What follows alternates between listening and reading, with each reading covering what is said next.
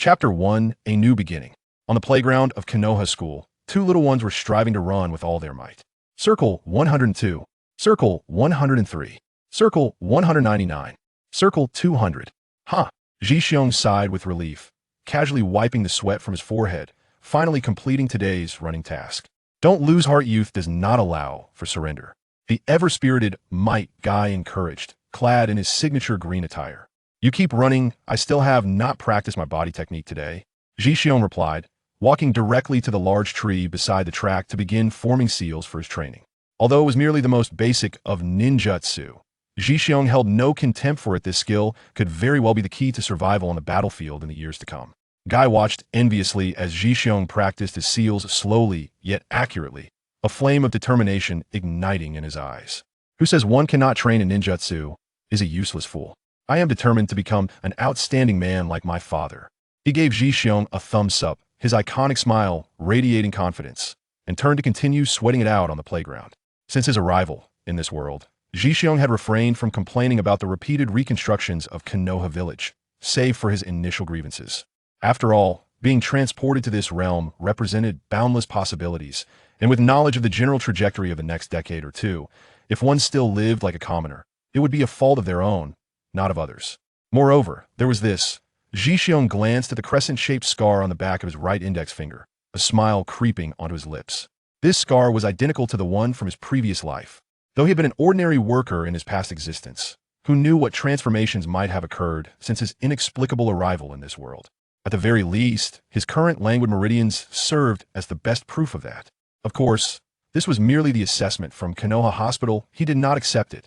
In his previous life, he could run and jump, spending nights learning foreign languages, painting, and singing with three lovely ladies. How had he ended up here, with shriveled meridians, destined to be nothing more than a lowly genin?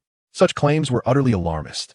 Shaking off these wandering thoughts, Ji estimated that dinner should be ready at home and led the panting, ravenous guy to his residence. It was a Japanese-style courtyard significantly smaller than the Uchiha clan leader's home. Yet despite its modest size, it was well equipped with the necessary rooms, grassy areas, a training ground, and a charming little bridge with flowing water, everything one could desire.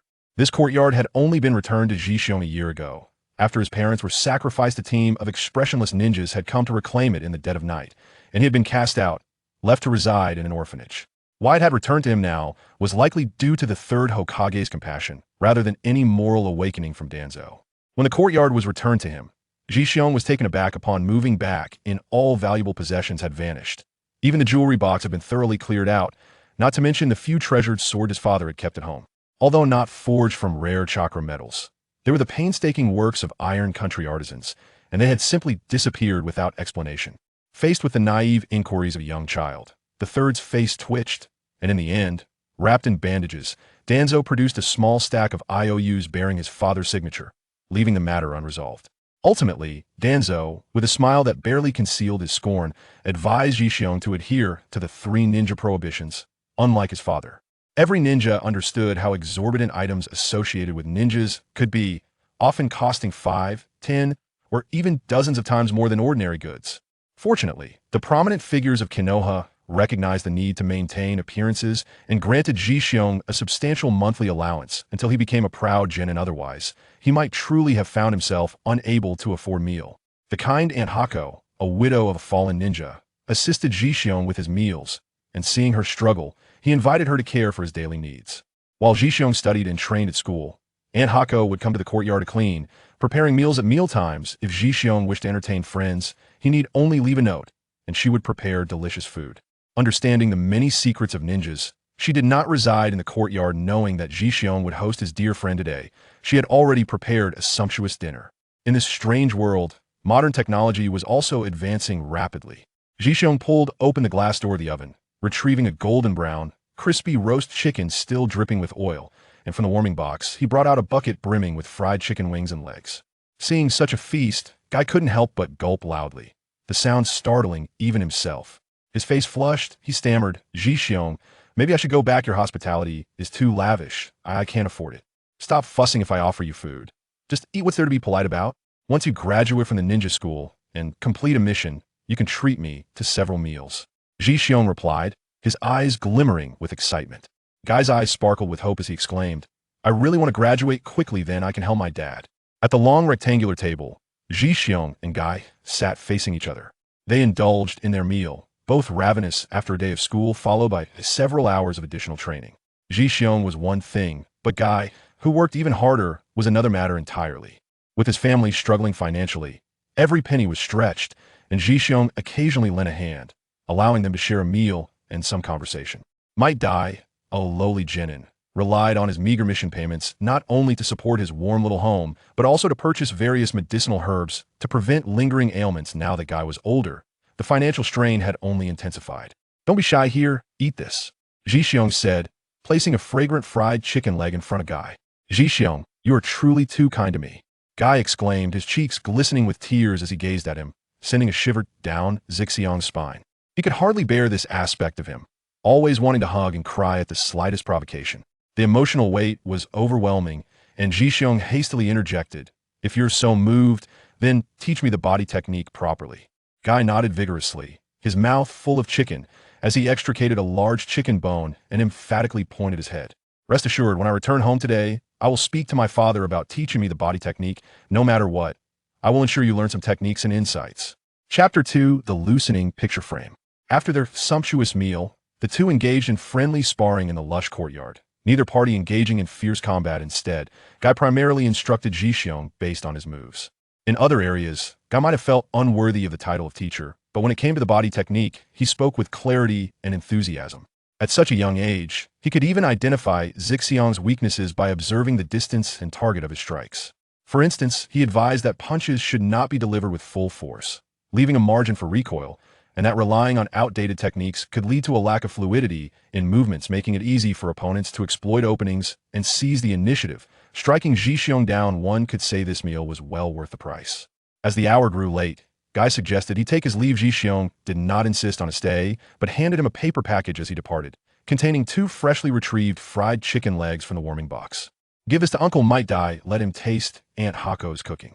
Guy hesitated to refuse, but Ji Xiong insisted, pushing the package into his arms. Upon returning to the courtyard, taking advantage of the still bright evening, he unleashed a flurry of punches and kicks against the wooden post, soaking his clothes with sweat before heading off to wash up and rest. The next morning, Ji Xiong was still lost in dreams of training ninjutsu when Aunt Hako gently awakened him, her plump face adorned with a smile as she urged him to savor the meat patties she had prepared. Tap, tap, tap.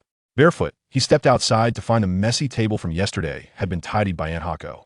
A large platter was now set upon the dining table, holding 2 thick meat patties, perfectly seared yet oozing with rich flavors, still emitting a gentle warmth. 2 halved eggs and a sizable box of milk completed his simple yet hearty breakfast. Grateful to Aunt Hako for her efforts, Ji Xiong made his way to the washroom. Once refreshed, he approached the framed portraits of his late parents. The beautiful Fengzhai was laughing heartily, alongside the handsome, foolish youth, whose sunny smile was equally radiant, yet the black and white photographs rendered their expressions somewhat unreal. How nostalgic! Gently wiping away the barely noticeable dust from the frame, Ji Xiong felt a sense of peace wash over him. As he prepared to return the frame to its shrine, he noticed it was slightly loose. Just as he was about to inspect it, Aunt Hako called from the dining room. Ji Xiong, come eat. The meat patties will be cold. I know, we'll be right there. He offered 3 respectful incense sticks before stepping into the dining room to enjoy his delicious breakfast. As he watched Ji Xiong devour the meat patties, Aunt Hako beamed with maternal affection, gently patting his back. Eat slowly, I'm not going to take it from you. Ji Xiong swallowed the morsel of meat in his mouth, remarking, when marinating this piece of meat, the seasoning should not be so heavy. It is indeed delicious, but the color leaves much to be desired. All right, whatever the young master says goes now. Do eat up, the auntie replied with a tender smile gracing her face. After finishing breakfast and walking on the way to school, Kai hurriedly caught up, panting heavily. He had begun his disciplined training early that morning, and by now, his forehead was glistening with sweat, the scent of manhood distinctly noticeable beside him. Ji Xiong subtly maintained a certain distance, while handing him a half-cut piece of meat from his backpack. Try the craftsmanship of Ani Hizi, do give it a taste. Kai stared at the dark lump in his hand, a look of hesitation crossing his face. Ultimately, trusting Ji Xiong, he closed his eyes and stuffed the meat into his mouth, pleasantly surprised by its unexpectedly delightful flavor. Finishing it in just a few bites, he said to Ji Xiong, My dad said that writing down the insights of physical techniques is of no use. One must practice them to truly grasp them. He said that when you have time, you should seek him out for personal instruction this way. You can ensure the accuracy of your movements while training. Look at that. An expert indeed. His words are different. Ji decided to consult this rising master of physical techniques, known as Mai, during the upcoming weekend. Upon arriving at school, many future renowned elite ninjas were engaged in ninja games. They tossed wooden shurikens around, shouting not strength ninjutsu, but the forbidden techniques of Konoha. If one were not present, the fervor in their shouts could indeed be quite intimidating.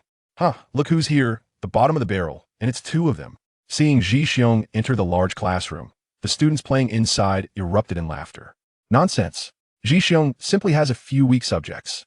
Kai argued fiercely on Zixiang's behalf.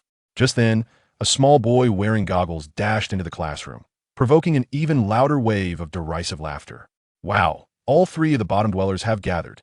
How remarkable. They've all arrived before class. The Uchiha, Obito, breathlessly defended himself as he approached the classroom. His face flushed. I just didn't want to resort to my skills as a member of the Uchiha clan. If I were to use my abilities, I fear you all wouldn't be able to handle it with that. He ostentatiously adjusted his goggles. Such a pretentious display earned him a barrage of crumpled paper from many annoyed classmates. And seeing him scurry away, Kakashi and Noara Rin could only sigh in exasperation. The playful banter did not last long. As the Chunin teacher, Chuan Gang, approached with a book in hand, his expression as impassive as ever, and knocked on the classroom door. He politely inquired, "Shall I remove the roof so you all have more space to play?" The group of small children, who had been giggling and laughing, transformed into obedient little angels at the sight of the teacher. Ji took out his book and began to study earnestly, while Kai had already dozed off beside him, drooling and leaving a large puddle on the desk, which made Ji shake his head in dismay. As a child with untapped ninjutsu talent, Ji firmly believed that diligent practice would compensate for any shortcomings. Thus, whether in ninjutsu class or academic subjects, he diligently took notes and wrote reflections. Although he lagged behind in ninjutsu, struggling with even the most basic body flicker technique, it must be acknowledged that his performance in other subjects was commendable, particularly in physical techniques. Soon, it was time for the children's most anticipated event, the peak ninja battle. Chunin teacher Baiwei assigned combat targets to the rowdy group of children. Under his special consideration, children of similar skill levels were paired up, but several high-achieving scions from prominent clans were matched against those at the bottom of the class. Upon hearing that his opponent was once again a bottom dweller, Sarutobi Asuma scoffed in disdain. It was annoying how Baiwei always arranged things this way. Ji noticing he was facing another student ranked ahead of him, felt a twinge of anxiety after his previous humiliating defeats. He hoped to fare better today. At this young age, none of them possessed any impressive skills. Most could merely spit out a fireball, spray a bit of water jutsu with saliva, and throw shurikens at each other. But their battle cries were louder than ever. Chapter 3. The initial battle with Asuma. Before long, it was Zixiang's turn to face Asuma. As the two stood in the center of the playground, their classmates shouted loudly, "Go, Asuma! Defeat the bottom dweller!" The chant stirred a wave of enthusiasm, and soon a chorus of cheers arose, making Ji furrow his brow in discomfort. As a member of the Sarutobi clan, Asuma naturally had a legion of admirers. Judging by their flushed faces, they genuinely wished for him to win this round. In stark contrast to the boisterous cheers for Asuma, Zixiang's side felt rather desolate. Only his good friend, the luminescent Kai, was vociferously cheering him on. Teacher Baiwei approached, cautioning, "This is merely a spar. The use of real kunai and shurikens is prohibited." Additionally, he turned to Ji and sternly added, "Absolutely no explosive tags. Do you understand?" Ji and Asuma nodded earnestly. Given their current abilities, employing explosive tags could easily lead to chaos. "Very well, let's begin." With that, Teacher Baiwei vanished in a puff of smoke using the body flicker technique. The surrounding cheerleaders fell silent, their eyes fixed on the two combatants. Asuma impatiently jogged towards Ji finding this childish game utterly juvenile. Facing the oncoming Asuma, Ji remained cautious. As Asuma approached, he hurled 3 wooden shurikens in a triangular formation to disrupt his rhythm. Asuma displayed a look of disdain, lightly swinging his left hand to deflect the shurikens away.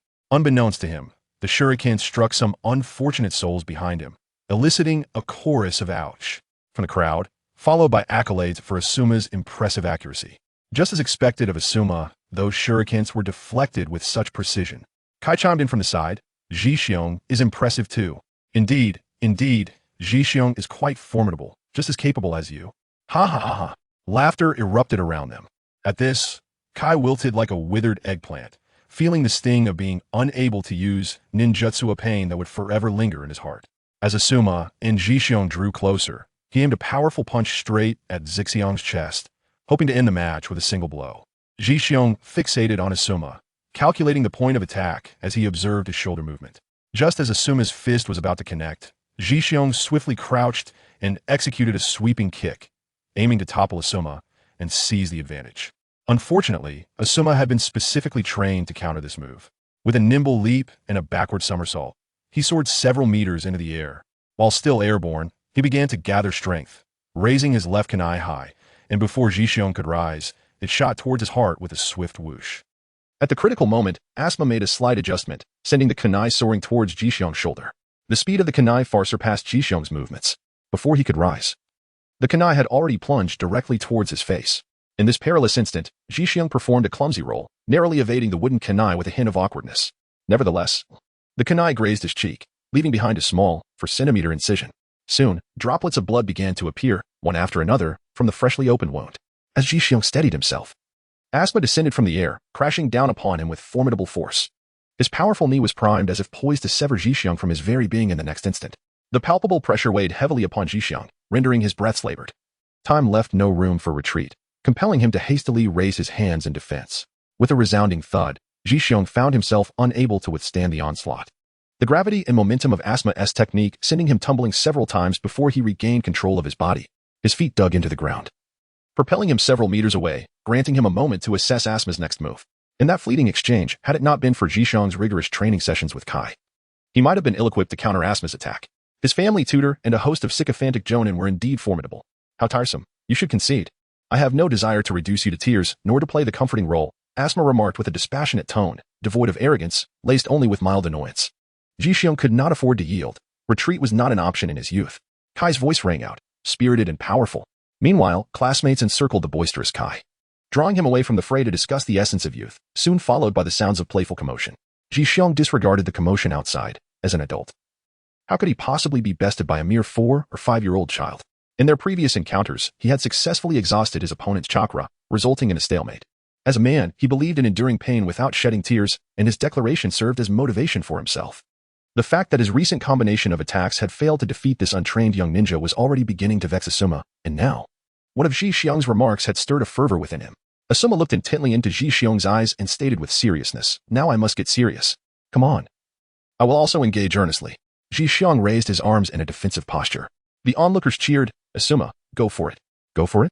At this point, ISNT victory assured? "Asuma, don't go easy on the straggler." Laughter erupted from the crowd.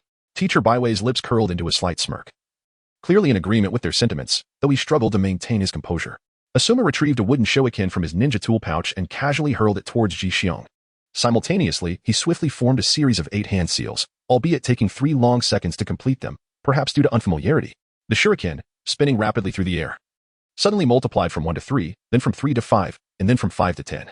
The students observing were left in awe, and Teacher Baiwei exclaimed, Could this be the A-rank ninjutsu of the 3rd Hokage, the Shadow Shuriken technique? It truly is a technique of immense power.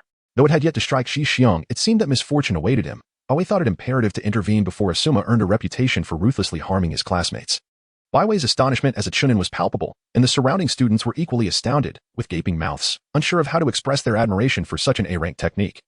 Especially given the complexity of the 8 seals. How impressive. No wonder Asuma is remarkable. Indeed, he is an outstanding successor of the 3rd Hokage. In truth, Asuma's use of this ninjutsu was somewhat forced. After all, it was an A-rank technique that demanded considerable chakra. Given his current physique, conjuring 9 clones was quite a challenge. And controlling them proved even more difficult, forcing him to arrange them in a square formation as they spiraled toward Jixiong. He hoped that Jixiong could withstand his crowning achievement, and a smile unconsciously crept onto Asuma's face. In response to Asuma's barrage of shuriken, Jixiong did not evade. Instead, he mirrored Asuma's actions and threw his own wooden shuriken. Fool, get out of the way. Asuma released his hand seals, but it was too late. A multitude of shuriken struck Jixiong's face, body, and hands. At that moment, Baiwei rushed to Jixiong's side, his face pale, as the onlookers gasped in shock. Kai, his face slightly swollen, dashed into the crowd, eager to carry Jixiong to the infirmary. Suddenly, with a loud bang, a white mist enveloped the area, and Jixiong transformed into a splendid wooden stump. Baiwei let out a sigh of relief, grateful that Asuma's reputation remained intact. Yet, something felt amiss. He recalled the shuriken Ji Xiong had thrown. As he turned to warn Asuma, be careful. Asuma casually dodged the shuriken thrown by Ji Xiong. Looking back at Baiwei in confusion. With another loud bang, a white mist erupted, and the shadow of the shuriken morphed into Ji Xiong, who lunged at Asuma with a kunai in hand. However, having been forewarned by Baiwei, Asuma instinctively stepped back just in time. The sweet scent of the wooden kunai wafted into Asuma's nostrils. As the two continued their fierce exchange, Baiwei realized his favoritism towards Asuma was inappropriate.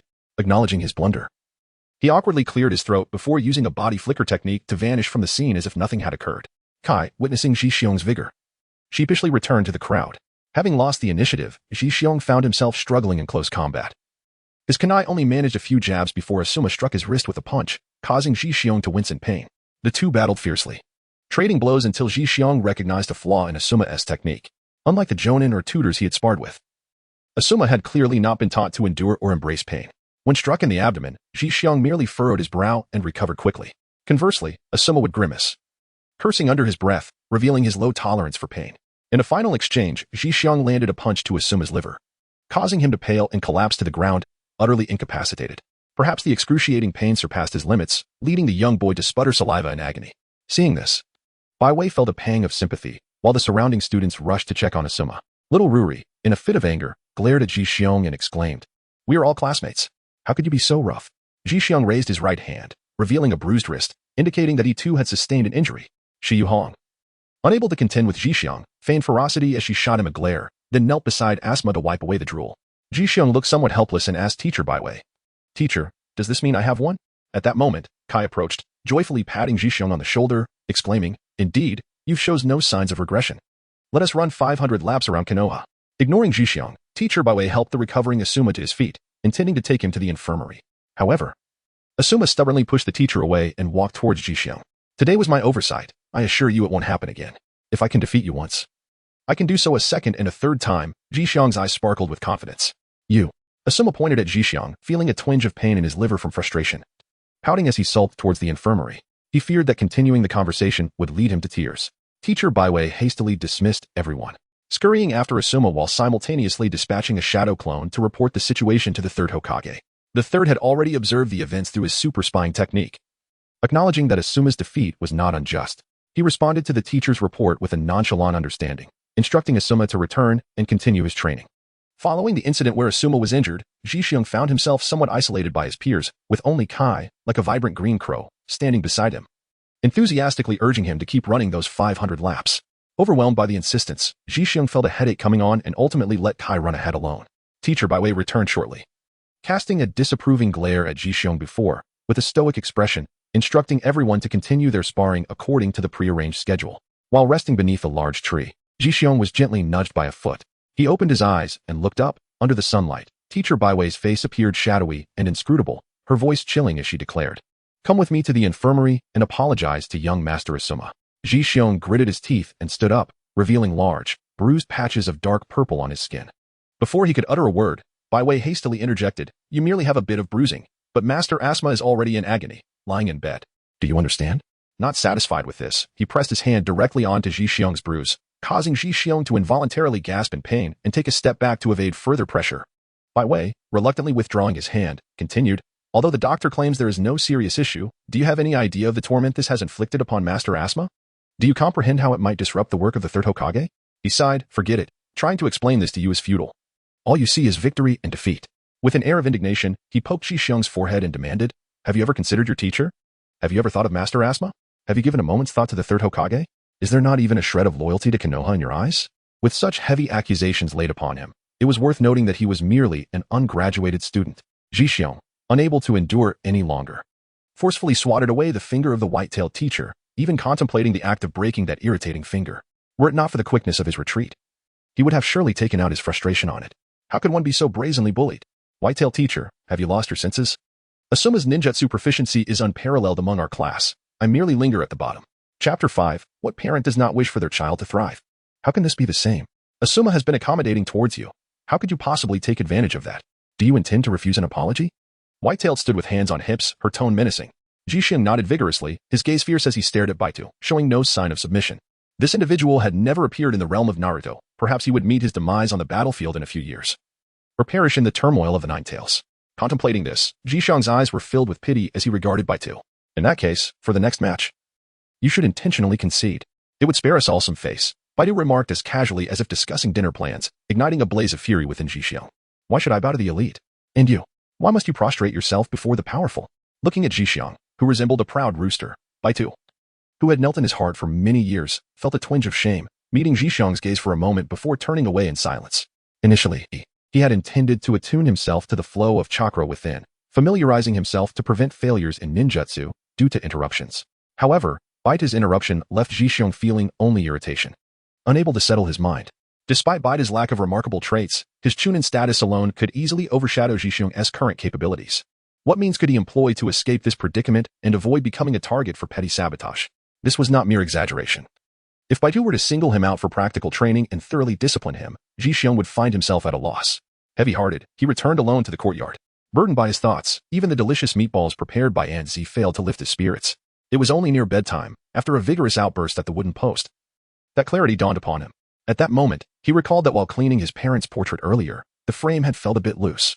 Seizing the opportunity before sleep overtook him, Zhixiang approached the shrine, gently cradling his father's portrait to see if he could repair it. A slight shake revealed a faint rattling sound from within. Inspecting the frame from front to back yielded no hidden mechanisms. It appeared to be an ordinary frame, crafted from wood, with a wooden backing and wooden stand. Everything seemed quite mundane.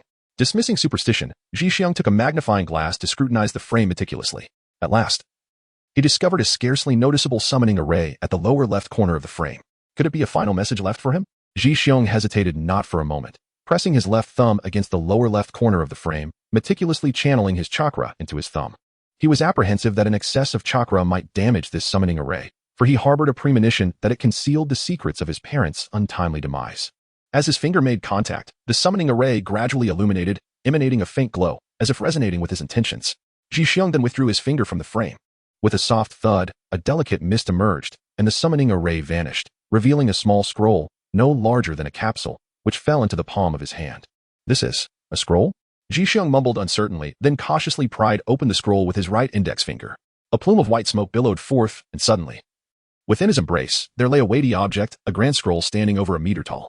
He could not help but jest, noting how the old man seemed quite fond of nesting dolls. Gently unfurling the scroll, he discovered the accumulated insights and training experiences of his father, a high-ranking ninja, along with some rudimentary ninjutsu techniques. The most remarkable of these was the shadow clone technique, while various other ninjutsu techniques were documented at each level, revealing that his esteemed father indeed possessed substantial prowess. Acquiring his father's training insights and ninjutsu laid a solid foundation for his own path as a ninja. It is no exaggeration to assert that, even with a methodical approach to training, Zhixiang believed that, given his innate talent, his future accomplishments would undoubtedly match, if not surpass, those of his high-ranking father. Suppressing his excitement, he gently returned his father's framed picture to its place and then picked up his mother's frame. Indeed, much like his father's, his mother's frame exhibited some looseness. Zhixiang held a magnifying glass to the lower left corner of the frame, only to find himself momentarily stunned. There were no symbols of necromancy in that corner. Undeterred, he moved to the upper sections. The upper left yielded nothing, nor did the upper right. It was only when he beheld the charming summoning array in the lower right corner that he exhaled in profound relief. With the chakra from his right thumb, he gently infused it into the summoning array, experiencing yet another layer of complexity. Clutching a scroll over a meter tall in his arms, he felt as elated as a child. The scroll, penned by his mother, contained insights on medical ninjutsu and related techniques, offering meticulous descriptions of human meridians and chakra applications. Most importantly, this scroll unveiled the true reason behind the deaths of his parents. They had been lured by the village's higher-ups to partake in the experiments with the Hashirama cells. The first reason for their selection was that his mother's lineage had intermarried with the Sinja clan during the Warring States period. Thus she carried within her a trace of Sinja blood, albeit faint. Upon reading this, Zhixiang was momentarily taken aback, realizing that he too had the potential to activate the would-release technique. The thought of summoning the mighty Susanoo to vanquish 4 nations was exhilarating. However, as he continued, his initial excitement was overshadowed by a weighty realization. His father, the sole heir of a minor clan, despite the family's dwindling lineage, possessed a physique reminiscent of the Uzumaki clan, endowing him with a chakra reserve far superior to that of the average ninja. Thus, he participated in the cellular experiment.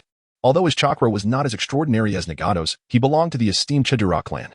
The most significant factor, however, was his inherent lack of strength. He harbored an innate yearning for power. Zhixiang felt a surge of indignation. It was evident that Konoha's talent pool was lacking, and the plight of their small clan was irrelevant. Those lacking sufficient strength ought to cleanse their shame on the battlefield, through the blood and lives of their adversaries. After calming his tempestuous emotions, he continued reading. The photo frame and the images within had long been prepared. They had anticipated the grim odds of survival when they initially participated in the experiment, hence the early creation of the frame. Discovering secrets to become an exceptional ninja was one path, while remaining oblivious to them and leading a peaceful life as an ordinary person could be another, perhaps even one that allowed for greater longevity. One cannot deny that parents invariably cherish their children. Yet, they had not foreseen the avarice of the village's higher-ups, who nearly claimed their estate for themselves. Ultimately, there was little of value left to reclaim. They could only purchase a shrine to house their portraits. Chapter 6. Shadow Clone Technique. Little did Jixiong know when he would uncover the secrets of the portraits. It is indeed true that every action is predestined. In this world, strength dictates one's fate. Being born in Konoha was already a stroke of fortune. Had he been born in a lesser nation, even survival could have posed a challenge. Jixiong perused the ninjutsu scroll left by his mother, his gaze alighting upon a particular method of medicinal bathing, which promised remarkable effects through a blend of various herbs. This technique, when employed within the bath, could refine the chakra pathways, rendering them broader and more resilient. As a result, when performing ninjutsu, a greater flow of chakra would traverse the meridians, effectively reducing the number of hand seals required, thus allowing for swifter execution of techniques. The thought of his future pathways, expansive and akin to a highway, made him ponder the possibility of casting jutsu with mere hand gestures, much like Hashirama, eliciting a joyous chuckle from him. However, his amusement waned as he scrutinized the list of required materials, his brow furrowing in dismay. Calculating with a grimace, he realized that each set of herbs would only last for 2 hours. Considering the issue of tolerance, he could only utilize this remedy 4 times a month, with each set costing a fortune in silver. Indeed, when it comes to the affairs of ninjas, nothing comes cheap. Contemplating his depleted wallet, Jixiong resolved to postpone the pursuit of the medicinal bath until after his graduation from the Ninja Academy, when he could undertake the task with greater resources. As he continued to browse, his attention was captured by the allure of the sage technique. This particular ninjutsu was known for its practicality. Though mastering it was a formidable challenge, the rewards for those who succeeded were substantial, whether in the Konoha hospital or within a ninja squad. Such a skill was highly sought after and esteemed. Jixiong decided to take a cautious approach in the beginning and focus on mastering the art of celestial manipulation. Fortunately, the technique of creating multiple shadow clones would expedite the accumulation of experience. Without further ado, he set to work. Jixiong unwrapped the scroll left by his father and began to learn the art of multiple shadow clones. At that moment, he noticed that beside the technique, there seemed to be a summoning jutsu inscribed as well. Driven by curiosity, he placed his palm upon it, channeling his chakra to gradually illuminate the summoning array. With a sudden bang, a thick wooden box tumbled into his embrace, enveloped in a cloud of white mist, revealing it to be filled with neatly stacked banknotes. Gently lifting the top envelope, he recognized his father's familiar handwriting, which advised him not to dwell on sorrow and to aspire to be among the elite ninjas of the world, a dream every man ultimately cherishes. The decision to partake in human experimentation was their own, for the allure of wood release was simply irresistible. Growing up on tales of the first Hokage, their envy of wood release was deeply ingrained in their being. Even the slightest chance to comprehend this elusive technique compelled them to join the endeavor without hesitation. Throughout the night, Jixiong experienced a whirlwind of emotions as he carefully sealed the scroll, the wooden box, and the envelope into a storage scroll, placing it gently into his ninja tool pouch. With no inclination to practice, he simply wished to gaze at the luminous moon, resting his head upon his palm, contemplating the opportunities and challenges that lay ahead. The following morning, while Aunt Heezy was busy in the kitchen, Jixiong had completed his morning routine and was attempting to practice the multiple shadow clone technique in his room. Although it was an A-rank ninjutsu, this technique did not impose stringent requirements for its execution. Rather, its difficulty lay in the substantial chakra needed. Despite his meridians being weak, he possessed a considerable amount of chakra, yet the narrowness of his pathways hindered his ability to mobilize it within the allotted time. After considerable effort to circulate his chakra through the thin channels, he successfully summoned his first tangible shadow clone on the 3rd attempt, though his chakra was now significantly depleted. In the room stood 2 identical Jixiongs, exchanging glances before bursting into laughter, their movements mirroring each other perfectly as if gazing into a mirror. When Aunt Heezy entered to call them for breakfast, her eyes widened in surprise at the sight of 2 identical figures. Stammering, she waved her hands, explaining, "Young Master Jixiong, I did not mean to intrude upon your training. I shall leave at once. Do not fret, Aunt Heezy. This is merely a basic clone technique." Jixiong reassured her with a smile, signaling to his clone before stepping outside. Very well, Aunt Heezy replied, turning back to the kitchen to prepare a perfectly round, golden fried egg for him. Resolute in her decision, she vowed never to intrude upon Jixiong's room again, recognizing that he had embarked on his journey of ninjutsu and that she must respect his space. At the dining table, Jixiong devoured his breakfast heartily, while the shadow clone sat cross-legged on the floor, engrossed in a large scroll detailing medical ninjutsu techniques. As the clone mirrored his original's character closely, it couldn't help but feel a twinge of dissatisfaction, realizing that while it labored diligently, its counterpart savored a delightful meal outside. Opening the wooden box left by his father, Zhixiang found it brimming with large denominations of currency. The smell of fresh ink wafting up as he leaned in to inhale deeply. This discovery indeed uplifted his spirits, and the shadow clone gleefully began counting the money. The rhythmic sound of banknotes being counted filled the previously quiet room, making it hard to resist losing track of time as the clone meticulously counted through the box, which contained millions in cash, an unexpected boon that would enable his medicinal bath plans to commence. With his mood restored, the shadow clone lifted a scroll taller than itself and continued its diligent work, while the original Zhixiang sat attentively in a large classroom, focused on his studies. Following the incident where he had hospitalized young Master Asuma, many supporters of the third Hokage harbored disdain for Zhixiang, whistling and making veiled insults, a sentiment particularly palpable among the scions of lesser clans. During breaks, they even dared to make faces and stick out their tongues at him, taunting him with the question of whether his fist could make someone cry. Despite the challenges posed by his meridian issues, which slowed his ninjutsu release and diminished his success rate, physical techniques remained crucial in a school where most students exhausted their chakra after performing 2 or 3 jutsus. It was a futile endeavor. A small boy lay curled on the ground, his face pale from pain. Zhixiang stepped over him and strode towards the classroom exit.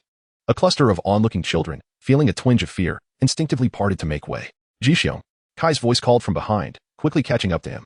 In the future, when faced with such bullies, we cannot hold back. Tomorrow is a day off. I will seek out your father to learn martial arts. What do you think? Chapter 7. Asuma's little kitchen just moments ago worried about their classmates. Kai now displayed an excited expression, proudly giving a thumbs up as he exclaimed, "Absolutely. I shall engage in a proper spar with you. You are too accommodating. If anyone dares to call you a laggard again, make sure to teach them a lesson. The leaf whirlwind must not remain dormant. Who would know that you are the leaf whirlwind?" Kai, ever single-minded, was ignited by Zhixiang's words. Indeed, let us embark on a youthful sprint. With his thumb raised high and his radiant white teeth on display, Zhixiang couldn't help but feel a pang of exasperation. Fool. There is no time for your sprinting during recess. Upon finishing his sentence, Zhixiang sensed someone approaching. Turning to look, he was surprised to find it was Asuma. Concerned that the two might clash again, Kai hurriedly positioned himself between them. With Asuma's arrival, a throng of curious classmates quickly gathered at the classroom entrance. I have already arranged with teacher Hakutai that we will be paired for our next bout. I hope that by then, you will not fall to my hands, Asuma declared.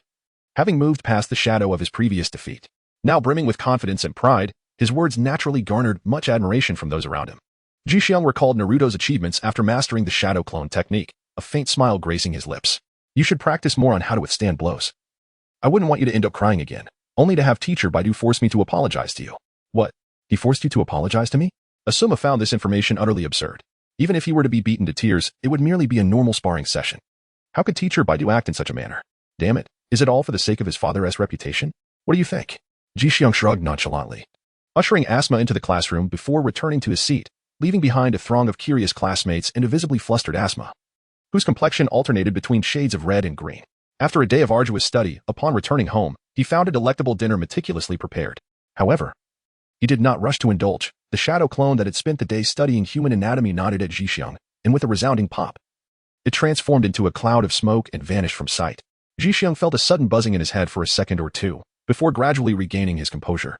Following that, the knowledge absorbed by his shadow clone from a day of study flooded into his mind all at once. Along with this influx came a wave of both mental and physical fatigue. After all, being young and inexperienced took its toll. Zhixiang leaned against the doorframe to prevent himself from collapsing. After a considerable pause, he managed to dispel the discomfort, offering a wry smile as he shook his head and approached the wash basin to splash some water on his face. If a single shadow clone's day of learning was already such a torment, it was unfathomable to imagine how Naruto could endure the dizziness from hundreds, even thousands, of clones being obliterated. Meanwhile, within the territory of the Sarutobi clan, several unnamed high-ranking ninjas, who frequently flitted before Asuma, were diligently imparting their insights on the cultivation of wind-style ninjutsu. Enough, you need not instruct me further, Asuma declared with impatience after listening to their lengthy discourse on ninjutsu training, finding nothing novel in their teachings, merely reiterations of what had already been said. The high-ranking ninjas, undeterred by Asuma's stature, maintained their obsequious demeanor in his presence. A tall ninja, stooping slightly, gently inquired if young Master Asuma is disinterested in wind-style ninjutsu. What would you prefer to learn? We each possess our own specialties. Indeed, I excel in taijutsu, boasted a particularly robust special jounin, proudly flexing the bulging muscle on his arm. Asuma's interest piqued at this, and he replied, "Very well then, teach me how to withstand blows." Ah? The high-ranking ninjas were taken aback. While teaching ninjutsu was feasible, instructing someone on how to endure hits presented a dilemma. They certainly dared not strike the Hokage's son. Enough with the trivialities. Are you not a jounin? Asuma challenged them. The ninjas exchanged glances, and ultimately, the previously mentioned special jounin stepped forward. He shared with Asuma various defensive stances and methods for protecting oneself during an assault, drawing from his own experiences. Asuma nodded in understanding, occasionally mimicking the stances based on the current context. In the distance, the third Hokage observed Asuma's agile figure, a smile gracing his lips as the pipe in his mouth emitted wisps of white smoke in a rhythmic fashion. Time transitioned from a sky filled with myriad stars to one of blue skies adorned with fluffy white clouds. As the sun began to rise, Zhixiong hurriedly exited his abode. His newly summoned shadow clone sat at the table, diligently consuming juice and snacks, while earnestly studying the intricacies of medical ninjutsu and the art of body techniques. He trotted along bustling streets, filled with vibrant crowds, before arriving at a lush, green forest, ultimately reaching the weathered, colorless wooden cabin that served as the home of Might Guy and Lee. Zhixiong's arrival was met with great importance by Might Guy. Despite the exterior of the house appearing grimy and dull, signs of diligent cleaning and care were evident. Zhixiong remained indifferent to the situation, pulling Kai outside the house. Might Guy suggested that the two of them engage in a sparring match to assess Zhixiong's foundational skills in martial arts. Kai, excited by Zhixiong's arrival, launched into a series of dynamic and powerful strikes, making it challenging for Zhixiong to defend himself. Might Guy recognized the issues Kai was facing but chose not to intervene. It was only by being at a disadvantage that one could fully reveal the areas they typically overlooked. After successfully blocking one of Kai's powerful aerial kicks, Zhixiong leveraged the momentum to create distance, though his arms throbbed with pain, as if they might break. Truly, the strength of the Konoha Azure Beast was undeniable. Kai, still brimming with enthusiasm, shouted, "I'm in." And with that, he vanished in a swift motion. Zhixiong promptly readjusted his somewhat distorted defensive stance, unwilling to afford even a moment's relaxation. Suddenly, a gust of wind surged from his right. He instinctively tilted his head to the side just as Kai's fist grazed past his ear, the whooshing sound sending a shiver down his spine. That strike had been remarkably swift and precise. Had Kai not deliberately slowed his punch as it neared, that blow could have easily resulted in a concussion, leaving him incapacitated for several days. Wait. Zhixiong gathered his strength and leaped from his spot, creating distance between himself and Kai. With a furrowed brow, he inquired, "Why are your punches so silent today? They were never like this before." "Ha ha, you finally noticed." A triumphant expression appeared on Kai's face as he approached Zhixiong, revealing his bandaged hands, proudly showcasing them as he swayed them from side to side. "Have you noticed anything different? Look, look." Kai continued to wave his fists in front of Zhixiong.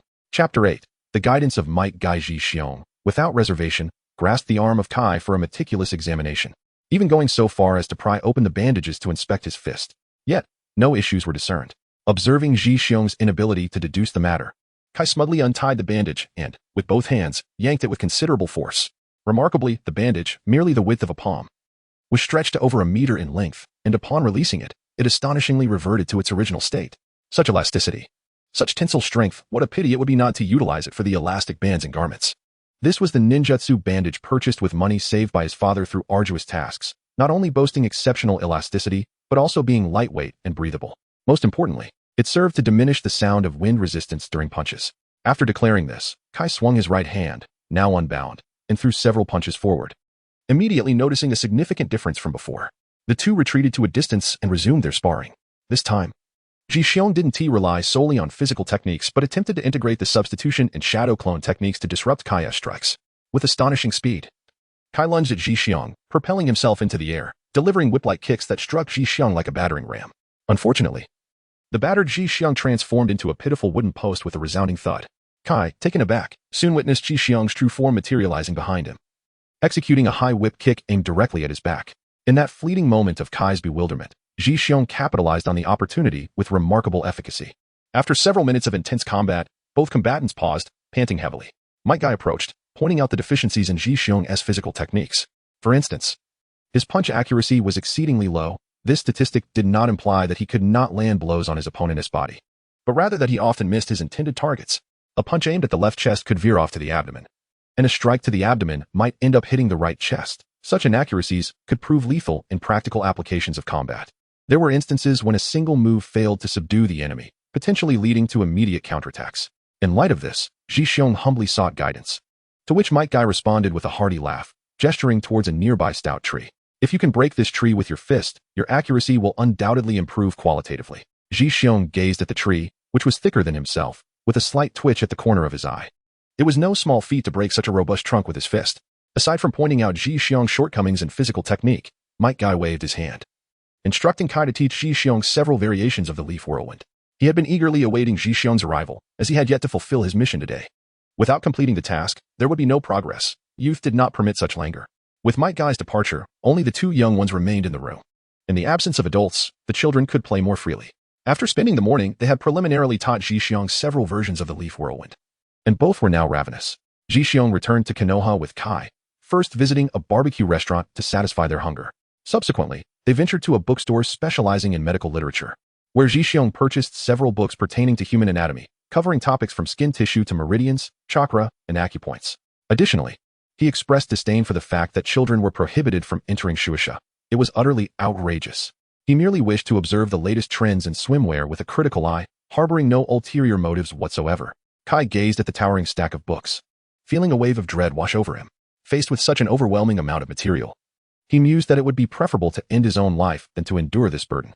He would rather run 500 laps around the playground than study so extensively. However, as one of the few friends Zhixiong had, he boldly proclaimed that should he ever be injured, Zhixiong could practice his skills on him. As the two boys paraded down the street with their considerable load of books, many classmates observed them, initially intending to mock Zhixiong as a laggard and Kai as a worthless companion. Yet, upon recalling Zhixiong's consistently stellar academic performance, they refrained from speaking out, lest they embarrass themselves.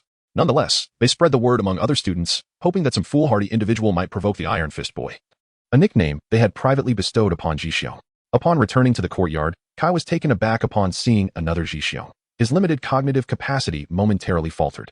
Mistaking the shadow clone for a relative visiting, he cheerfully greeted it, asking, "Zhixiong, what is the name of this relative of yours?" "A relative?" Zhixiong gazed at the shadow clone, inquiring about who had arrived at their home.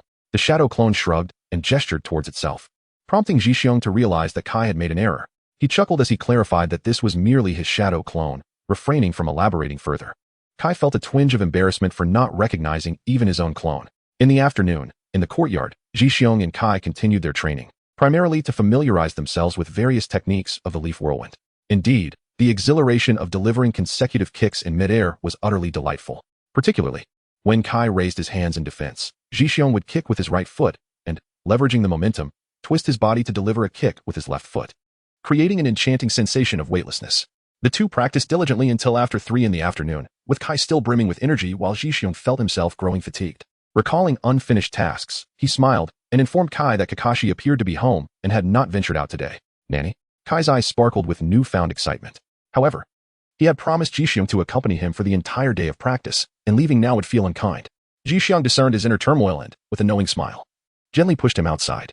Subsequently, the two departed the courtyard, one veering left and the other right.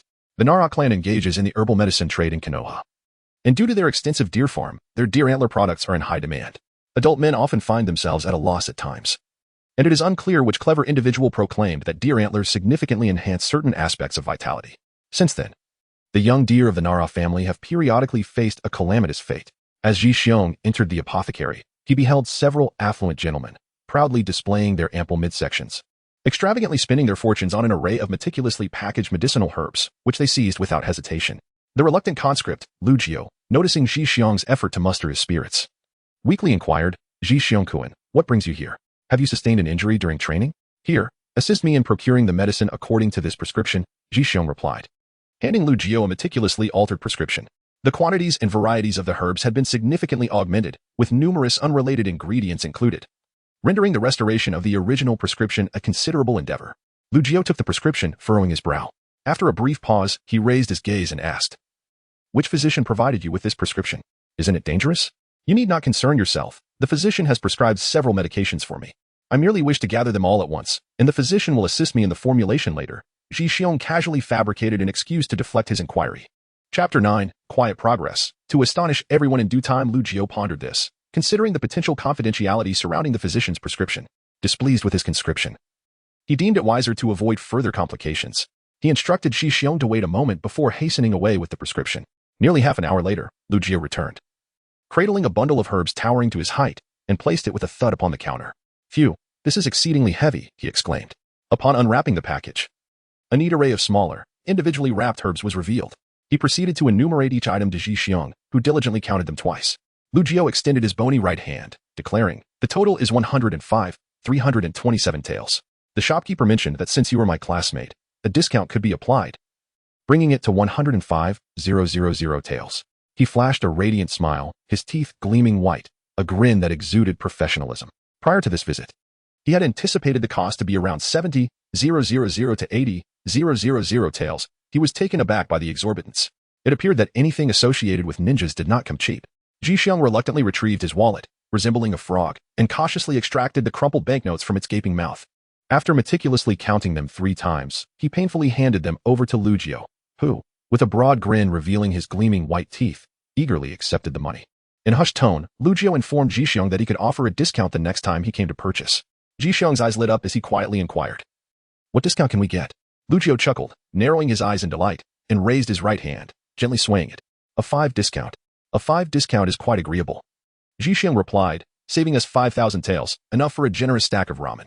Ji-xiong nodded and bid farewell to Lu Jiao, leaving the Nara family pharmacy and returning to the courtyard. Upon arriving home, he and his shadow clone dedicated some effort to selecting the useful medicinal herbs. In total, they chose 4 sets, and rather than discarding the remaining herbs outside, they meticulously ground them into fine powder and incinerated them completely to prevent any discovery by others. Subsequently, he instructed his shadow clone to prepare the medicinal bath, while Ji-xiong undressed completely. The medical ninjutsu scroll had already indicated that the medicinal bath was an excruciating ordeal, requiring immense willpower to endure 2 hours of torment, especially during the first experience when the pain was most intense. The medicinal bath, standing over a meter tall, emitted a faint red steam. The carefully concocted herbs, stimulated by the hot water, began to release a rich medicinal aroma. This scent resembled musk, tinged with a hint of mustard, subtly fragrant yet undeniably pungent. He dipped his toes into the water to test the temperature, finding it quite agreeable. With a resolute heart, Ji-xiong plunged both legs into the medicinal bath. Before he could even crouch down, he felt as though his legs had plunged into a frozen abyss, stimulating his nerves in a 360-degree assault. In that brief moment, he could no longer discern whether the sensation was one of warmth or chill. All he experienced was an intense, piercing pain throughout his legs, accompanied by an insatiable itch that seemed to emanate from his very flesh, as if it were seeping from the marrow of his bones. Determined not to succumb to distraction, Ji-xiong crouched down fully, while his shadow clone steadied his shoulders, preventing him from leaping out in response to the overwhelming stimuli. Waves of excruciating pain relentlessly battered his senses, causing beads of sweat to form on his forehead. The perspiration mingled with the steam of the medicinal bath, stinging his eyes. Gently breaking free from the shadow clone's grasp, Ji-xiong submerged his head into the bath as well. At that moment, the entirety of his being, from his eyes to his nostrils, and from his legs to his core, was besieged by a relentless ache. His body incessantly reminded him of the torment. Pain, pain, pain. After holding his breath for over a minute, Ji-xiong could no longer contain himself and emerged, only to hear his shadow clone teasingly inquire from outside the bath, "How does it feel? Would you like to try it yourself?" Ji-xiong weakly muttered under his breath, then took a deep breath and submerged himself once more into the medicinal bath. The shadow clone observed the considerably lightened medicinal liquid, feeling quite satisfied. This was the essence of becoming stronger. As the water temperature began to cool, Ji-xiong's skin resembled that of a perfectly cooked lobster, flushed all over in a delightful shade of red. Noticing the main body becoming drowsy, the shadow clone unceremoniously tapped him on the head with a wooden stick, urging him to regain his clarity. Ji-xiong shook his head, expelling the water from his ears, before settling into a cross-legged position within the bath. With the medicinal effects fully coursing through his body, he could not afford to rest. That would be a tremendous waste. The human body is endowed with 360 commonly recognized acupoints, alongside numerous developed and undeveloped extraordinary points, as chakra flowed through his meridians. The medicinal liquid that filled his body was drawn towards the chakra, adhering to the flowing meridians and gradually permeating them, merging with the chakra itself. With the chakra circulating within him in ever-expanding cycles, the width of his meridians began to increase, and their resilience improved markedly. The initial amount of chakra, which had only sufficed for releasing a single A-rank ninjutsu, transformed as the medicinal liquid completely integrated into his body, now enabling him to unleash several A-rank techniques. It must be said, the initial effects were indeed formidable. Emerging from the medicated bath, he felt remarkably lighter, as if the invisible shackles binding him had been unshackled. Testing his fists and feet, he found his speed had improved by approximately 10%. As for the speed of ninjutsu release, it now matched that of his contemporaries. And even if slightly slower, the difference was hardly discernible. Anticipating the competition in a few days, Ji-xiong grinned. He was determined to continue his winning streak. As time passed, the school hours arrived once more. Ji-xiong's classmates observed that he had become considerably quieter than before, no longer wandering aimlessly during breaks, but instead diligently engrossed in his studies at his desk. Initially, they suspected he was merely putting on a fade, as they had often engaged in similar antics to attract the attention of girls they fancied. However, upon realizing that he was genuinely focused on his studies, even taking notes, a wave of jealousy washed over them. With such commendable grades, why was he still striving for more? While they squandered their time playing games, he quietly progressed, truly a cunning individual. Thus, a particularly curious classmate, undeterred by the risk of incurring Ji-xiong's wrath, ventured to discover what he was reading. Upon encountering a graphic illustration of human anatomy depicting a dissection of an arm, the sight horrified the younger students, causing them to shriek in terror. Soon, it became common knowledge that Ji-xiong lacked confidence in the upcoming competition and had begun to explore ways to treat himself. The hard-earned reputation he had built crumbled unexpectedly into a laughingstock. Kai, indignant, asserted that Ji-xiong harbored lofty aspirations, unlike the rest of them who merely indulged in frivolity. In response, he was met with even louder ridicule. As someone at the bottom of the academic ladder, what right did he have to criticize others?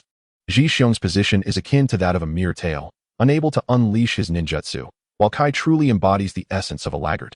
Aside from his commendable physical prowess, every other aspect of his being pales in comparison, rendering him even more of a straggler than Obito.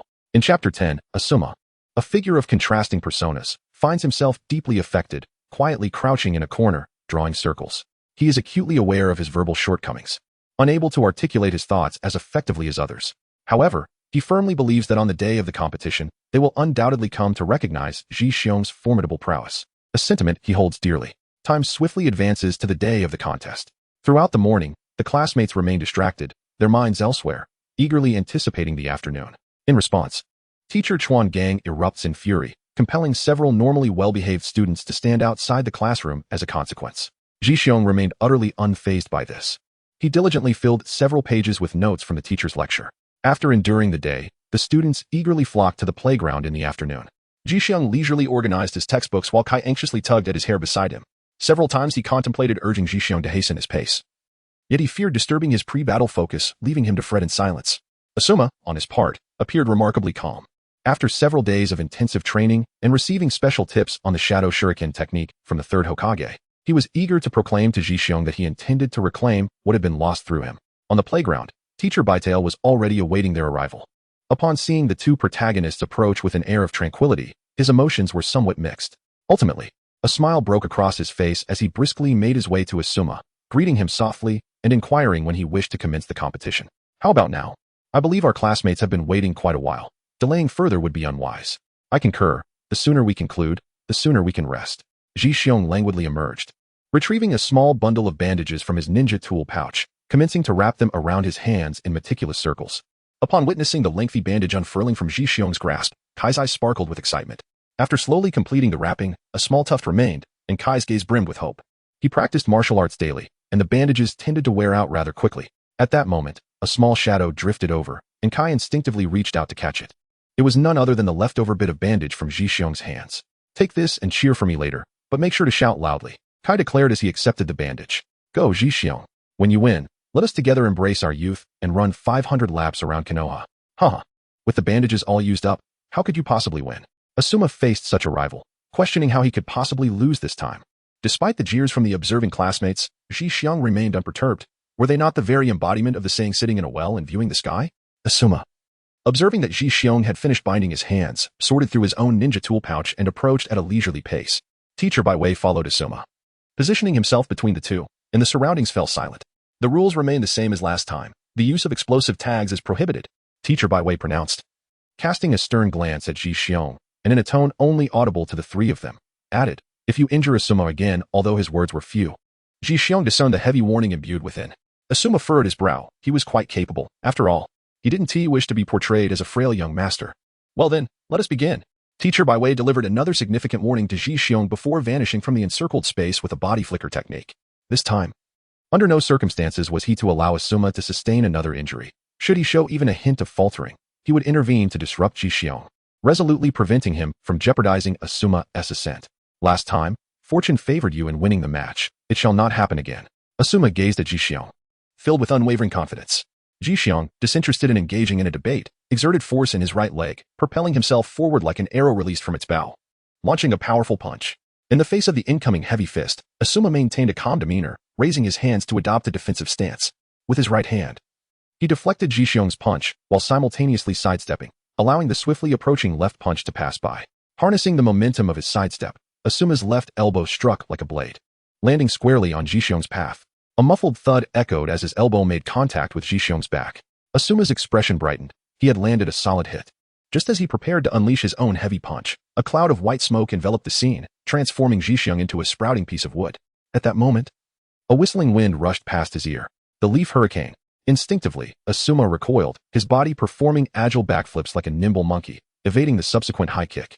Several meters away, Asuma brushed off the footprints on his clothing, reflecting that had he not reacted swiftly, he would have certainly faced several kicks. Indeed, he was quite nimble on his feet. Jixiong raised his right leg high, dusting off non-existent particles before slowly lowering it. Jixiong, keep going. Kai's words were abruptly interrupted as several classmates nearby pulled him aside to foster camaraderie. Teacher Baiwei clenched his fists tightly, his heart in turmoil. He had not anticipated that Master Asuma would find himself at a disadvantage right from the outset. He hesitated, torn between the urge to intervene and the memory of that day when he had sought favor with the Saratobi clan's upper ninjas, ultimately suppressing his impulse. Asuma bent his knees and, with a fierce glare, propelled himself backward, instantly increasing his speed. Simultaneously, he grasped two wooden shuriken, hurling them forcefully toward Jixiong. Naturally, Jixiong welcomed the close-quarters confrontation Asuma proposed. He dashed towards Asuma, evading the two shuriken, and veered to the left. In that fleeting moment, one wooden shuriken transformed into Asuma, who, with an impassive expression, reversed his grip and lunged at Jixiong. Caught off guard in his sprint, Jixiong was unable to react in time, and the shuriken pierced through his form effortlessly, yet it drew no blood. Soon, Jixiong's figure began to fade, until it vanished entirely. Asuma halted his charge, his gaze scanning the surroundings with a grave intensity, but he found no trace of Jixiong's concealed presence. Could he be underground? Or perhaps, alas, a shadow in the sky loomed larger and larger. Jixiong's right leg struck Asuma's head with a force akin to that of a train collision, sending Asuma's head flying off, while his entire body crumpled to the ground like a broken piece of wood. Oh my, that scared me. I thought Master Asuma had lost. The onlookers buzzed with excitement, fervently discussing the thrilling moments of the recent confrontation, marveling at Master Asuma's unparalleled mastery of the substitution technique. As Jixiong just touched down, he immediately departed from the spot where Asuma had been standing moments ago. Unfortunately, he was a moment too late. A figure surged from the side, delivering a high kick that struck him squarely on the head, sending him soaring through the air, a height of 5 or 6 meters. While still airborne, Asuma forcefully propelled himself off the ground, swiftly closing in on Jixiong. He drew forth a wooden kunai and hurled it ahead, and within a mere 2 seconds, he executed the Shadow Shuriken Jutsu, manifesting multiple shuriken in an instant. Chapter 11. First take down the small, then the large. The kunai, now multiplied to 3, swiftly arranged themselves in a triangular formation, embedding themselves into Jixiong's back. Yet curiously, no blood oozed forth. Upon landing, Asuma charged towards Jixiong once more. Just as his powerful punch was about to connect with Jixiong's chest, he suddenly erupted into a cloud of white mist, vanishing without a trace. Simultaneously, a figure nearby launched forward with a straight right leg, while the left leg bent in midair, rapidly approaching. The sheer force of the extended right leg was formidable, and the technique was evidently difficult to counter. Asuma wore a smile, anticipating the impact with confidence. In a flash, he transformed into white smoke again, reappearing a short distance away. Jixiong paused in surprise. The multi-shadow clone jutsu didn't seem so challenging after all. I can do that too. Everyone can boast. The two maintained a distance of several meters apart. However, unlike before, after an intense bout and the exertion of A-rank ninjutsu, Asuma's condition was not significantly better than Jixiong's. Do you think Kai can win? Ebisu inquired of Kakashi, who was standing nearby. Look at Asuma. He is panting like a bull. There is no way he can win. I'm convinced Jixiong will come out on top. Obito cheered for Jixiong from the sidelines. Obito, you really know a lot. Yoshihara Rin smiled softly, captivated by Obito's enthusiasm. Haha, it's all quite simple, Obito replied, rubbing his head with a nonchalant air. Kakashi rolled his eyes, exasperated. Regardless of who wins, I have no interest. Ebisu was taken aback, letting out a sigh. Indeed, compared to the underachievers, the prodigious Kakashi had little regard for their contest. Noticing Rin's attention shift, Obito turned his gaze back to Kakashi, suddenly feeling the urge to measure his skills against him. However, Rin tilted her head and smiled gently at him, causing him to revert to a foolish, love-struck expression. Jixiong and Asuma clashed once more, abandoning their earlier cautious tactics and tricks. Now, both engaged in genuine close-quarters combat, with Teacher Baiwei observing anxiously from the sidelines, fearful for Asuma's well-being. Sometimes, what one dreads comes to pass, as Jixiong launched an attack, his right fist aimed at Asuma. The latter raised his arm defensively but was met with a sweeping kick from Jixiong that sent him tumbling to the ground. Fortunately, Asuma possessed remarkable core strength and swiftly regained his footing, preparing to distance himself and recalibrate his stance. At that moment, however, a powerful thigh struck Asuma's waist, leaving him utterly defenseless and propelling him into the air. Subsequently, Jixiong leaped high, curling into a ball midair, then executed 3 rotations before extending his right leg with tension, ready to deliver a decisive blow to Asuma's abdomen. This kick was undoubtedly pivotal to the outcome. The students below held their breath, while some timid female classmates covered their eyes, unable to bear the thought of Asuma's impending misfortune. Enough. Stop this at once. Teacher Baiwei executed a swift movement, ascending into the air and forcefully redirecting Zhixiong away, without a thought for the severity of his intervention. He gently cradled Asma, placing him back on the ground. Gasping for breath, Asma struggled to maintain his balance, nearly collapsing once more, but was caught by Baiwei's quick reflexes. Teacher Baiwei then turned to Zhixiong and proclaimed, "I declare this match a draw due to Zhixiong's exceptional performance." Upon hearing Baiwei's announcement, the classmates who had resigned themselves to Asma's defeat suddenly regained their spirits. Amidst the sound of applause, praises for Teacher Baiwei's fairness echoed loudly. However, many students from prominent families scoffed at this, believing that such a ruling would curry favor with the Hokage lineage. They underestimated the Hokage's significance, for without formidable strength, even the most sycophantic gestures would amount to nothing. The current celebration was merely a revelry for the lesser clans and Baiwei himself. Why should this be so? Clearly, Zhixiong emerged victorious. How can you justify this? Kai was the first to step forward, defending Zhixiong. Having rolled on the ground several times, Zhixiong felt a numbness in one side of his body. But he managed to rise, his heart brimming with resentment as he gazed at Baiwei. Noticing that Baiwei was unwilling to explain, Kai approached to support Zhixiong. "Since you, as a teacher, have rendered such a judgment, may I, as a student, inquire for your guidance?" As Zhixiong's voice faded, his classmates were left in a state of shock. As mere students, they were hardly even capable of the lower ranks, let alone challengers to the middle ranks. Moreover, Teacher Baidu stood there, towering over them, rendering any notion of combat preposterous. Even throwing shurikens would necessitate an upward trajectory, so how could a proper fight possibly ensue? Observing Zhixiong's indomitable spirit, Baidu felt a surge of anger, a smirk plastered on his face as he replied, "Very well, since you wish to experience the helplessness against a middle-rank ninja, I shall indulge this small desire of yours." Asuma pushed past Teacher Baidu and exited hastily, intent on informing the third Hokage. A teacher like this was hardly a blessing for the students and should be promptly removed from the faculty. The classmates formed a wider circle, while Teacher Baidu maintained an air of calm, grinning maliciously at Zhixiong and taunted, "I presume you have never seen blood before. I permit you to use authentic ninja tools, preferably those that are sharpened. The sharper, the more realistic." Despite many harboring ill feelings towards Zhixiong, the teacher's bullying instigated a wave of disdain among the onlookers. However, this did not deter them from watching the spectacle unfold. Having just fallen, Zhixiong bore several wounds on his hands and a cut on his face from the stones. He gently wiped the blood from his cheek, the metallic scent overwhelming his senses. From his ninja tool pouch, he retrieved a handful of shurikens, their dark sheen exuding an air of mystery. Under the sunlight, the edges glimmered with a white light, unmistakably lethal, ideal for lethal endeavors. With a flourish, he launched the 4 shurikens in a square formation toward Teacher Baidu. At that moment, Zhixiong sprang into action as well. A mere parlor trick. A wooden kunai appeared in Teacher Baidu's hand, and with a deft flick, he sent the shurikens flying off course. One clattered to the ground nearby, while the remaining 3 veered toward different classmates, eliciting startled gasps and creating an even larger clear space. Baidu's peripheral vision caught sight of the fallen shuriken. His expression one of disdain, before he delivered a swift kick toward the oncoming Zhixiong. Like a train abruptly halted, Zhixiong retched, the bitter taste of bile rising in his throat. The impact was overwhelming. Although the adult's kick lacked full force, it was enough to leave him feeling as though his insides were being mercilessly crushed. Chapter 12. Larger. The size does not deter the blows. Without a moment's hesitation, Zhixiong, still on his knees, rolled toward Teacher Baidu. At this moment, one of the fallen shurikens transformed with a resounding thud, morphing into a version of Zhixiong wielding a dark kunai, determined to leave his mark. "Hehehe, I have awaited this moment for a long time." Baidu gritted through his teeth at the newly transformed Zhixiong. In an instant, he raised his right leg high, twisting his torso with the force of a grown man, a strength far beyond mere play. Without affording Zhixiong a single moment to react, his leg descended like a whip, striking Zhixiong's left side with lightning speed. Poor Zhixiong crumpled as if being folded in half, his left elbow crashing against his calf while the right side of his body felt as if it were being torn apart, akin to a piece of clay being carelessly twisted. A timid female classmate had already begun to weep softly. Such a severe injury must surely be excruciating.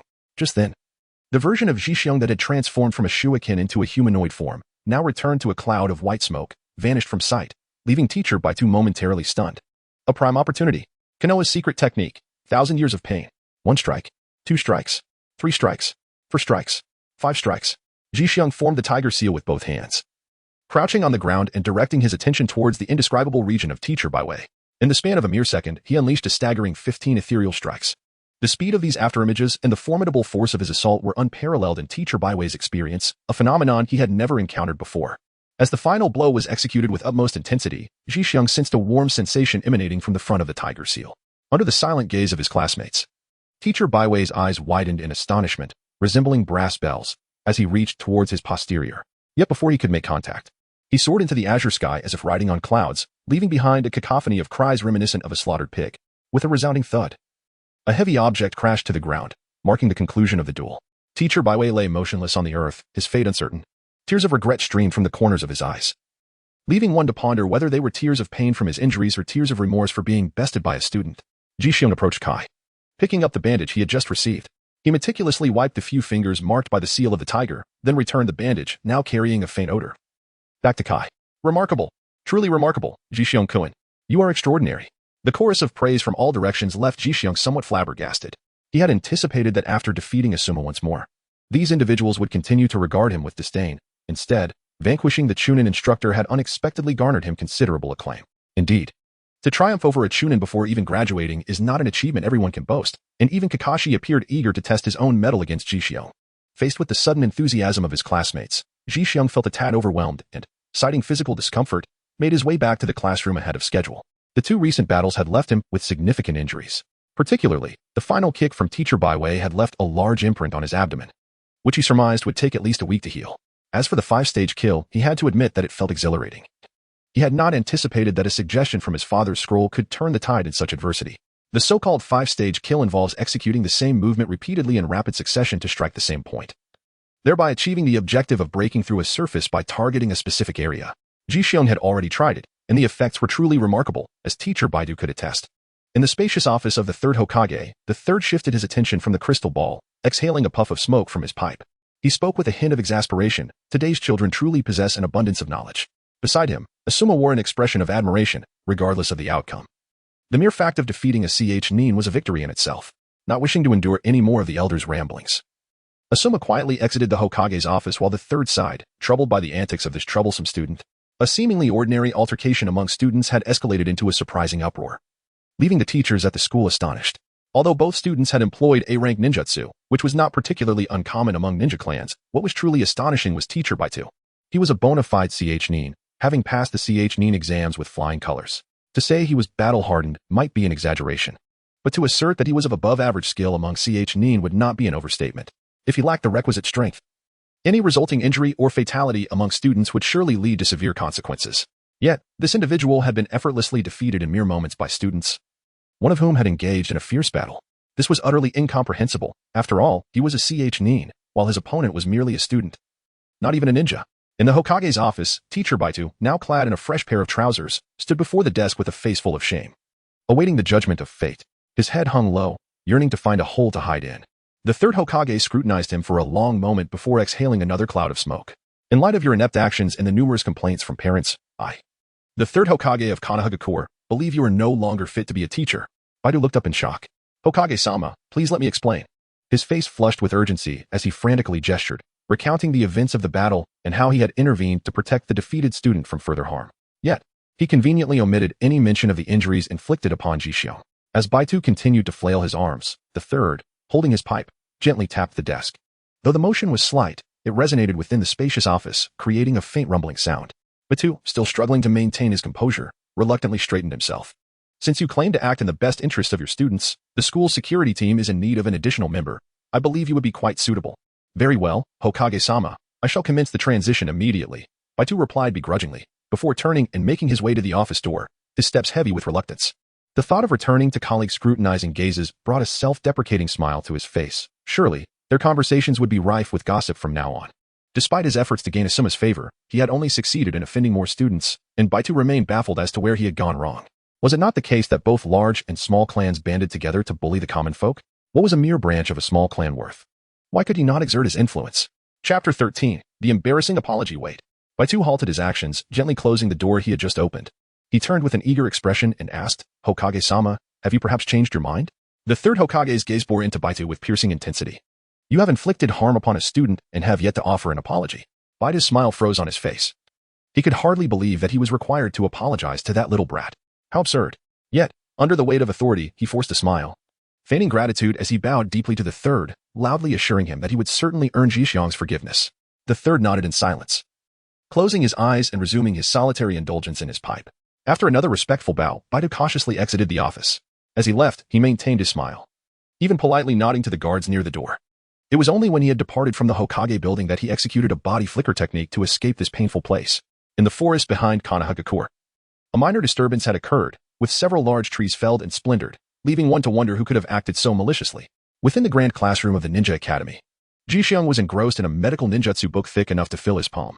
Around him, classmates laughed and played with shurikens and kunai fashioned from paper, tossing crumpled balls of paper near him. Yet, the clamor failed to disrupt his voyage through the ocean of knowledge. Outside the classroom, Guy was pestering Kakashi, eager to engage in a youthful duel. After much effort, Guy ended up defeating a shadow clone that had appeared without his notice. Lin's eyes sparkled with admiration, praising Guy's taijutsu while lauding Kakashi's ninjutsu prowess.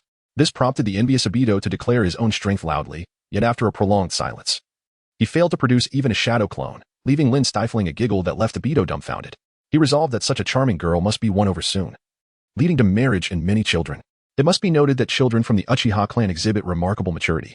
Just as the lively atmosphere began to settle, a chilling breeze wafted towards them. Turning to investigate, they were met by the long-absent teacher Baitu, who approached with a feigned smile. Might I inquire if you have seen Jixiong-kun? I have matters for which I wish to apologize. Kakashi regarded the somewhat translucent Baitu with disdain before turning to enter the classroom. Guy pointed towards the small figure engrossed in reading inside. Baitu nodded in acknowledgement and strolled into the classroom, drawing closer to Jixiong.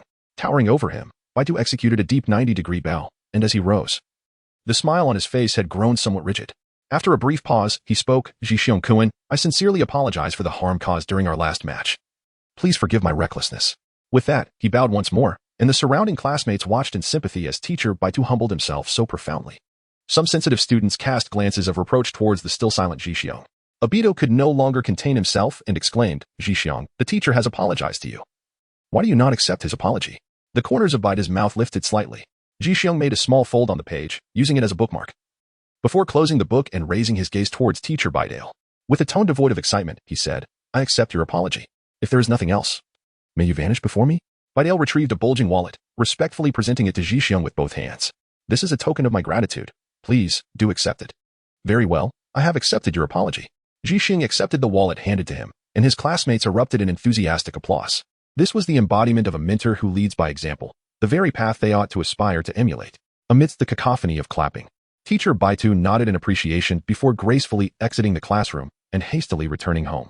Upon arriving home, Baitu wore a grim expression and unleashed a powerful punch towards his now fading doppelganger. The clone vanished, yet his resentment remained unabated. Despite being merely a shadow, the humiliation inflicted upon him demanded his personal retribution. At that moment, the amiable demeanor he had previously displayed was nowhere to be found. Had it not been for the school's security office restraining him from apologizing and assigning him duties, he would not have been forced into such a subservient position. This thought intensified his animosity towards Jixiong. If direct confrontation proved futile, could a ninja of his caliber not devise some underhanded tactics? Meanwhile, back in the school's grand classroom, following teacher Baida's apology, the students reveled in heightened merriment. Some even mimicked the dazzling kick Jixiong had executed during his battle with Asuma, spinning 3 times in midair to harness gravitational acceleration. Unfortunately, without Jixiong's expertise in physical techniques, the attempt ended in failure after merely 1 revolution. The student plummeted to the ground, crashing onto a desk with a thunderous thud that nearly shattered it, eliciting uproarious laughter.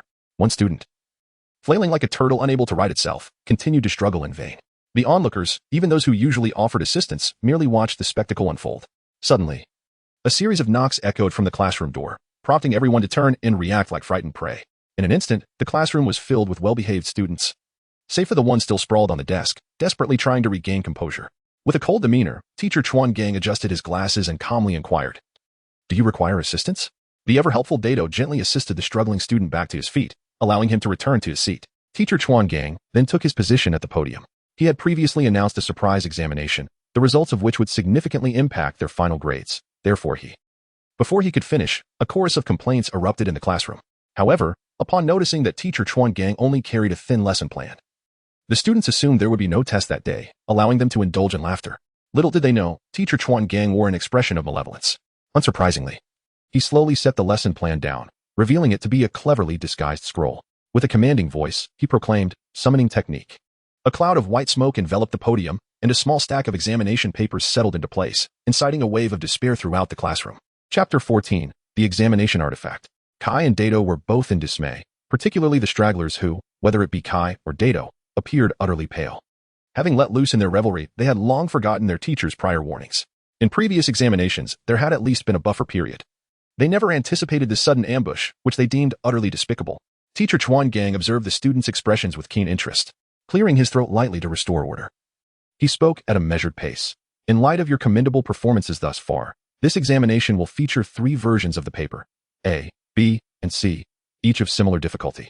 Though the questions will differ, Kai, feeling utterly defeated, slumped over his desk, while Dato hung his head in despair.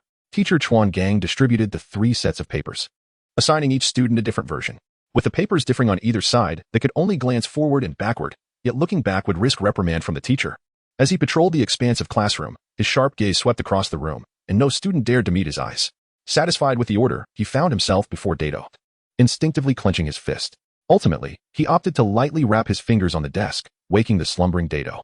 "Forgive me, teacher," Dato mumbled.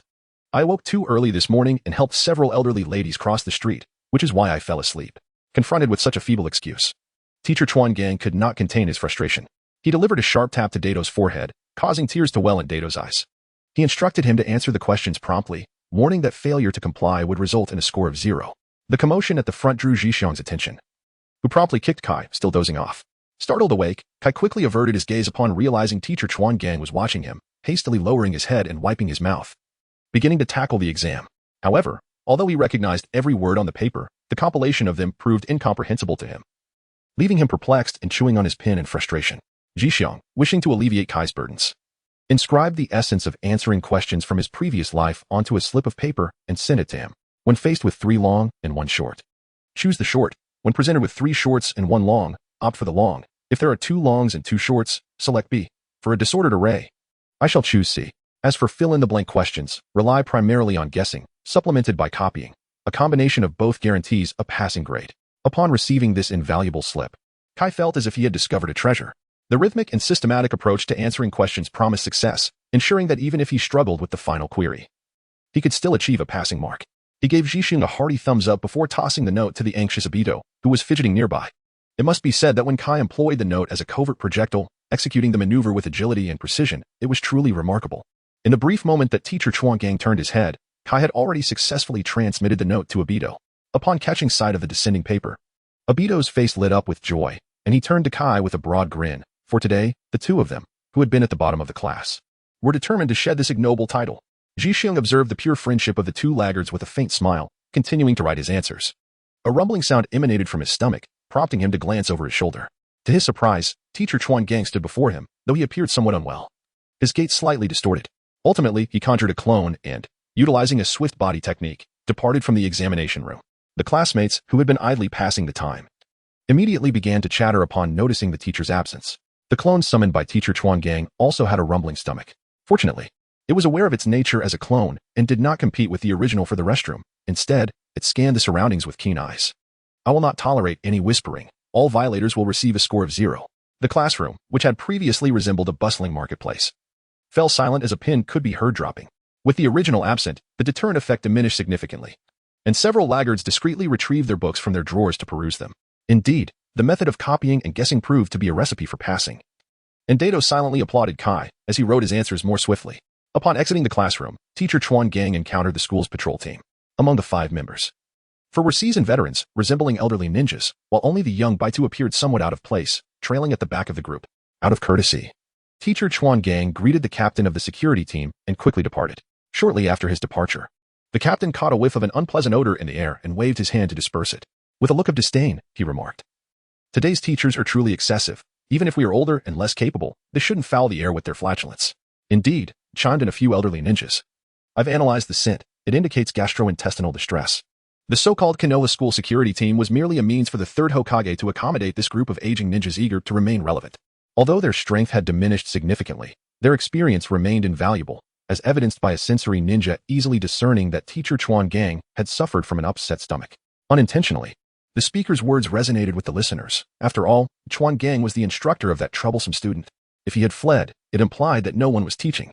Baitu, seeking an opportunity to slip away, left the group, prompting several old-timers to shake their heads in disapproval. Truly, these are the remnants the 3rd Hokage has sent. Even patrolling a short distance warrants a break.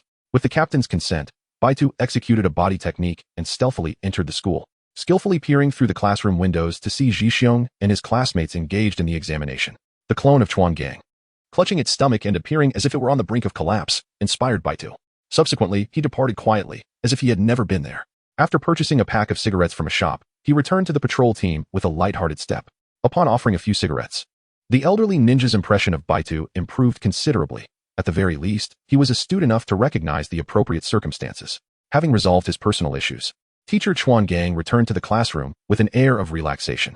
The examination was drawing to a close, and as he reminded the students that only 10 minutes remained, Jixiong submitted his paper early. On the way home from school, Kai invited Jixiong to join him for a run under the setting sun, but Jixiong politely declined, citing prior commitments and suggesting that Kai should instead attempt to engage in youthful exuberance with Kakashi. Kai found this to be quite reasonable and attempted to enlist Kakashi's company for a vigorous session of exertion, only to be met with a decisive refusal. Jixiong returned home and opened the white-tailed wallet, revealing a small stack of banknotes amounting to over 500. How remarkably generous he was. Nevertheless, even the tiniest morsel is sustenance, just right for purchasing medicinal herbs. The two shadow clones, who had spent the day mastering ninjutsu, nodded at him before vanishing with a loud pop. Immediately, a torrent of dry knowledge and rudimentary medical ninjutsu flooded into his mind. Compared to the past, the disappearance of the two shadow clones no longer significantly affected him. This was the benefit of enhanced strength. Chapter 15. The peculiar score. After enjoying a delectable dinner prepared by Aunt Heezy and sweating profusely at the wooden post outside, a drenched Jixiong made his way to the bathroom. The shadow clones had already prepared the medicinal bath, and Jixiong, now completely undraped, stepped into the herbal tub. Unlike last time, there was no stinging sensation. Instead, as he submerged in the bath, he felt a delightful tingling, akin to a gentle current coursing through his body, stimulating his acupoints and nerves, gradually elevating him beyond the realm of the ordinary. Jixiong reclined within the herbal bath, his hands resting upon the edges of the tub. His shadow clone had placed a pristine white towel upon his forehead, as the warm water enveloped him, whisking away the remnants of fatigue. The medicinal solution, having long lost its efficacy, had been meticulously disposed of by his shadow clone. Now, the tub contained nothing but pure, steaming water. After a day filled with toil and labor, being submerged in the warmth of the bath, he was enveloped by a delightful sensation of warmth and a gentle, intoxicating dizziness that was truly enchanting. Unintentionally, Jixiong succumbed to slumber, and upon awakening, he discovered that the water in the medicinal bath had turned tepid. Emerging from the bath, he hastily dried himself and returned to his chamber to delve into the ninjutsu scrolls left by his father. The family possessed little of note, at best. They had a modicum of chakra and a swordsmanship technique that could only be deemed above average, having never produced any renowned figures. Adhering to the principle that a diverse skill set is invaluable, Jixiong diligently studied the sword techniques documented in the scrolls. Naturally, the introduction boasted of the family's illustrious history. Jixiong couldn't help but curl his lips in disdain. If the family truly boasted a glorious history, why was he the only remaining scion? Moreover, the tales of grandeur were relics from the Warring States period, now nothing more than antiquated lore. The swordsmanship, in general, was reduced to a singular technique known as the Iajutsu, yet it frustratingly branched into three distinct forms: the horizontal slash, referred to as one sword style, whirlwind strike; the vertical slash, known as one sword style, meteor fall; and the diagonal slash, termed one sword style, setting sun strike. The scroll elaborated on numerous techniques of the past, only to realize that they had become excessively ornate and impractical, ultimately distilling into just one technique. When the sword remains sheathed, all is well, yet once drawn, it unequivocally determines life and death. Thus, to adapt to varying combat scenarios, these three exquisite sword techniques gradually evolved. The scroll also informed Jixiong of two small daggers left unused since his youth, stored away at home. However, when he eagerly ventured to the storeroom his father had mentioned, he was struck by the stark realization that there was no storeroom left. It had been completely cleared out. Had it not been for the ominous frame, it might have been sold off as well. With a mix of indignation, he tidied the scroll and leapt back onto his bed to rest, adding another entry to the ledger of Tuanzo's misdeeds, a debt that would eventually be settled. The following afternoon, Teacher Chuan Gang entered the classroom, clutching the corrected exam papers. The once lively and cheerful students suddenly resembled unfortunate souls who had lost their pocket money, each one bowing their heads, too timid to meet Teacher Chuan Gang's gaze. With a thud, the exam papers were dropped onto the desk. Those who had performed poorly instinctively recoiled, bracing themselves for the impending storm.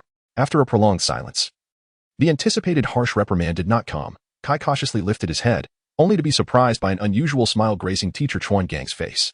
This time, the students had shown improvement, much to the teacher's delight. However, before the classmates could erupt in cheers, Teacher Chuan Gang interrupted by striking the desk. Yet, I must address two students for criticism, one being mate Kai. The classmates stifled their laughter, clearly amused that Kai had landed at the bottom of the rankings. Kai, feeling the weight of embarrassment, buried his head once more onto the desk, too ashamed to glance around at his peers. Jixiong comforted with a smile, rest assured. With the secret techniques I have given you, you cannot possibly perform worse than before. You shall undoubtedly excel compared to your previous examination. As soon as he finished speaking, Teacher Chuan Gang interjected, Mate K, although your score has improved from the last examination, however, Elongating his tone deliberately, he surveyed the room. And no student dared to meet his gaze. Last time, he had ranked third from the bottom, and now he was second from the bottom. Here, I must commend Uchiha Obito, who had previously placed last but has now advanced 2 ranks to become third from the bottom. Upon hearing the teacher's praise, Obito could hardly believe his ears. Overcome with emotion, tears welled up in his eyes, and trembling, he said, "Thank you for your guidance, teacher. I will strive even harder in my studies." After speaking, he shamefully wiped away the tears that had streamed down his face. Teacher Chuan-gang, seeing Obito's humility, nodded in satisfaction. However, his expression soon darkened as he silently fixed his gaze on Ji-xiong, holding it for a full 5 seconds. The students, following the teacher's line of sight, turned their attention to Ji-xiong, beginning to whisper among themselves, uncertain of what had transpired. Ji-xiong felt rather perplexed. Although he submitted his paper 10 minutes early, he had thoroughly reviewed its content. While he could not guarantee a perfect score, he believed he had a solid grasp on the multiple choice and fill-in-the-blank questions. Teacher Chuan Steele, observing Ji-xiong's bewilderment, smiled and inquired, "Ji-xiong, do you have any objections to my teaching plan?" A wave of murmurs rippled through the classroom. Could it be that Ji-xiong was once again at odds with Teacher Chuan Steele? Having just bid farewell to Teacher Baitel, was he about to send another instructor away? Would he henceforth be dubbed the Teacher Slayer? How terrifying was this senior, Ji-xiong? Teacher Chuan Steele was generally amiable, and his lack of expression was merely a means to maintain a certain distance from the students, ensuring he could reprimand them without hesitation when necessary. Ji-xiong's usual performance had not gone unnoticed by him, and he was taken aback by the unfolding events, leaving Teacher Chuan-gang somewhat disheartened. Observing that Ji-xiong still seemed perplexed, he distributed the examination papers. When Ji-xiong beheld the paper in his hands, his expression grew solemn. Before he could utter a word, his classmate Kai erupted in outrage, exclaiming, "Teacher Chuan-gang, my paper has been altered." With that, he raised the paper in a pitiful manner, hoping to draw the teacher's attention to the discrepancies. Ji-xiong also raised his paper, indicating that his had been altered as well. Teacher Chuan-gang adjusted his glasses, perceiving this as a trivial act of mischief among the children. Nevertheless, he approached them. Kai pointed at his multiple-choice questions and the handwriting in the fill-in-the-blank section, plaintively expressing that the revised handwriting was far more aesthetically pleasing than his own. At the time of grading, Teacher Chuan-gang had not paid attention to this detail, but now, upon comparing Kai's handwriting and other questions with the modified script, it was indeed markedly different. Ji-xiong compared his handwriting on the essay questions with that of the fill-in-the-blank exercises. And indeed, they were markedly different. The essay questions were lengthy, resulting in a fluid and uninterrupted script, leaving no room for alterations. In contrast, many of the fill-in-the-blank and multiple-choice questions had been tampered with, particularly the multiple-choice questions, from which Ji-xiong had garnered no points at all. And the fill-in-the-blank questions fared similarly poorly. Curiously, the only anomaly was that he received full marks on the essay questions. In Chapter 16, Tugo's invitation, upon witnessing such events, his classmates rushed over, and Mr. Chuan-gang felt a twinge of perplexity in his heart. Ji-xiong's handwriting is quite pleasing to the eye. Even the altered script retains its charm, becoming scarcely noticeable upon closer inspection. In stark contrast, Kai's penmanship is rugged and untidy. Yet the revised version is not only neat, but also remarkably fluid. Teacher Chuan-gang instructed the students to review their test papers for missed points, and he hurriedly departed the classroom, clutching the papers of both Kai and Ji-xiong. In the face of this situation, the classmates could hardly remain silent, chattering animatedly as they expressed their opinions. Dato approached Kai, unceremoniously displacing Ji-xiong, and affectionately draped his arm over Kai's shoulder, whispering his gratitude while proposing a celebratory feast. Kai exchanged a glance with Ji-xiong, receiving his silent approval, and quietly informed Dato that this idea originated from Ji-xiong. Instantly, Dato regarded Ji-xiong as a genius, his right arm instinctively encircling Ji-xiong's neck, declaring that as the underperformer, he would lavishly treat both of them to an extravagant meal. Determined not to show favoritism, Dato later sought out Kakashi and Naira-rin, designating the dining venue as the dumpling shop. Before long, Teacher Chuan-gang returned with 2 new test papers, instructing Kai and Ji-xiong to rewrite them. To avert any possibility of cheating, he specifically relocated them to different vacant classrooms, ensuring they were separated by a considerable distance. With identical test papers and matching answers, both students wrote swiftly. Teacher Chuan-gang graded their papers on the spot, and both Ji-xiong and Kai exhibited marked improvement over their previous scores, especially Ji-xiong, who nearly achieved a perfect score. Teacher Chuan-gang extended his apologies to Ji-xiong, informing him that this matter had been reported to the Hokage, and an investigation would ensue. Should it prove to be a prank, an apology would be rendered to both Ji-xiong and Kai. If not, it could signify a serious provocation from another village against Konoha. Ji-xiong found himself at a loss for words. It was merely a trivial examination, yet it seemed to spiral into discussions about other villages. The tone was reminiscent of Danzo, adding yet another piece to the evidence against him. After school, Obito, now back in his rightful position at the bottom of the class rankings, exuberantly led Ji-xiong and the others towards the dumpling shop. As they passed by the ninja tools store, Ji-xiong halted, captivated by the dazzling array of ninja equipment. His companions paused as well, following him into the shop. Inside, the shelves were filled with a variety of shurikens, kunai, and of course, explosive tags that were of no use to them at present. As they wandered down the aisle, a beautifully crafted tanto caught Zhixiang's eye. This tanto emanated a chilling glimmer. Measuring approximately 90 centimeters from hilt to tip, its blade black and adorned with cloud patterns, with only the edge radiating a series of frosty beams. The blade had a slight curve, making it difficult to imagine how smoothly it would glide from its scabbard. This young patron possesses exquisite taste. This is the prized treasure of our shop. The female attendant bent slightly to greet Zhixiang. When he looked up, he was momentarily blinded by the shadows cast by two figures, and it was only after stepping back that he could see the attendant's smiling face. Kai and Obito, along with the others, were taken aback by the price displayed next to Zhixiang. Zhixiang had been so absorbed in admiring the katana that he had overlooked the details. After exchanging pleasantries with the older sister, he turned his gaze to the prices displayed on the wall, only to be taken aback by the dazzling array of figures. After a brief count, he confirmed that the exorbitant sum of 123,456 was far beyond his means. Politely, though somewhat awkwardly, he expressed his gratitude to the older sister for elucidating the merits of the weapon. Ultimately, Zhixiang chose a small katana of similar dimensions to the one he had previously examined. While it paled in comparison to the other, it was a more modest option, priced at merely 3,000 taels. Zhixiang felt that sometimes it was truly unnecessary to squander money, not because he could not afford it, but simply because there were options with far greater value for the cost. Upon exiting the ninja tools shop, he sighed. Indeed, nothing related to ninjas ever came without its challenges, be it weaponry or the alluring elder sister. When she witnessed Zhixiang produce a staggering sum of 3,000 ryo in one breath, she promptly scooped him up, nearly depriving him of breath.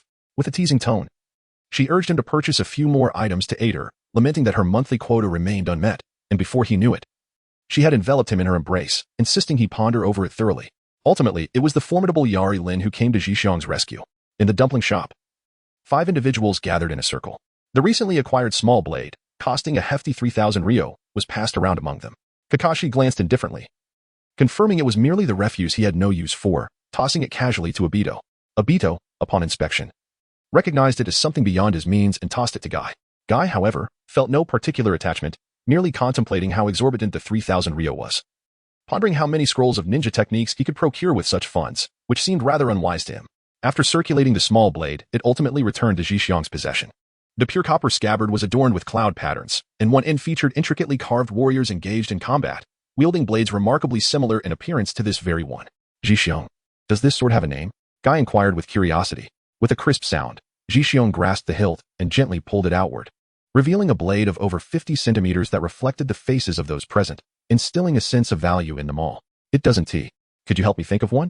Zhixiang replied casually, polishing the blade with a pristine white cloth. The act of naming such an item piqued everyone's interest. Obito eagerly suggested, how about the Annihilator? It sounds quite formidable. Kakashi, rubbing his forehead, retorted, what would you have a novice annihilate? Lin stifled a chuckle, as Kakashi's words left Obito feeling somewhat embarrassed.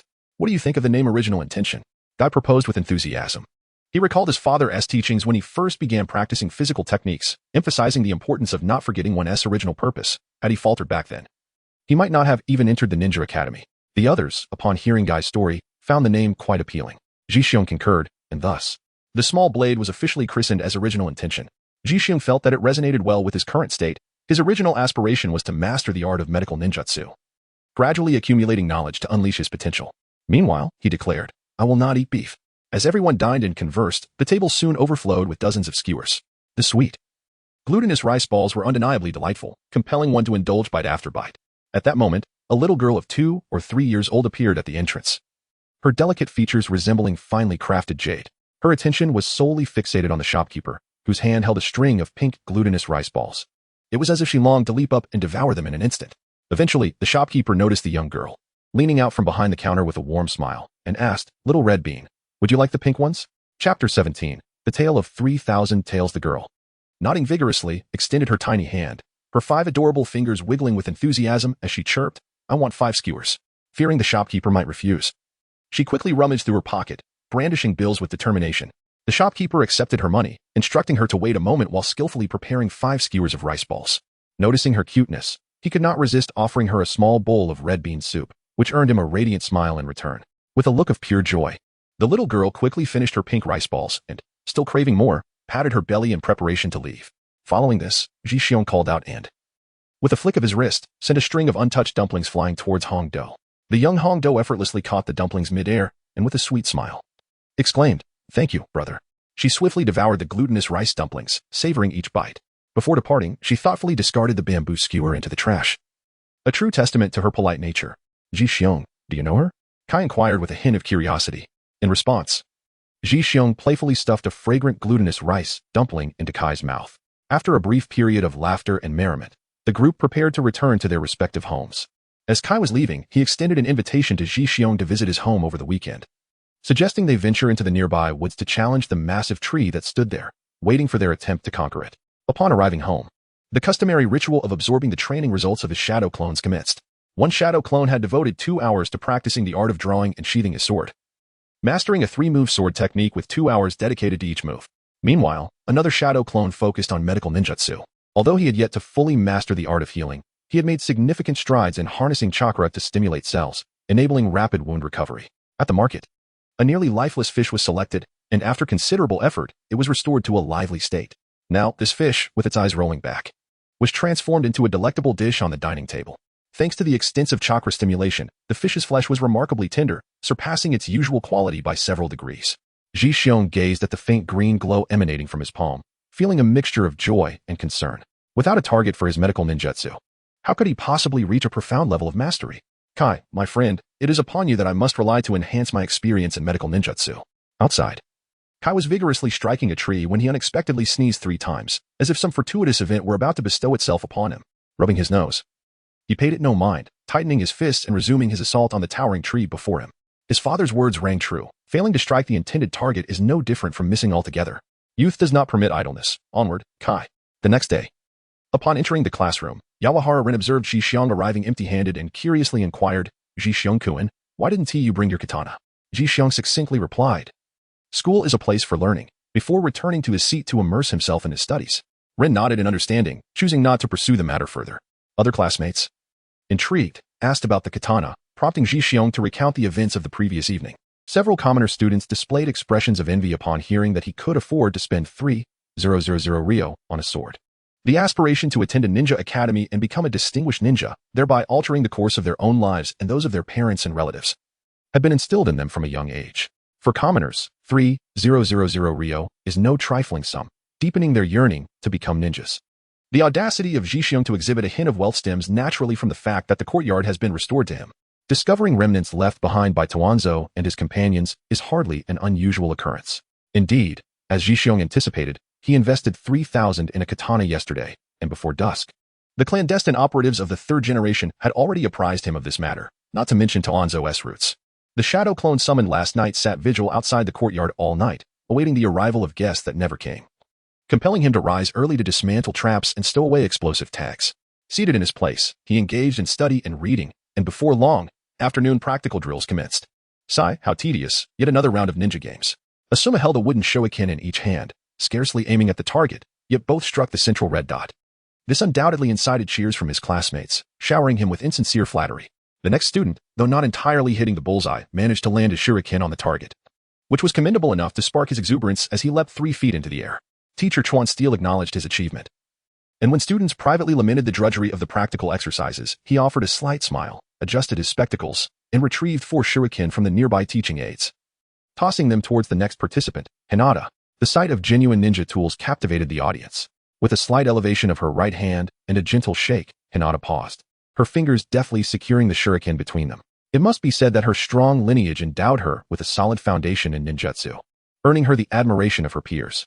Without much aim, she swung her right hand, and the shuriken transformed into 4 fleeting shadows, punctuating the target with precision, save for one that veered slightly off-center, inciting applause from the crowd. The practical drills continued, but only those with self-assurance or the teacher's endorsement could wield authentic ninja tools. Finally, it was Obito's turn.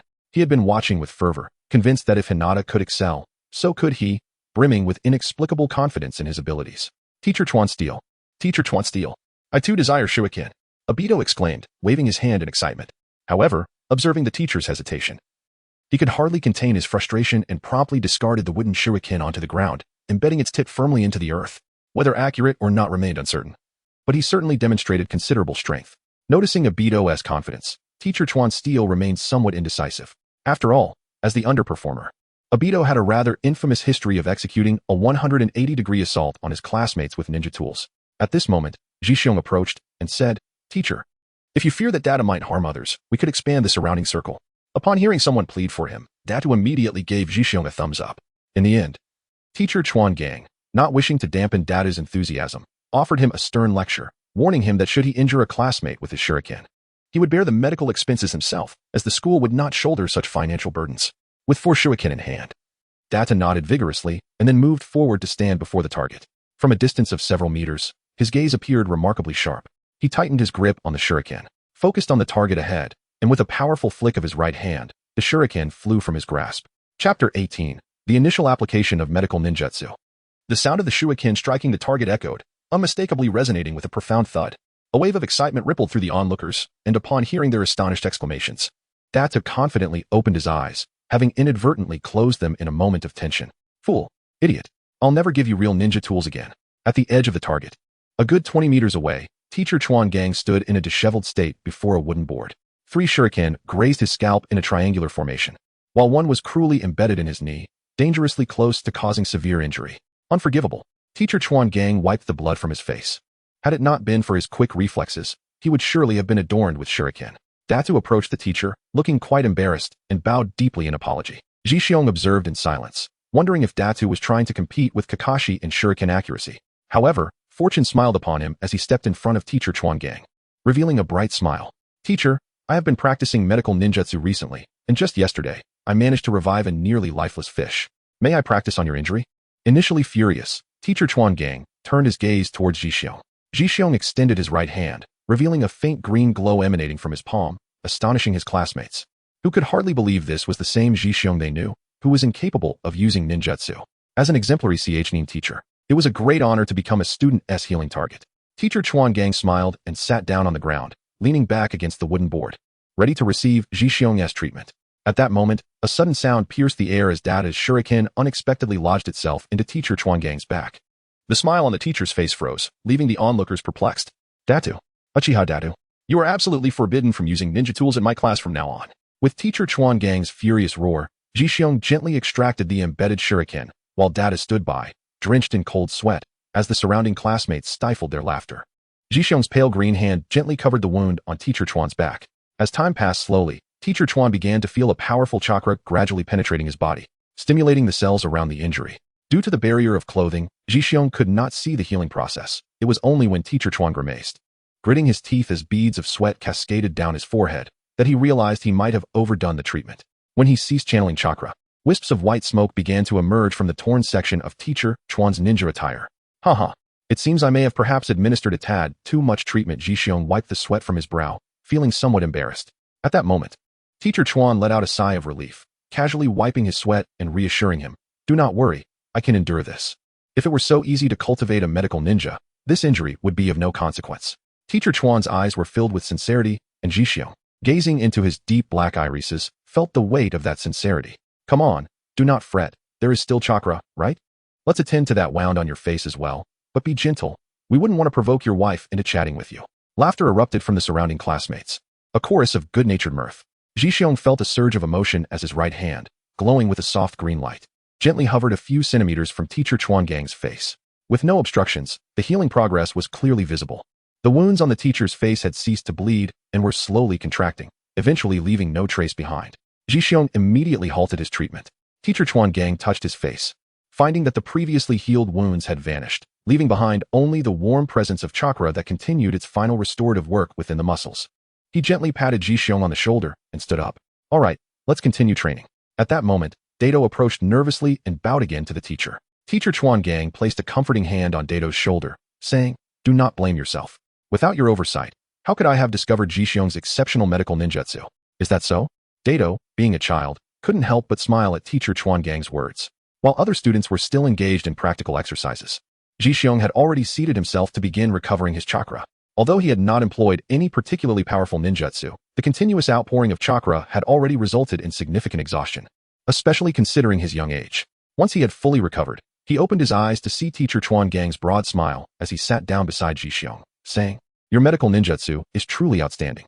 Noticing the relaxed and somewhat satisfied expression on Jixiong's face, Teacher Chuan Gang continued, "However, Your chakra control does exhibit some minor issues that require your own training to enhance.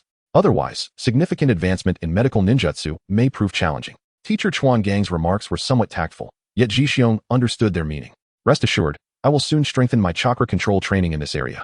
Pleased that Jixiong grasped his advice, Teacher Chuan Gang encouraged him to continue resting. Jixiong had long had plans for chakra control training, but had been hindered by the amount of chakra available and the physical strain of summoning multiple shadow clones. However, he anticipated that after 1 or 2 more medicinal baths, these concerns would be resolved. Ever since Jixiong showcased his rudimentary medical ninjutsu, the classmates who had previously looked down on him or made veiled remarks had all but vanished, replaced by friendly companions. If they crossed paths, they would greet him warmly. The change was not without reason. They shared stories about school with their families, and perceptive parents encouraged their children to befriend Jixiong. After all, medical ninjas were a rare resource, and having such a friend offered immense security, whether for future illnesses or during missions. In the courtyard, Jixiong, wielding a small sword, was diligently practicing his strikes, the speed of his movements producing sharp sounds as he sliced through the air. Not far off, the once vibrant little bridge and stream had transformed drastically. 2 shadow clones carefully traversed the calm water surface, their drenched bodies indicating that their water-walking training was not going well. Nearby, a newly summoned shadow clone had left a chaotic trail of footprints along the side of the wooden bridge. Chapter 19. The thick-browed and big-eyed have started to deceive. It had been over half a year since Jixiong had last assisted Teacher Chuan Gang with his healing, and he had grown significantly taller. In this past half year, the greatest advancements were not due to the addition of a shadow clone, nor the refinement of his Iajutsu skills, but rather the substantial widening of the chakra pathways within his body.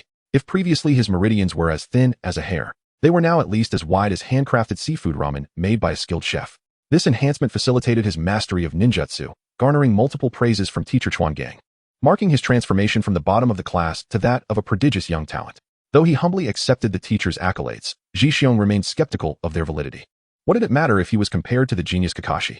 He had long surpassed Kakashi's meager chakra reserves. True strength at his age would effortlessly overwhelm AJ Nin. He had yet to reach that level. It was unfortunate for Dato and Kai, who had once been a trio at the bottom of the class. Now Jixiong had surged ahead, competing for the top spots with Kakashi.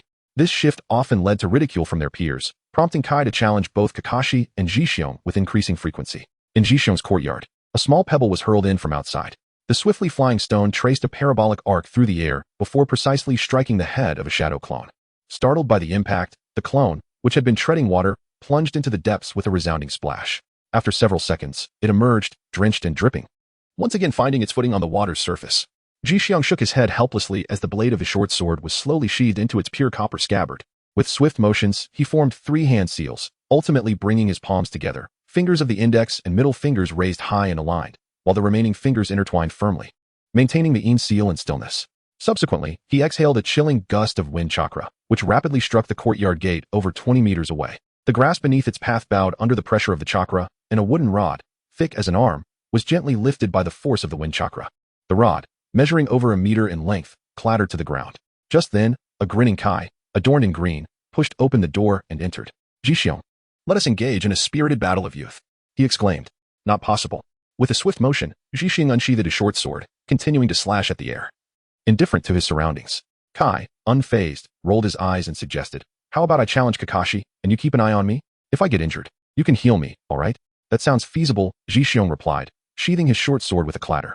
Clad in a black kendo uniform, he adjusted the Yato belt at his waist and accompanied Kai to the small river beside the school.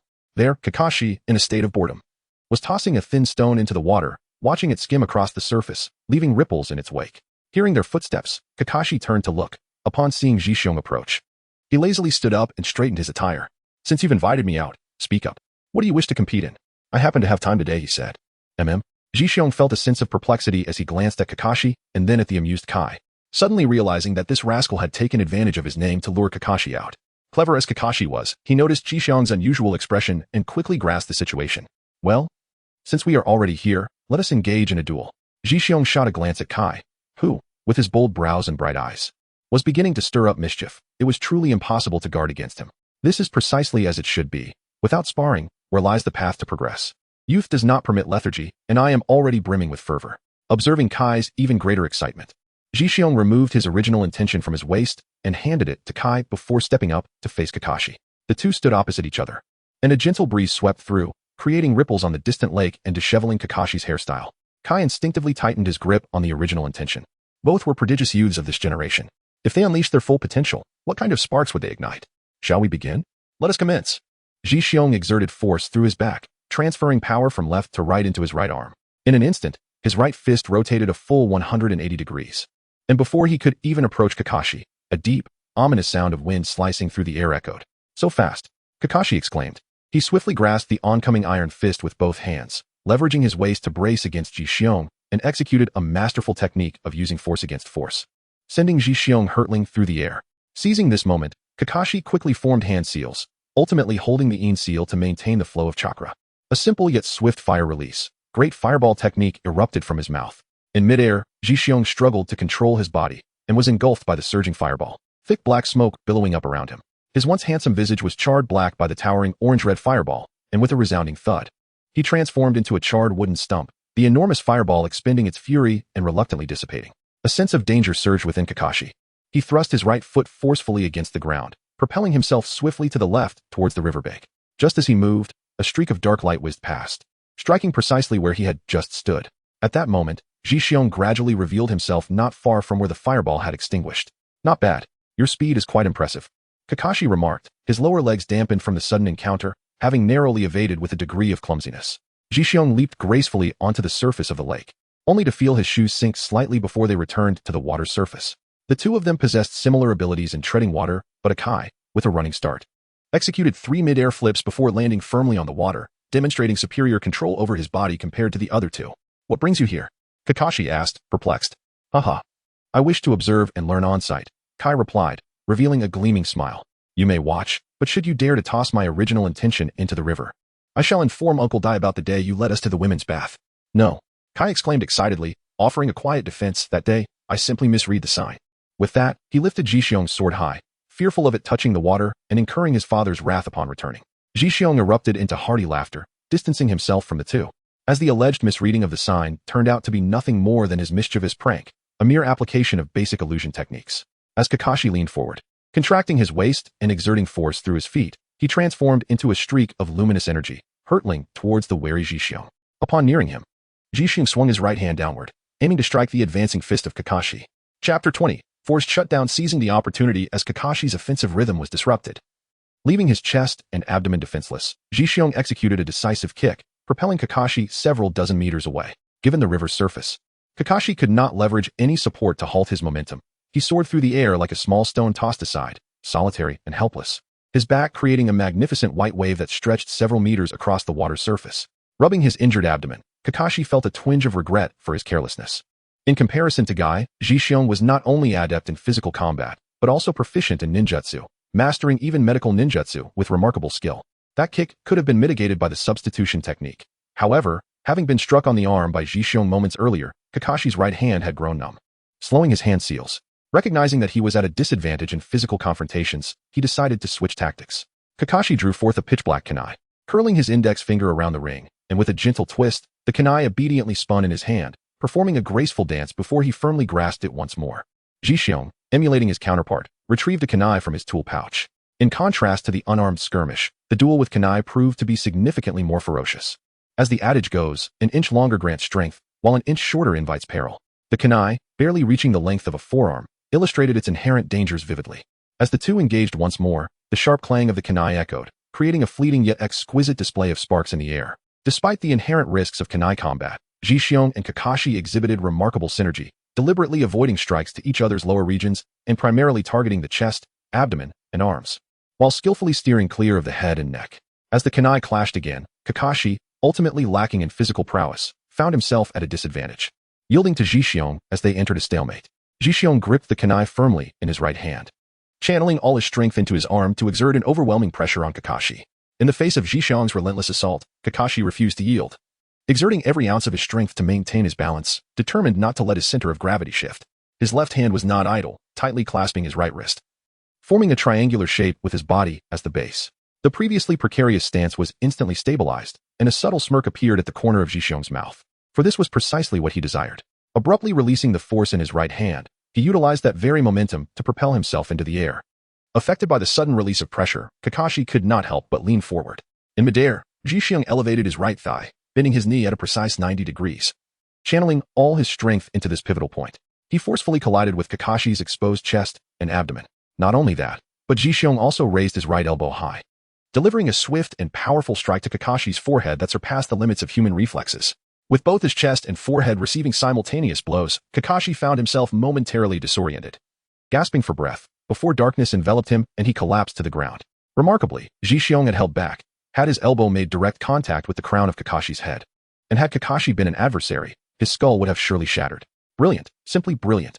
Kai, standing nearby, couldn't help but applaud in admiration, his eyes gleaming with excitement. Ji, let us engage in a youthful duel. Ji, uninterested in the exuberant Kai, hoisted the still unconscious Kakashi back to the shore. A faint green light emanated from his hand as he gently pressed it between Kakashi's chest and abdomen. In a short while, Kakashi regained consciousness, slowly opening his eyes. The blow to his forehead had knocked him out, and Ji felt a twinge of regret. However, given Kakashi's formidable strength, Ji knew that if he did not exert his full power, he could easily injure himself. Kakashi could fully understand this rationale. He too had gone all out. But unfortunately, he had fallen short in physical prowess. He had intended to endure the pain and seize the opportunity with his lightning-release ninjutsu. Regrettably, the moment Ji released his force, Kakashi had seen the danger and thought to retreat, but his body could not keep up. Ji medical ninjutsu had become increasingly refined. Kakashi rose, stretching his body, apart from some wrinkles in his clothing and a few damp spots. He was no different from before the battle. Kai returned the initial intent to Ji casting a provocative glance at Kakashi. It was not that he was unwilling to fight Ji but rather that injuring him would lead to complications, as Ji would be reluctant to heal him, thereby delaying his next opportunity to challenge Kakashi. No more fighting today, you tricked us out here, and we haven't settled that score with you yet, Kakashi declared. Leaning against a nearby stone pillar with his arms crossed, adopting a posture that invited confrontation, suddenly Ji expertly lodged the initial intent into a nearby branch. He grabbed Kakashi's collar with his left hand and Kai's with his right, exerting a slight force, causing all three to tumble into the shimmering river with a splash. Once submerged, both Kakashi and Kai were momentarily stunned. Ji provided each of them with a long reed, allowing them to breathe underwater. Soon enough, a man and a woman approached the spot where they had just stood. Kakashi and Kai, initially considering surfacing, obediently held onto their reeds and even submerged further, striving to keep their silhouettes hidden. Yahiko Lin observed the gently rippling surface of the river and then glanced at the somewhat constipated Obito, asking curiously, Obito-kun, why did you call me out here? Is there something on your mind? Obito had prepared a wealth of thoughts to express, yet upon seeing the adorable Yahiko Lin, he completely forgot his lines. Now scratching his head in confusion about how to broach the topic. Noticing Obito's face, flushed like a heated iron, Lin tilted her head and smiled slightly. Her squinted eyes gradually soothing Obito's inner turmoil, yet he still couldn't recall his script. Obito-kun, just say what you need to. I'm listening. Don't be in a rush, Lin reassured him. I wanted to say, Obito stammered, struggling to articulate his thoughts. The perceptive Lin took his hand and sat beside him on a cold stone bench. Don't fret. Sometimes pondering a question helps you remember.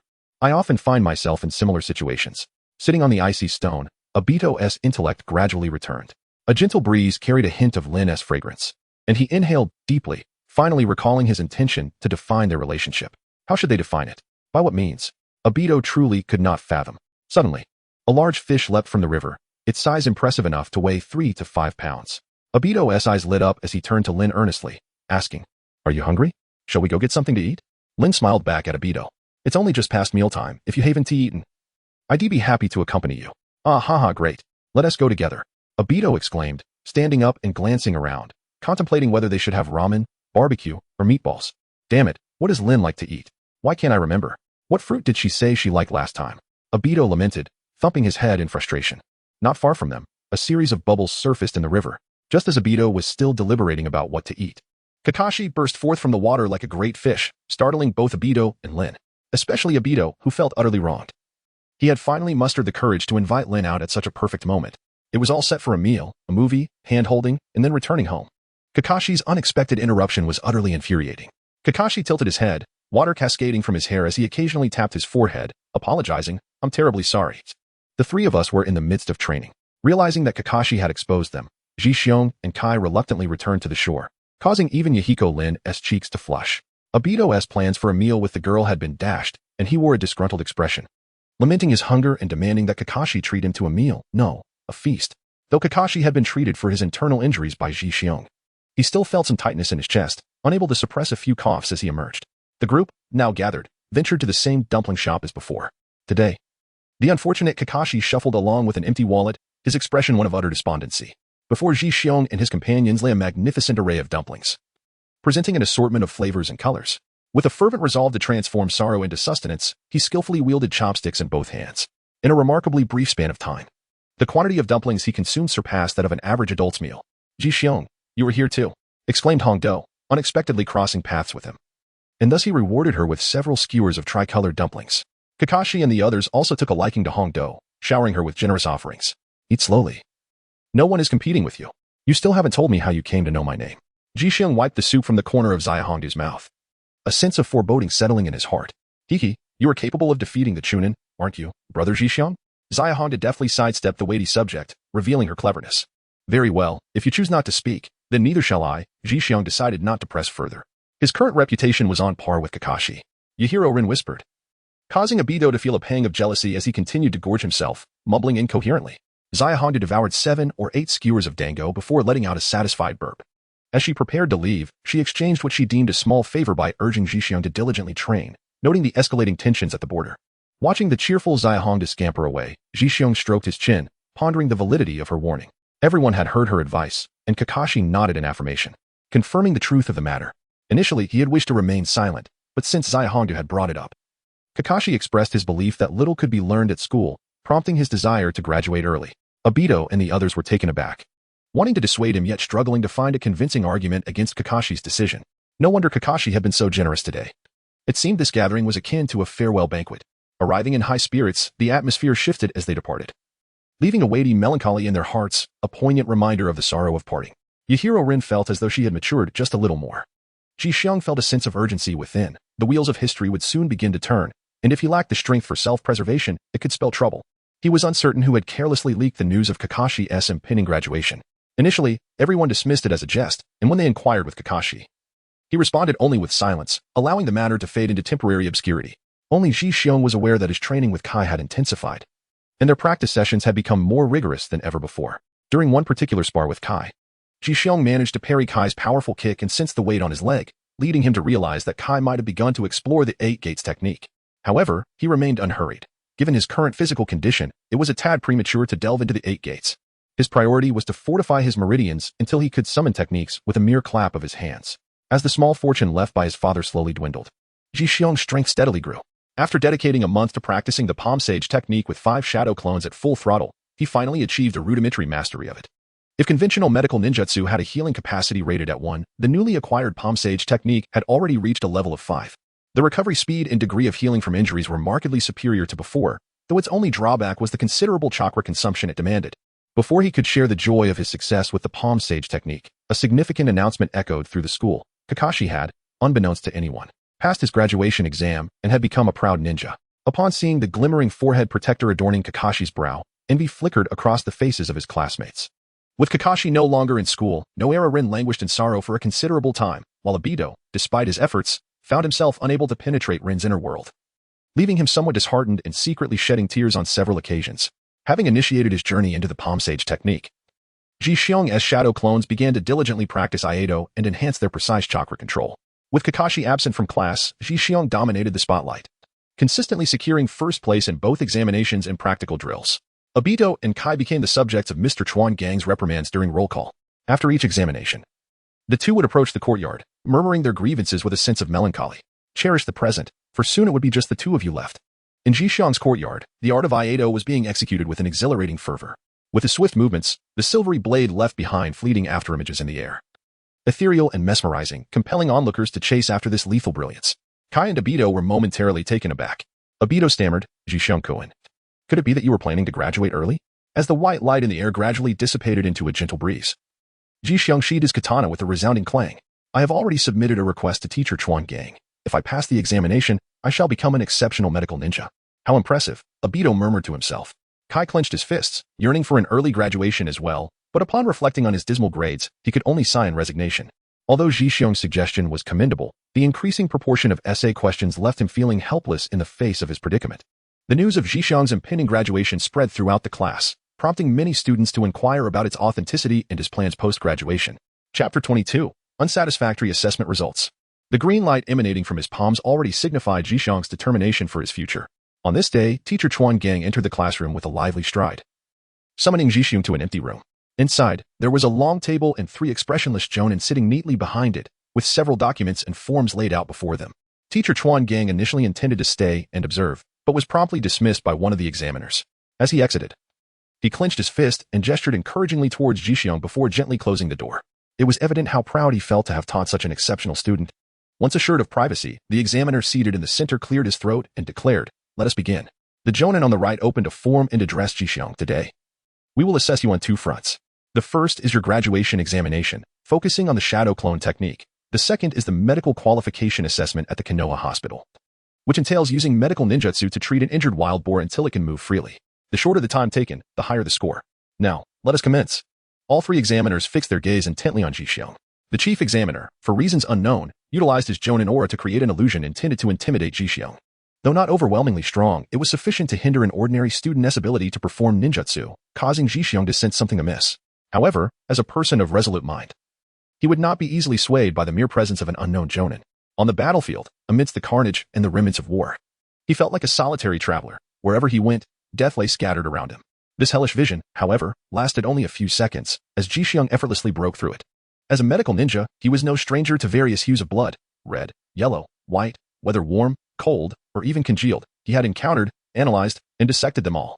Seeing Jixiong swiftly overcome the illusion and adeptly perform the shadow clone technique, the three examiners expressed satisfaction, marking him with a passing score of 6 for the technique. The Jonin on the left then summoned a large, howling wild boar with a loud bang. At first, Jixiong thought nothing of it, assuming that no unforeseen complications could arise during an assessment. However, when the examiner conjured a boar capable of collapsing the desk with its weight, even the dullest of minds would recognize the gravity of the situation. The three examiners remained unfazed by the suddenly crumbling desk, and the registration forms inexplicably appeared in their hands. The examiner on the right produced an hourglass, gently hanging it beside the blackboard. "The timer begins now. If the wild boar is not treated by the time the hourglass runs out, you will receive an unsatisfactory score." Jixiong felt a surge of anger. Yet the circumstances dictated his actions. He decided to confront the immediate challenge before contemplating further plans. The wild boar before him, having ceased its struggles, was marred by numerous knife and sword wounds, its skin on the rear grotesquely rolled back, a testament to its suffering. It towered over Jixiong significantly, its protruding yellow tusks nearly matching the height of his entire being. Jixiong arrived at the severed hind leg of the wild boar, first employing medical ninjutsu to sense the condition of the bone. Fortunately, it was merely a clean break, posing no significant issue. A soft green radiance began to expand and intensify, beads of sweat forming on Jixiong's forehead. He initially intended to showcase his palm technique to impress the three examiners, but given the peculiar circumstances, he opted to reserve his full prowess. After exerting considerable effort to realign the boar's bone and secure it with a bandage, he began to address the muscle damage, only to find that the hourglass had run out of sand. Time was up. Failure. Jixiong turned his gaze towards the hourglass on the wall, gritting his teeth, and chose not to engage in any arguments with them. He stood up, clapped his hands, and inquired, "May I ask if I have passed my graduation examination?" If they dared to speak falsehoods again, what purpose would there be in retaining such a village? Exhausted, he thought, let it be destroyed. The chief examiner, with a stoic expression, replied, "You have successfully passed the first assessment." Following this, the three of them proceeded to reseal the wild boar before departing the classroom. Outside, in the corridor, Teacher Chuan Gang paced back and forth, rubbing his hands together. He greeted them warmly and swiftly entered the classroom to ask Jixiong about the examination results. Upon learning that Jixiong had not passed the medical ninjutsu assessment, Teacher Chuan Gang placed a reassuring hand on Jixiong's shoulder, encouraging him to train harder. Although he had not secured a position as a physician at the Konoha hospital, Jixiong was still young and had ample opportunities ahead. Teacher Chuan Gang subconsciously believed that Jixiong's nervousness had led to his subpar performance. Jixiong gripped the forehead protector tightly in his hand, choosing to remain silent about his thoughts. After all, Teacher Chuan Gang was merely an ordinary person. Voicing his concerns would only serve to complicate matters further. Danzo, yet again, had added another incriminating piece of evidence against the third, clad in the Leaf Village forehead protector. Jixiong entered the classroom to bid farewell to his classmates. Obito and Guy offered him their most heartfelt blessings, wishing him a smooth journey on the path of a ninja. It was indeed rare for a mere 7-year-old to graduate as a genin in the Leaf Village. Meanwhile, the proctor arrived at the office of the third Hokage, bearing Jixiong's examination results. Strangely, Danzo insisted on reminiscing in the Hokage's office today. However, the third was a nostalgic man, and perhaps Danzo intended to curry favor.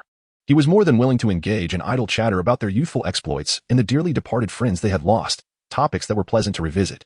"Since you have matters to attend to, I shall take my leave," Danzo remarked, his previously stern demeanor softening into a smile as he glanced at Jixiong's results before strolling out of the office with a casual air. The third Hokage, upon reviewing the results, exhaled a puff of smoke and lamented, I never expected this child to be so deeply influenced by Kakashi. Since he is eager to graduate, let him commence with the most fundamental tasks. The proctor diligently noted the third's remarks in Ji-xiong's file, and once the third approved, they proceeded to archive the documents. The next morning, Ji-xiong donned a black kendo uniform, with a brass-colored scabbard at his side, and made his way to the Hokage's office with a measured gait. The third Hokage, seated comfortably in his chair, puffed on his pipe, a smile gradually spreading across his face. Indeed, at such a young age, brimming with vitality, he is destined to become an exceptional ninja in the future. Ji-xiong inquired with a composed demeanor, third Hokage, after graduating as a genin. I will be assigned to a team led by a higher-ranked jonin. May I ask who my jonin captain will be? The third Hokage replied, there is no rush. First, you should take on some simple tasks to familiarize yourself with the task procedures. Once a jonin becomes available, I will arrange it for you. Noticing that Ji-xiong seemed eager to speak further, the third Hokage smiled reassuringly, do not be anxious. I understand that young graduates like yourselves are eager to undertake B-rank or even A-rank missions to showcase your abilities. This made Ji-xiong feel slightly embarrassed, as although he had not voiced it, he certainly harbored such thoughts. The third Hokage continued, however, whatever you do, it is essential to take it step by step. Once you master the task procedures, I am confident that, given your skills as a medical ninja, teams will be eager to recruit you. Chapter 23, the first mission. With the third Hokage's words in mind, Ji-xiong had little else to say. Upon exiting the Hokage's office, he encountered Kakashi, clad in a chunin vest, around the corner. Due to the tasks at hand, their conversation was brief, and they soon went their separate ways. Ji-xiong arrived at the mission reception hall, where he unexpectedly encountered the diligent third Hokage. It seemed that the third had anticipated Ji-xiong's arrival, as he casually picked up a scroll from the numerous ones spread across the table and tossed it over. The scroll detailed an array of D-rank missions, which did not exceed Ji-xiong's expectations. The tasks ranged from weeding for an elderly lady to searching for a lost cat for an old man, or even picking up litter, all offering a uniform reward of 500 ryo each. Initially, Ji-xiong had thought that a D-rank mission would command a minimum fee of 5,000 ryo, but upon reflection, that seemed quite unreasonable. After all, a bowl of ramen cost merely a few ryo, and such uncomplicated tasks hardly warranted the expenditure of a common village elder. It was likely that the village subsidized these missions considerably. Noticing Ji-xiong's indecision, the third Hokage stood up, pipe in mouth, and approached him with a smile. Bending down to inquire, as a newly minted ninja, how will you choose your very first mission? In consideration of his own finances, Ji-xiong displayed a bright smile and sweetly exclaimed, Grandpa Third, do you have any missions that are a bit more challenging? I wish to set a higher goal for myself. The third Hokage erupted into laughter, his exaggerated actions amusingly complemented by the orange pipe that seemed to cling to his lips. That won't do. As a genin, you are only permitted to undertake C-rank and D-rank missions. Without teammates, you cannot complete a C-rank escort mission alone. At that moment, a stout, green-clad man with thick eyebrows and large eyes stumbled in. Upon seeing Ji-xiong, he paused momentarily, then respectfully bowed to the third Hokage, apologizing, Lord Third. I'm late for training today. Are there any missions available for me? The third Hokage glanced between Ji-xiong and Might Guy, his pipe lingering silently for a moment. After a full half-minute, he retrieved the D-rank mission list from Ji-xiong's hands, returned to his desk, and selected several C-rank mission scrolls, tossing one to Ji-xiong for him and Might Guy to examine together. Although one was a lifelong genin and the other a freshly promoted one, the mission to eradicate bandits presented some risk but was not overly perilous. After all, Might Guy's years of ninja experience made him an excellent mentor for Ji-xiong. A judgment made by the third Hokage himself. Might Guy, looking at the bandit eradication mission, felt his heart race with excitement, recognizing it as a rare opportunity. The bandits were unlikely to be ninjas, mostly consisting of some wandering swordsmen with only rudimentary chakra skills, but they possessed considerable wealth, especially the swords, which could fetch a handsome price if sold. With this thought in mind, Might Guy exchanged eager glances with Ji-xiong, urging him to accept the mission. Seizing the opportunity to practice against bandits was indeed splendid, and thus the two accepted the mission, preparing their gear, each shouldering a large bundle as they ventured out of Konoha. Might Guy jogged ahead, turning back to reflect, I never expected you to graduate at such a young age. It's a bit melancholy to think that I've spent my life as a genin, yet you have reached my current position in less than 2.5 years. Uncle Guy, don't say that. As a man capable of self-discipline, I recognize your formidable strength. Ji-xiong's compliment rejuvenated Might Guy, who responded, you truly understand me. Why don't you join us? Upon saying this, Might Guy stopped and opened his bundle, pulling out a rather ill-fitting, thin green bodysuit, causing Ji-xiong to break into a cold sweat. Might Guy enthusiastically praised the bodysuit's breathability and how it conformed to the body, assuring that it would not hinder performance. It would also allow for an unobstructed view of muscle movements, enabling one to recognize imperfection in their actions promptly. Despite the glowing review, Ji-xiong still declined. The outfit simply did not align with his aesthetic preferences. Might Guy, with a face full of regret, repacked the suit, declaring that he would always have a bodysuit waiting for Ji-xiong should he change his mind. As they walked along the dirt road flanked by sturdy trees, Their view was completely obscured by the lush greenery. This terrain explained why bandits often targeted merchant caravans headed for Konoha, easily disappearing into the woods after their thefts, leaving pursuers bewildered as to which direction to chase. After running several laps around Konoha and passing by nearby villages multiple times, they finally encountered a kind-hearted woman by the river who provided useful information. She mentioned that a week prior, bandits had attempted to rob the village but were driven off by the local strongmen. She eagerly pointed out the escape route taken by one of the bandits. The two ascended a tree of 3 stories in height to survey the escape path. Might Guy even pulled out a map, instructing Jixiong to analyze the potential directions of the bandits' flight, as this was one of the tasks assigned to him by the 3rd Hokage. Tracking the elusive bandits would not be an easy feat, however. Every individual must have a place to rest, and any group would require a base of operations. The presence of human habitation and various signs of resources would be crucial, which constituted Might Guy's first lesson for Jixiong. Unlike the noble clans with their bloodline limits, the ordinary Might Guy had developed his own methods of tracking through years of experience. The kind woman had mentioned that the bandits were not particularly strong. When they attempted to rob the village, they were beaten by the local youths wielding farming tools. Moreover, when they fled, they ran conventionally on the ground rather than leaping through the trees like ninjas. Thus, it seemed reasonable to conclude that these bandits could not be too far from the village. Survival is intrinsically linked to access to water, and soon, Might Guy led Jixiong to a meandering stream. They followed the river upstream for over an hour, eventually discovering signs of habitation, evidence of many lives.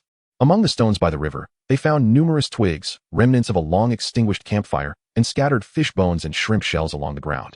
Jixiong heightened his vigilance, the blade at his waist slightly unsheathed, ready to deliver a fatal strike at the appearance of a suitable target. There's no need to be so tense, Might Guy remarked, gently patting Jixiong's shoulder. He could sense the tautness of Jixiong's back muscles, which had long been coiled with tension. Living in a state of constant alertness is a burdensome existence. Although the traces of life may seem fresh, one must trust their instincts. My intuition tells me that there is no danger here. Chapter 24. The bandit's lair. Jixiong gazed silently at Might Guy, returning to a state of normalcy. For one who has mastered the 8 gates of Duanjia, what could he possibly say to alleviate his tension?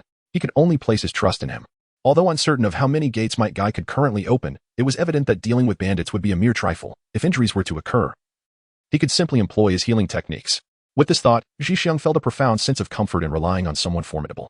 Following the traces of life, they ventured deeper into the forest, where the expansive, dense foliage obscured the sunlight. Despite it being daytime, the woods exuded an air of tranquility. Might Guy led the way, and within 10 minutes, he slowly raised his right hand, signaling that 4 individuals lay ahead. Jixiong stepped forward and quietly expressed his need for practice. Might nodded slightly, making way and stepping aside. After advancing a few paces, a frivolous voice echoed, "Little brat, this is not a place for you." Jixiong grasped the at his waist when a sharp voice pierced the air, echoing from the brass-clad scabbard.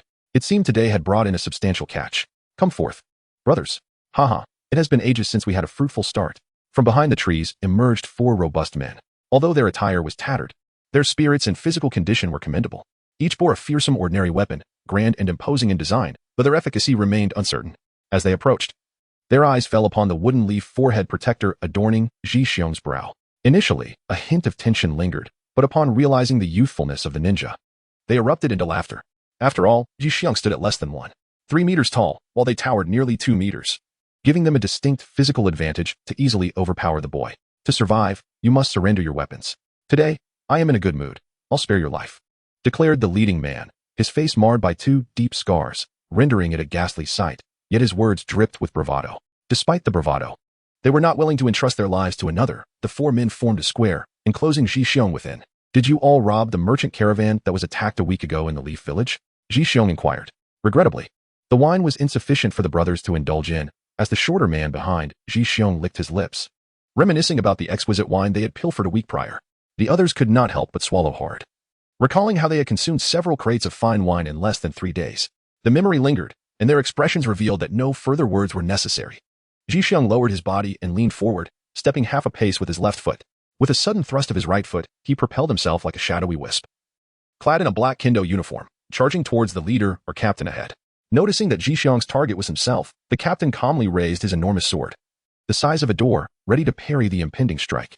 However, after waiting in vain, the anticipated attack did not arrive. Out of the corner of his eye, he caught a fleeting glimpse of a dazzling white light. His foolish companion, who had recently contested him for drink, was now lifeless, his body severed. Scalding blood gushed from the wound in his neck, spraying more than 2 meters into the air.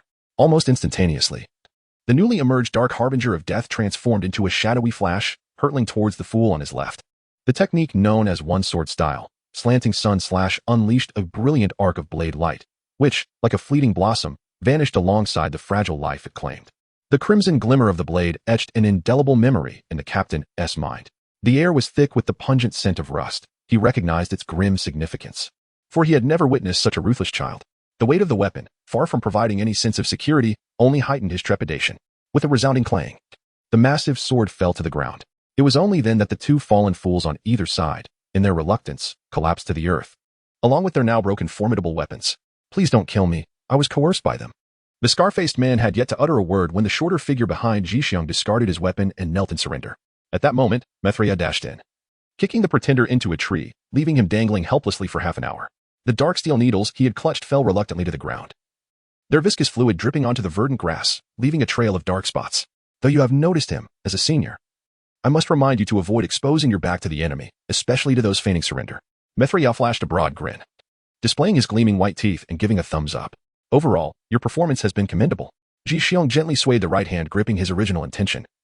And although it appeared to be a minor movement, in that fleeting moment, the blade had already trembled dozens, if not hundreds, of times, casting off the remnants of blood that clung to its surface. The scar-faced man served as a squad leader, and with his guidance, Jixiong and his companion effortlessly ventured deep into the woods. This was a modest band of fewer than 100 individuals. Having a guide proved advantageous. With scouts positioned in all directions, they systematically eliminated them before arriving at their lair. Before even entering the cavern, one was greeted by a pungent odor that unmistakably indicated the presence of human activities within.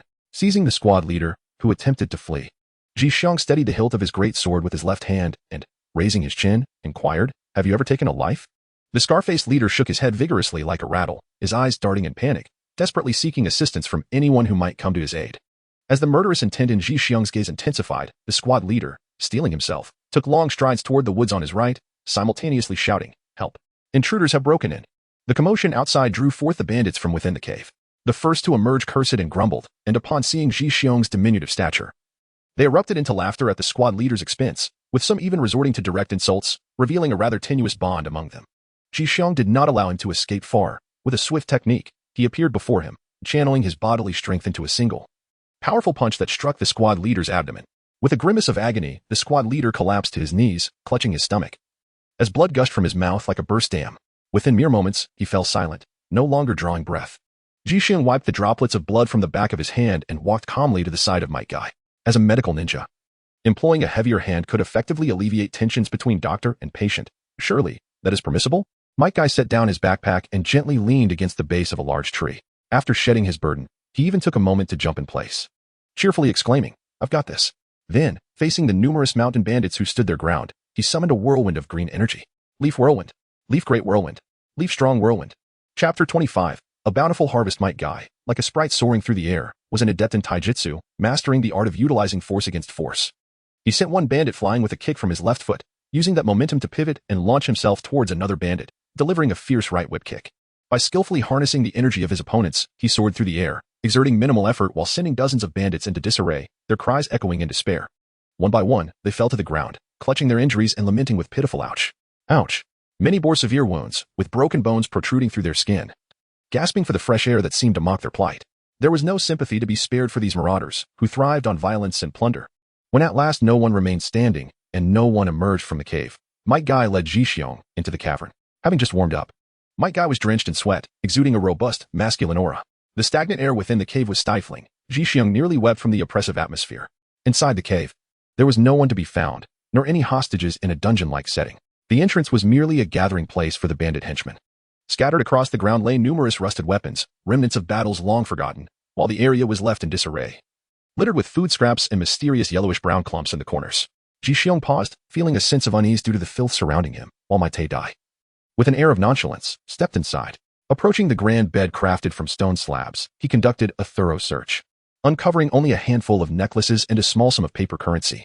Upon turning, Might Guy noticed the discomfort etched on Jixiong's face and remarked with a smile, "As a ninja, one must possess keen insight. The places you disdain often conceal astonishing treasures." With that, he waved the necklaces playfully. These 3 strands of jewelry were worth the equivalent of 3 to 5 D-class missions. And if one were to proceed with less haste, it could represent several days' worth of earnings. Jixiong nodded, Understanding that this was the survival instinct of lower-ranking ninjas, Might Guy intended to gift Ji-xiong a string of exquisite pearls, but the latter graciously declined. They continued deeper into the area, the path now considerably cleaner, until they arrived at the resting quarters of the bandit leader. To their surprise, several ventilation holes had been opened above, allowing sunlight to cascade onto the large stone slab, illuminating the dust particles dancing in the air. Behind a massive rock, they discovered the hidden treasures hoarded by the bandit leader. Although there were no ninja-related items, Might Guy showed no disdain, rushing outside to retrieve his backpack, from which he produced a bedsheet.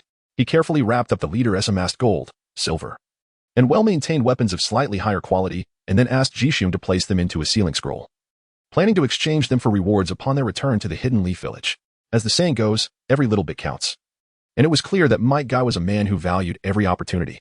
After thoroughly rummaging through the place, he tirelessly ventured outside, undeterred by the unpleasant odors, and methodically searched each bandit, drawing out numerous valuable items as if engaging in a lottery. A preliminary estimate suggested that each individual could net around 5,000 Rio. And with an additional 10,000 Rio from the village upon completion of the mission, the two would split the bounty evenly, yielding a total of 10,000 Rio in just a few days. Such a lucrative venture was a rarity for Might Guy after many years of service. Once they confirmed that these several bandits could no longer wreak havoc, Ji-xiong and Might Guy cleansed themselves of the grime and set off toward the Hidden Leaf. After several days of roughing it outdoors, Might Guy felt a sense of urgency as they returned, leaping through the trees alongside Ji-xiong. After a substantial amount of time, they arrived at the grand entrance of the Hidden Leaf Village. Suddenly, two individuals burst forth from the woods, one clad in green, startling a few small birds that were playfully fluttering near the gates. With a flurry of chirps, the birds took flight in a panic. "Ah, we're finally back," exclaimed a jubilant Might Guy, stretching lazily before turning to say, "Come on, let us complete the final phase of our mission." The two first dispersed to their homes to drop off their backpacks, then brought along the mission log detailing their adventure to meet at the Hokage building. With the mission log submitted, Ji-xiong's ninja experience now included a C-rank mission, along with a hefty sum of 5,000 Rio in his pocket. This marked the first time he had ever earned such a reward from a completed task. Exiting the Hokage building in high spirits, he grinned and suggested, "Uncle Guy, let us go celebrate with a drink." Though Might Guy had initially been in good spirits, he halted abruptly, his expression adopting a more serious tone. He gently patted Ji-xiong's shoulder, reminding him, as a ninja, one must practice self-restraint. "Have you forgotten the 3 prohibitions of a ninja?" Sensing that Might Guy was inclined to continue his admonishment, Ji-xiong quickly apologized. Might Guy then led him to the back entrance of a large ninja tool shop. Ji-xiong, with a sense of urgency, unfurled the bulging blue and white bed sheet, pouring forth the assortment of blades within it with a clattering sound. Observing the tattered sheet, marred by the very tools of stealth, Might Guy felt a pang of sorrow. What troubled him further was the realization that the meager sum of these dilapidated weapons barely exceeded 1,500 taels. As they made their way to the jewelry store, he endeavored to console Ji-xiong, encouraging him not to lose heart, suggesting that perhaps the jewelry would fetch a higher price, as there might be less demand for these weapons. Yet, even as he spoke, his own conviction wavered. Ji-xiong reassured him, expressing his willingness to forego any share of the profits, a proposition Might Guy firmly declined. Upon arriving at the jewelry store, their hopes were dashed when the ornaments failed to command a fair price.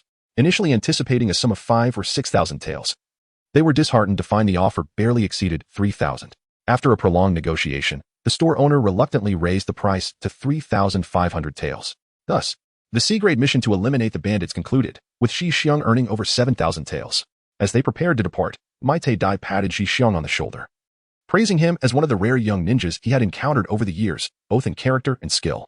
He urged him to remain humble and diligent in honing his abilities, for he was destined to become an exceptional ninja of the Hidden Leaf.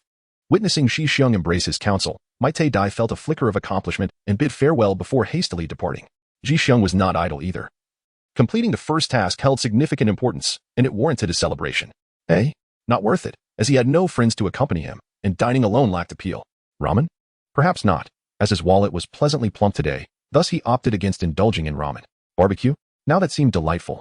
Just as he prepared to squander at the barbecue restaurant, an enticing aroma of grilled fish wafted to his nostrils, and his legs, without his consent, had already begun to lead him towards the fish grill. It turned out to be a newly opened grilled fish establishment, hosting a grand promotional event with complimentary grilled fish. Several grilling racks were set up outside, the tantalizing scent permeating the air for quite a distance, simultaneously attracting numerous food enthusiasts. Standing at a mere 3 meters, Ji-xiong was rather inconspicuous amidst the throng. A multitude of adults formed layers around him, effectively barring his access, along with several shorter children who were equally obstructed. Chapter 26, Snatching Fish. The tearful little girl one by one, they swallowed hard, peering through the gaps in the crowd with longing eyes fixed on the grilling racks. Though their glimpses were fleeting, they astutely discerned the golden, slightly charred grilled fish. Ji observed a little girl, approximately 3 years old, who was brought to tears. Perhaps having just been engaged in a game of ninjas. With tears streaming down her cheeks, she wiped her eyes with her tiny hands. The delicate girl, resembling a figure sculpted from jade, instantly transformed into a smudged little glutton. At that moment, one of the grilled fish was completed. The chef, with keen eyes, grasped the small wooden skewer piercing through the fish and tossed it into the air. The enticingly colored grilled fish spun and twirled gracefully in the sky, capturing the attention of many eager onlookers. A grand opening celebration. First come, first served. No weapons allowed, the chef bellowed. Those who had been waiting eagerly began to leap and reach for the fish soaring above. It is no wonder that so many were gazing longingly. The reason was evident. Ji felt a sense of relief that he had opted for a simple, ordinary outfit instead of carrying his original intentions. Otherwise, it would have been quite difficult to seize the moment. Suddenly, he stomped his right leg against the ground, propelling himself skyward.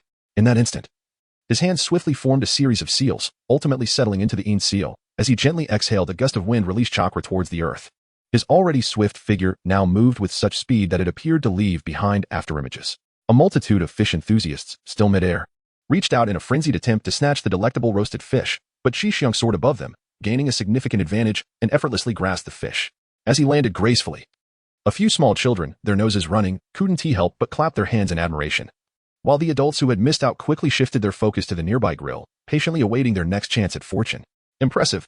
Brother, you are amazing. The children's praises rang in his ears, all eyes fixated on the roasted fish in Ji hand, filled with eager anticipation to taste it. Particularly, a little girl, clapping her hands, gazed longingly at Ji swallowing hard with a soft gulp as she watched. Ji smiled as he handed the grilled fish to the little girl. She hesitated for a moment, timidly extending her hand. When she finally grasped the fish, she could hardly believe it and asked, "Brother, is this really for me?" "Go ahead and enjoy it," he urged. Before Ji could finish his words, the little girl presented him with a grilled fish, sweetly exclaiming, "Brother, please eat first." Ha ha ha. Ji gently patted the little girl's bun, then took a hearty bite from the grilled fish's back. The flavor was truly delightful. Upon witnessing her brother savoring the dish, the little girl extended her delicate tongue to taste the dipping sauce atop the fish, her eyes narrowing into joyful crescents. With a cheerful awoo, she took a bite of the grilled fish and nodded vigorously at Ji exclaiming that it was delicious. Nearby, a little boy with a runny nose could no longer contain himself. He burst into tears and ran home, wailing, "I want my brother to buy me some too." Another little boy caught Ji attention. Unlike the others, he did not eagerly await a treat from Ji. Instead, he was captivated by the interaction between Ji and the strangers. Ji gazed at the composed little boy, stealing a few more glances at his adorable button nose. The little girl swiftly finished her grilled fish, and before departing, she remembered about his Ji sweetly expressing her gratitude with a heartfelt, "Thank you, big brother," before skipping away with a cheerful laugh. Ji inquired of the little boy with the button nose, "Do you wish to indulge in some grilled fish as well?" Although referred to as a boy, he was merely slightly younger than Ji perhaps even a student at the Ninja Academy. The young lad nodded affirmatively with great candor. "Come along." Ji brought him to a grilled fish restaurant. While the free grilled fish outside required a wait, the inside offered immediate satisfaction. Without spending much, Ji and the young boy established a budding friendship. Neither revealed their identities. They dined like gluttons, savoring every bite, engaging in discussions about the intricacies of the grilling techniques. After indulging in their feast, they parted ways, akin to ordinary passers-by in the tapestry of life. Ji returned to the courtyard, where his shadow clones were engaged in a lively skirmish on the water's surface. Amidst the commotion, one clone reminded him that a letter had been tossed in and was currently resting on the table. Ignoring the busy clones, he entered the house and picked up the envelope from the table. It bore no signature and contained no additional information. Upon opening it, he extracted a sheet of white paper, upon which elegant handwriting danced vividly. It was from teacher Chuan Gang, who, feeling that he had graduated, wished to present him with a gift. However, this gift was a surprise, and its nature could not be disclosed. All that was required of Ji was to venture to the grove behind the school, where a tree hollow marked with a leaf emblem awaited him. Remembering teacher Chuan Gang's attentiveness towards him, Ji carefully tucked the envelope away and set off with a light heart towards the grove behind the school. The location described in the letter immediately reminded him of the area from their last reconnaissance training. As Ji approached the vicinity of their previous training, he was soon caught off guard by a wire hidden in the underbrush. Had it not been for his agility, the glimmering shuriken could very well have left several punctures in his body. His teacher certainly had an abundance of trust in him to employ such genuine weaponry so casually. Ji muttered a few words of disdain and continued to venture deeper into the woods. He effortlessly dismantled a somewhat clumsy snare trap. Observing the 3 hidden kunai positioned beneath the noose, he sensed something amiss.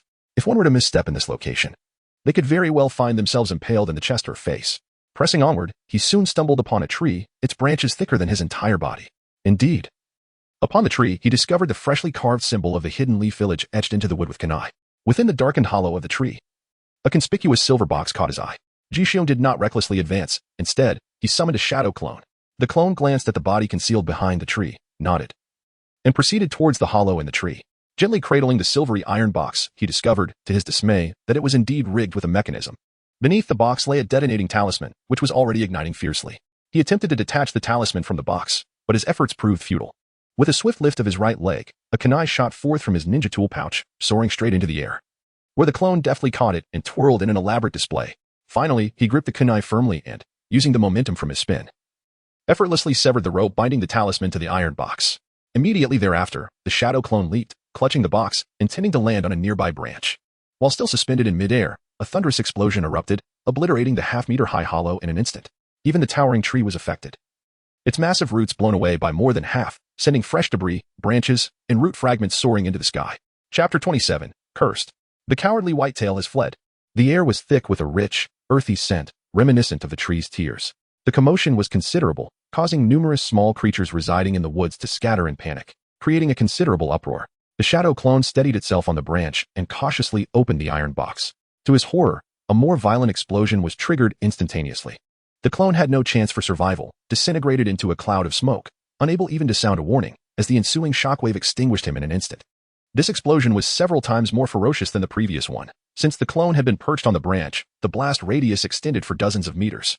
It was not until several hundred meters away that the residual shockwaves began to wane, leaving the air thick with remnants of the tree, aged dust, and the pungent scent of earth. The resounding explosion further darkened Jixiong's mood. It took more than a minute for the chaos of the explosion to settle somewhat. According to the information relayed by the shadow clone before its demise, the iron box contained nothing but a large stack of detonating talismans, interconnected with the one outside. Once the outer talisman was activated, the inner ones would follow suit. The so-called surprise was merely a trap within a trap. It was only then that he felt a chill in his limbs, for in all his time in this world, he had never before encountered the sin of death. Jixiong remained motionless, concealed behind a tree, eager to unveil the identity of the perpetrator. After a lengthy wait of over 10 minutes, he finally observed the aged captain from the school security department, accompanied by several other elderly men, arriving belatedly. They surveyed the chaotic scene of the explosion. Momentarily at a loss, could it be the work of a mischievous student? Strangely, no clues were left behind. After a thorough examination yielded no information, the elderly men expressed their indignation towards the prankster, muttering under their breath about the consequences that would befall the culprit if discovered, 100 written apologies, no less. As they departed, they couldn't help but criticize the laziness of their colleague, Bite for causing them to make this fruitless trip. Once they had receded from view, Jixiong resumed his vigil, waiting for a considerable part of the day without encountering anyone else. He quietly returned to the courtyard, clutching the letter, rereading it repeatedly while his fingers absent-mindedly drummed against the table. The rhythmic sound resonated with a distinct pattern. Throughout his life, he had only offended a handful of individuals. Having been raised in a family that valued harmony, it seemed improbable that they would engage in such sordid antics. Thus, only two individuals remained as suspects, Tuanzong and Baital. It was likely that Baital was unaware of his own whereabouts, leading Jixiong to surmise that Tuanzong was indeed the mastermind, adding another piece of evidence to the case against him. To avoid misjudging an innocent party, Jixiong sought a discreet meeting with teacher Chuan Gang, subtly probing for gifts. Teacher Chuan Gang was known for being subservient to his wife, his pockets emptier than his face. Eventually, pressed by Jixiong's inquiries, he blushed and took him to enjoy a bowl of miso ramen. Under Jixiong's disdainful gaze, teacher Chuan Gang defended himself, stating, "Girls are the most delightful beings in this world. Therefore, I treat them with utmost care." However, he struggled to articulate his point further, prompting Jixiong to interject. "So, you have entrusted your salary to your wife for safekeeping, correct?" Teacher Chuan Gang awkwardly coughed, laughing nervously. "Isn't that just love?" After their meal, Jixiong unexpectedly encountered Baital, who was heading towards the security department. It felt as though he had stumbled upon a hidden treasure without any effort. Baital, noticing Jixiong's unwavering gaze, appeared flustered. Exchanging an awkward greeting with Chuan Gang while treating Jixiong as if he were invisible, hastily exiting the ramen shop. Chuan Gang still wished to defend Baital. Jixiong greeted with a smile before vanishing in an instant. Baiwei sensed that someone was watching him, yet he could not discern the identity of his observer. This unsettling realization gnawed at him, whether on duty, patrolling, or leisurely wandering to eat, even in sleep. It felt as though a pair of shadowy eyes scrutinized his every move. He was plagued by anxiety, becoming increasingly neurotic, abruptly halting during patrols to dash back in haste. While shopping, he would suddenly dart into a nearby store, scrutinizing the customers purchasing fruit. Even in the midst of slumber, he would awaken abruptly, only to find solitude in his home. Despite turning on the lights and meticulously searching every room, including the closet and even the terrifying space beneath his bed. He could not uncover the identity of his stalker. In a mere fortnight, Baowei lost nearly 10 pounds, convinced that he had fallen ill, perceiving everyone as a potential follower. Ultimately, unable to endure this torment any longer, he overheard the elderly captain discussing escalating tensions between the border outpost and neighboring villages. Resolute, he sought out the third generation, expressing his desire to be stationed at the border outpost. For such a willing guardian of the frontier, the third generation welcomed him with open arms, naturally not declining his request. Upon learning of his impending deployment, several elders even organized a modest farewell gathering for him. Thus, Baowei swiftly departed from Konoha, heading towards the outpost. Utilizing multiple shadow clones, Zhixiong conducted indiscriminate surveillance on Baowei, reluctantly concluding his pursuit. Although uncertain whether Baowei was indeed his would-be assassin, Zhixiong inadvertently noticed Baiwei's summoning beast, a small yellow-gray bird, strikingly familiar, that its origin eluded his memory. With the departure of this harbinger of misfortune, Zhixiong sensed a shift in his luck, hinting at an upswing in fortune. Meanwhile, the wife of a minister from the Land of Fire lamented the loss of a particularly adorable, pure white kitten with heterochromatic eyes, amber on the left, sky blue on the right, making her exceptionally beautiful. Accompanying her husband, she was deeply saddened by the disappearance of the kitten, prompting Konoha to take the matter seriously. Unprecedentedly, they elevated the task's rank to C, with no restrictions on the number of team members. It is no exaggeration to state that this task, offering a reward of 10,000 ryo, stirred considerable excitement within the ranks of the lower ninjas. Zhixiong certainly did not overlook this task. However, after several days of searching, he found no trace. Upon meticulous analysis of the map, it became evident that the little kitten had most likely ventured beyond the village. Zhixiong plunged into the woods, running a complete circle around the foliage before discovering the little kitten that had inadvertently wandered into a trap, nestled in a forest near a village. Having gone 3 or 4 days without food or water, its legs caught in a hunter's snare, the once regal creature was now filthy and diminished. Upon seeing Zhixiong approach, it lacked even the strength to meow, helplessly lying in the pit. Fortunately, the slight rise and fall of its belly indicated that it still clung to life. However, without prompt assistance, it was likely to soon depart for the feline realm. Chapter 28. The Search for the Little Kitten. Zhixiong gently opened the animal trap and carried the small kitten to the riverbank, offering it some water. Subsequently, he employed medical ninjutsu to realign the bones that had been fractured by the trap. Once the realignment was complete, Zhixiong summoned his makeshift surgical kit through a ninjutsu scroll. He retrieved a long wooden plank, measured it carefully, and snapped it into 2 pieces, which would be perfect for securing the kitten. In addition to the bone injury, there was also damage to the muscle. He meticulously cleaned the fur around the wound and utilized palm healing techniques to swiftly mend the injured muscle and skin. Finally, he applied a bandage to the kitten. At this point, it still lacked vitality. Zhixiong stood by the riverbank, effortlessly catching a few tiny fish no larger than his thumb. The little cat meowed at him a few times, and despite its impaired mobility, driven by an insatiable hunger, it limped its way to Zhixiong, bowing its head to feast. In its past, it would never have consumed such raw fare. However, now, in a state of extreme hunger, it cared little for its previous standards. After devouring the fish, the little cat finally regained its vigor. Once it had licked its fur clean, it clumsily leaped onto Zhixiong's shoulder, nearly tumbling to the ground had Zhixiong not caught it. The little cat meowed a few more times from its perch, as if urging him to hasten with their mission, before settling down on Zhixiong's head in search of a comfortable spot. Upon returning to the entrance of Konoha, Zhixiong noticed that the ninja who had just been calling upon friends to continue their search for the cat were now seemingly immobilized. A commotion ensued as they all rushed over, their eyes fixated on the sleeping little cat, and Zhixiong could almost hear the sound of hearts shattering in unison. Make way! Make way! I must report in. The onlooking ninjas instinctively parted to create a path, paying homage to the overpriced pet, while the little cat shifted into a more comfortable position, allowing them to admire it from various angles. When Zhixiong brought the little cat into the mission hall, the minister's wife, upon seeing the injured feline, immediately opened her arms and rushed over, tears welling in her eyes, nearly twisting her ankle in the process. Having run away in mischief, nearly losing its life, the little cat mewed softly and leaped into her wide embrace, mewing as if recounting the hardships of the past few days. The minister's wife, gazing at the bandage on its hind leg, wept for its suffering, gently stroking the bandage and expressing her heartfelt gratitude to Zhixiong. She ordered a finely woven black swordsmanship outfit adorned with golden threads to be gifted to him. One cannot deny that women's aesthetic sensibilities often surpass those of men. This attire made Zhixiong appear resplendent, exuding the aura of a true master. She had sung his praises countless times before the minister, to the point that the very earwax in her ears had loosened. The minister had lamented about the cat's disappearance to the Hokage on numerous occasions, and now, with Zhixiong having returned it, both the minister and the third Hokage sighed in relief. So young yet possessing remarkable medical ninjutsu, the minister was taken with Zhixiong and wished to recommend him to the daimyo of the Fire Country. The third Hokage, chuckling, managed to persuade him otherwise. While Zhixiong's medical ninjutsu was merely adequate, he would never send a ninja to the daimyo, It was a matter of principle, one that he could not compromise. As the third Hokage remained resolute, the minister reluctantly shelved this plan, but he had firmly etched Jixiong's name in his mind. Due to the cat's rescue, Jixiong was lauded by the third Hokage as a paragon among young ninjas, earning the title Healing Hands.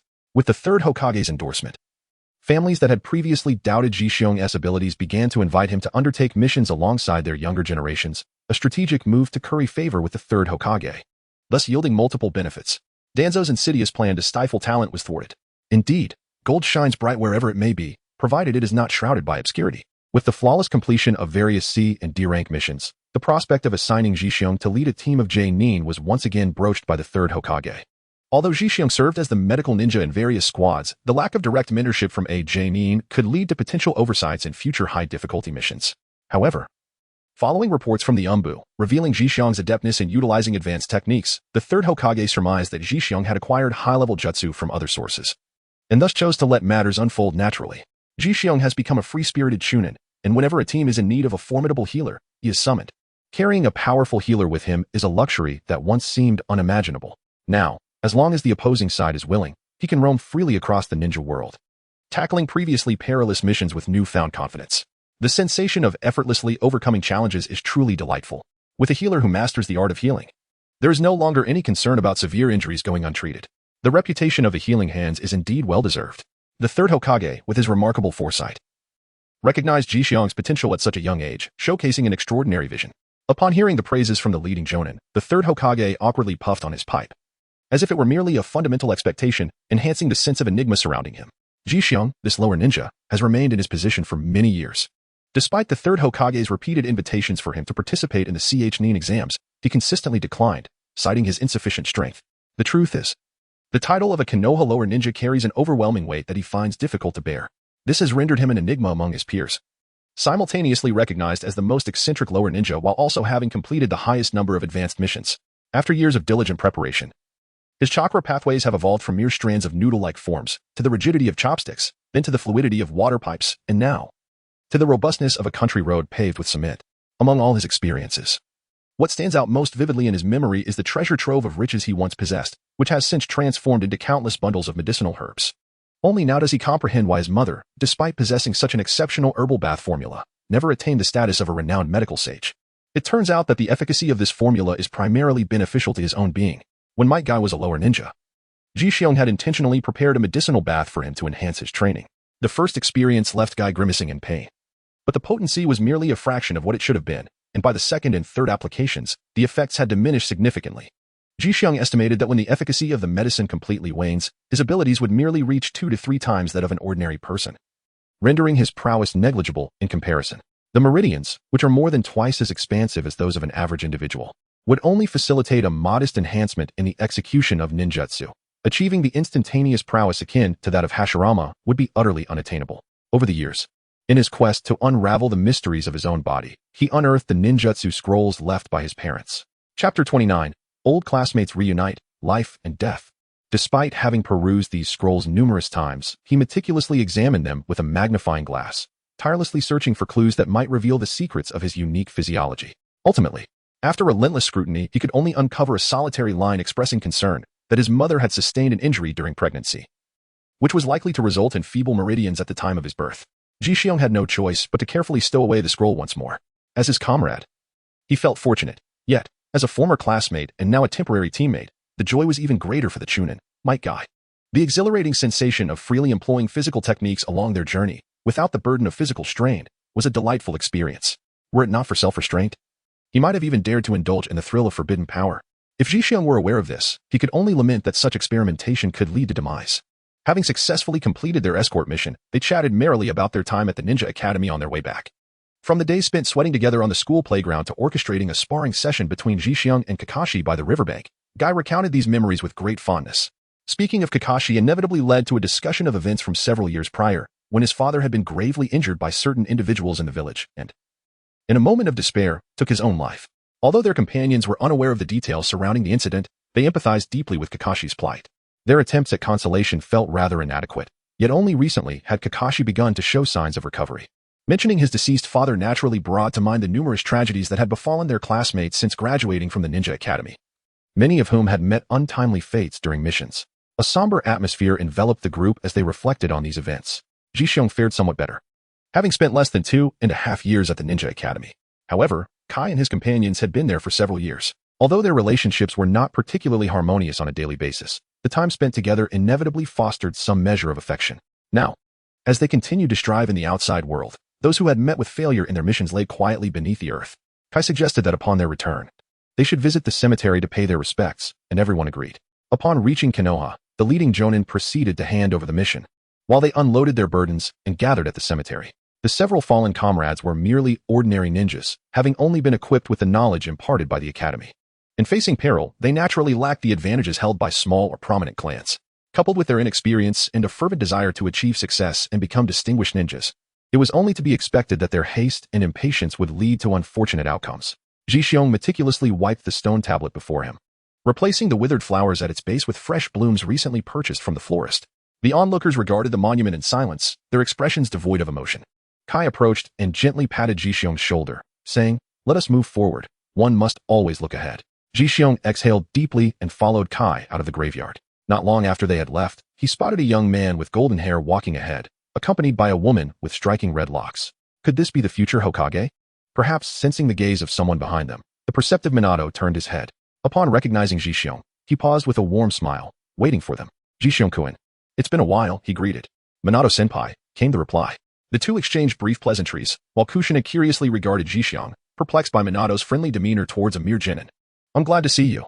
I have a mission to attend to shortly, and I was just contemplating how to express my gratitude to you," Minato continued, retrieving a uniquely designed kunai from his ninja tool pouch and presenting it to Ji-xiong. Wary that Ji-xiong might find it unworthy, he added, "This is a special item, crafted to bring you good fortune." "Minato-senpai, you are too kind," Ji-xiong responded. Ji-xiong took the kunai and casually placed it into his ninja tool pouch, eliciting a renewed smile from Minato. The two exchanged pleasantries before Minato departed with Kushina. Curiously, Kushina inquired, "Who is he? Why did you give him this kunai? Who is the strangest lower ninja in Konoha?" Minato affectionately ruffled Kushina's long red hair. "The strangest lower ninja?" Kushina mused, and soon her eyes lit up. "Is it the peculiar lower ninja we encountered during our last mission? The one who happened to save Jinchuriki?" Minato nodded. "It's been a while since I've seen him. I hardly recognized him. Why bother knowing them? As long as you know me, that's all that matters," Minato proclaimed with confidence. He then gently embraced Kushina, who obediently rested her head on his shoulder. The air around them was thick with the sweet scent of young love, causing any nearby single onlookers to hastily retreat. Meanwhile, on the other side, Guy was toying with the unusually shaped kunai, spending considerable time examining it but finding nothing remarkable about it. Ji-xiong stored it in his ninja pouch, chuckling as he exchanged a few words with Keiko about the spatial coordinates of time and space ninjutsu. Keiko, overwhelmed, waved his hands in protest, indicating he could not endure any more information, lest he find himself overthinking. As the two were playfully bantering, a shadowy figure clad in dark attire and wielding a short blade suddenly materialized before Ji-xiong. Observing the wary expressions on their faces, the masked operative spoke in a hoarse voice, "Shinobi Morishida Ji-xiong, the Hokage summons you to the office." Upon Ji-xiong's nod, the figure executed a swift body flicker technique and vanished from sight. If not for the two shallow impressions left in the ground, one might have believed that no one had ever been there. "Since the third Hokage has called for you, I shall take my leave." Keiko bid farewell to Ji-xiong before hastily departing. Ji-xiong dared not delay, fearing that another countdown hourglass awaited him. Upon arriving at the Hokage's office, he found the spacious room surprisingly cramped. Ji-xiong glanced around. Aside from the 5 jonin standing in the front row, the dozen or so individuals behind them were all familiar lower-ranked ninjas he had encountered on several occasions. Although no one spoke, the atmosphere remained vibrant. The third Hokage, with an air of composure, leisurely puffed on his pipe, seemingly oblivious to the gazes of those present. Ji-xiong gazed around restlessly, eventually bowing his head in earnest anticipation of the third Hokage's assignment. Gradually, a few more individuals entered the room, and after approximately 10 minutes, the door to the Hokage's office slammed shut. The increasingly aged third Hokage exhaled a plume of smoke, gesturing with his pipe toward the assembled shinobi, proclaiming, "Their safety is entrusted to you." The 5 jonin bowed respectfully, only to be dismissed by the third Hokage's wave of his hand. He then nodded to the nearby T-Kurai K-Haru, who, squinting with age as the flesh on her cheeks began to sag, held a list and began to call out names one by one. With each name spoken, the corresponding ninja responded affirmatively, including, of course, Ji-xiong's name. Once all names were confirmed and all were present, K-Haru instructed everyone to line up in order of merit to collect their ch-nin vests. During the earlier roll call, Ji-xiong had sensed something amiss, and now his suspicions were confirmed, due to the fierce battles raging in the front lines. It seemed that personnel were stretched thin, prompting the temporary promotion of several well-performing genin to CH Nin, enabling them to lead lower-ranked ninjas in missions. Chapter 30. Temporary promotion to CH Nin, a cause for concern as newly appointed CH Nin. You are bestowed with the opportunity to lead genin and contribute to the glory of Konoha. I urge you to not only strive to enhance your individual combat prowess, but also to cultivate your teamwork skills by effectively coordinating according to the genin's strengths. You must distinguish yourselves among the numerous squads, as the battlefield serves as the ultimate proving ground. Do you possess the confidence to rise to this challenge? The third Hokage, pipe in mouth, delivered such an impassioned address, invigorating all present. Each individual eagerly expressed their desire to be the first to head to the front lines. Observing the third Hokage's satisfied demeanor, Jixiong quickly feigned excitement, joining in the enthusiastic shouts. An hour later, all those who had been in the Hokage's office gathered at the gates of Konoha. Jixiong changed out of his usual kendo uniform, even setting aside the cherished garment he had worn for many years, donning a simple ensemble of black attire, complemented by a distinctive CH Nin vest. He appeared no different from the others present. Many were similarly attired, yet for reasons of safety, Jixiong chose to wear a layer of chainmail beneath his CH Nin vest. Do not underestimate this seemingly thin garment. In critical moments, it could indeed be a life-saving shield. This piece of chainmail, scarcely thicker than a notebook cover, had cost him a staggering 30,000 ryo, a thought that still stung his heart with regret. Many matters remained unspoken by the third Hokage, and Jixiong dared not inquire directly. The destination and the battlefield were shrouded in secrecy, likely known only to the 5 leading J-Nin. Shortly after departing from Konoha, the 5 J-Nin took separate paths. Jixiong was led westward by an unknown Jonin. Why does this feel somewhat familiar? As Jixiong journeyed west, he accompanied the Jonin and 7 Chunin, swiftly leaping through the trees. The sound of the wind whooshing past and the blurred scenery became a fleeting glimpse of green amidst the monotonous trek. As dusk approached, the Jonin signaled for them to rest nearby, then folded his arms, observing the actions of the 8 Chunin. The campsite chosen for that evening was rather poor. It remained uncertain whether this was intentional or simply a reflection of the unknown Jonin's lack of skill. Jixiong scratched his head in discomfort, contemplating the precariousness of their camping site beneath a cliff. Was it not a concern that, in the dead of night, a falling rock could spell disaster? Methodically, he and 7 fellow CH Nin erected tents, constructed defensive fortifications, and excavated traps. Any task left unattended would swiftly be allocated, as each member was a capable CH Nin, and such trivial matters posed no hindrance to their efficiency. The J-Nin observed with satisfaction, and when night fell, he assigned the watch duties. Jixiong eagerly raised his hand first, volunteering for full attendance. The J-Nin, pleased by Jixiong's enthusiasm, readily acquiesced.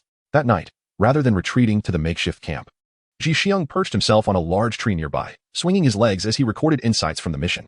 Around 4 in the morning, an enigmatic J-Nin approached silently, startling Jixiong, who nearly lost his balance and fell from the tree upon realizing he was no longer alone.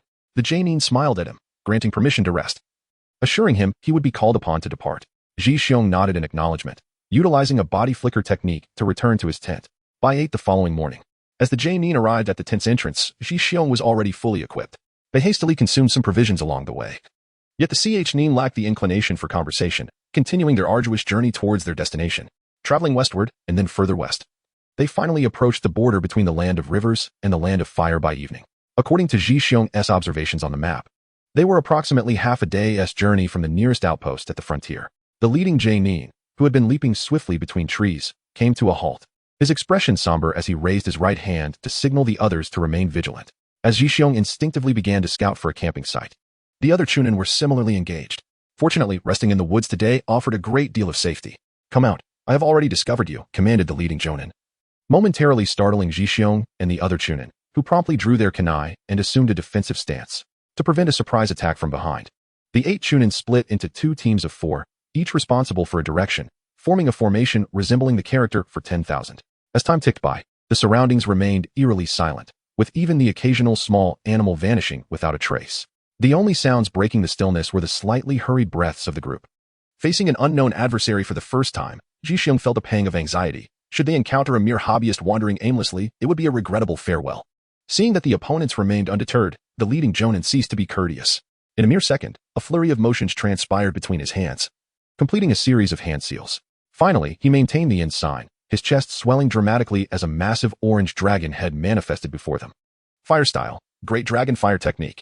Initially, the dragon head was merely half Jixiong's size, but within the blink of an eye, it began to swell violently, expanding to the size of 3 men, swaying majestically in the air. The searing flames curled the hair of those present, and then, astonishingly, the dragon head split into 3.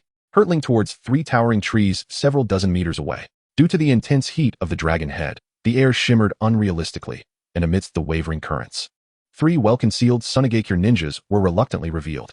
Who would have thought to encounter the renowned Uchiha in such a humble locale? My luck seems to be quite extraordinary.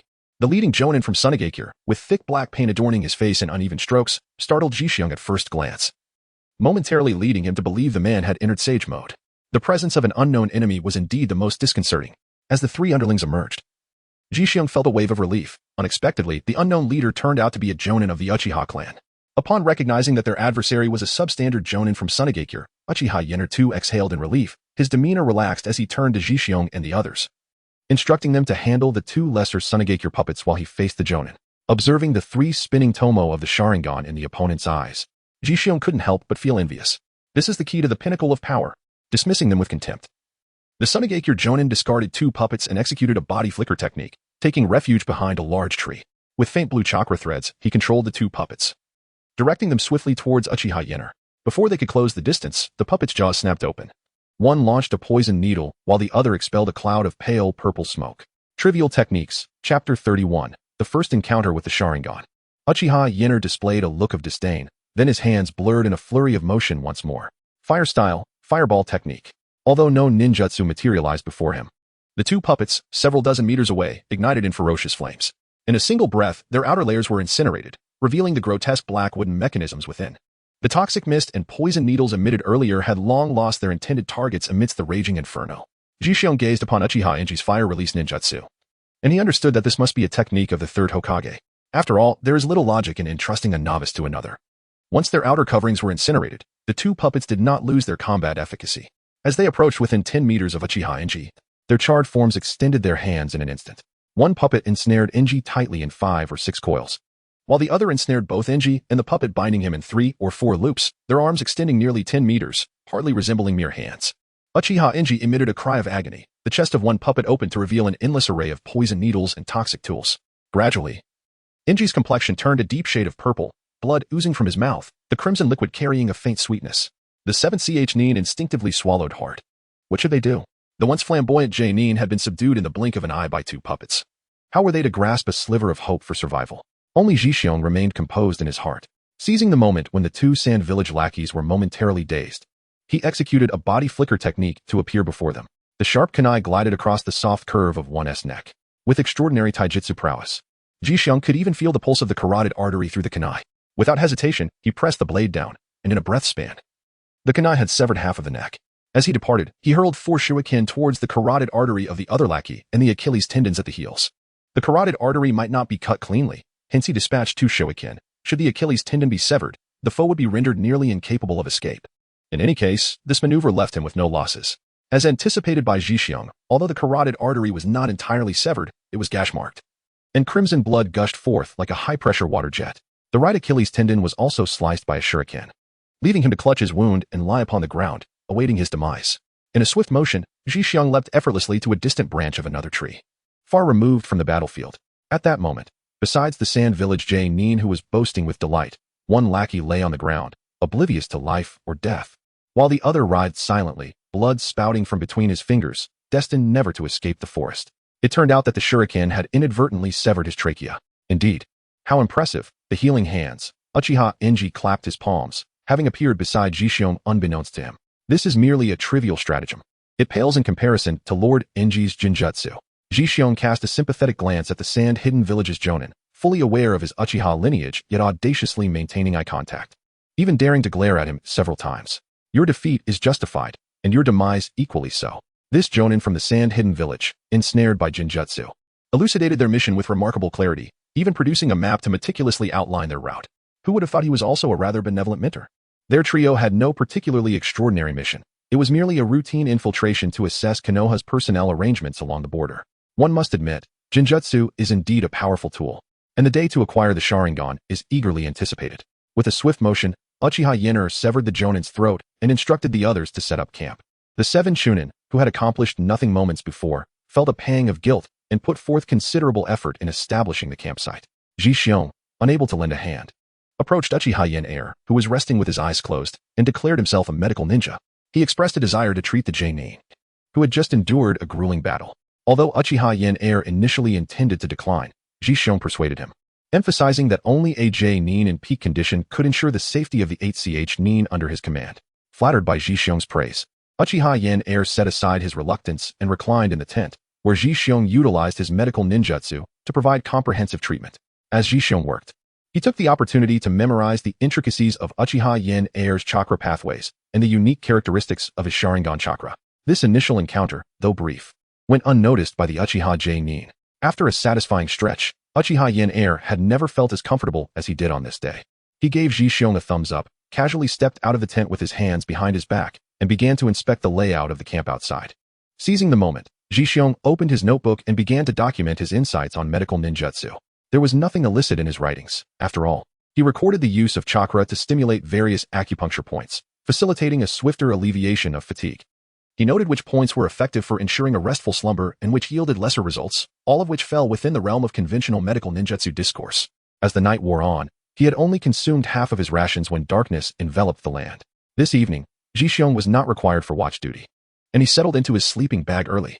In the dead of night, a small ninja hawk, seamlessly blending into the shadows, silently flapped its wings and approached Uchiha Yenner's tent. Startled from his slumber, he abruptly opened his eyes, and with a gentle motion of his right hand, the tent zipper opened soundlessly. In the dark, he locked eyes with the hawk, receiving a confidential message, after which the hawk vanished in a puff of white mist. Uchiha Yenner emerged from the tent and effortlessly conjured a massive fireball, illuminating the camp in a blaze of light. The commotion was enough to rouse everyone from their rest. They quickly emerged from their sleeping bags, eager to discern the situation. "I will give you 3 minutes," Uchiha Yenner declared from a nearby branch. His gaze fixed on the border outpost, his spirit weighed down. "Yes," came the unified response. In the blink of an eye, the recently established camp returned to its former state. Then, Uchiha Yenner unleashed a reinforced fireball technique, engulfing the entire camp in fierce flames. 9 figures swiftly navigated the nocturnal woods. A journey that would typically take half a day was completed in under 3 hours due to their relentless pace. And soon they beheld the distant blaze of the outpost. "Take care to protect yourselves," he advised softly. Then, employing a body flicker technique, he joined the fray at the outpost. Chapter 32. The injured Uchiha Yenner Ji and his 8 companions cautiously divided into 2 teams, forming a 1 character formation as they approached the outpost. By this time, the battle was nearing its conclusion, with 15 ninjas from the sand-hidden village lying uniformly on the ground. They either had their throats slit or were sealed with valuable techniques. Even those who survived were grievously injured. The Leaf Village's casualties were also significant, particularly as they resorted to indiscriminately discarding poison-laced ninja tools. In the dim light of night, visibility was poor, and the outpost ninjas were succumbing en masse to poisoning, which was utterly despicable. The afflicted areas were red and swollen. Despite attempts to compress the wounds, dark purple blood continued to ooze forth, as if the body itself were generating toxic blood. The dripping poison created an acrid scent that lingered in the air. One of the Chunin stationed at the outpost, pierced by numerous poison needles and feeling his life slipping away, resolved to take a sand-hidden ninja down with him. He struggled to sit up, but ultimately collapsed back to the ground, his breath growing increasingly labored. Lying beside him were 2 genin, rendered unconscious and unresponsive. "Stop struggling. Just wait for death," he thought bitterly. "Though our poison is not concocted by Lord Chiyo, it has still been prepared with care." The sand-hidden jonin, aware that uttering the name of the poison master was taboo, smirked defiantly even as he lay on the ground. Uchiha Yen Air's expression darkened. In his haste to extinguish the flames of battle, he had sustained injuries himself. His right arm was inflamed and red, but fortunately, his formidable strength allowed him to temporarily suppress the venom's effects. However, without effective treatment, he was uncertain of what might transpire. "Are there any medical ninjas capable of antidotes at this outpost?" Uchiha Yen Air inquired, his voice laced with desperation. Ishihara, the jonin, shook his head regretfully, explaining, "Although we lack medical ninjas, we do have many antidotes for common sand-hidden poisons. Unfortunately, the potency of this toxin is too strong for the antidotes to be effective." Feeling a wave of dizziness wash over him, Uchiha Yen Air leaned against the outpost's wall. In his haze, he sensed someone approaching and, mustering his strength, recognized the smiling face of Ji "Can you take a look at me?" he asked weakly. Despite his dizziness, Uchiha Yen Air recalled the effectiveness of Ji previous assistance and quickly urged Ishihara to arrange a room for treatment. He was still young and had no desire to die. Upon realizing that the boy before him was the one with the healing touch endorsed by the 3rd Hokage, Ishihara promptly arranged for Uchiha Yen Air and Ji to receive treatment. In the spacious room, Uchiha Yen Air lay on a makeshift bed crafted from wooden tables, waves of pain and dizziness crashing against his senses. "Senior, I need to excise the infected areas," Ji instructed. "Hurry, cut it out," Uchiha Yen Air urged. Already feeling his strength waning, It was evident that the toxin had begun to circulate through his body. Ji-xiong no longer delayed and gently opened the small pocket on the front of the Chunin vest. He retrieved a compact storage scroll from within. After a brief incantation, a basic medical ninja's first aid kit materialized beside him. He took a syringe filled with a transparent liquid from a stainless steel basin and carefully injected it into the right clavicle of Uchiha Yen'er. In less than 5 minutes, there was no response from the arm under pressure. It was also possible that he had lost consciousness. Ji-xiong ceased his waiting and, wielding a slender scalpel, deftly excised the poisoned area with remarkable precision, akin to removing the decayed portions of an apple. Fearing that his work was insufficient, he meticulously carved out a substantial chunk of flesh, revealing the stark whiteness of bone beneath. Subsequently, he unleashed his mastery of healing techniques upon the gaping wound, where skin, muscle, and blood vessels had been removed as granulation tissue gradually emerged. The tissue writhed and twisted, ultimately converging in the center to form a singular strand of red flesh. This flesh expanded laterally, swiftly transforming into distinct muscle masses, followed by the emergence of new skin. The newly formed skin was delicate and required careful tending. Ji-xiong sprinkled a specially concocted nutritional powder to ensure its survival in the hands of Uchiha Enji. Is this all? A hesitant inquiry interrupted Ji-xiong's treatment. You are awake. The diseased tissue has been excised, though there are still a few finishing touches. Please bear with me. Uchiha Enji reclined once more, the affliction lifted from him, and began to contemplate when he might bestow a surprise upon Sunagakure. Outside, the waiting ninjas observed the swift approach of the Jonin Ishihara, who promptly advanced to report the situation within. Upon hearing the update, Ishihara discreetly leaned against the door, listening intently to the sounds inside. Confirming that the Uchiha Jonin still lived, he let out a long sigh of relief and, before departing, reminded them to heed the instructions of the young medical ninja. Ji-xiong applied a thick layer of bandage to the wound, and then retrieved a storage scroll from the chest of his vest. Inside, it contained a specially formulated antidote that he had crafted based on medical texts. Although its detoxifying properties were not particularly potent, it possessed the versatility to counteract a variety of toxins, akin to a universal remedy. In truth, Uchiha Enji's poison had been largely expelled, the toxic roots extracted by himself, and he only needed to consume the antidote available at the outpost to fully recover. However, he refrained from disclosing this, as revealing it would undermine his chance to gain recognition. The transparent syringe contained a pale green liquid, which was gradually infused into his veins. Uchiha Enji felt his strength returning and attempted to sit up, but was restrained by Ji-xiong. As the toxin coursed through his bloodstream, it became imperative to eradicate it completely, lest it lead to future complications. Uchiha Enji complied and lay back down. Senior, I must conduct a thorough examination to ascertain whether any of your organs have been compromised by the virus. Upon receiving consent, Ji-xiong employed his chakra to perform a comprehensive systemic check on Uchiha Enji. Some concealed chakra points were examined with unreserved scrutiny, as if he were stripped bare, leaving no detail unnoticed. Initially presumed to be a routine examination, it unexpectedly revealed issues. Viruses had begun to take root in Enji's lungs. Explaining the flushed faces and labored breathing of those outside moments earlier, Ji-xiong candidly informed Uchiha Yen'er of the situation, emphasizing the necessity of employing the meticulous extraction technique. This method is exceptionally taxing on the individual. Undeterred, he summoned several clones without hesitation, securing his limbs to withstand the agonizing ordeal and prevent any interruption to the treatment. A small basin of diluted antidote was poured into the sterilized medicine bowl. Chapter 33, Healing the Outpost Ninja. Ji-xiong commanded his shadow clones to restrain the limbs of the main body, while his right hand deftly manipulated the size of the medicinal liquid, applying it to the area over the right chest. As chakra activated, the liquid gradually permeated the body, reaching the lungs. The warm medicinal fluid tenderly enveloped the surface of the lungs, seeking to meld gently into them. This agony was, of course, not easily borne. Uchiha Yen'er felt the veins on his forehead throb painfully. He couldn't help but hiss in sharp breaths, gritting his teeth in restraint. Yet the urge to flee from this heart-wrenching torment was overwhelming. The 4 clones struggled to maintain their grip, and Ji-xiong extended his left hand, emanating a soft green glow that gently covered Uchiha Yen'er's Sharingan. Closing your eyes will alleviate the discomfort, he advised. Indeed, as Uchiha Yen'er shut his eyes, he sensed the warmth of chakra radiating from the palm above his eyelids. It felt as if a gentle hand was massaging the muscles, blood vessels, and acupoints of his Sharingan, providing a soothing relief that alleviated the pain caused by the medicinal liquid saturating his lungs. As Ji-xiong slowly raised his right hand, wisps of pale purple venom began to emerge from the medicinal solution. Moments later, once the last traces of poison were extracted from the body, Ji-xiong poured the tainted liquid into a prepared container nearby. After the ordeal, Uchiha Yen'er, the seasoned Jonin, was utterly exhausted.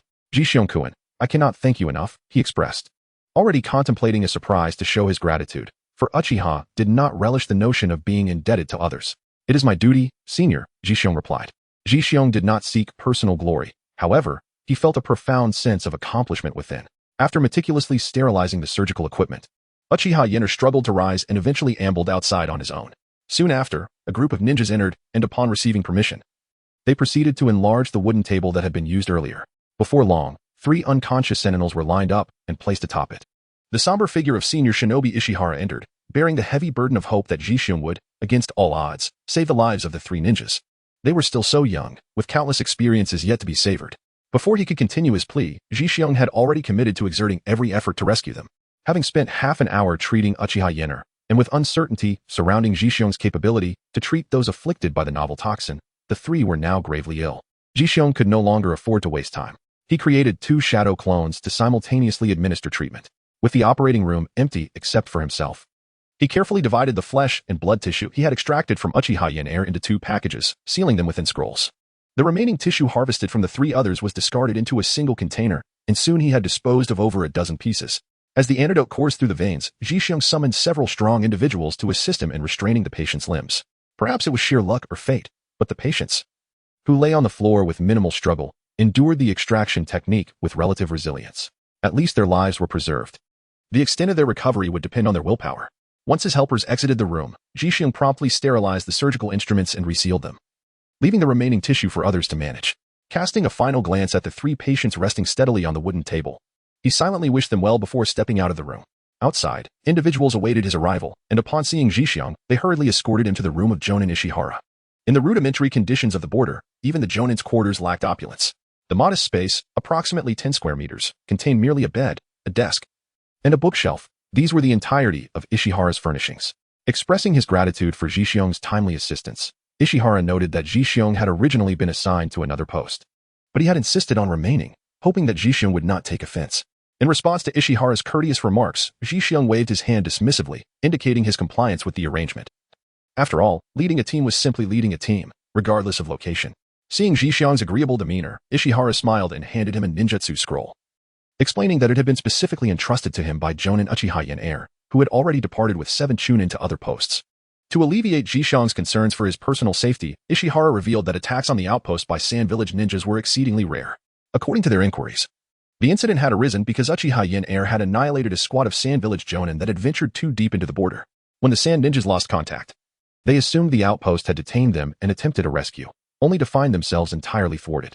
With the matter now in the open, the Sand Village was likely preoccupied with how to respond to inquiries from Konoha regarding the situation, rather than lamenting the loss of a few of their ninjas.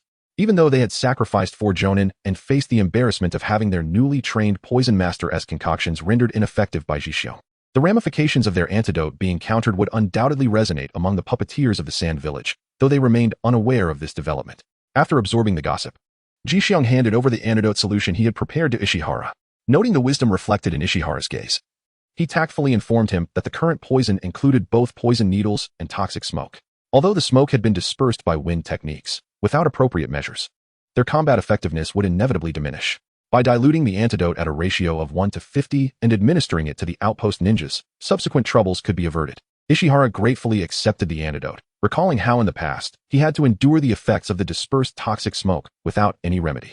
Once their discussions concluded, Jishyung politely rose to take his leave. As he reached the door, Ishihara emphasized the importance of returning to his own quarters to accurately account for and report the resources consumed during today's medical procedures. He assured Jishyung that he would prioritize reimbursement, stating that it was unacceptable for Jishyung to expend both effort and funds. Observing the smile on Jishyung's face, Ishihara courteously closed the door behind him, then summoned a guard to handle the antidote. Lighting a cigarette for himself, Ishihara indulged in its calming effects, reflecting on how, without Jishyung, he might have ended up imprisoned in Konoha. Indeed, Jishyung was a true blessing. Outside, Jishyung was soon escorted to his own room, which resembled a rudimentary emergency room more than anything else. A thin white partition curtain separated a small area for his living and resting quarters. The room had just been cleaned, yet a faint musty odor lingered in the air. Jishyung paid little heed to these matters as he approached the table and seated himself. Retrieving the scroll left by Uchiha Enji, he felt a deep sense of gratitude for the timely intervention that saved his life. As a jonin of the Uchiha clan, he was reluctant to owe anyone a debt of gratitude. This scroll contained the insights he had garnered while mastering the art of fire release, detailing a plethora of fire techniques. Chapter 34. The enticement and ambush of Jonin Ishihara. In addition to the fire techniques he had already employed, such as the Great Dragon Fire technique and the basic charcoal technique. The scroll also encompassed more commonly used techniques like the Great Fireball technique, the Phoenix Fire technique, and the more advanced Dragon Flame Song technique, as well as the Great Fire Extinguishing technique and the Great Fire Arrow technique, among others. It must be acknowledged that the Uchiha clan was known for their deep sense of loyalty and righteousness. They had rescued him from peril, nearly stripping the Uchiha family's secrets of fire release bare. After a brief study, Jixiong entrusted the scroll to his shadow clone for practice. Meanwhile, he took out his ledger, biting the tip of his pen as he began to calculate how to reimburse the medical expenses. This was his first venture into public funds, and he felt a surge of excitement. Examination fees, treatment costs, and post-operative care expenses were all indispensable. What price should he set for the concoctions he had prepared? Should he charge for the shadow clone's services? And should Uchiha Enji's shadow clone also assist him in this endeavor? After all, even shadow clones have rights. Jixiong bit the tip of his pen, scribbling and sketching away, and thus the night slipped by. The following morning, as he handed over the meticulously revised bill to Ishihara, his heart fluttered with a touch of apprehension. Ishihara received the bill with a peculiar glint in his eyes. He glanced at the bill, then at Jixiong, who was awkwardly scratching his foot to the side. Finally, he burst into laughter, placing the bill on the table. Taking up a pen, he began to jot down notes and doodles, then scrutinized the bill for a moment before smiling and handing it back to Jixiong. What do you think of this version? Huh? Let me take a look. Jixiong found himself perplexed by the intentions of the shinobi Ishihara, yet he dutifully accepted the bill. Initially, he had set the treatment fee at 5,000 ryo per person. Considering the severity of the poisoning among the individuals, he had indeed exerted considerable effort. However, he was taken aback by Ishihara's generosity.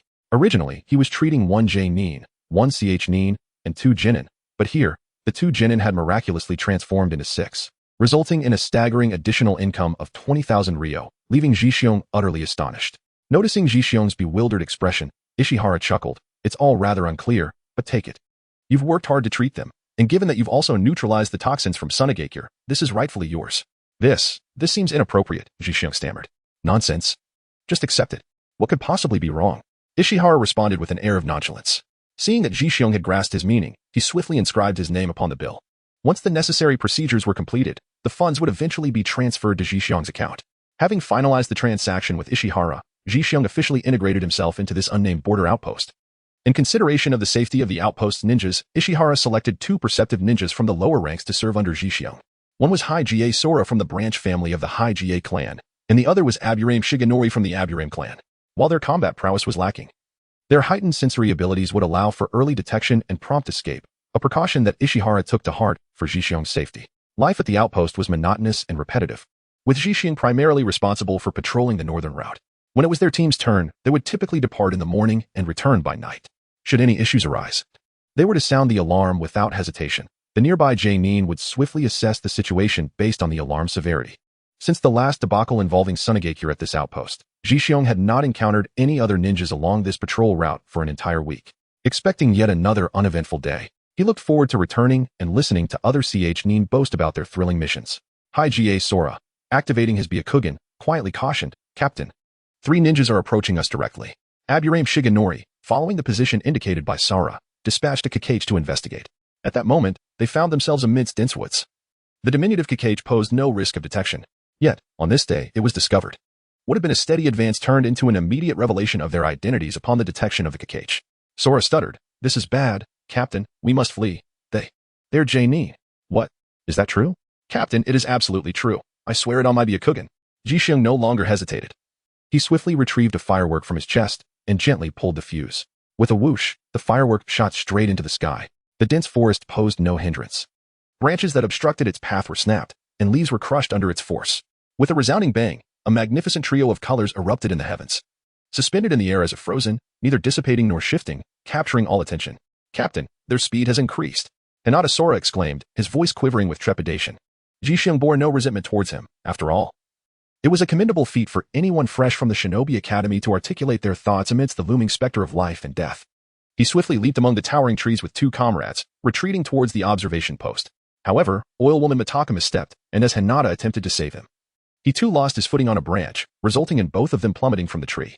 Faced with the timeless dilemma of prioritizing mission completion or the safety of comrades, Jixiong did not hesitate. He unequivocally chose the latter. He leapt down from the tree, deftly catching Hinata with his left hand and Mitaka with his right, then regained his balance and vaulted back onto the branches, leading the group onward. Aware of their lackluster performance, the 2 behind him murmured their apologies. Jixing turned around to reassure them not to take it to heart, as everyone experiences a novice phase. It is a journey we all endure. Only then did the two of them feel somewhat better. Behind them, the three pursuers drew ever closer, and they could even faintly hear their banter. Jixing calculated the departure time of the shinobi Ishihara and decided to take two of his team members, cleverly turning a corner to utilize visual disparity and lay an ambush. The group swiftly established traps at the scene, and just as they concealed themselves, three shinobi approached in a triangular formation, leaping into view. Above them, an almost invisible wire, as thin as a hair, was deftly tripped by the leader.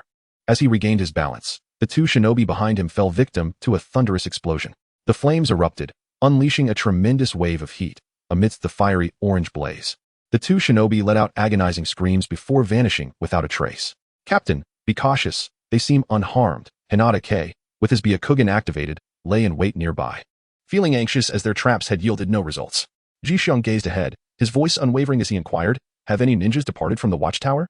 After posing the question, several seconds elapsed without a response. Unable to contain himself, Jixing turned to look back, only to find that Hinata Sora's expression was quite grim. Within a kilometer radius, there were merely 6 ninjas. On one side, Yun Shoutian's small face was pale, and with a gulp, she swallowed hard. Upon realizing there was no support forthcoming, Jixing furrowed his brow, still contemplating a strategy. 3 jonin from Sunagakure stood resolutely on intact branches. Chapter 35, Bluster and the Art of Escape behind them. A swath of trees lay felled, still ablaze, crackling ominously, evoking a sense of desolation and helplessness. "Little leaf brats, I see you. Come out now," boomed a mocking voice. "You fools think such tactics could vanquish me? If you don't show yourselves now, could it be that you crybabies are secretly weeping?" The raucous laughter and a barrage of insults echoed, yet they did not advance further, merely compelling Jixing and the others to reveal themselves. Jixing clenched his fists, fervently wishing to rush out and engage in a life-and-death struggle with them. However, as the captain, he recognized that the lives of his 2 teammates were equally precious. He could not allow his own recklessness to endanger their safety. The 2 players, hailing from prominent families, were equally incensed, their teeth grinding in frustration. "Mao Dian, does your insect have any useful information?" gritted the oil woman Mao Dian. "The insect says the opponent is formidable, stronger than 100 of me combined. How are we supposed to fight against that?" Jixing began to ponder deeply, seeking an escape from his predicament. After much contemplation, he concluded that only one strategy could extricate him from his current plight. He steeled himself, affirming his own potential, for he was the anticipated pinnacle of the future shinobi world. Observing the trio before him, who incessantly urged him to emerge, he recognized that their intentions were not rooted in violence this time. After careful deliberation, he boldly stepped forth. Before doing so, he instructed Hinata Sora and Aburame SH-10 to hastily return to the outpost for reinforcements, while he would serve as a delay. Faced with the possibility of their captain's sacrifice, the 2 shed tears in protest. Nonetheless, Jixing resolutely insisted, citing it as an order. Remarkable courage for one so young, praised the leading Jainin, as he observed the 2 fleeing genin, causing Jixing's heart to race. Fortunately, Jixing had wagered correctly. They were indeed targeting him. The 3 Jainin did not attack the lone Nin. Rather, they appeared to engage in jovial conversation. "If I am not mistaken, my intelligence has been divulged to you, has it not?" The leading Jainin shrugged, adopting a demeanor that suggested he welcomed Jixing's conjectures. "Or perhaps, you are here specifically for me, am I right?" The sound of applause erupted from the 3 Jainin, who could not contain their admiration. In comparison to the medical ninjutsu of Sunagakure, Konoha far surpassed them. And with Sunagakure obtaining intelligence through special channels regarding Jixing's creation of an antidote capable of countering the newly emerged poison masters, his value sword. Should they reverse engineer the antidote? It might elevate the potency of the poison master's toxins.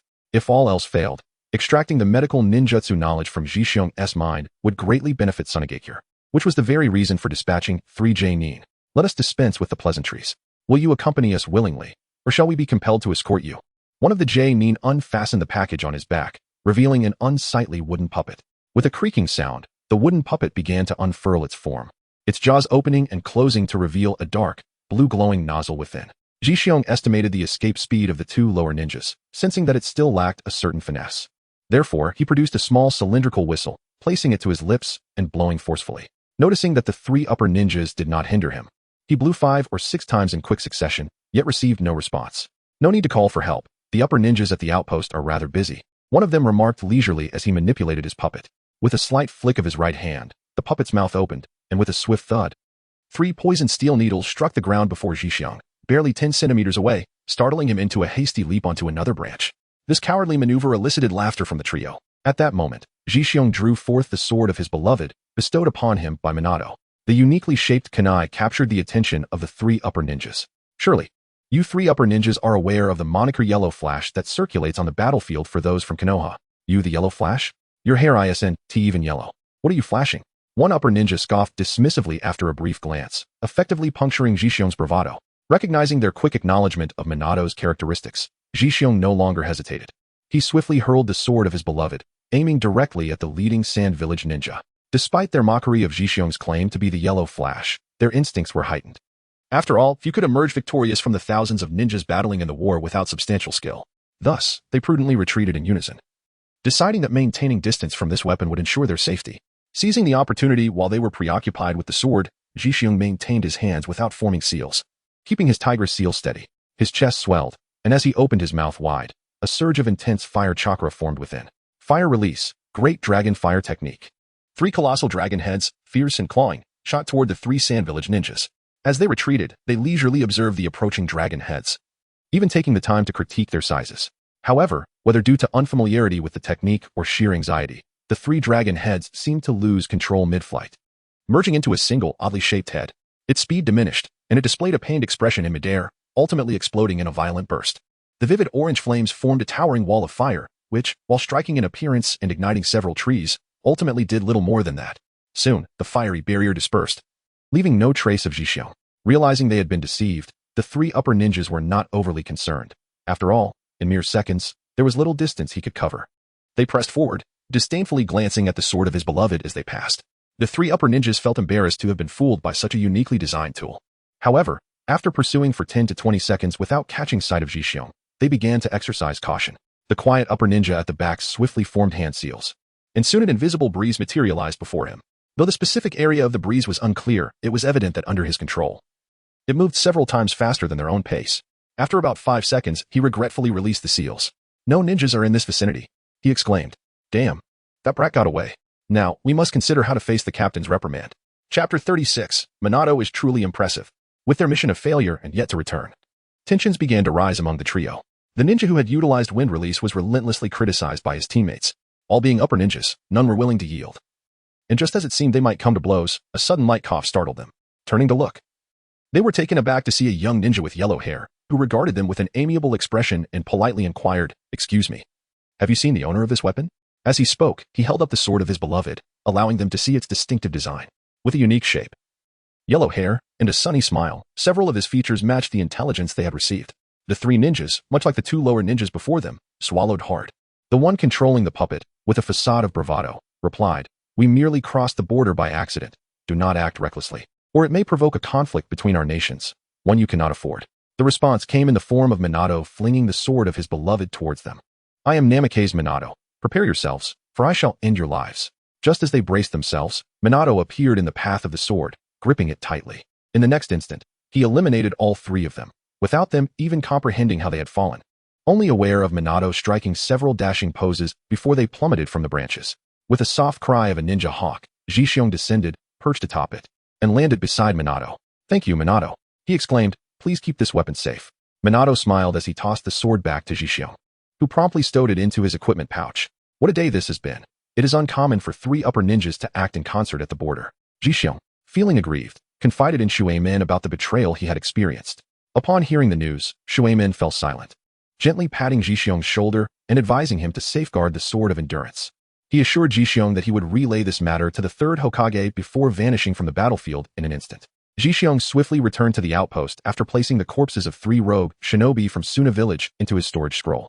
The reason the outpost did not send reinforcements was due to the hypnotic spell cast upon the patrolling guards, who had succumbed to a soporific poison within the outpost. As for why the entirety of the outpost personnel were not poisoned to death, Jixiong surmised that they, unable to locate the Kazekage, likely wished to avoid the wrath of Sarutobi Hiruzen's iron staff. Upon witnessing Jixiong's unscathed return, Hinata and Aburame SH-10 were filled with excitement, and being men, they could not resist embracing him. Meanwhile, Ishihara, the J-Nin recently freed from the illusion, bore a visage of palpable fear. Jixiong handed over the corpses of 3 elite ninjas to him, hoping to uncover some useful clues. Regarding the bodies, he merely stated that they were fortuitously encountered by Jonin Minato, while he also presented his crafted antidote formula. Jonin Ishihara gazed at the formula with an expression of astonishment. thumping his chest as he assured Ji that he would definitely write to the third Hokage, advocating for Ji commendation. This could potentially save the lives of the Leaf Village ninjas stationed in the Sand Village. In truth, the injured ninjas had been under secret observation for some time. Even if Ji did not hand over the formula, he intended to write to the third Hokage in the coming days, urging him to find a way to acquire it. However, upon reviewing the formula, he was taken aback by its simplicity. It was far beyond his expectations. He had anticipated a concoction involving rare herbs and intricate crafting techniques, supplemented by various auxiliary herbs, meticulously blended together. To his surprise, the ingredients were not difficult to procure. They were predominantly common items available in the market, with the primary component being aged chi-replenishing herbs. This was a reflection of Jonin Ishihara's biases, as he believed that herbal medicine relied on the harmonious interaction of sovereign and ministerial herbs, tailored according to their specific medicinal properties to enhance, nourish, and detoxify. The detoxification method devised by Ji appears to exhibit a semblance of cunning. The human immune system is remarkably robust, and his strategy revolves around amplifying its inherent capabilities. The initial step involves eradicating the focal point of infection, rendering the virus akin to a tree without roots. Subsequently, the potency of the immune response is augmented, albeit at the cost of inflicting some excessive harm to the body. Nonetheless, this approach enables a swift restoration of combat readiness. In the grand scheme, the ability to regain one's fighting spirit outweighs the minor physical impairments, particularly as those afflicted by such toxins are predominantly found on the battlefield. Following the previous incident, Ji team has heightened their vigilance significantly during patrols. Notably, Hinata Sora has learned to collaborate with Yunu Shouten, strategically deploying insects along their route, which has substantially enhanced the safety of their patrol path. Although the insects cannot relay information to Yunu Shouten from a distance, he becomes acutely aware of their struggles upon their demise, allowing him to alert Hinata Sora to conduct targeted reconnaissance, thereby exponentially increasing their effectiveness. Ji was exceedingly pleased. Although they were still genin, their reconnaissance skills were remarkably impressive even among J-Nin. Upon returning to the outpost one day, a colleague directed him to the room of J-Nin Ishihara. Inside, Ishihara handed Ji a letter sealed with wax, surprisingly penned by the third Hokage himself. Upon opening the envelope, the third expressed his gratitude for Ji contribution of a medicinal formula, noting that comrades on the front lines were suffering under the torment of a novel virus. Despite the efforts of medical ninjas who had developed some remedies, their efficacy was rather limited. Thus, Ji antidote was truly a timely boon. Furthermore, he reassured Ji that after thorough investigations by the Umbu and other departments, there were no enemy spies within the village. The leaks of information were solely due to the ninjas at the outpost, who had inadvertently divulged secrets under hypnosis. Upon finishing the letter, Ji chuckled softly. In accordance with the instructions contained within, he prepared to destroy both the letter and its envelope in the presence of the stern shinobi Ishihara. Just as he was about to offer an explanation, Ishihara, with a serious demeanor, commanded, "Chunin, Morisaki Ji heed my orders." Ji promptly straightened his posture, uncertain of what command would be issued next. As the shinobi Ishihara recounted the events, Ji gradually grasped the unfolding situation. Following the disappearance of the Wind Shadow, Sunagakure had frantically scoured the land, while the other villages remained oblivious to the circumstances at hand. They mistakenly believed that Sunagakure sought merely to engage in casual conversation or a friendly competition, thereby fostering a series of misunderstandings that spiraled into chaos, ensnaring both great and small nations alike. As a victor of the previous shinobi world wars, Konoha was inevitably dragged into this quagmire of conflict. Where there is war, there is suffering. Where there is suffering, there arises a need for healing. Ji expertise in medical arts, as extolled by shinobi Ishihara, was thus deemed essential. Consequently, he was commanded to venture alone to the battlefield between Konoha and Kumogakure, without even a single team member to accompany him, a rather stingy decision. Unbeknownst to him, his remarkable medical skills had gone unnoticed, prompting the third Hokage to dispatch Umbu to investigate the actions of the three Jonin who had assessed Ji during his graduation. Chapter 37. Arrival at the camp. The three of them had already met their demise at the front lines between Konoha and Kumogakure. They were unaware that Ji self-crafted antidote had instilled a deep-seated animosity within Sunagakure, which, after numerous setbacks, could no longer afford to deploy any more Jonin. Concerned for his safety, Shinobi Ishihara wished to escort him personally, but such a notion was fraught with peril, as a clearly marked target like a Jonin could very well implicate him in further complications. Ji instructed his two subordinates to diligently practice, learn, and grow within the outpost, emphasizing the importance of courage in their future endeavors and vigilance during patrols. In a private moment, he cautioned them about the possibility of enemy ambushes, reminding them that complacency was not an option, even upon returning to the outpost. The memory of the previous incident, where they had all been put under hypnosis, lingered in their minds as they nodded in understanding.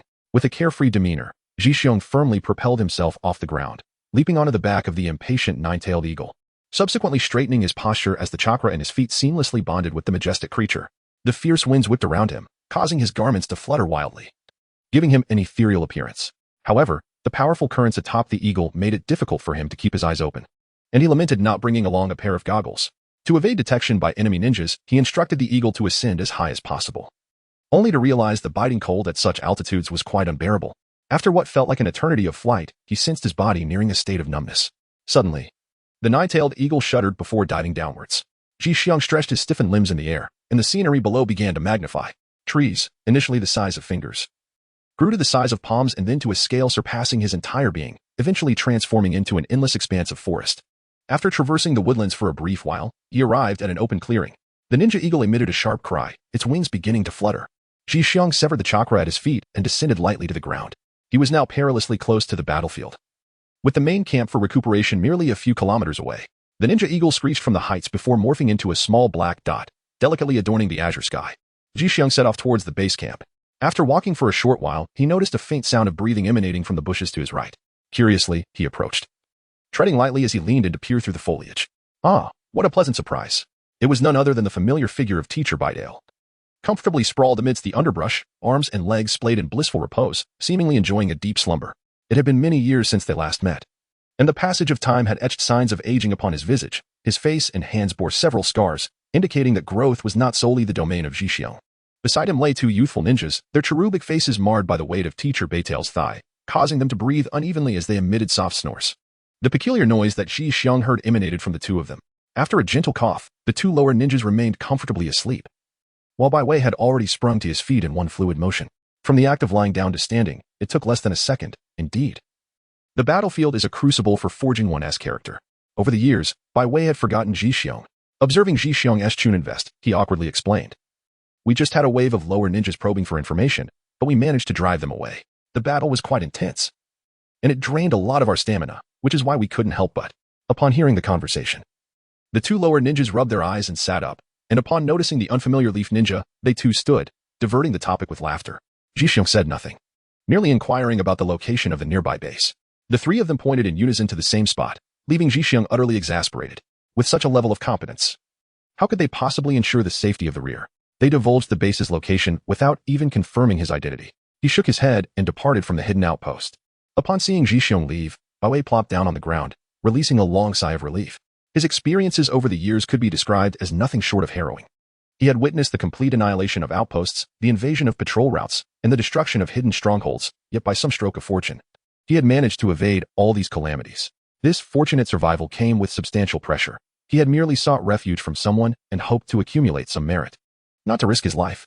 After a prolonged period of effort, he despondently realized that becoming a Chunin might be his ultimate fate. While the rank of Jonin remained a distant dream, he began to adopt a more lackadaisical attitude. Surprisingly, after embracing this mindset, his luck seemed to improve. The higher-ups recognized his years of service as a Chunin and his vast experiences through numerous events, undoubtedly marking him as a seasoned ninja. They specifically assigned him to safeguard the rear and even entrusted him with leading perceptive genin, demonstrating their considerable esteem for him. Under his influence, the two genin morphed into individuals who merely went through the motions of their duties. Ji Xiong arrived at the rear base known as the Whitetail, which was essentially a temporary encampment. The camp was expansive, divided into numerous sections. However, experience cautioned Ji Xiong against wandering aimlessly into areas unrelated to his duties. Within the camp, everyone was diligently engaged in their tasks. Upon learning that Ji Xiong was a specially assigned medical ninja, the guards escorted him to a section densely populated with green tents. Some tents appeared particularly busy, likely tending to the injured. In a larger tent, Ji Xiong encountered the person in charge here, Aunt Mena.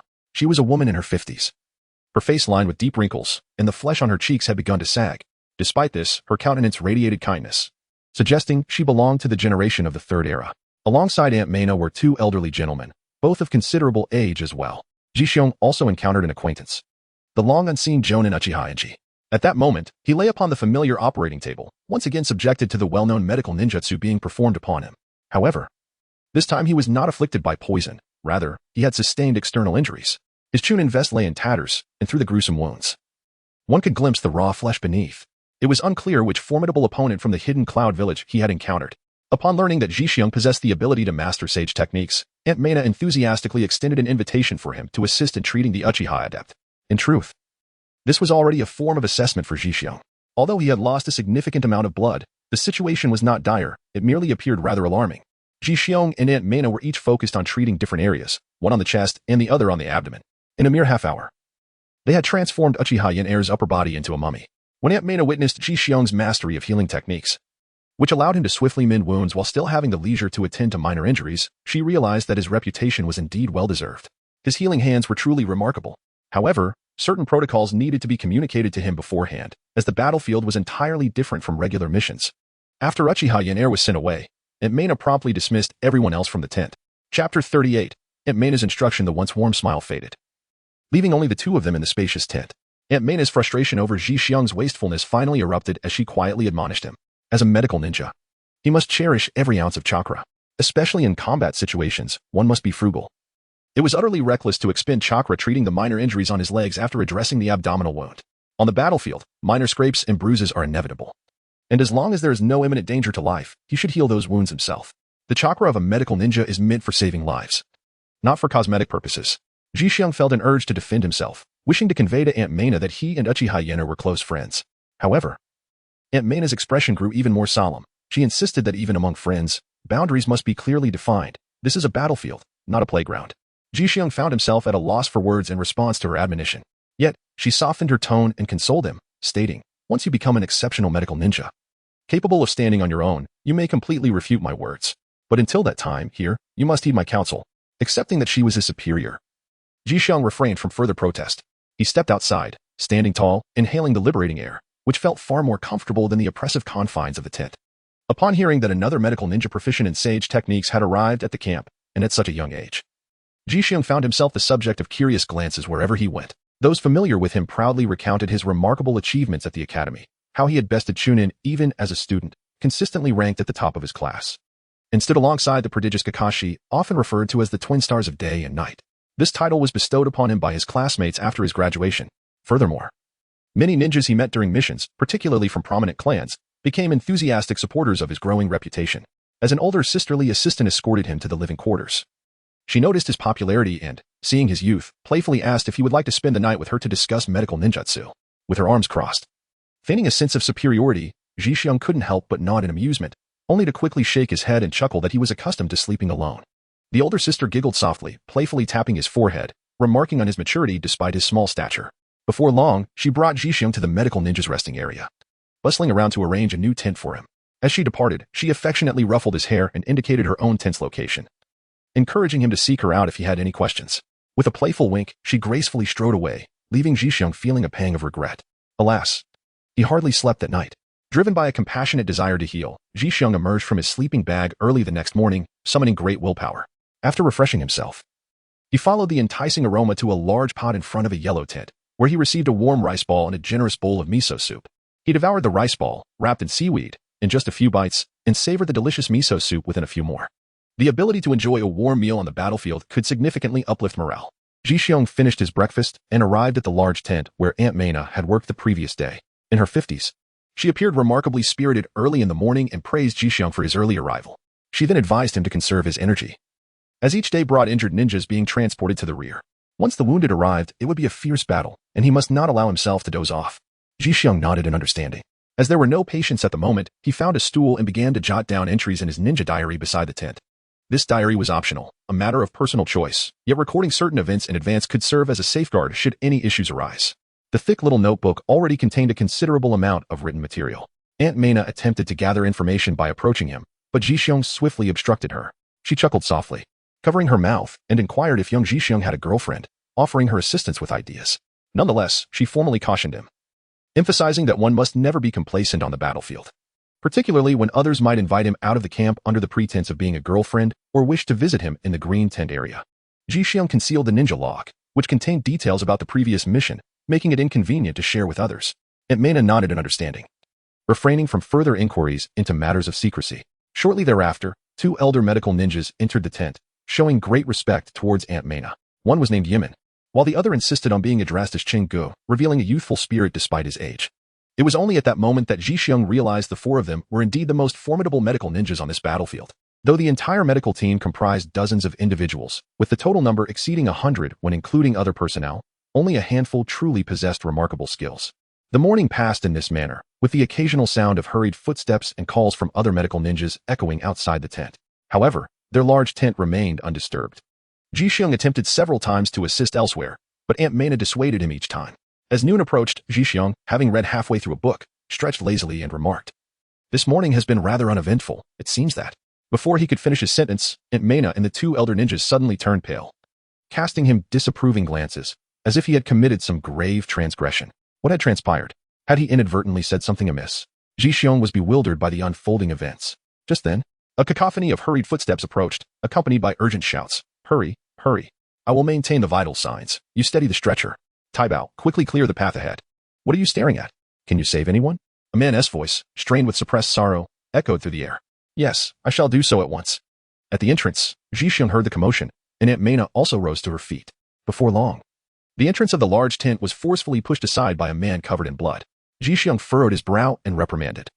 "Do you wish to increase the bacteria within the tent by flinging the curtain open so forcefully?" Taibao was momentarily taken aback and promptly bowed to Ji-xiong. Before he could utter a word, four ninjas entered, carrying a stretcher. Upon it lay a ninja, teetering between life and death. While a medical ninja placed his right hand upon the injured one's chest, a faint green glow seeping through his fingers. At that moment, beads of sweat adorned his forehead, indicating that the prolonged use of medical ninjutsu to sustain the patient's life had become an overwhelming burden. Chapter 39, solemnly attending to the wounded very well. "Place him on the operating table. I shall take over," instructed the matron, Mena. Taibao bowed once more. "I entrust him to you, my captain." The medical ninja, engaged in his healing arts, stepped back from the surgical area, ushering out those not involved.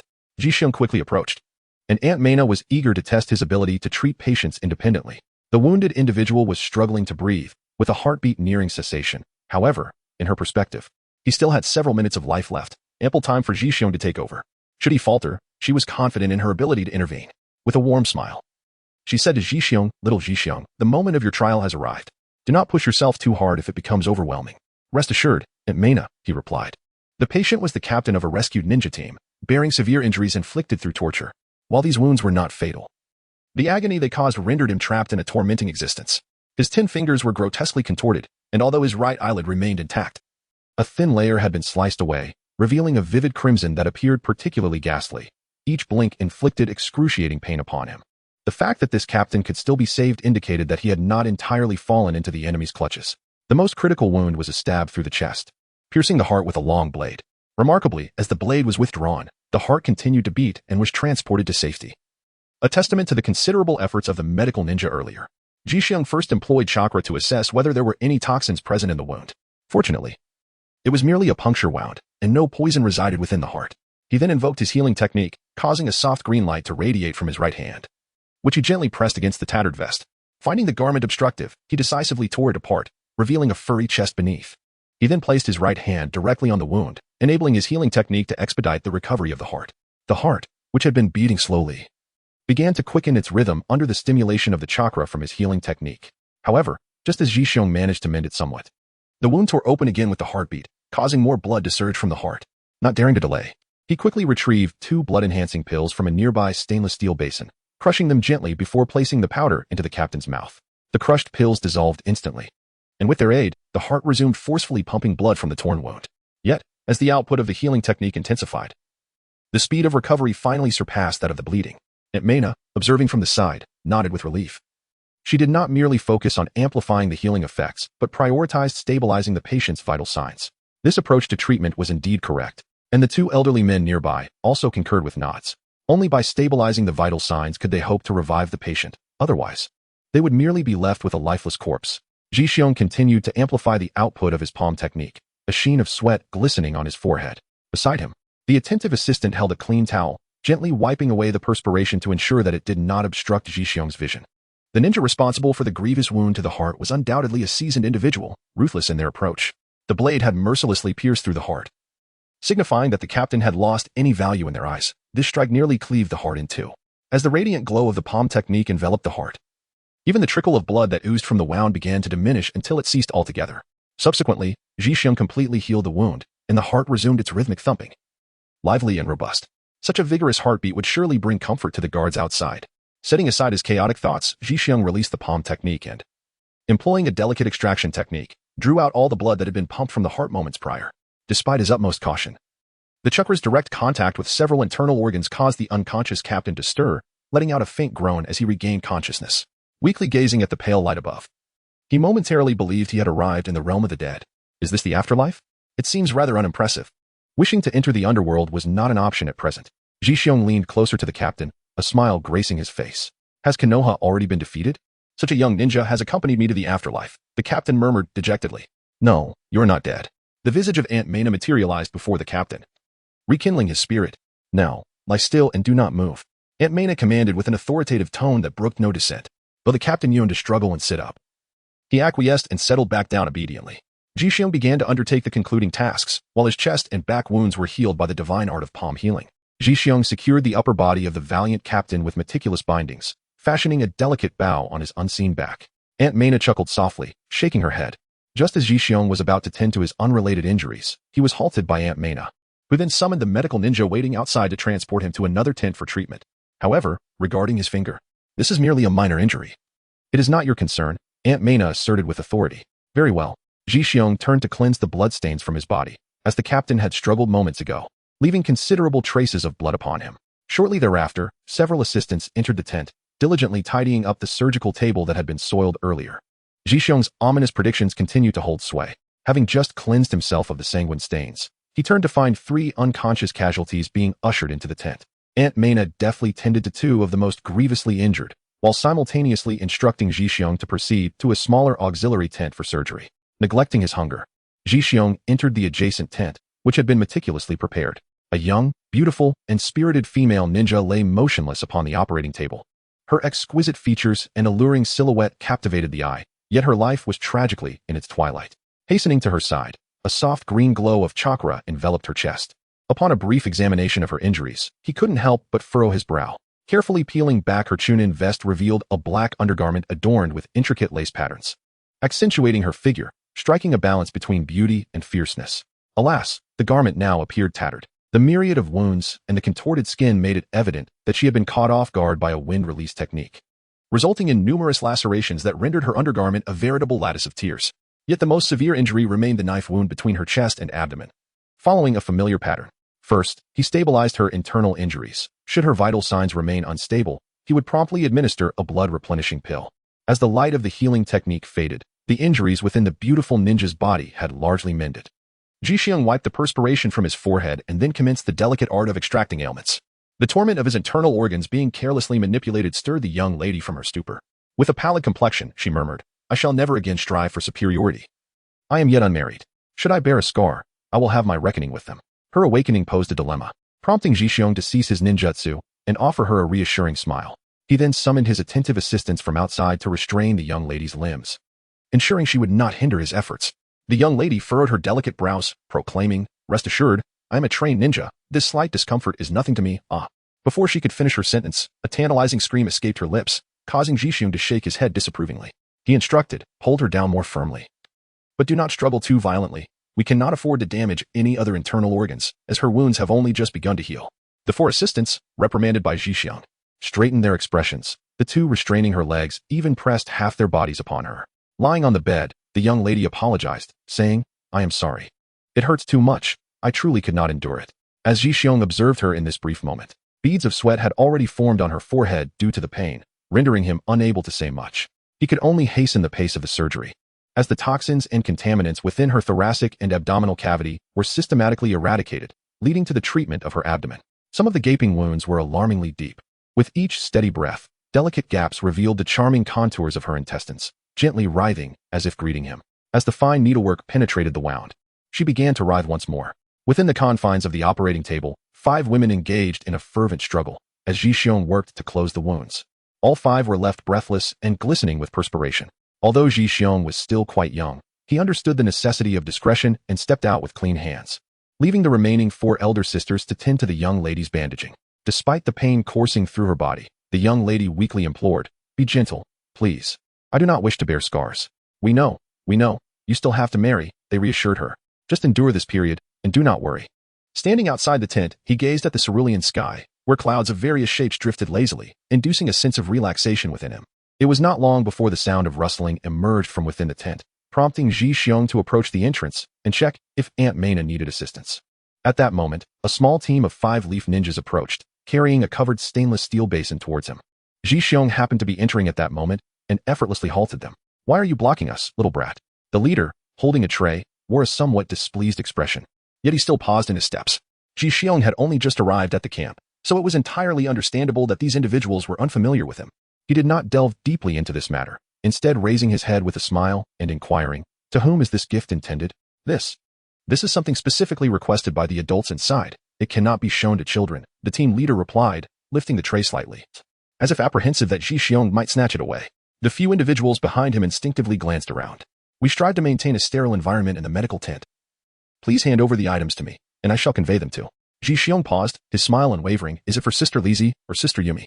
"Oh, I see. Since you are allowed entry into the tent, please give it to Lady Yumi." It was as if a burden had been lifted from his shoulders, as the team leader among the 5 willingly handed the tray to Ji Xiong. Ji Xiong extended his hands to receive the stainless steel basin he was offered. At that moment, it seemed he did not grasp it securely, and with a clang, it fell to the ground, revealing its contents. What lay within was not a mere adult tool, but rather a large stack of explosive tags. Some of them were already ignited, causing Ji Xiong's pupils to dilate in shock. Without hesitation, he pushed off the ground with his right leg, propelling himself into the air. While airborne, he swiftly drew a firework signal from beneath his Chunin vest and launched it into the sky. Through their conversation, he realized they were not from Konoha. He initially thought the basin was a mere distraction, only to discover their ruthlessness. A brilliant firework ascended gracefully behind the camp, yet Ji Xiong remained vigilant. Aware that this was the most perilous moment, he quickly mobilized his chakra, took a deep breath, and concentrated. As he opened his mouth, flames began to coalesce. Fire release, Phoenix fire technique. Orange fireballs of various sizes, trailing with intense flames, sped towards the explosive tags that were burning fiercely on the ground. Boom, boom. The sounds of explosions resonated in front of the large tent.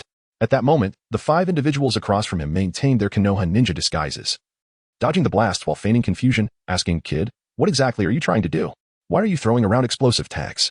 "Yes, we merely came to deliver what the adults requested. You're making it seem as though we are the villains. We are not the bad guys." "Kid, who are you? What are your intentions? Why do you wish to harm the medical ninjas?" "Danger. Don't come any closer," Ji Xiong warned loudly, aware that many explosive tags remained unignited. The commotion naturally attracted many onlookers. Hearing the inquiries from both sides, the Konoha ninjas did not immediately intervene but silently observed, awaiting the arrival of their commander. As more ninjas arrived to assess the situation, 2 members of the opposing team swiftly performed hand seals, conjuring a fierce wind between them. The unscathed explosive tags on the ground, stirred by the gust, emitted white smoke and danced in the air, flying in all directions. "Be careful. It's dangerous. Retreat. Get out of here." Some newcomers who had just arrived using body flicker technique were caught off guard and were blown back several meters by the shockwave of the explosions. Those airborne lost consciousness, blood and dismembered limbs scattered everywhere. In a mere moment, over 20 ninjas lay on the ground, their fates uncertain. Fortunately, Ji Xiong had the foresight to use his ninjutsu to direct the explosive tags away from the main tent and the reserve tents. Most of the injured ninjas were merely bystanders drawn to the chaos. The 5 disguised enemy ninjas found themselves cornered by the camp. However, due to the overwhelming disorder, with cries of despair and various ninjutsu being unleashed, Konoha's side struggled to organize a pursuit, allowing the assailants to nearly escape the camp. Despite the efforts of several jounin, only remnants of their clothing and sand ninja headbands were left behind. The occurrence of such an incident infuriated Orochimaru, the temporary commander, whose dark yellow pupils glowed with a sinister and cruel light. Chapter 41. The End of the White Tail. Upon hearing the news, a smile unexpectedly appeared on his face. Yet the atmosphere inside the tent was oppressive and chilling. The reporting ninja felt a sense of suffocation as visions of corpses and blood flooded his mind.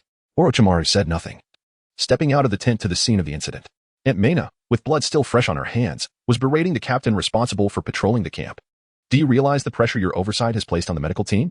"I apologize. I will certainly improve," the perspiring captain replied, bowing deeply.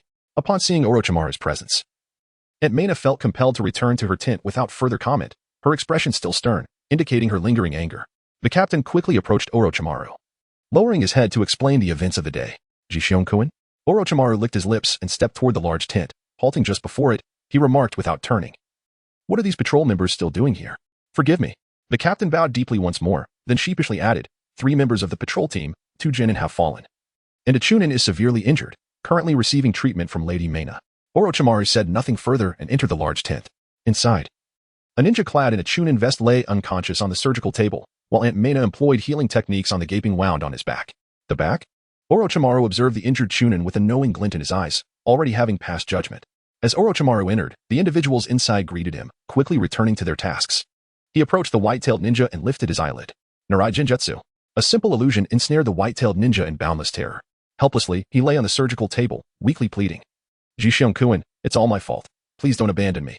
This utterance rendered the previously bustling Tint eerily silent, as Aunt Mena had halted her healing, revealing a gaping hole on his back, blood pooling visibly. Fearing Orochimaru would misunderstand Jishiong's character, Aunt Mena explained, when he was brought in. It seemed Jishion-kun had some conflict with him, so I directed him to another tent for treatment. Interesting, Orochimaru's dark yellow pupils widened slightly. He said nothing but appeared to convey unspoken thoughts. Your test scores were graded by me. Both yours and that ninjutsu fool scores were my doing. Do not blame me. It is only your mortal existence that highlights my prowess, ha ha ha. The white-tailed ninja laughed maniacally, akin to a patient in the throes of death. Aunt Mena shook her head, stepping away from the surgical table to assist an elderly man. Orochimaru did not press him about the day's events but listened with keen interest to the gossip of others, while Aunt Mena and her companions leaned in to hear tales of the young genius. At that moment, perhaps due to the pain radiating from his body into the illusion, the white-tailed ninja grimaced and said, "It was I who lured you out under the pretext of imitating Teacher Chuan Gang. Alas, I failed to kill you. Had I known, I would have placed more explosive tags in the box." As he spoke, the white-tailed ninja began to breathe heavily, spitting out blood mixed with foam, continuing in fragmented sentences. "I knew you were following me, but you cannot grasp my secrets, ha ha ha." As laughter mingled with coughs, he regaled tales of his years of idleness at the outpost. Finally, sensing his strength waning, he spoke each word with great effort. "Ever since I learned you arrived at the camp, I knew my good days were numbered. Upon discovering that 5 individuals had infiltrated the rear of the camp, I realized that fleeing was no longer an option. Regrettably, the 2 Chunin left behind could barely withstand a single breath, proving utterly inept. The moment my back was pierced, a wave of anger surged within me. Why had my request to transfer to other posts been rebuffed? That wretched individual deserved nothing less than condemnation. Orochimaru unconsciously touched his nose. Being berated within an illusion was a rather novel experience, prompting him to dispel the Jinjutsu. In his final moments, the Chunin known as Whitetail gazed up at Orochimaru, who squatted before him with a grin, struggling to rise and bow before him. Alas, his body would permit no further movement. Could those words be repeated? It was simply a matter of my rejecting your application. The once eager Whitetail felt his smile fade as he looked at Orochimaru, his body racked with pain. With a quivering voice, he pleaded, "Lord Orochimaru, please grant me a life, and I shall serve you henceforth." Orochimaru flashed a smile at Whitetail. Just when he thought there was hope, Orochimaru, without uttering a word, slowly rose and strode toward the tent's entrance. At this moment, it dawned on him that he had been forsaken. Mizuko and her companions, upon hearing his cries for help, were tempted to kick him in retribution, for his cowardice had led to the injuries of numerous ninjas. Had he issued a warning earlier, the situation could have been mitigated. He was truly deserving of his fate. "Scoundrel! Coward! You are nothing but a worthless wretch. Life is indeed fragile." Standing at the entrance, Orochimaru sighed, lifted the door flap, and stepped outside. "Lord Orochimaru! Lord Orochimaru! Lord Orochi!" The final cries of Whitetail grew fainter until they vanished altogether. His last plea drowned amidst the pool of blood that soaked the operating table. Soon, a group of ninjas assigned to clear the bodies arrived, treating him like refuse, discarding him into an unmarked pit, carelessly covering him with earth. Thus, the life of the Chunin known as Whitetail came to a swift end. Devoid of an epitaph or gravestone, merely a slightly raised mound of dirt. While Whitetail departed with relative ease, the chaos he left behind was far from swiftly resolved. The explosion of explosive tags left over 20 ninjas severely injured, and the escape of 5 enemy ninjas resulted in further wounds to a dozen more. Within the entire camp, only 4 medical ninjas skilled in healing palm technique were available, forcing them to prioritize the most critically injured. Yet, there were 7 casualties in dire need of immediate attention. If not treated promptly, they would remain incapacitated on the operating table. No, now the count was down to 6. Chapter 42, The Limitations of Healing Palm Technique. Jixiang originally intended to employ the technique of shadow clones to heal a greater number of patients. However, Aunt Mena disagreed. She insisted that Jixiang focus on treating a single injured jonin, whose arm had been severed in an explosion. A ninja capable of performing hand seals with one hand is indeed a rare phenomenon, and it is reasonable to assume that this jonin would not favor the necessity of using a single hand for such intricate maneuvers. Jixiang paid no heed to the severed arm. Instead, he diligently reattached the damaged blood vessels and trachea at the neck. With insufficient tissue, he employed palm techniques to cultivate healing. Only when the vital signs stabilized did he commence the connection of the severed right arm. Throughout the process, this seasoned jonin did not even furrow his brow, nor exhibited any signs of awakening, seemingly shielded from suffering by his brain's self-preservation mechanisms. However, Jixiang discerned a grave issue. During the explosion of the detonating talisman, it was intertwined with wind release techniques, resulting in the wound of the severed arm being tainted with a plethora of contaminants. Minute particles of soil, splinters of branches, and tattered fabric were undoubtedly teeming with bacteria. If the arm were to be transplanted in such a state, functionality might be restored, yet the extent of combat capability prior to injury remained uncertain. There was no alternative. Enduring a modicum of pain was necessary. As he executed the technique of extracting fine ailments, the resolute ninja furrowed his brow. Ji-Xiong promptly summoned assistants to hold him down. Chakra enveloped the meticulously prepared medicinal liquid, coursing back and forth at the side of the severed arm, stimulated by the medicinal infusion. The nerves and muscles at the wound involuntarily twitched and writhed. Subsequently, he skillfully controlled the force, allowing the concoction to penetrate the body through the injury. Even in his unconscious state, the Jonin began to struggle against the restraints, mumbling incoherently in his dreams. Xingzi, don't go. Huizi, my feelings for you are sincere. Meijia, I love you dearly. Come, let us share another kiss. The expressions of Ji-Xiong and the four individuals assisting and restraining him were filled with intrigue and gossip. It was astonishing. This seemingly honest and earnest ninja bore a countenance of a simpleton, yet appeared to have numerous romantic entanglements. Ji-Xiong harbored grave doubts about himself, wondering if an excess of romantic entanglements had led to his diminished vitality, resulting in injuries from the explosive talisman. Nonetheless, gossip aside, he knew he must heed the call and tend to his wounds. As the medicinal liquid for extracting ailments was drawn out, the once turbulent shinobi settled down like a catfish. Ji-Xiong then employed his familiar technique once more, meticulously cleaning the severed end of the arm before stabilizing it alongside the remaining limb. Once properly aligned, he unleashed the full power of his healing technique. The already severed muscles, nerves, and skin began to sprout granulation tissue, writhing like a multitude of earthworms. They twisted and turned, stretching forth in all directions until they encountered the nearby severed arm. Like long-lost kin, the muscles, blood vessels, and nerves recognized their companions, yet the bone remained eerily still. This highlighted the limitations of the healing technique, but Ji-Xiong remained undeterred, continuing to exert his efforts until everything restored to its original state. Only then did he cease, expertly applying plaster and bandages to the fractured bone, allowing it to regenerate naturally. With the procedure complete, Ji-Xiong hastened to assist Aunt Mena. Upon his swift arrival, admiration sparkled in her eyes, and she eagerly divulged the latest gossip concerning the white-tail incident. In the spirit of reciprocity, Ji-Xiong vividly recounted the earlier shinobi-s words, filling the expansive tent with laughter and cheer, causing many injured souls to join in merriment. Yet, one individual found himself in a rather mortifying predicament, and one could only hope the shinobi would awaken unscathed. Ji-Xiong had long concluded that White-Tail was responsible for past misdeeds. Otherwise, he would not have kept such a close watch, leading to his own frayed nerves. Upon hearing the outcome, Ji-Xiong said nothing, nodding in acknowledgement of Aunt Mena's update before immersing himself once more in the healing process. As Aunt Mena skillfully employed her healing technique on a shinobi with a lacerated neck, she praised Ji-Xiong's maturity, asserting that he would undoubtedly become an exceptional medical ninja in the future. Others held Ji-Xiong in high regard, had they known of such events. They would have had little inclination to treat patients, likely opting instead to confront the perpetrator with a swift attack. Aunt Mena, deftly completing her task, despite a number of minor wounds remaining untreated, had already delegated others to utilize simpler medical ninjutsu for healing. While the progress was slower and less effective, it at least allowed her to assist those in greater need, earning her the well-deserved title of the medical team as leading figure. Chakra usage felt adequate in normal circumstances. Yet with multiple injured ninjas, riddled with shrapnel and penetrating wounds, Ji-Xiong soon found his chakra depleted. One shinobi bore numerous penetrating injuries, with internal organs compromised and bleeding profusely. Treating the organs required careful technique to prevent adhesions with neighboring organs, which inevitably increased the patient's suffering, yet there was no alternative. Although the medical ninjas skilled in the healing technique were exceptional, they paled in comparison to top-tier practitioners like Tsunade. At the very least, had Tsunade been present to treat the fractured bones, there would have been no need for splints or bandages. With others unable to lend a hand, Ji-Xiong refrained from procrastination. After addressing the internal bleeding, he quickly moved aside, settling into a meditative posture.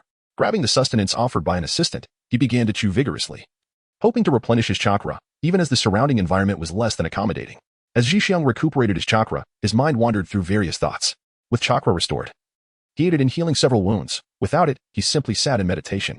Despite the diligent efforts of 4 skilled shinobi, drenched in perspiration within the large tent, 2 ninjas succumbed to their grievous injuries, passing away silently on the operating table. Just over an hour prior, they had been esteemed jonin, capable of gallivanting freely across the battlefield. Only half an hour ago, they had endured excruciating pain, sharing laughter with their comrades. Alas, a few small explosive tags had sealed their fate, leaving Ji-Xiong with a heavy heart. Ultimately, it came down to insufficient chakra. Had he possessed a fraction of Naruto's vast reserves, effortlessly summoning 7 or 8 clones, each employing sage techniques, he could not fathom that these shinobi would have perished before him. As night fell, Ji-Xiong perched on a great tree beside the camp. The moon was shrouded by dense black clouds, despite its efforts to cast a silvery glow. Unfortunately, the clouds rolled in relentless waves, mirroring the gloom that enveloped Ji-Xiong's heart. A gentle breeze rustled through the leaves, producing a soft whisper that tousled his hair. Chapter 43. The Inspiration of Moonlight and Swift Winds.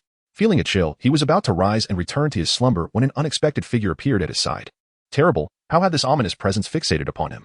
Ji Xiang's gaze exhibited a hint of panic, yet he promptly rose to his feet, feigning a demeanor of respect. Lord Orochimaru. Standing upright upon the tree, donned casual attire that radiated a considerable charm. With an expression of indifference, he regarded the dark clouds, his voice resonating with a captivating timbre. Ji Xiang-kun, are you also reflecting on the lives that have passed? My heavens, how does one respond to such an inquiry? Ji Xiang quickly turned his mind and after a while said, I merely feel that my medical ninjutsu is inadequate, failing to save others' lives. Which leaves me somewhat remorseful for my years of training. There is no need for you to be excessively humble, Orochimaru remarked, turning his gaze towards Ji Xiang. His dark yellow pupils reflecting the slight tension on his face. You seem a bit anxious, or perhaps fearful. Orochimaru's words were unhurried yet compelling, drawing one in to listen intently. To converse with a person of your stature, a semi-divine figure acknowledged by Hanzo, is indeed an honor. As anticipated. Shifting the focus to Hanzo swiftly extinguished Orochimaru's interest in Ji Xiang. If you desire some rare medical knowledge, feel free to seek me out. No sooner had he spoken than he vanished like a gust of wind before Ji Xiang. Hanzo represented a disgrace for the three of them, however. As they emerged prominently on the battlefield of the ninja world, the title of the three legendary ninjas gradually transformed into a symbol of honor. Returning to the tent, Ji Xiang hastily nestled into his warm sleeping bag. At that moment, he exhaled deeply. Being targeted by Orochimaru without the means to protect oneself was hardly a favorable situation. Today's event served as a reminder for Ji Xiang. Without a sufficient amount of chakra, even if one became a master capable of formidable ninjutsu, they would still find themselves akin to Kakashi, only able to utilize high-level techniques a few times a day. How could one contend with an adversary under such constraints? He would not be foolish enough to wait for you to replenish your chakra. If one were to seek the fastest means to enhance chakra, it would be to host a tailed beast within oneself. However, currently, Ji Xiang was ill-equipped to handle such a creature. Unable to manage a tailed beast. It seemed he could not even cope with a zero-tailed beast. As these thoughts swirled in his mind, Ji Xiang gradually drifted into slumber. After the previous lesson, Ji Xiang approached the large tent with newfound caution, refraining from idle chatter. Instead, he diligently perused medical ninjutsu texts, hoping to uncover a shortcut to augment his chakra. According to the memories of his past life, each individual possesses their own limits. Upon reaching those limits, what is set is fixed. And no alternative exists to increase it without seeking external means for a breakthrough. Numerous methods for seeking such breakthroughs exist, yet regrettably, they were not applicable to his current situation. For instance, apprenticing under Tsunade to learn the in-sealing technique was a possibility, but he was not well acquainted with her. He aspired to engage with her more deeply in the future. Alternatively, transplanting Hashirama cells could be an option, yet it might result in becoming a mere wooden figure. Acquiring a Sharingan would indeed be advantageous, yet he had yet to encounter a benevolent soul akin to a Bido Uchiha. With a resigned sigh, he quietly closed the book. Unable to suppress his thoughts, how truly vexing. Before he could complete his thought, Ji Xiang felt several gazes upon him, as palpable as steel needles, pricking at his very being. Slowly turning his head, he awkwardly chuckled. I haven't said anything. I merely found this book quite engaging. Madame Minako, with a smile that barely concealed her amusement, replied, let us hope it remains thus. Having closed the book, Ji Xiang stepped out of the tent and stretched at the entrance. Unable to find a method to enhance his chakra, he wandered around the perimeter of the large tent to clear his mind. Stuck in a quagmire of thoughts, he lamented his lack of strength, unable to envision a broader perspective. Could he truly blame others for not offering him their sight? Lost in these musings, Ji Xiang found himself drawn to a modest medical tent, lured by a familiar voice within. Moonlight Chiefing lay pallid upon the operating table, his injuries in a rather delicate location. His trousers pushed down to his knees. He stared blankly at the tent's ceiling, as if the sky itself were collapsing. Will I be all right? Fear not. Our skills are quite proficient. There will be no complications, assured the medical ninja, wielding a delicate stainless steel surgical clamp. Gripping a venomous needle that had just surfaced from the dense foliage of hair, yanking it forcefully outward. Ah! Moonlight Chiefing cried out in pain, nearly springing up, only to be roughly restrained by a quick-witted assistant. The needle was particularly insidious, featuring barbs that made extraction all the more challenging. Upon removal, it indeed bore traces of flesh, compounded by the concentration of nerves at the injury site, which explained his intense reaction. Once again reclining, tears streamed from his eyes, his lips moving silently, as if engaged in a farewell or an apology to an unseen presence. Ji Xiang approached the scene, while his assistant respectfully stepped aside. Upon seeing Ji Xiang, Yue Guang Jifeng grasped his arm with a desperate plea. Ji Xiang, you must help me. Xian is waiting for me. Ji Xiang brushed off the dirty hand. It's just a minor injury. There's no need to fret. After confirming there were no complications, Ji Xiang washed his hands and exited the tent. Had he not recognized the familiarity in the voice calling out, he would have had no inclination to enter at all. However, just a few steps out of the tent, he suddenly froze in place. As a spark of realization flashed through his mind, He finally understood why he felt something was amiss earlier. The injury on Yueguang Jifeng was subtle. Yet Jixiong had checked the chakra points and found them intact, not hindering his abilities as a ninja or a father. It was precisely these points that enlightened him. The injury was located near the lower dantian, close to the chi high point. In the world of Naruto, chakra was abundant. So it was not surprising to explore the concept of a lower dantian, was it? Who wouldn't want to be the first to venture into uncharted territory? With excitement, Jixiong returned to the main tent and settled into the chair from earlier, crossing his legs to meditate. Unfamiliar with how to cultivate the lower dantian, he found himself in a state of confusion. Unsure of the next step, he decided to calm his racing heart, an approach that seemed prudent.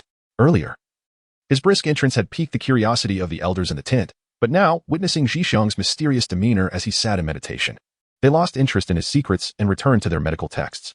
After a quarter of an hour, he finally achieved a state of serene tranquility. He aptly named it calm like water. In this state, he could accurately perceive his breath and the slow circulation of chakra within, accompanied by a humming sound as it flowed through his meridians and points. Chapter 44. Calm like water. The bustling sounds outside gradually diminished to a near silence, blending seamlessly into the natural ambience. The rustling of pages from the other three individuals in the tent also faded into the background. Even the occasional movement of furniture failed to disturb Jixiong, as all that remained in his universe were his breaths and the increasingly resonant hum of chakra swiftly circulating through various points. In this tranquil state, Jixiong endeavored to control the flow of chakra within him, but soon encountered a dilemma. While he could indeed manage its movement, he struggled with fine control, stopping it at the chi high point or gathering it there in abundance. He was also uncertain of the precise location of the chi high point. He could only vaguely sense its vicinity, with a mere hazy awareness of the chakra's passage. He yearned for his body to obey, yet it felt as if there were an invisible barrier preventing him from breaking through. Just then, as if guided by intuition, he gently placed his hands, palms facing upwards, on his knees. However, an unsettling feeling lingered, leaving him at a standstill, unable to grasp the essence of the practice. After approximately 15 minutes, Jixiong reluctantly exited the tranquil state, and the lively sounds of reality returned, causing him to shudder at the sudden increase in noise. At that moment, he found himself longing for the Byakugan of the Hyuga clan. Surely, using it to observe himself would yield remarkable results. Contemplating this efficiency, he recalled the technique of shadow clones. Yes, he could summon a shadow clone to assist him, though it was currently inconvenient to test this theory. Collecting his thoughts, Jixiong stretched lazily, the cracks in his joints drawing the attention of Aunt Mena, who relaxed upon seeing he had said nothing. Finally, as night fell, Jixiong finished his meal, exchanging pleasantries before returning to the tent at a leisurely pace. The moment the tent flaps closed, he summoned his shadow clone. The clone, attuned to his thoughts, began to stimulate the temples and other crucial points on Jixiong's body as he entered the calm state once more. Moments later, he opened his eyes in delight. Progress had been made, albeit modest. The chakra still lacked fine control, which could be attributed to his years of soaking in medicinal baths. To slow down the flow through such expansive meridians, he realized he would need to devise a method to constrict it, leading him to consider the technique of diversion. At this juncture, he grasped a vital truth. His so-called calm-like water state resembled the shutting off of the five senses, yet differed in that he could exit at will with a mere thought. He had attempted to control the flow of chakra with his eyes closed, but the results were negligible. Often, he could only observe the chakra flowing freely through the meridians, with no opportunity to intervene. He resumed his meditation, this time adopting the lotus position, with palms facing upwards resting on his lower abdomen. After a period of breath regulation, he re-entered the tranquil state. The shadow clone knelt beside him, its right index finger gathering chakra, gently tapping at the chi high point. As the chakra continued to flow in, Jixiong finally pinpointed the exact location of the chi high point.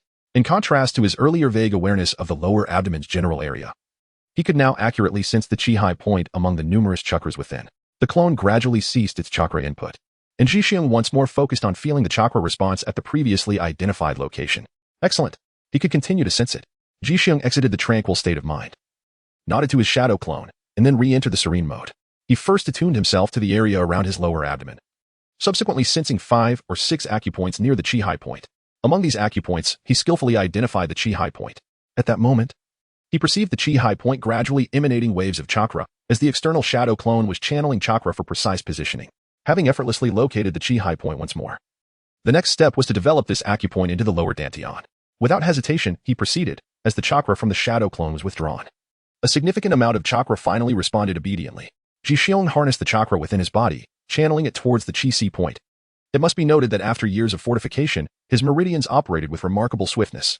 Despite the fact that a significant portion of his major energy points had been severed by shadow clones using interception techniques, his flow remained considerably faster than that of an ordinary individual. However, As the abundant chakra surged towards the vicinity of the Chi-Si, a new dilemma emerged. The strength of his meridians left Ji-Xiong at a loss. He attempted to concentrate the chakra into a sharp drill and strike directly at the Chi-Si. The initial impact caused him such pain that he was compelled to abandon his tranquil state of mind. Undeterred, he again condensed the chakra into a pointed blade to strike against the meridian wall, only to lose consciousness from the ensuing agony. When he finally opened his eyes, dawn had broken. In a hurried manner, he arrived at the large tent, where Aunt Mena greeted him with a smile, inquiring about his activities the previous night, teasingly suggesting he had been peeking at the elder sister next door while she bathed. Ji-Xiong shook his head in exasperation and approached the table. Resuming his perusal of books, contemplating the development of his lower dantian and whether there were alternative methods available, if he continued to strike the same way as yesterday. How long would it take to manifest the lower dantian he envisioned at the expansive energy node?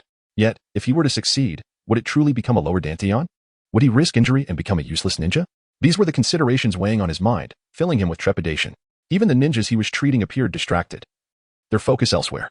Fortunately, his mastery of healing techniques proved effective. Despite his own distraction, he managed to keep gravely injured ninjas alive. With his spirits lifted after saving several lives, Ji-Xiong walked through the camp. As the number of patients he healed increased, his reputation within the rear camp grew remarkably. Just as he turned a corner, he encountered a young ninja who paused in surprise upon seeing him. The young ninja then respectfully bowed at a 90-degree angle, holding the position for a good 5 or 6 seconds before straightening up. "Who are you?" Ji-Xiong mused, certain this individual had not been treated by him. Though older than Ji-Xiong, the young ninja addressed him as senpai. He was a member of the team of an injured jonin from a few days prior, which jogged Ji-Xiong's memory. He waved dismissively, indicating that it was merely his duty, prompting the young ninja to bow once more before returning to his own tasks. This lively interaction did not go unnoticed by others, who regarded Ji-Xiong with friendly smiles. Nearby, a little girl with a pineapple hairstyle waved at him enthusiastically. Chapter 45, The Miracle of Life. Ji-Xiong smiled at her, then pretended not to recognize her, quickly pivoting 90 degrees on his right foot and hastily departing, embodying a sense of awkwardness that left Hongdo utterly bewildered. Currently, Hongdo and Orochimaru shared a master-disciple relationship. If they grew too close, they could face dire consequences from the third Hokage and Danzo in the future. After several days of no progress, he spent each day manipulating chakra to strike the Chi-Si nodes, hoping to create a lower dantian. Unfortunately, the reality was quite the opposite. As he endured excruciating pain each day, one evening he sat quietly on a branch, gazing at the moon, pondering what kind of strength it would take to cleave such a massive object in two, a thought that was truly enticing. Not far off, someone approached, but he paid little heed. Suddenly, a fragrant breeze wafted by, and upon turning his head, he was taken aback to find Hongdo, whose presence he wished to avoid, causing him a great deal of distress. She offered him a skewer of colorful dango, with her gift presented so readily. Ji-Xiong had no choice but to accept the dango, and took a hearty bite. "What did you mean by pretending not to recognize me that day?" Hongdo asked, striking a fierce pose with her hands on her hips as she regarded him. "Ah ha ha, did you not recognize me? As the saying goes, a girl transforms considerably by the age of 18. With your beauty, how could I dare to claim acquaintance?" "Really?" Hongdo inquired, her eyes sparkling with delight. As Ji-Xiong savored the meatballs, he nodded in response, prompting Hongdo to blush with a charming pout. She was indeed a precocious girl. "I have noticed you have been here for several days. Is there something troubling you?" Each time Hongdo observed Ji-Xiong gazing longingly at the moon in solitude, she felt an urge to do something to lift his spirits. No, I am merely relishing this rare moonlight," he replied, unwilling to divulge more. Understanding his reticence, the sagacious Hongdo chose not to press further. Instead, she accompanied him in admiring the moonlight for a while. With a graceful leap, she supported herself on a branch, gracefully descending from a tree towering several meters high. However, as she landed, her right hand remained grasping the branch, stretched out like a long tether, producing a series of crisp sounds as she detached from it. This surreal spectacle widened Ji-Xiong's eyes in astonishment. Upon reaching the ground, Hongdo cheerfully waved goodbye to him. This extraordinary moment sparked a significant revelation in Ji-Xiong's mind. Orochimaru's soft body modification technique could indeed elongate one's physique, yet he realized he need not alter his entire form. Perhaps merely elongating the Chi-Si point could indirectly resolve the challenge of accessing the dantian. Likewise, if the lower dantian could be established, might it also be possible to open the middle dantian at the Shanzhong point? Yet, he chastised himself for thinking too far ahead. The lower dantian remained elusive, and he was already contemplating the middle dantian. Such lofty aspirations could lead to folly.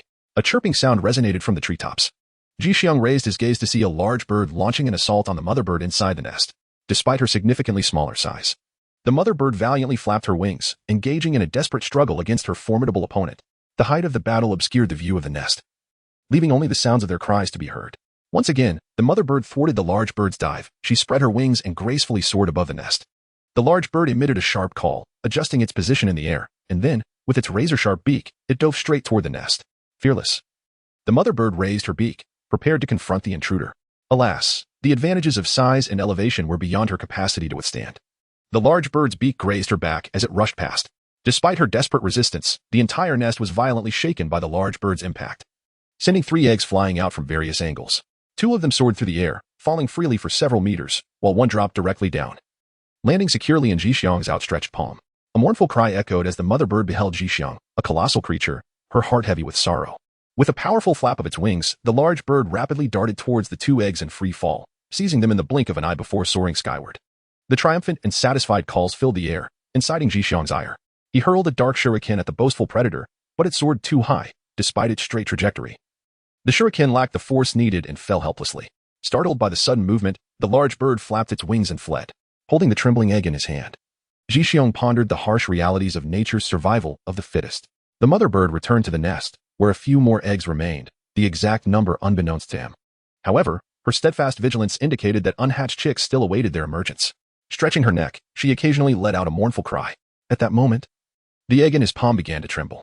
This egg, reminiscent of a quail's but slightly lighter in color, had a rounded top that tapered downwards. The rounded end, precisely at the 13th point, was pecked from within by the chick, which, as if guided by an innate understanding, quickly and accurately pecked around the circumference. Jixiang observed with rapt attention. Once the shell was sufficiently pecked, a dark, damp little head emerged, its beak wide open, as if greeting the world. Upon its arrival, it chirped at Jixiang, as if recognizing him as its mother. Jixiang gently shook his palm, and a small, pitch-black bird tumbled out of its eggshell. The little creature, still unable to stand, wobbled back and forth in his hand, occasionally chirping a few notes. Feeling the dampness of its feathers, Jixiang's face lit up with a joyful smile. At that moment, the mother bird, perched atop the tree, suddenly flew over, emitting sharp calls from a distance, which seemed to convey gratitude and a sense of urging. Jixiang extended his hand, palm open, and the mother bird seemed to comprehend his intention. She flew directly towards him, landing steadily in the hands of a stranger for the sake of her offspring, entrusting their safety to an unfamiliar being. The mother bird gently nudged her chick with her beak, as if to adjust its position, and then firmly grasped the chirping chick with her sharp beak. With her precious cargo, the mother bird flapped her wings and soared straight to the treetop nest. Upon reaching a safe distance, she hovered in the air and nodded at Jixiang. Under the luminous moonlight, the silhouettes of the mother and chick lingered in Jixiang's eyes. A poignant moment that spoke of the miracle of life. Jixiang closed his eyes, and in a moment of inspiration, he settled into a cross-legged position upon the branch, his hands naturally resting upon his knees. Almost instantaneously, he entered a state of serene tranquility, as calm as still water. Chapter 46, Lower Dantian, Success. In the next moment, the chi point was sensed, and the surrounding meridians began to accumulate an abundance of chakra. The chakra swelled increasingly, creating a congestion at the chi point. This congestion gently stretched and elongated the meridians, and remarkably, without the need for any interception technique, the chakra became obedient, responding seamlessly to his will. Soon after, the elongated meridians, in a fleeting moment, created a small opening, as if the chakra had discovered a release valve, surging eagerly towards this aperture. At the other end of this small opening lay the chi point, which had often been a source of frustration for Jixiang. In that instant, it resembled a grand balloon, expanding progressively as chakra continued to flow in. At a certain moment, Jixiang felt a slight discomfort, or rather, a sense of fullness, akin to a water barrel brimming to the brim, tightly capped. Jixiang naturally opened his eyes, gently wiping the damp corners, quietly attuning himself to the state of his lower dantian. This sensation might well be described as tears of joy. The newly established lower dantian was still gradually expanding, albeit at a slower pace than its initial creation. It merely required a continuous influx of chakra to perpetuate its growth, ultimately evolving into a pond, or even a river, lake, or sea. Standing atop the tree, he sensed the current chakra volume within his lower dantian, which had increased tenfold compared to the original amount, equivalent to the power of 10 A-level ninjutsu. Jixiang, exhilarated by the recent development of his lower dantian, felt as though he had granted himself an ever-upgrading advantage. He even began to envision a life of lavishly expending chakra, had it not been for the desire to maintain his composure. He would have laughed heartily at the sky until his stomach ached. With such joyous circumstances, how could one possibly find sleep? With his right hand propped against a branch, Jixiang leaped down with a swift motion. In the very instant he touched the ground, a thunderous explosion erupted, causing him to stagger in astonishment. He gazed in disbelief at the ground, questioning when he had become so formidable. Had merely opening up a lower dantian granted him such extraordinary strength? Just then, another series of resounding explosions echoed in the air. Jixiang abruptly raised his gaze towards the rear of the camp, where he could now discern flickers of orange flames. This was dire. The camp was under siege. Zhixiong hurriedly ran over, hearing several youthful voices. The flames, which had already diminished significantly, were reignited by a few novice ninjas utilizing their jutsu on the enemy's rear. It seemed they had become aware of the predicament they had caused. Fools! What on earth are you doing? The echoes of scornful rebukes mingled with faint apologies. Upon reaching the scene, Zhixiong noticed that the young genin were marked with muddy footprints, evidently having been reprimanded by the arriving jonin in their moment of panic. The culprits, upon being discovered, clearly lacked any fighting spirit and had fled after committing their misdeeds. At that moment, Orochimaru had dispatched jonin to pursue them, while the immediate priority was to extinguish the raging fire within the camp. However, this concern did not trouble Orochimaru for long. After issuing his orders, a specialized firefighting team quickly mobilized, employing the water release, water army technique to draw water from the nearby source and douse the burning tents and supplies. As smoke swirled, the air became thick with steam, and within minutes, the ground of the entire camp was inundated, littered with unknown debris. The discipline within Orochimaru's ranks was notably stringent. Just days prior, the medical tent at the back of the camp, along with its medical ninjas, had nearly been wiped out, leading to reprimands for the captain. Only a few days had passed, and another breach had occurred. The captain's negligence was evident. During an emergency meeting that evening, he was summarily dismissed by Orochimaru. In a bid to redeem himself, the captain was granted permission to confront the Cloud Village head-on the following morning. If fortune favored him and he survived, it would serve as a means of atonement. The assembly held deep faith in Orochimaru, and even the captain refrained from protest, returning to meticulously inventory the ninja tools, donning his armor in hopes of making amends the next day. As the adage goes, before an army moves, provisions must be prepared. It was evident that the enemy's target that night was their food supplies. The logistics had been utterly devastated, and kitchenware was a primary target. Upon receiving reports from the personnel, Orochimaru instructed the logistics team to devise their own solutions for sustenance if they failed. He would join the captain at the front lines to seek redemption. Red Bean, sensing the aura of distance emanating from Orochimaru, bravely approached to offer a few words of consolation. However, these words inadvertently sparked a rather juvenile notion within Orochimaru. If you can ambush me, then it is only proper for me to retaliate. With audacity born of skill, Orochimaru ventured alone to the temporary encampment of the Cloud Village and summoned the 10,000 snakes at the heart of their station. He had made it clear that the snakes could act at their discretion. How much they could consume was their concern, and should they become sated or encounter formidable foes, they were free to retreat. Having conveyed his instructions, Orochimaru executed a body flicker technique and departed. Shortly thereafter, he returned to his tent to assess the extent of his other losses. As for the well-being of the 10,000 snakes, he harbored no worries, for their instinct for survival was paramount, and their goal was to consume as much as possible. Not far from Orochimaru's tent, the medical tent was bustling with activity. The medical team, comprising fewer than 100 members, faced immense pressure in the wake of the numerous injured, who outnumbered them significantly. The explosions that had erupted that night had irrevocably altered the fates of many ninjas, leaving them with severed limbs, destined to abandon their paths as ninjas and return to a life of mediocrity. Zhixiong did not wish to make such a cruel decision. However, with limbs reduced to mere flesh in the explosion, he found himself in a predicament akin to a skilled housewife unable to cook without rice. Within the confines of the largest medical tent, for ninjas adept in healing arts had gathered at the request of Aunt Mena to prevent ambushes. In the center of the tent lay 4 surgical tables, while 7 or 8 patients lay on stretchers at the edges, their fates uncertain. Beside each patient stood a medical ninja, utilizing ordinary healing techniques to sustain their lives, making the entire tent feel somewhat cramped. Sir, this patient's vital signs are fading. One medical ninja reported, his chakra exhausted.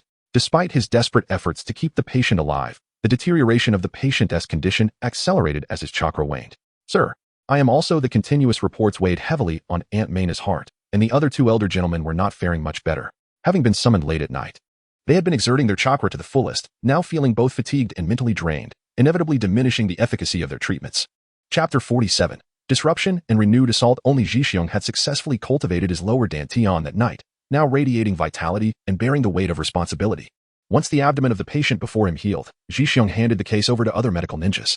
Bring me the one whose vital signs are almost gone, he instructed, patting the still warm surgical table. Soon, a robust ninja was brought in, having suffered an abdominal blast. Fortunately for him, while his major organs were mostly intact, he was missing some parts. Despite several ruptured intestines, there was still potential for salvage. Little Zhixiong's skills have improved remarkably, one of the elder gentlemen remarked with a smile, before yawning and returning to the bloody patient on the surgical table. The other elder, Qingji, remained silent, appearing somewhat sullen. But upon completing his own surgery, he lifted his head and shot Zhixiong a cheerful glance. I have no objections, Zhixiong replied, grateful for Qingji's praise. Zhixiong smiled faintly. This elder was rather amusing. In moments of leisure, whenever Zhixiong immersed himself in a book, The elder would incessantly murmur that literature was one of the pathways for their kind to progress, thus emphasizing the importance of diligent study. Initially, he perceived the elder's counsel as mere pretentiousness, a display of seniority. However, with the passage of time, he came to realize that extensive reading was indeed one of the simplest means for an ordinary ninja to alter his fate. This elder was a civilian ninja who, equipped with exceptional medical ninjutsu and an extensive reservoir of medical knowledge, earned a substantial income each month. Setting aside other thoughts, he lowered his head and began to cleanse the contaminants from the patient's abdominal cavity. At this moment, the curtain was hastily drawn aside, and 4 Leaf Village ninjas burst in, carrying a bloodied casualty. Strangely, they had encountered no obstruction outside. The newcomers, despite their tattered appearances and traces of blood, adhered to the decorum of the situation, pausing at the entrance. One of them, visibly anxious, cried out, "Which esteemed individual is responsible for treatment?" His urgency was palpable as his gaze flitted around the large tent, darting from Aunt Mena to the bowed head of Jixiong, and finally resting on the stretcher by the tent's edge, where ninjas awaited their turn on the operating table. Aunt Mena, without raising her head, instructed, "Cheng, please ascertain the severity."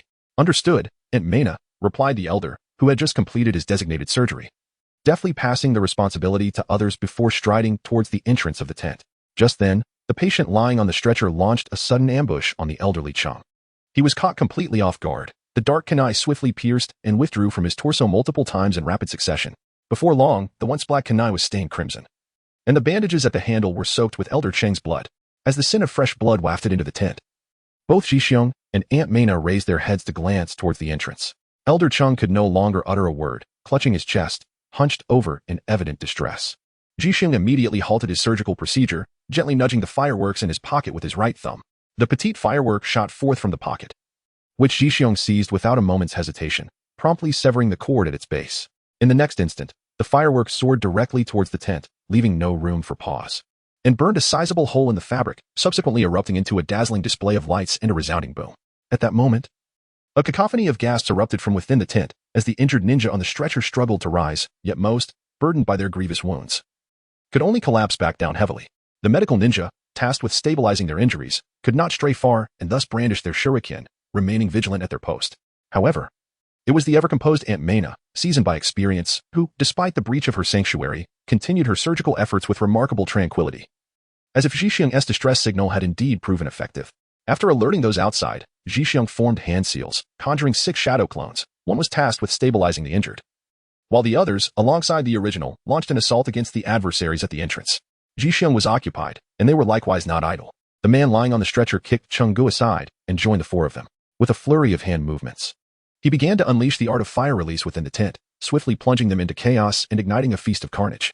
Jixiong's shadow clones engaged in combat, but after a few exchanges, they found themselves at a disadvantage. "Be cautious, Jixiong. First, eliminate the elder. That younger one is quite troublesome." Realizing that time was not on his side, Jixiong made a resolute decision. He instructed his shadow clones to prioritize survival over valor, aiming merely to inflict some damage or hinder their adversaries' movements, even if only for a fleeting moment. A flurry of white mist erupted as all but one of Jixiong's clones, who was sustaining injuries, vanished into thin air. The swift demise of 5 clones left Jixiong momentarily stunned, only to be abruptly kicked in the chest by a ninja from the opposing side, sending him soaring through the air. He felt a sudden resistance against his back, followed by a resounding crash as he tore through the tent, creating a substantial gash. Several concerned older female assistants gazed anxiously at the quivering opening in the tent, uncertain of the severity of Jixiong's injuries. Jixiong rolled on the ground for several circles before finally stabilizing himself, brushing off the dust from his attire and exhaling deeply. The 30,000 taels worth of chainmail proved its worth, for unbeknownst to him, the CH Nin's vest had been severed by the J Nin at some point. Even the chainmail bore numerous cuts, with only a thin layer barely holding together, almost torn apart by the opposing J Nin's brutal assault. Outside, numerous areas were ablaze, sporadic skirmishes resonating through the night. Dazzling sparks flickered in the open spaces, suspended in mid-air, and near the tents, intermittently revealing a perilous beauty. Upon re-entering the tent, Jixiong was taken aback by the scene before him. It was not the severity of the surroundings that startled him, but rather the sight of the Jainin who had just bested him, now lying like a defeated beast, trampled underfoot. The Jainin's neck twisted in an unnatural angle, his mouth pressed against the earth, a small pool of blood oozing from beneath him. Orochimaru, clad in casual attire, wore a gleeful smile, albeit his hands were engaged in a gruesome display. His limbs had transformed into thick serpentine appendages, ensnaring the remaining 4 ninjas in a relentless embrace. They hung precariously in the air, unable to even emit a scream as the constricting snakes silenced their cries, leaving them gasping in agony, mouths agape, desperately attempting to produce sound. The gaping maw of the serpent revealed venomous fangs, while a putrid stench pervaded the entrance of the tent. Several venomous snakes, their dark yellow pupils scanning the gathered individuals with a predatory gaze, seemed to be in search of delectable prey. Among them, one appeared to be the leader. And Orochimaru toyed with him as if he were a mere puppet, releasing his restraints and casting him to the ground. Under the watchful eye of one of the legendary Sannin, the ninja felt no confidence in his ability to escape. "Speak your mind," Orochimaru commanded, towering over him as if bestowing a grim favor. Cough, cough. "You unleashed the great serpent, ravaged our camp, and caused numerous ninjas from Kumogakure to be devoured. Raikage will not let you go for this. That is what I have to say. Kill me if you must." The Kumogakure ninja coughed blood as he spoke, his voice hoarse and muffled, a sound that was painfully unsettling to hear. Zhixiong surmised that even if Orochimaru refrained from killing him, without timely medical intervention, his life would soon come to an end. Despite his current pitiful state, the onlookers regarded him with seething anger. Were it not for Orochimaru's presence and the necessity of gathering intelligence about him, they would have relished the opportunity to end his life themselves. Had it not been for their ambush, how could there be so many patients here? Seeing the others' desperate craving for demise, Orochimaru grinned, his tongue swirling tantalizingly around his lips. The elongated tongue, glistening saliva, radiant lips, and Orochimaru's pallid complexion sent shivers down Zhixiong's spine. The ground beneath the captain began to transform, taking on a texture akin to chocolate, and soon his feet sank slowly, followed by half of his body. As his submerged form was compressed, blood surged forth from his mouth once more, a final act of resistance. His eyes widened in terror, the orbs threatening to burst from their sockets as he stared fixedly at Zhixiong, his lips forming the silent plea, "Save me, save me." Gradually, he vanished into the earth, the ground restoring itself to an even smoother surface than before. The gathered crowd felt a sense of relief. However, those suspended in midair had lost their fighting spirit, paralyzed by the brutality they had just witnessed, not a single one daring to utter a sound. One individual trembled, seemingly desperate for mercy, yet Orochimaru showed them no interest. A series of crisp, crackling sounds echoed around them, and with years of experience, Zhixiong realized there was no hope left, better to bury them. Truly, the temperament of the hidden cloud village was ferocious. Orochimaru's vengeance had just been enacted, and they were undeterred, launching another assault in the dead of night, leaving Orochimaru somewhat vexed, while Zhixiong and the others bore the brunt of the suffering. By the time Orochimaru departed, Uncle Aching lay lifeless at the entrance of the large tent, and Zhixiong gently closed his unblinking eyes. At that moment, he grasped that his adversaries had never intended for him to survive. Aching had been stabbed multiple times, and the final slash of the dagger had nearly severed his head from his body. With his current medical skills, Zhixiong knew he could not bring him back to life. Only Tsunade or forbidden techniques could achieve such a feat, surpassing his capabilities. Setting aside his sorrow, he hastily consumed a soldier's ration offered by Aunt Mena and plunged back into the arduous task of surgery. The night's ambush had set off alarm bells in Zhixiong's mind. The joy of recently opening his chakra pathways had dissipated. Now, he found himself unable to withstand even a single technique from an unknown elite ninja, a blow to his pride. From his days at the Ninja Academy to his graduation and years as a genin, although he had progressed relatively smoothly, he believed he had not been negligent in his training. Yet the true battle tonight had awakened him. His systematic training had kept him a step behind. He needed to accelerate, to surpass his peers. The battlefield before him represented an opportunity. Previously, he had viewed his comrades as familiar faces, and had found the thought of harvesting their flesh unethical. Yet reality had imparted a lesson. If one must dig, then so be it. He could always employ healing techniques to expedite their recovery. The recent raid by the hidden cloud village on the Konoha camp had kept Zhixiong occupied for an entire day and night. Despite Aunt Mena's attempts to intervene, he utilized several shadow clones to assist in treatment, yet many ninjas, due to untimely care, would forever remain on their stretchers. After a full day of sleep, Zhixiong stretched languidly, emerging from his sleeping bag. His complexion, once sallow from excessive chakra depletion, had returned to its previous fair hue. He quietly approached the large tent, where Aunt Mena, clad in a white protective suit, busied herself at the operating table, her attire stained with traces of blood. Nearby, several assistants occasionally wiped the sweat from her brow or prepared to restrain the patients as needed. The ninja on the operating table appeared ashen, a gruesome knife wound traversing from left to right across his abdomen, the sight both grotesque and terrifying. Particularly alarming was the purplish hue surrounding the wound, justifying Aunt Mena's protective garb. Upon seeing Zhixiong approach, everyone greeted him warmly, yet the absence of Uncle Aching rendered the atmosphere somewhat somber. Zhixiong noticed that Aunt Mena was not too busy, so he pulled out a chair and resumed his studies. Zaya's Hixiang. Please check next door to see if the toxicological test results are out, Aunt Mena instructed. Ah, the toxicology experiment? Do we even have the equipment? Several assistants stifled their laughter, and Aunt Mena shot Zhixiong a disapproving glance. What nonsense are you talking about? If we didn't use it before, It must have been sealed away. Hurry up and go. Ji tapped his head, feeling as though he had traversed through time. The tent next door, where he had previously performed surgeries, now housed several sophisticated instruments.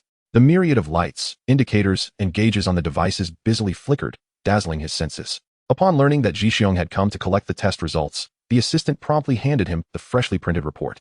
Glancing at the examination outcomes, Ji couldn't help but smile with satisfaction. It appeared that either someone from the sand-hidden village had sent assistance, or there had been a leak of their toxins. Otherwise, how could the cloud-hidden village possess sand-hidden toxins? Fortunately, Ji immune cells had been fortified to counteract such poisons, and as long as the affected area was excised, the issue could be easily resolved. Indeed, Aunt Mena had followed Ji previous methodologies for detoxification, surrounded by such advanced equipment, which he had never encountered during his school days. Ji was encouraged by Aunt Mena to explore independently, with the option to consult the assistant if needed. Like a treasure hunter, Ji, aided by several shadow clones, quickly familiarized himself with the operation of the instruments. He then shifted his focus, seeking his first research subject. After some contemplation, he decided that studying his own body would be the most reassuring choice. However, he soon realized that using Konoha's equipment to examine himself risked exposing his secrets. After pondering for a while, he concluded that as long as he did not delve too deeply into the apparatus, merely extracting a blood sample would pose minimal risk. At most, he could personally dispose of the evidence. Chapter 49, Sun Attribute Chakra Nutrient Solution, achieved. He extracted several vials of his blood and used a centrifuge to isolate the Sun Attribute Chakra within. The Sun Attribute was a precious asset for healing, which he had come to recognize as something he urgently required during this incident. In the event of severe injury and an inability to summon chakra, these vials of Sun Attribute Chakra would surely grant him an additional lease on life. Regrettably, the quantity of Sun Attribute Chakra that could be isolated from the blood was quite limited. At this moment, Ji slapped his forehead, chiding himself for his short-sightedness. While having more Sun Attribute Chakra was undoubtedly beneficial, he realized that a body suffering grave injuries would be lacking in more than just this singular element. He already had a nutrient solution prepared for when he fell ill, which not only replenished blood rapidly, but also accelerated wound healing. By incorporating the Sun Attribute Chakra into this solution, the effects would certainly be magnified, producing a result greater than the sum of its parts. At this moment, Ji pondered why such a simple method had never been proposed or even produced by anyone.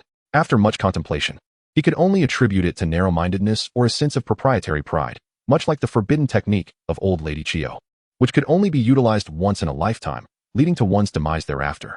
With this thought, Ji considered the possibility that his unique physique might be a factor, suggesting that he should seek out a few more individuals to test the method, which would yield results quite readily.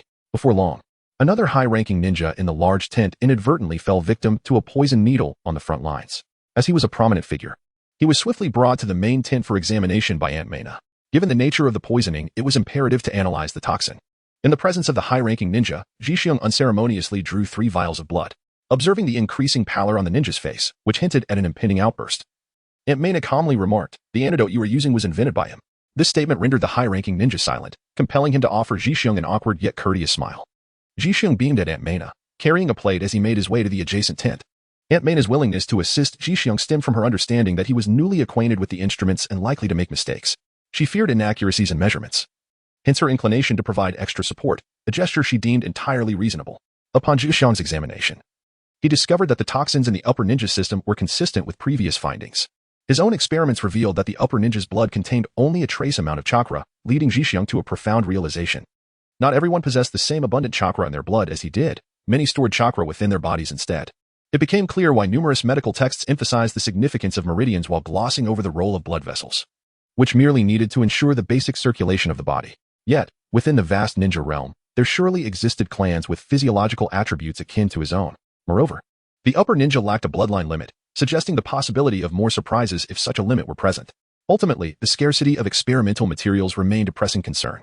Ji began to comprehend Orochimaru's relentless pursuit of subjects for human experimentation, driven by the intoxicating allure of uncovering the unknown.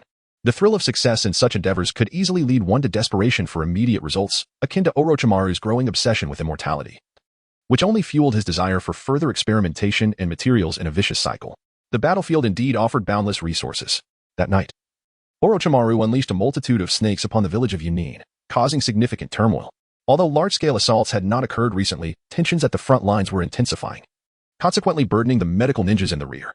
Orochimaru's intentions were unmistakable. Each time he approached the front lines, he found himself hindered by others, preventing him from fully indulging in battle. Thus, he pinned a letter to his third teacher seeking assistance. The moment the third Hokage received his beloved student's plea, he felt compelled to dispatch several formidable leaf ninjas to the front. However, he ultimately heeded Orochimaru's suggestion and sent the Uchiha clan instead. When the Uchiha clan arrived at the battlefield, they quickly engaged in fierce combat with the Rock Ninja village. Seizing the opportunity amid their clash, Orochimaru made a sudden appearance, ruthlessly reaping the rewards. Regrettably, many Uchiha ninjas fell victim to a brutal assault by the Union forces, leaving no trace of their remains and resulting in their designation as missing ninjas, which deeply pained Uchiha Fugaku. Each Uchiha was a precious asset.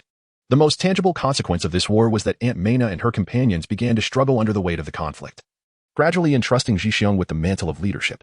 In those moments, they would lament the vitality of youth before retreating to rest their weary bodies. Little did they realize that while they sought respite, Zhixiong would tirelessly devise methods to preserve more of the injured's flesh and blood, despite the wounded expressing some confusion.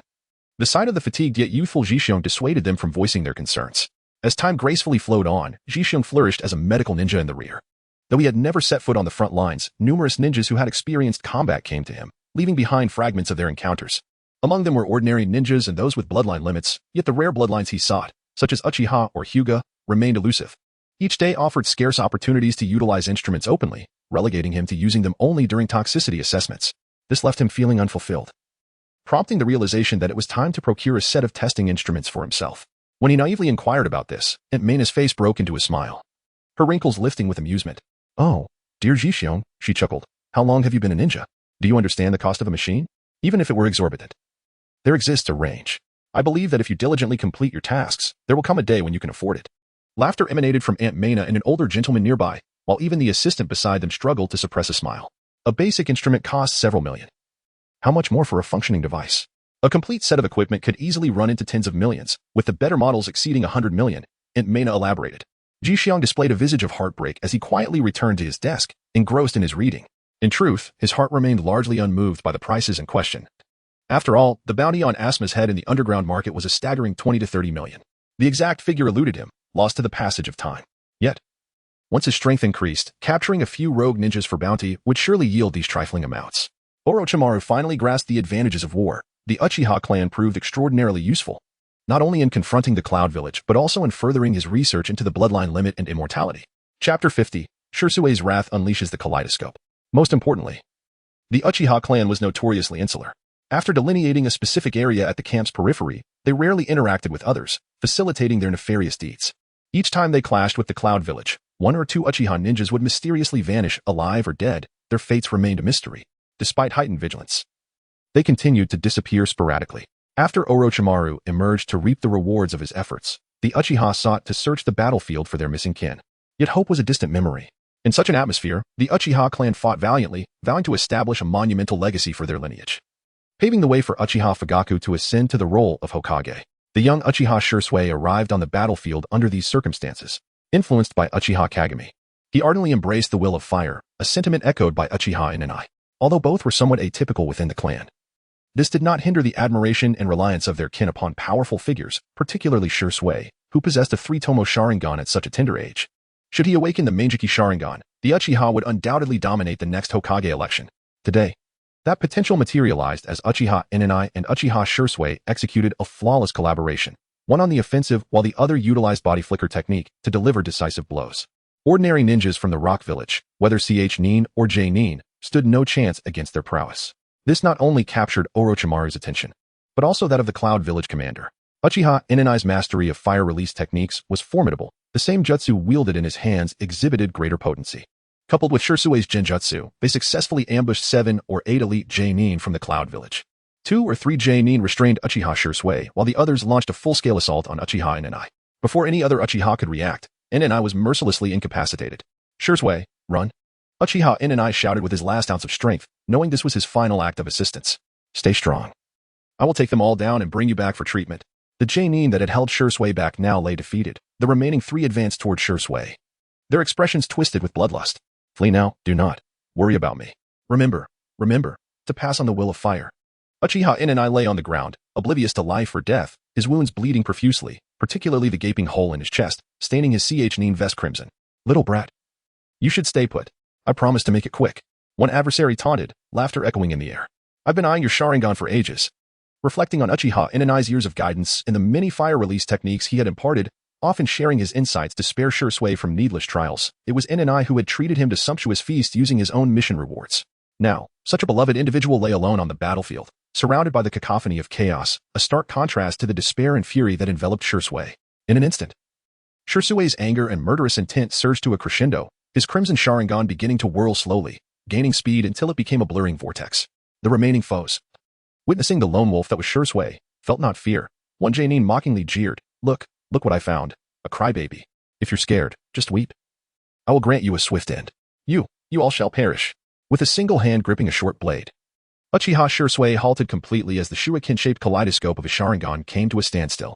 The individuals opposite him remained oblivious to any irregularities, merely sensing that this young Uchiha was enveloped in a menacing chakra. In the next instant, 3 palm-sized beams of white light flickered before their eyes. Moments later, Uchiha Enji, lying unconscious on the ground, vanished along with the young Uchiha. As the trio attempted to pursue, a sudden exertion caused a synchronized spray of blood to erupt from their necks, reaching several meters away. One attempted to alert his comrades, only to emit a choking sound. Unbeknownst to them, their tracheas had been severed. Amidst the cacophony of the battlefield, their uniform movements failed to draw attention, as everyone else was preoccupied with their own skirmishes, either fighting or fleeing. Blood gushed uncontrollably from their wounds, some even aspirating it, leading to violent coughs that left them doubled over. As their strength ebbed away, even the most elite Jainin appeared as lambs awaiting slaughter, lying silently upon the lush grass, gradually succumbing to stillness.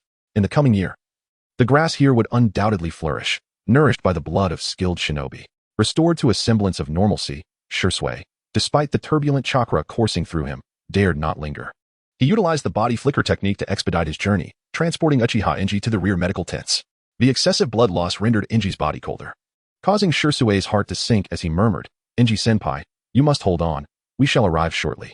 The only response was Enji's limp arm, swaying uncontrollably with Shursui's every movement, as if celebrating the emergence of a new leader from the Uchiha clan. Upon reaching the encampment, the recuperating Uchiha clansmen gasped in astonishment at the sight of the unconscious Enji. They clamored to follow him to the medical tents. However, fortune was not on their side that day, as Aunt Meina and an elderly man were preoccupied within the large tent, with even Shikio occupied next door analyzing toxin detection data. Recognizing the value of the Jainin, Aunt Meina urged Shursui to seek Shikio's assistance. Yet, the Uchiha clansmen were reluctant, as their esteemed elder lay gravely injured, teetering between life and death. The Clan S elite were not only in distress, but were also indignant at being handed over to a mere child for treatment. Aunt Meina, unyielding, cast a stern glance at her assistant, who promptly ushered the unruly clansmen towards the entrance. This was an emergency medical tent. The patients in Aunt Meina required tranquility. If they wished to make a ruckus, they could do so at Orochimaru's tent. Here, they were not welcome.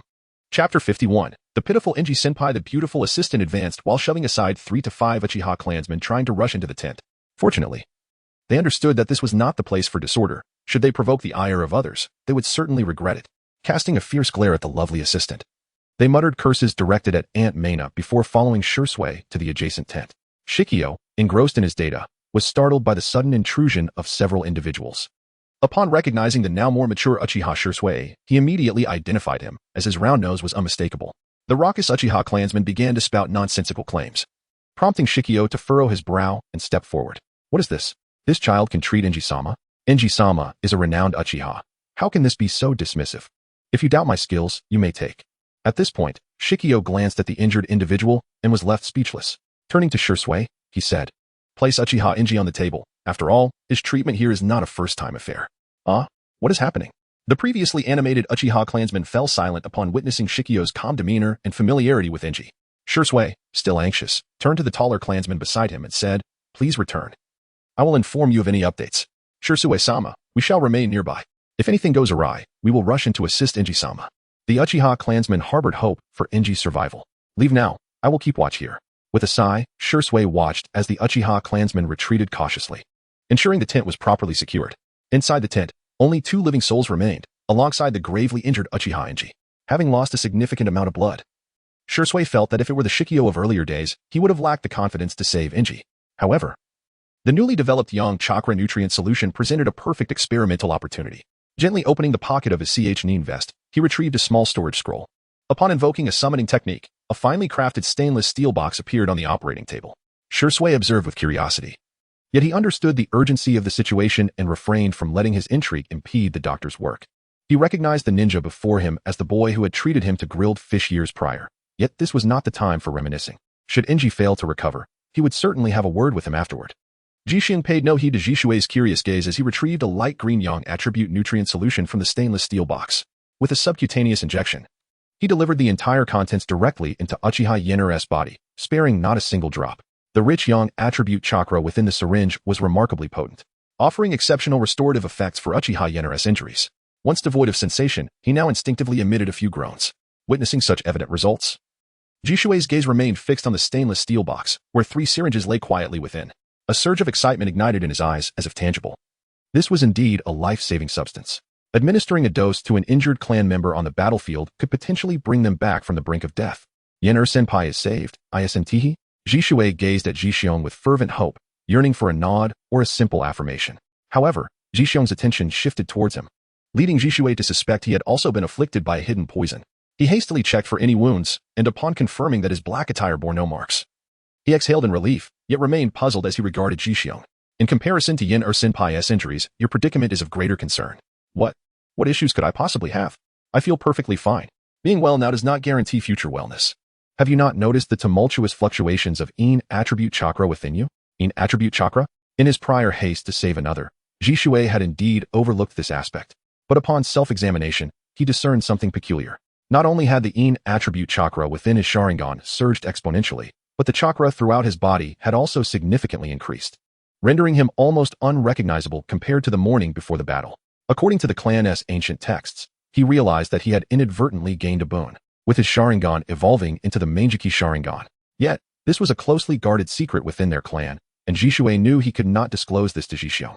However, Jixiong's subsequent inquiry quickened his heartbeat. Until you possess the capability to safeguard this secret, I advise you to confide in no one, not even in your closest kin. What are you talking about? I don't understand. Jishui chuckled awkwardly, his eyes instinctively darting elsewhere, a clear indication of his tendency to evade the truth.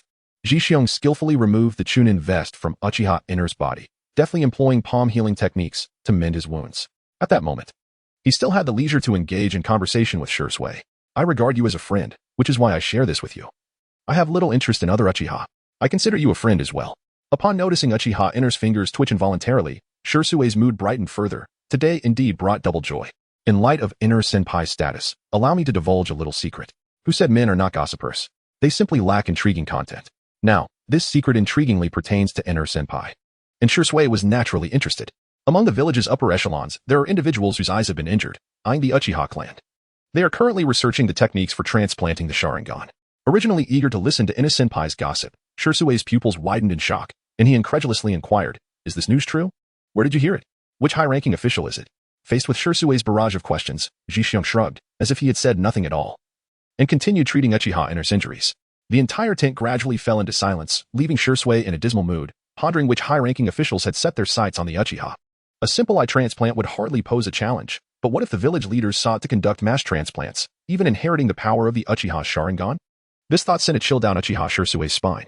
He and Inner-senpai were tirelessly passing on the will of fire within the Uchiha clan, only to find themselves drawn into a perilous fate.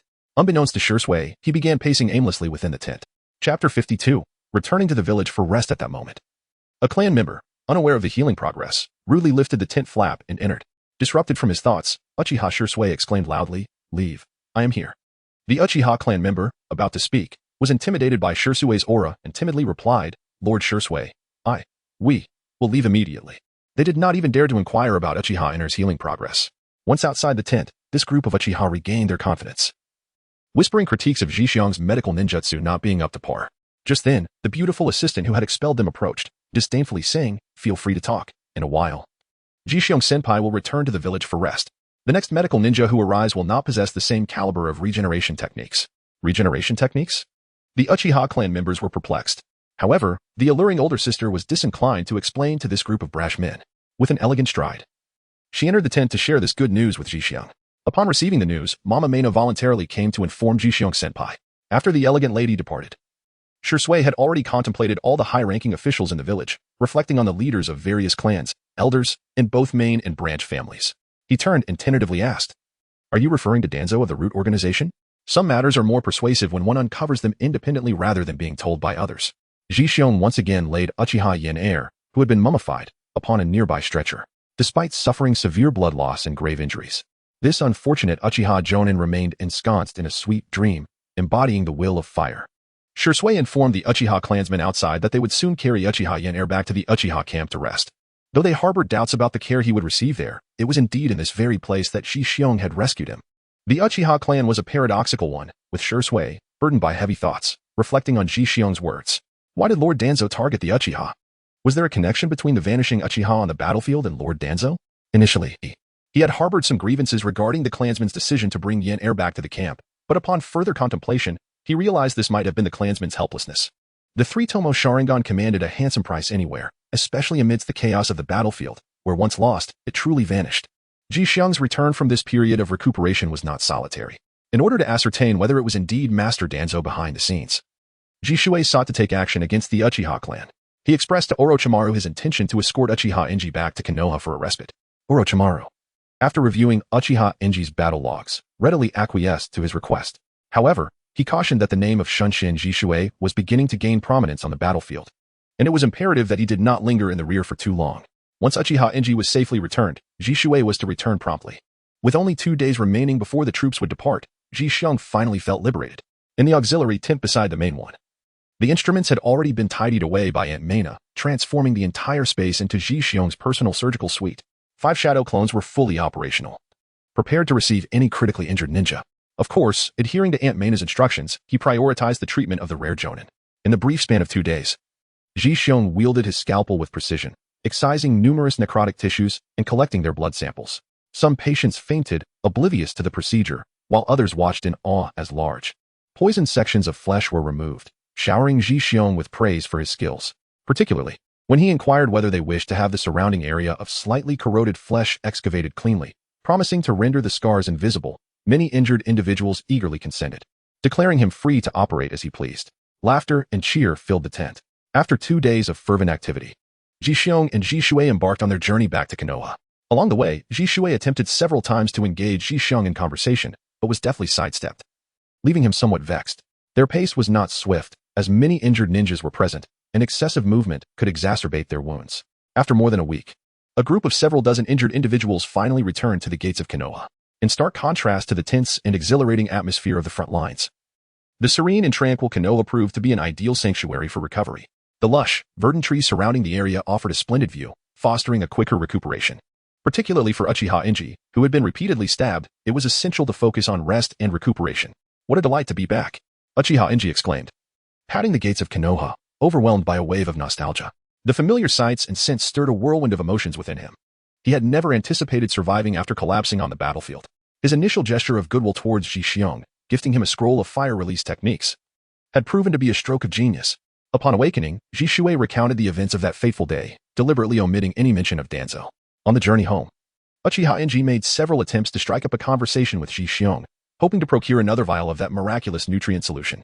Alas, Ji Xiong consistently deflected his overtures, which left Enji feeling somewhat disheartened. However, recalling the extraordinary properties of the nutrient solution, and knowing that only 3 vials remained, he understood that their creation must be immensely challenging. Such a rare treasure, each vial counted. Returning to Konoha felt like a dragon re-entering the sea. Ji Xiong greeted everyone before vanishing in a puff of smoke. The courtyard, untouched for over half a year, had been meticulously maintained by Aunt Wacko, who had even secured the rickety wooden bridge with ropes, ensuring it was safe enough to traverse without fear of tumbling into the river. Inside the house lay a fine layer of dust. Since Ji Xiong had begun his training in ninjutsu, Aunt Wacko had refrained from entering without his permission. As he slid his fingers across the dining table, he noticed the thin veil of dust, prompting him to take action without delay. Ji Xiong donned his cleaning attire and summoned shadow clones to tidy the rooms. With a multitude of hands, each clone took charge of a separate area, ensuring that even the kitchen and bathroom were not neglected. In no time, the courtyard, which had been uninhabited for over 6 months, was restored to pristine condition. The murky, stagnant water was poured down the drain, marking the completion of this thorough spring cleaning. In the sunlight, the courtyard was adorned with lush green grass, and the wooden bridge creaked gently underfoot. Ji Xiong reclined comfortably in a wooden rocking chair on the porch, beside a small round wooden table laden with various items that tested one's character. He savored a refreshing glass of freshly squeezed orange juice, procured by his shadow clone from the market, and indulged in some crispy, sweet potato chips and shrimp crackers, which momentarily sapped his motivation. Chapter 53. The disappearance of Might Guy. Relaxed and basking in the sun, Ji Xiong unexpectedly drifted into slumber. When he awoke, over 2 hours had slipped by. Stretching languidly in his chair, he sprang to his feet, eager to seek out Kai for a chat and to suggest he take a month-long respite in bed. All the while hoping to help Uncle Dai evade any troubles. As for the research on flesh and blood, that could wait. One must take it step by step. With ample time before dinner, Ji Xiong exited the courtyard and made his way quickly to Kai's quaint, albeit dilapidated, home. Alas, upon arrival, he found the door firmly shut, igniting a sense of foreboding within him. Having been on the front lines, he was aware of Might Guy's perilous situation, but this felt too sudden. Wandering around the small house yielded no signs of neighbors. Reluctantly, Ji Xiong retraced his steps along the dirt road back to the village. Even the shopkeeper, residing closest to him, had no inkling of Might Guy's whereabouts. Just as he was about to depart, the shopkeeper muttered that she had seen Might Guy earlier that morning, humbly seeking a task. Relieved to hear that he had set out that morning, Ji Xiong felt a weight lift, yet the timing did not align with his recollections. The promised assault on Konoha had yet to commence. Had his little wings inadvertently altered the course of the ninja world? Surely, they could not possess such power yet. Excuse me, I urgently seek Uncle Might Guy. Could you recall in detail your encounter with him this morning? Ji Xiong inquired. The shopkeeper, with a shrewd expression, rolled her eyes before feigning amnesia, pressing her forehead with a look of exasperation. Oh dear, my memory fails me. If you don't mind, I shall ponder it a bit longer. Thank you kindly, dear shopkeeper. I am in no rush. It is rather fortunate to encounter someone so dedicated, Ji Xiong responded. Thus, the shopkeeper leaned on the table, supporting her forehead with her hand, and promptly dozed off. After a considerable time, noticing Ji Xiong's patience, she began to snore softly. Uncertain of whether Might Guy truly faced grave danger, Ji Xiong dared not squander time. Just as he prepared to rouse the shopkeeper, she discreetly opened her right eye, locking gazes with Ji Xiong. How infuriating. At this juncture, Ji Xiong understood that this was no mere slumber but a blatant attempt to gain advantage. Casting a disapproving glare at the feigning shopkeeper, he withdrew 100 ryo from his pocket and placed it on the table, rapping it sharply. Upon seeing the money, the shopkeeper instantly sat up, a smile blooming on her face. Oh, my memory serves me. I recall now, she exclaimed, swiftly pocketing the 100 ryo. It seems he accepted a task to leave the village this morning. If you wish to pursue him now, you may not catch up, she added. Frustrated by her late revelation, Ji Xiong shot her an exasperated glare before utilizing a body flicker technique to depart. The shopkeeper, familiar with such expressions, pulled out 100 ryo from her pocket, scrutinized it carefully, and then retrieved her account book, gleefully noting, travel fee, 100 ryo. Ji Xiong did not immediately rush towards the entrance. Pursuing now would only waste time, as he lacked a clear direction. He swiftly maneuvered along the perimeter of Konoha village, but soon deemed this method too slow. Ignoring the curious gazes of onlookers, he leaped nimbly between rooftops, making his way towards the Uchiha clan territory, situated away from the village's center. Within the clan grounds, Uchiha Enji, wrapped in bandages, sat in a newly crafted wheelchair, surrounded by several elder Uchiha clan members who engaged him in casual conversation by the roadside. The once ambitious elders, now resigned to their old age, listened intently as Enji vividly recounted his exploits and tribulations on the battlefield, momentarily transporting the old men back to their glorious past. Not far away, in an open arena, the Uchiha brothers, Shinichi and Yuji, were engrossed in their daily sparring. Due to their close birth timings, Yuji often felt as though he were the elder brother, a notion that had persisted throughout their lives. Yet, despite being born less than a minute earlier, Shinichi consistently outperformed him in taijutsu, ninjutsu, and genjutsu, much to Yuji's discontent. The harder he tried, the more he felt suppressed. Seizing an opportunity while his brother momentarily retreated, he unleashed a great fireball technique, aiming to obscure Shinichi's line of sight. Simultaneously, 3 kunai followed swiftly behind the fireball. Should Shinichi intercept the fireball, he would be met with a painful counterattack. In the blink of an eye, Yuji executed a body flicker technique, positioning himself beside Shinichi. If his brother failed to dissipate the fireball, he would seize the chance to reclaim his status as the elder. Meanwhile, Ji Xiong found himself in the expansive Uchiha territory, a domain adorned with the Uchiha emblem. After inquiring with several wary individuals, he finally approached Uchiha Enji, only to be caught off guard by a massive fireball that crashed down beside him, singeing his hair. Unbeknownst to him, the brothers' skirmish had sent the errant fireball hurtling in his direction. Realizing the unintended harm caused to an outsider, the 2 brothers hurried to his side to assess his injuries. Fortunately, only his hair had been singed, and he suffered no significant harm. Ji Xiong is currently preoccupied with matters of concern and prefers not to engage further with them. Readily accepting the apologies of the 2 brothers, Ji Xiong-kun, what brings you here? As Uchiha Ennai animatedly discusses the perils of the battlefield, he immediately rises to introduce Ji Xiong to the elderly gentleman present. However, he is interrupted by Ji Xiong's urgent words. Senior Ennai, I have a friend who has gone missing. Could you possibly refer a clan member adept in tracking to assist me in the search? Missing? Within the village? Uchiha Ennai instinctively recalls the disappearances of Uchiha clan members on the battlefield. It is said that they vanished after accepting a mission in the village, Ji Xiong replied vaguely. Since this concerns Ennai's friend, the other elderly gentlemen also offered their suggestions. Let us find some summoning beasts skilled in tracking. What about the Hyuga? That is not suitable. Perhaps we should seek assistance from our own clan members, one suggested. I believe that would be wise. Who can be more reliable than our own? The other elders nodded in agreement. Uchiha-in and I felt that this matter should be handled with finesse, especially since it involved an exceptional medical ninja who had saved his life on several occasions. If this could lead to acquiring that green nutritional solution, rest assured. Ji-Xiong-kun, go seek out Shisui. He will be more than willing to assist you, Uchiha-in and I stated, providing Ji-Xiong with Shisui's address. The other elders, upon hearing In-I's introduction of Shisui, remained silent, displaying expressions of goodwill. After expressing his gratitude to In-I, Ji-Xiong swiftly departed from the street, utilizing his body flicker technique to reach Shisui's residence in no time. Chapter 54, The Green Glowing Might Guy while contemplating how to probe Danzo. Shisui was startled by Ji-Xiong's call from outside. He quickly gathered his kunai and mask, running out barefoot. The two met, and before any pleasantries could be exchanged, Ji-Xiong stated directly, "Help me find someone." Shisui fixed his gaze on the eager Ji-Xiong, nodded, and succinctly replied, "All right." Ji-Xiong tossed a tube of his yang attribute chakra nutrient solution to Shisui. Regardless of whether he found what he was looking for, he expressed his gratitude. Initially, he intended to be courteous, but upon noticing the weighty nutrient solution in his hands, Shisui swallowed his polite remarks. After tidying up, Shisui, accompanied by Ji-Xiong, stepped out of the gates of Konoha with a small blade strapped to his back. With the assistance of Jisui's crow, the reconnaissance proved far more effective than if he were to flounder about alone, particularly with the conspicuous figure of Might Guy, which was easily detectable by the crows. Using the Konoha gates as their focal point, the crows scouted in a fan-shaped formation and, after half an hour, finally identified the target. Upon hearing the good news from Jisui, Ji-Xiong let out a sigh of relief. It was fortunate that nothing had gone awry. He resolved to catch up with the target and ensure that Guy was being kept safe. Confirming their direction, Jisui led Ji-Xiong forward with haste. Along the way, both were absorbed in their journey, yet their thoughts wandered in entirely different realms. After a moment of deliberation, Jisui slowed his pace and curiously inquired, "You have yet to disclose to me the source of your information. Should I test the waters and risk being caught?" He concluded with a sly smile. "I might just reveal your identity." Just moments ago, the crows had reported that the figure in green attire was unharmed, which buoyed his spirits. With a flicker of inspiration, he fabricated an excuse. Indeed, many harbored dissatisfaction with the current state of the Uchiha, yet those possessing genuine wisdom and seeking solutions are exceedingly rare. Coincidentally, I have a Uchiha friend who frequently discusses with me the methods for resolving the Uchiha's current predicaments.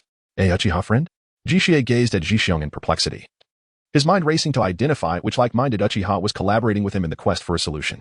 Was there a means beyond merely maintaining good relations with the village's authorities? Contemplating this, curiosity about Ji-Xiong's friend burgeoned within Jisui. "Do not look at me. I will not disclose his identity," Ji-Xiong retorted as they leaped swiftly between the trees. However, it wasn't long before Jisui's curiosity got the better of him. And with a hint of pleading in his voice, he urged, "Just tell me. I promise not to share it with anyone." Ji-Xiong chose not to respond, merely continuing his journey in silence. After a while, Jisui could no longer contain himself and spoke up, this time revealing a few of his own, somewhat clandestine matters. Both Yin Air and I are capable of maintaining a direct line of communication with the third generation of our esteemed leader. Ji-Xiong gazed ahead, bearing an expression that suggested familiarity with the situation. He remarked, "I am aware that sooner or later, or perhaps even now, the three generations will introduce you to Danzo." Jisui, taken aback, responded, "It seems your sources of information are quite astute." Ji-Xiong shrugged ambiguously. Jisui suddenly approached and inquired, "What is his name?" The cawing of crows overhead filled the air with a cacophony, instilling a sense of foreboding in Ji-Xiong. As anticipated, Jisui's expression darkened as he remarked, "Your subordinate friend. Could he possibly be a spy?" Ji-Xiong furrowed his brow and said with displeasure, "If you have not mistaken your target, he surely cannot be a spy." "I apologize." "I apologize," Jisui quickly interjected, waving his hands in a gesture of contrition. "I realize that my previous words were hasty and rash. Just now." He emanated a blinding green light, and his speed increased 5 to 6 times, continuing to escalate rapidly. This velocity has far surpassed that of a seasoned jonin. "What? This is bad. The very scenario I feared has come to pass. We must hurry to assist. Something significant is afoot." It was the first time Jisui had witnessed such urgency on Ji-Xiong's face. Was this anxiety rooted in concern for a comrade and a dear friend's life? He then solemnly inquired, "Does he hold great importance to you?" "Enough with the trivialities. He is the guide for my inaugural mission and the father of my closest friend. I cannot bear to see my companion lose his father at such a tender age." "Very well, I understand. I shall hasten ahead. You should proceed in this direction. Let the crows in the sky be your guide." With that, Jisui vanished in an instant, a testament to his remarkable speed, and left Ji-Xiong in awe. As if he had never been there at all, Ji-Xiong silently prayed that as long as the 8 gates were not opened, he could bring it back. Even if they were opened, as long as the duration was short and the damage wasn't too severe, he could still save it. With this thought, Ji-Xiong clenched his teeth and quickened his pace. Meanwhile, Might Dai, having opened the 8 gates, radiated a green light, descending upon his surrounded son, Might Guy. Dad, why are you here? Might Guy sighed with relief, finally catching up. He glanced at Kai, Hibiki, and Noera, lamenting, "You are all good children of Konoha. You should not perish here." The 7 ninja swordsmen lounged lazily against a large tree. Pipa Juzong waved his beheaded sword dismissively, interrupting Might Dai's words. "Hey, are you here to seek death too? I do not strike down nameless ghosts. Quickly reveal your name and become nourishment for my blade." Hey. Suijetsu of the Watermelon Mountain shook his massive sword, saying to Pipa Juzong, "Such rich chakra cannot be wasted. I have taken a liking to it. You, scruffy one, should step aside." Ha ha ha. When did Juzong become scruffy? Scruffy Juzong, quite fitting. The 7 ninja swordsmen mocked and jested, utterly disregarding Might Dai as elite jonin of the mist. Their usual opponents were renowned figures on the underground bounty list. A nameless youth like Might Dai was merely a source of amusement to them. In this dire moment, Might Dai felt deeply moved by his father's arrival, tears welling in his eyes as he called out, "Dad, they're all jonin." Might Dai swallowed hard.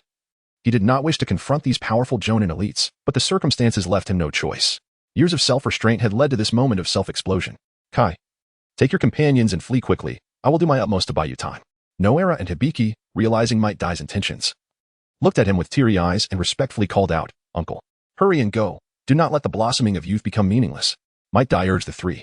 "Dad, go, he shouted, forcing back tears. Chapter 55, The Battle of 1 versus 7. Might Dai wiped away the tears at the corners of his eyes, casting one last lingering look at his father's tall and imposing figure before swiftly leaving the battlefield with his teammates. The 7 ninja swordsmen, of course, would not allow this information to leak. They were preparing to execute their plan of annihilating a village with their 7 blades. Just think of the fame they would gain by trampling Konoha, the most powerful in the land of fire, and indeed the entire ninja world. Since we are here, let us all stay. The puppet master, Kutu Yubito, appeared in the air, raising his blunt knife, ready to swallow the 3 delectable snacks in one blow. "Your opponent is me," Might Dai declared, leaping forward with the 8 gates open, his legs propelling him to Kutu Yubito's back. With a powerful kick, he struck down on Yubito's right shoulder, catching him completely off guard. With that heavy blow, Kutu Yubito immediately flipped, crashing headfirst into the ground. Dust billowed as the other ninja swordsmen began to lose their amusement, regarding Might Dai with newfound seriousness. "It is a disgrace for us to be associated with someone like you," said Wori Jahachi, waving his hand slightly, causing the dust to part around him. A sentiment echoed by the other swordsmen. Might Dai panted slightly. He had indeed overexerted himself while rushing here after opening the 8 gates, yet he did not regret it.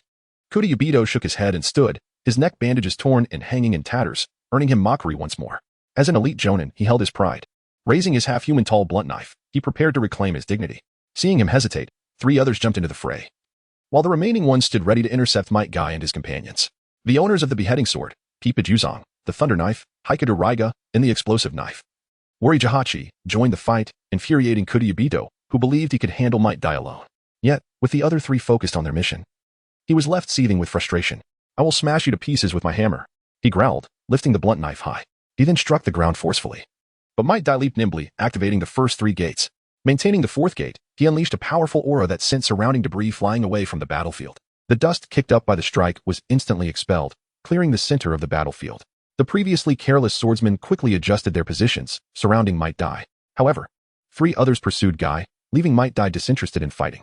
As he soared through the air, he transformed into a streak of green light, darting towards the remaining 3.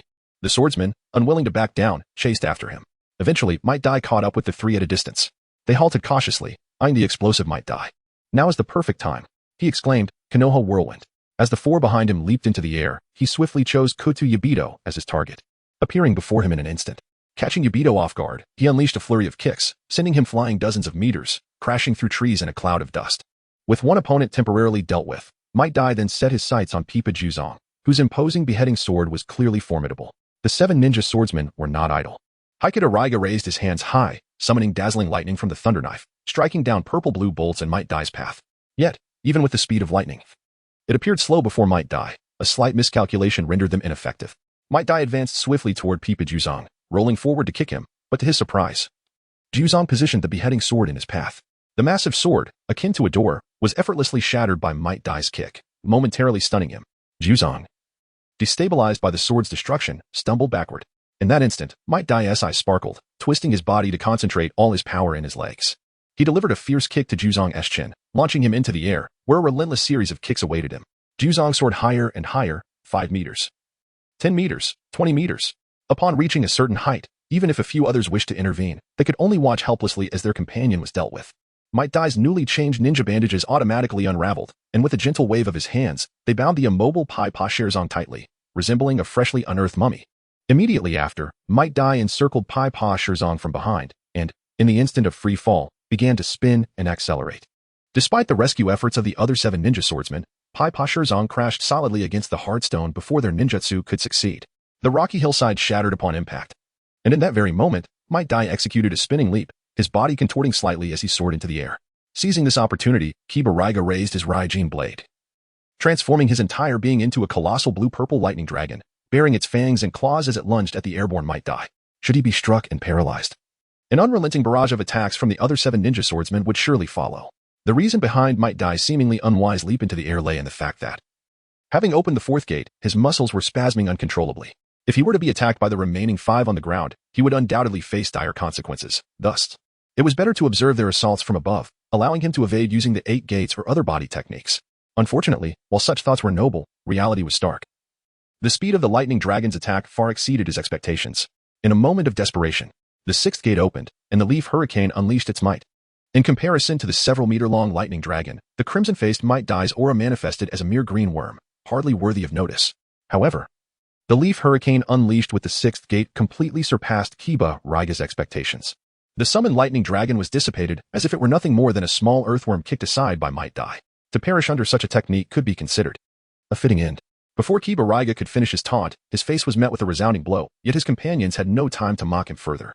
Still caught in a daze, Kiba Raiga found himself suspended mid-air, relentlessly targeted by a flurry of kicks, his body plummeting to the ground like a shooting star. And even his Raijin blade was lost in the chaos.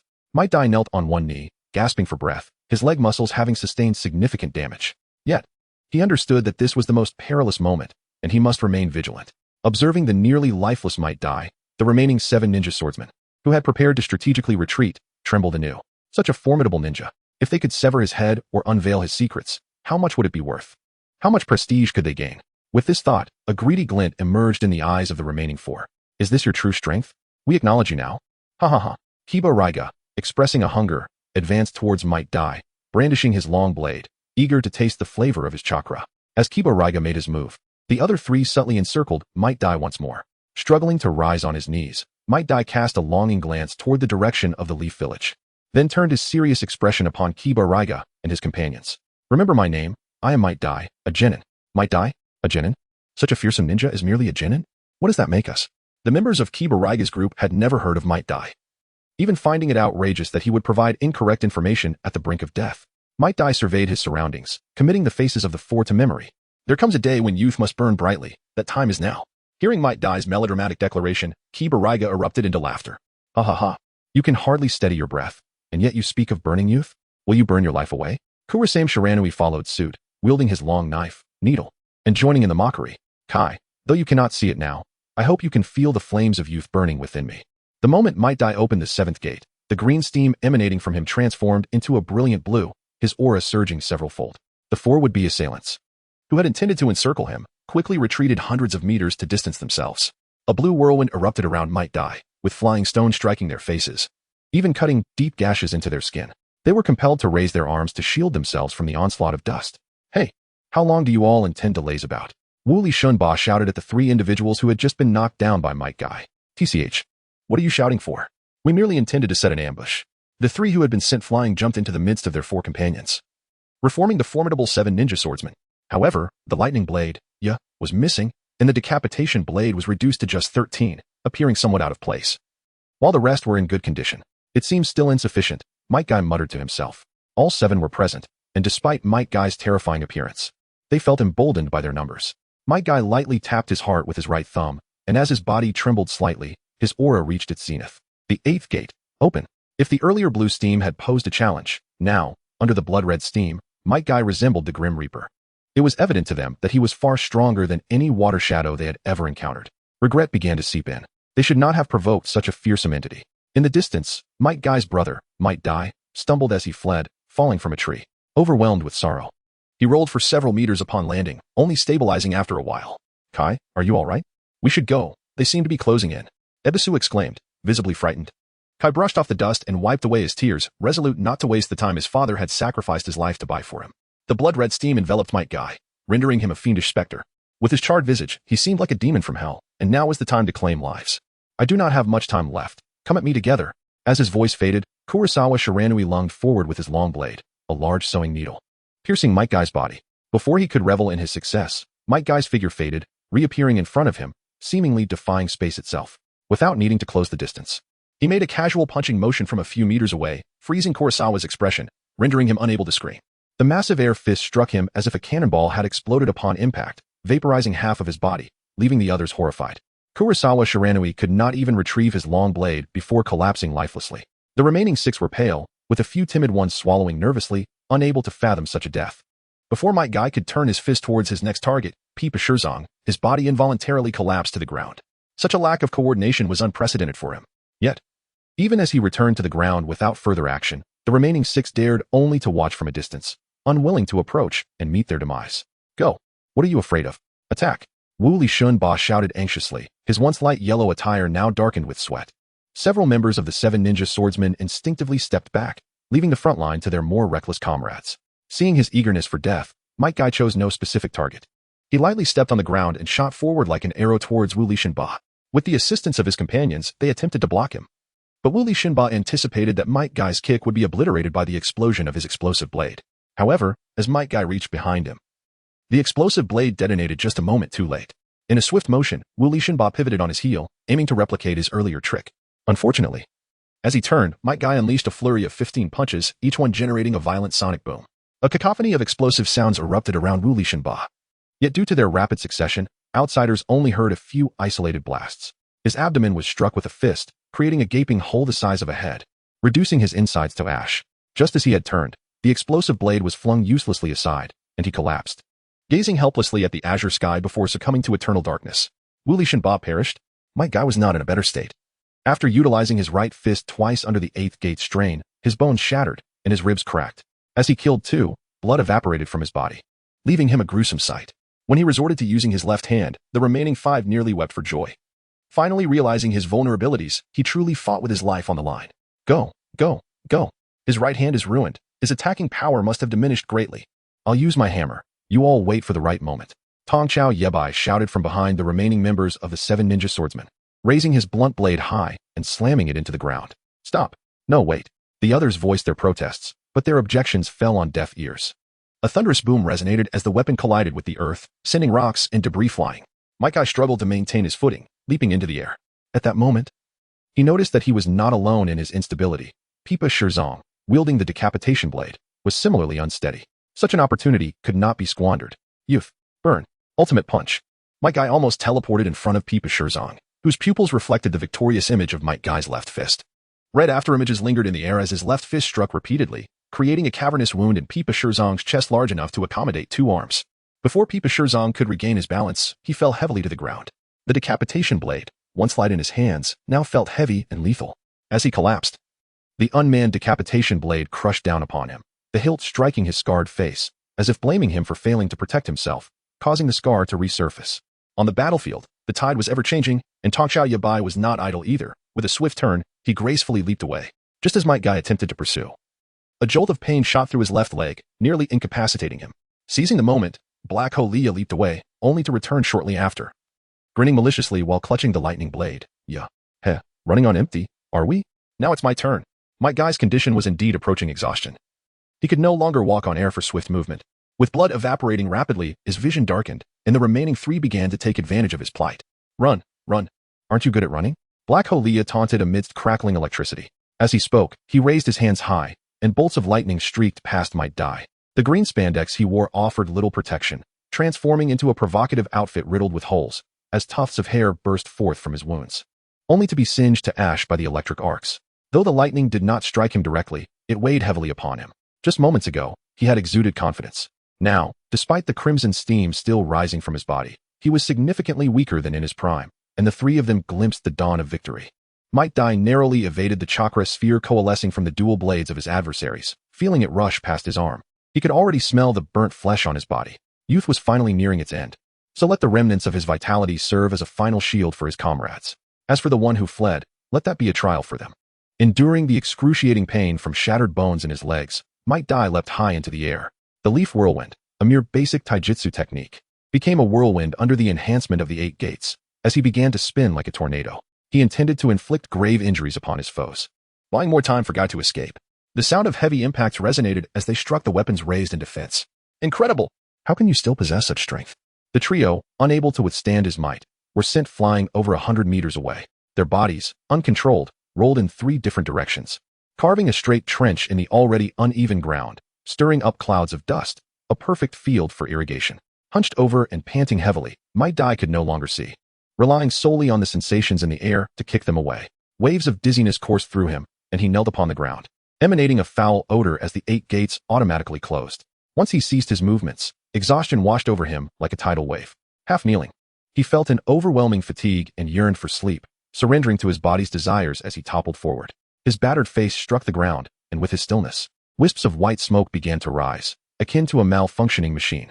The trio of Suigetsu, Karui, and Raiga staggered to their feet. Each had seemingly endured a single kick. Yet that kick had contained the force of many, leaving their bones cracked and aching. With lingering trepidation, they cautiously approached the still form of Might Dai, waiting several minutes before daring to advance. After some hesitation, Raiga gently prodded Might Dai with his lightning blade, only to peel away a piece of charred skin. This revelation startled them, prompting them to leap back defensively. After a tense half-minute, confirming Might Dai remained motionless, they finally relaxed and boldly approached him, with Raiga even kicking at his scorched cheek. Chapter 58. The Relentless Avenger. The exhilaration of survival was indescribable. What does it matter if one is powerful, when all that remains is a pile of charred remains? Suigetsu, a rotund figure, cherished good ingredients and placed the shark's skin before Might Dai, urging him to taste it. Yet, the shark's skin clamped its mouth shut, and in response to its owner's insistence, it retaliated by pricking Suigetsu with its spikes. The 3 gathered to discuss their next course of action. They had barely reached the leaf village when they were ambushed by what seemed to be a low-ranking ninja, who decimated them with ease. Including the one who fled, only 4 remained, and they feared they might not even reach the gates of the leaf before being obliterated by an elite squad. This stark contrast from their initial confidence left them feeling utterly at a loss, apprehensive of encountering another youth ablaze with vitality. Meanwhile, the fleeing Tsuchigumo was cornered by the swift arrival of Uchiha Shursui. Informed by crows of the situation, Shursui was incensed by their ambush on the leaf ninjas. With a kunai in hand, he appeared before Tsuchigumo in the blink of an eye. In a panic, Tsuchigumo, frantically fleeing, failed to notice the crows overhead and was caught off guard by Shursui's appearance. Suddenly, a sharp pain pierced his neck, and by the time he realized what had happened, blood gushed forth, staining the grass beneath him. His strength waned, and he collapsed, rolling several feet before finally coming to a stop. As he lay there, gazing up at Uchiha Shursui approaching him, he lamented, "I still have one move left, a finishing technique that remains unused." But as the words left his lips, he succumbed to his injuries, his spirit extinguished. Shursui, not daring to linger, quickly memorized the surroundings and utilized his body flicker technique to reach the center of the battlefield. In stark contrast to the lush greenery outside, this area lay barren, ravaged by the fierce battle that had transpired. Upon Shursui's arrival, Suigetsu and the others raised their weapons defensively. However, upon seeing merely a young boy wearing a leaf forehead protector, their cruel smiles returned. Severely injured, they figured dealing with a child would not result in the same disastrous outcome as before. As Uchiha Shursui opened his eyes again, the tomo within them began to spin rapidly, coalescing into a singular form resembling a shuriken. "Who are you, and why are you attacking leaf ninjas?" Upon hearing Shursui's youthful inquiry, the remaining 3 set aside their apprehensions, but as they gazed into his crimson eyes, they realized too late that something was amiss. In an instant, Shursui was at Raiga's side, wielding the massive shark skin and bringing it crashing down upon his shoulder. The spikes pierced through his clothing, embedding themselves into his flesh and beginning to siphon his chakra. Meanwhile, the dual blades of Suigetsu were not idle. He unleashed a large sphere that enveloped them both. Raiga, unable to tolerate such treachery, realized that rather than unite against a common foe, they had been betrayed, and he would not be an easy target. Thus, the Raidouya was raised high, and despite the injury to his shoulder, he summoned forth the radiant thunder dragon once more, enveloping the remaining 2 individuals in its embrace. Amidst the crackling sounds, the 3 engaged in a fierce struggle, occasionally revealing a figure struck by lightning, eliciting anguished cries that pierced the air. Uchiha Shursui hastened to the side of Might Dai, whose breathing was now perilously faint. Shursui glanced back, but found no trace of Shurko. Gritting his teeth and enduring the searing pain akin to flesh being torn, he retrieved the precious young chakra elixir he had painstakingly acquired. Contemplating its significance, Shursui wasted no time. He uncapped the vial and administered a subcutaneous injection to Might Dai. As the misty white smoke dissipated from the freshly administered injection, Dai felt as if he had traversed a desolate desert for an entire day without water, only to stumble upon a verdant oasis. In this oasis, he struggled to crawl, spotting a pool of crystalline water not far ahead. If he could reach it, his thirst would surely be quenched. The injection took immediate effect, stabilizing his injuries, and Shui let out a sigh of relief.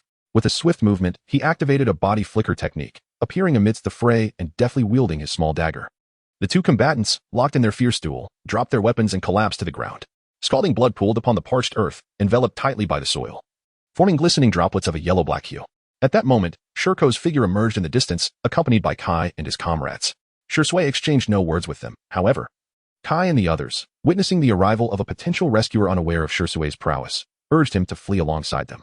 Determined not to let Might Dai's sacrifice be in vain, Shui deftly executed a ruse to elude them, and when Shirko finally arrived, they remained ensnared in an illusion. After dispelling their enchantment, it took considerable persuasion before Kai agreed to join him. He had resolved that this day would mark the blossoming of his youth, regardless of the fierce flames that awaited. Yet, upon their arrival at the scene, they were met with the sight of the charred Might Dai and the three fallen figures. Kai abruptly knelt before Dai, tears streaming down his face as he cried out in despair, "Father, Father, what has happened to you?" At this moment, Zhixiong had summoned 5 shadow clones, fully exerting his mastery over the art of healing. Listening to Kai's sorrowful cries beside him, he wished to remain undisturbed. He lifted his head and instructed, "There should be 7 individuals with 7 weapons. Instead of weeping here, you might as well collect their corpses and weapons. They will serve a greater purpose." The previously helpless Shui's eyes brightened, and he vanished in a flash. Kai wiped his tears, stood up, and nodded earnestly, "Zhixiong, as long as you can save my father, I will do anything you ask. We are friends, let us not speak of such things. Hurry." Zhixiong waved his hand, urging Kai to lead Noera and the others away. He then produced a summoning scroll, conjuring a simple surgical kit. The art of healing was of limited efficacy. Firstly, due to the severity of the injuries, and secondly, the extensive damage to the meridians, bones, muscles, and blood vessels within. The healing technique merely accelerated cellular division to achieve a restorative effect, which, for Might Dai at this moment, was akin to a drop in the ocean, potentially even counterproductive. Opening the surgical kit, he retrieved a vial of nutrient solution enhanced with blood-boosting pills. Gently prying open Might Dai's mouth, he poured the solution inside. The immediate effect was profound. It was as if he had absorbed water. Yet, it was insufficient. Thus, he administered a second vial, then a third, until he had poured in over 10 vials, exhausting the prepared nutrient solution, finally stabilizing Might Dai's elevated body temperature. Chapter 59, A Desperate Rescue. You shall not die before me. As his body temperature returned to only slightly above normal, a new predicament arose. The heart, having been subjected to intense exertion, had sustained damage to its myocardium, a far graver injury than that inflicted by a piercing weapon, as it involved comprehensive harm to the entire heart. Zhixiong, having summoned the last 2 vials of solar attribute nutrient solution, unhesitatingly injected them into his arm.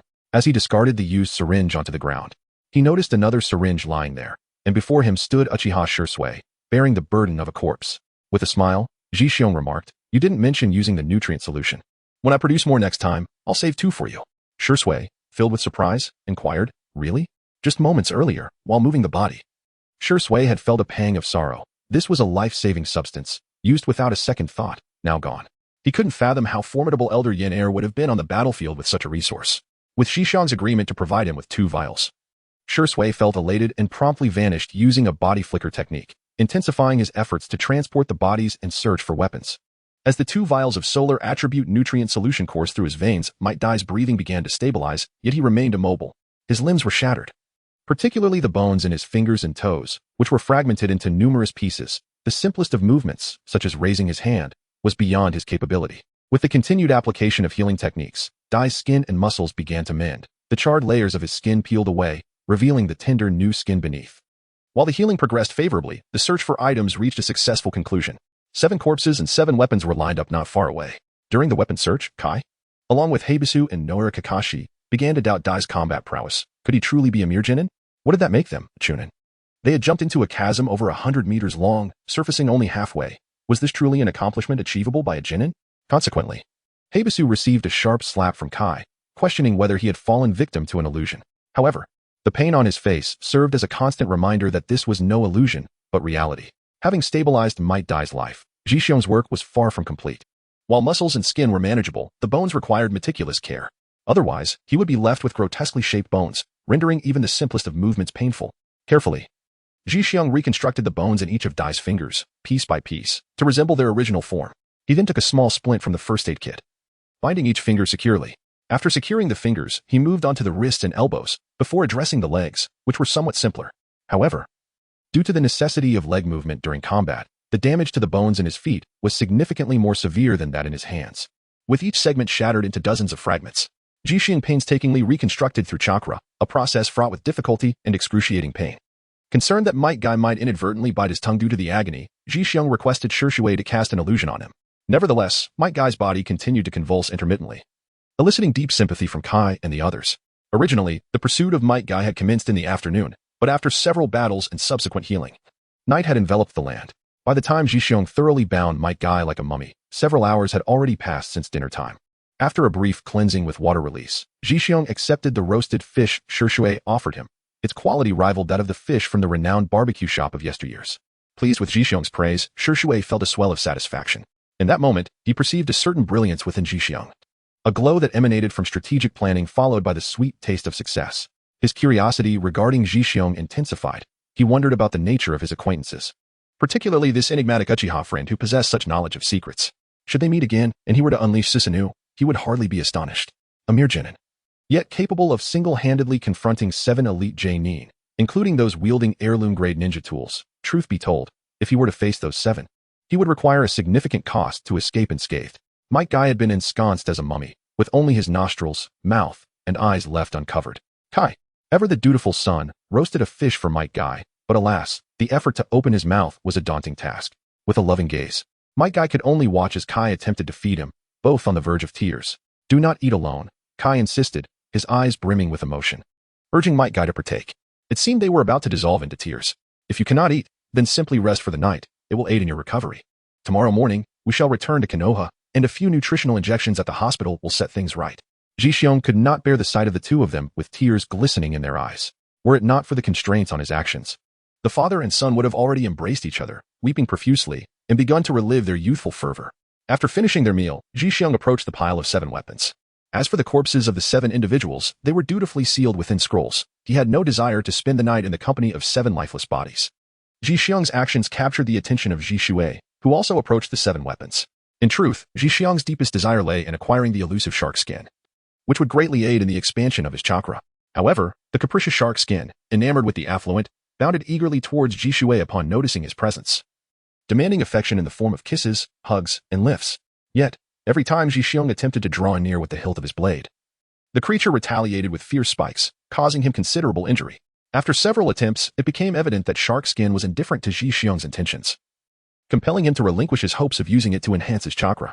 Today, you may disregard me, but tomorrow, as I ascend to the 6 paths, you shall find yourself unable to reach my heights. Observing Jixiang's dejected expression, Shui turned to shark skin and admonished, you must not behave this way. It is imperative to obey your master. Shark skin nodded vigorously in response, then leaped onto Shui, twisting playfully, an act that left Jixiang feeling quite nauseated. He then retrieved a scroll and sealed the remaining 6 weapons within it. The group, now gathered once more around the campfire, remained unaware of Jixiang's motives for summoning them together. Jixiang initially elucidated the origins of these 7 individuals and their distinctive techniques, especially placing particular emphasis on the 7 extraordinary weapons. Upon hearing Jixiang's account, Kai puffed out his chest with pride, astonished by his father's prowess, and resolved to emulate him, striving for self-discipline in hopes of one day blossoming in the vigor of youth. Meanwhile, Shui pondered more deeply, for Jixiang's knowledge was exceedingly comprehensive. By the time he arrived, the battle had already concluded. Although the 7 ninja swordsmen were renowned, the tales circulating outside could not possibly be this detailed. After recounting the illustrious history of the 7 ninja swordsmen, Jixiang began to discuss the allocation of merits. Lying nearby, Might Dai wished to interject, but Jixiang, fearing that Dai might speak excessively and risk reopening his recently healed wounds, had already sealed his lips after a sip of water, leaving him only able to express his dissent through muffled sounds. The contributions of 7 elite jonin and the 7 inherited ninja tools of the mist were monumental. Furthermore, given Uncle Dai's severe injuries, I feared that should the mist act out of desperation, it could spell trouble for him. My suggestion was to apportion half of the credit to Uchiha Shui. Shui promptly waved his hands in refusal, insisting he had done nothing but eliminate a coward and cast an illusion to aid the others. How could this possibly compare to Might Dai's valor? Without Dai's efforts in incapacitating the remaining 3, his illusions would not have been as effective. Kai, along with Noera Kakashi and others, had no doubts regarding Jixiang's words. Without Might Dai's assistance and Uchiha Shui's intervention, they might have been pursued by the remaining 3 and met a grim fate. Shui reiterated his reluctance to accept any credit, but Jixiang, unable to bear it any longer, pulled him aside into a grove and discussed the current plight of the Uchiha clan and the relentless efforts he had been making. The accolades were practically being handed to him. Should he accept half of the credit, both the village and the Uchiha clan would take pride in him. This would grant him greater leverage to serve as a cohesive force, binding together the rifts within the Uchiha and the village. Reluctant to claim credit, Shursui found himself swayed by Zhixiong's words, feeling a sense of shame as he accepted this merit. That evening, the group huddled around the campfire, making do for the night. The following morning, they hastily consumed a meager breakfast before hoisting Might Dai onto a makeshift stretcher crafted from branches and setting off toward Konoha. Along the way, Kai attempted several times to speak with Zhixiong privately, but, burdened with the stretcher, he could not break away and felt too embarrassed to voice his thoughts in front of others. In the excitement of the previous day, he had forgotten about a matter that now weighed heavily on his heart. Failing to fulfill a promise felt like a betrayal of friendship. Upon reaching the gates of Konoha, the weary travelers caught the attention of the chatting ninjas stationed there. Those who recognized them nodded, while others continued on without inquiry, their curiosity piqued by the figure on the stretcher. However, when they approached the Hokage building, they were halted. "Stop. What is your business here?" commanded the guard, raising his right hand to signal them to halt. Zhixiong stepped forward, his tone grave as he inquired, "Is the third master present in the office? I have pressing matters to report." With the front line still embroiled in conflict and a peculiar figure bandaged up being escorted, the guard, aware of the significance of the information at hand, replied in a hurried manner, "The third master is indeed in the office, but he is currently engaged in important discussions with several advisors. That is fortuitous." Upon finishing his words, Zhixiong swiftly led the others into the Hokage building. Not far away, perched upon a tree, a masked man clad in a black cloak observed their entrance and promptly vanished with a body flicker technique. A cacophony of hurried footsteps gradually approached the door of the Hokage's office, which remained firmly shut. Inside, the third Hokage and his 3 advisors, engaged in discussions regarding the frontline battles, paused momentarily. A few advisors took the liberty of sipping their tea. "Come in," the third Hokage instructed nonchalantly, his pipe clamped between his teeth. As the door swung open and revealed Might Guy on a stretcher, the third Hokage's eyes narrowed, struggling to rise and pay his respects. Might Guy elicited a sense of satisfaction among the higher-ups of Konoha, yet the third Hokage graciously remarked that he need not stand given his injuries. Zhixiong briefly recounted the events of yesterday, to which Maeda added further details. A tempest of emotion surged within the hearts of several high-ranking members of Konoha. Amir Genin had managed to avert a merciless massacre in order to save his son, which was indeed a stroke of fortune for Konoha. Though the 7 ninja swordsmen did not explicitly state their intentions, dispatching 7 elite jonin to the enemy's ninja village surely could not be merely for leisure. Suppressing their astonishment, the third Hokage shifted his gaze towards Uchiha Shursui, who subtly nodded in affirmation, unable to contain his astonishment. Mito Gatesin rose from his seat and addressed Zhixiong. "Bring forth their corpses, and do not forget the weapons. It is said that the 7 ninja swordsmen could annihilate an entire nation with just their 7. Yet I have yet to witness the true weapons of the 7 ninja swordsmen." The other high-ranking officials also turned their attention to Zhixiong, eagerly awaiting his response. Zhixiong would certainly not disappoint them. As a cloud of white smoke dissipated, 7 haphazardly stacked corpses appeared on the ground. On the other side, 7 uniquely designed weapons emerged. The creature known as Jiaoji expressed dissatisfaction with being sealed. Upon its release, it leaped onto Uchiha Shursui's hand, seeking to play and snuggle, even conveying a sense of grievance, as if it wished to avoid being confined again, astonishing the senior officials of Konoha present. The 3 advisors, long accustomed to battles, approached casually, wielding the weapons and swinging them haphazardly. Only the third Hokage's gaze remained fixed on the 7 incomplete corpses, analyzing the injuries and fatal wounds to deduce the circumstances of the previous fight. Those with half a chest missing and gaping wounds in their abdomens could only have been the work of Might Guy, while the corpses left intact were undoubtedly due to Shursui's intervention. With this realization, he felt even more satisfied with Uchiha Kagami. Indeed, even in death, his legacy continued to convey the will of fire.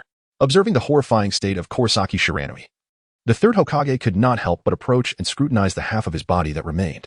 Such terrifying power, delivered with merely a light punch from afar, was something he acknowledged he could not replicate.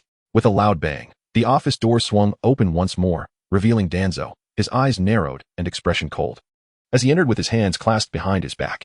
"What an entrance," the third Hokage remarked with a furrowed brow, delivering a mild rebuke. The other 3 advisors took a sip from their teacups, opting for silence. Sensing the third Hokage's displeasure, Danzo's facial muscles twitched, forming a semblance of a smile as he coolly stated, "I have heard that significant matters are afoot here. I apologize for my eagerness, having forgotten to knock. Surely, no one holds that against me?" Before Zhixiong and the others could respond, Danzo strode forward to the 7 weapons, fully aware of their significance as the head of intelligence. To alleviate any concerns Danzo might have had about this matter, the third Hokage reiterated the details. As a close friend of the third, Danzo understood his implications well and was prepared to assume the role of the antagonist, which he willingly accepted. Danzo turned to Zhixiong and the others, instructing, You may leave for now. We shall discuss your rewards later. Chapter 61. Trials. In truth, the third Hokage, with his left hand removing his pipe, contemplated speaking. But Danzo continued. To confirm credit at this moment seems somewhat hasty. However, given that Might Guy is severely injured and was the one who discovered the 7 ninja swordsmen, I propose we convene to determine whether he should be promoted to Elite J-Nin before discussing any other achievements. He then cast a reassuring glance at Shui, completely disregarding the others. Leaving behind the 7 corpses and the 7 swords, Jixiong exited the Hokage building, turning to escort Might Guy to Konoha Hospital for proper recuperation. Guy and his companions had initially been tasked with a mission. Despite the delay caused by this incident, the impact was minimal. After leaving the hospital, the trio proceeded once more to fulfill their mission. Within the Hokage's office, the 3 advisors, the Hokage himself, and his close ally engaged in a vigorous discussion. Undoubtedly, the 7 ninja swordsmen could play a pivotal role in the ongoing war. The front lines were embroiled in fierce battles, with various high-level combatants appearing in succession, while the vulnerable rear defenses had managed to withstand the surprise assault of 7 Elite J-Nin thanks to a single lower-ranked ninja. The depth of Konoha's resources was indeed profound. Other villages would think twice before attempting a similar ambush again. Given such significant achievements, it was imperative to acknowledge contributions.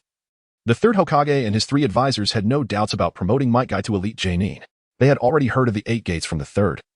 And while Danzo initially considered having Might Guy demonstrate the 8 gates to confirm its effects, he ultimately refrained, acknowledging that his severe injuries could dishearten the other ninjas and incite their ire. Thus, he begrudgingly consented to his promotion to Elite J-Nin. However, Danzo was unwilling to share any credit with Uchiha Shui. As the dark underbelly of the ninja world, he remained wary of the Uchiha clan, fully inheriting the second Hokage's distrust. Was Shui's proactive defense against the 7 ninja swordsmen prearranged, a covert collaboration? This speculation regarding whether it pertained to Shui or the entire Uchiha clan elicited a palpable reaction from not just the third Hokage, but also the 3 advisors, who were visibly taken aback. How could such words be uttered? Should this notion spread, it would undoubtedly push the Uchiha clan toward a complete confrontation. Despite his affection for Shui, the third Hokage could not help but rap his pipe against the table, urging Danzo to refrain from such baseless thoughts. If there were suspicions, they must be substantiated. One must not speak without evidence. Seeing the 4 of them united against him, Danzo chuckled awkwardly, suggesting he might have been mistaken, allowing the matter to pass. For the 4, his desire to credit Shui and the Uchiha clan was met with persistent disdain, leading Danzo to devise a compromise. He proposed promoting Uchiha Shui to Elite J-Nin and recording each of the 7 ninja swordsmen as having completed an S-rank mission, though without any additional rewards. Completing 7 S-rank missions in a single day would indeed be a remarkable feat. As for distributing credit to the Uchiha clan, that was out of the question. Ultimately, despite what seemed a foregone conclusion, the third Hokage interjected, noting Jixiong's involvement in the rescue effort. Without Jixiong's long-distance assistance, Might Guy would have perished from blood loss.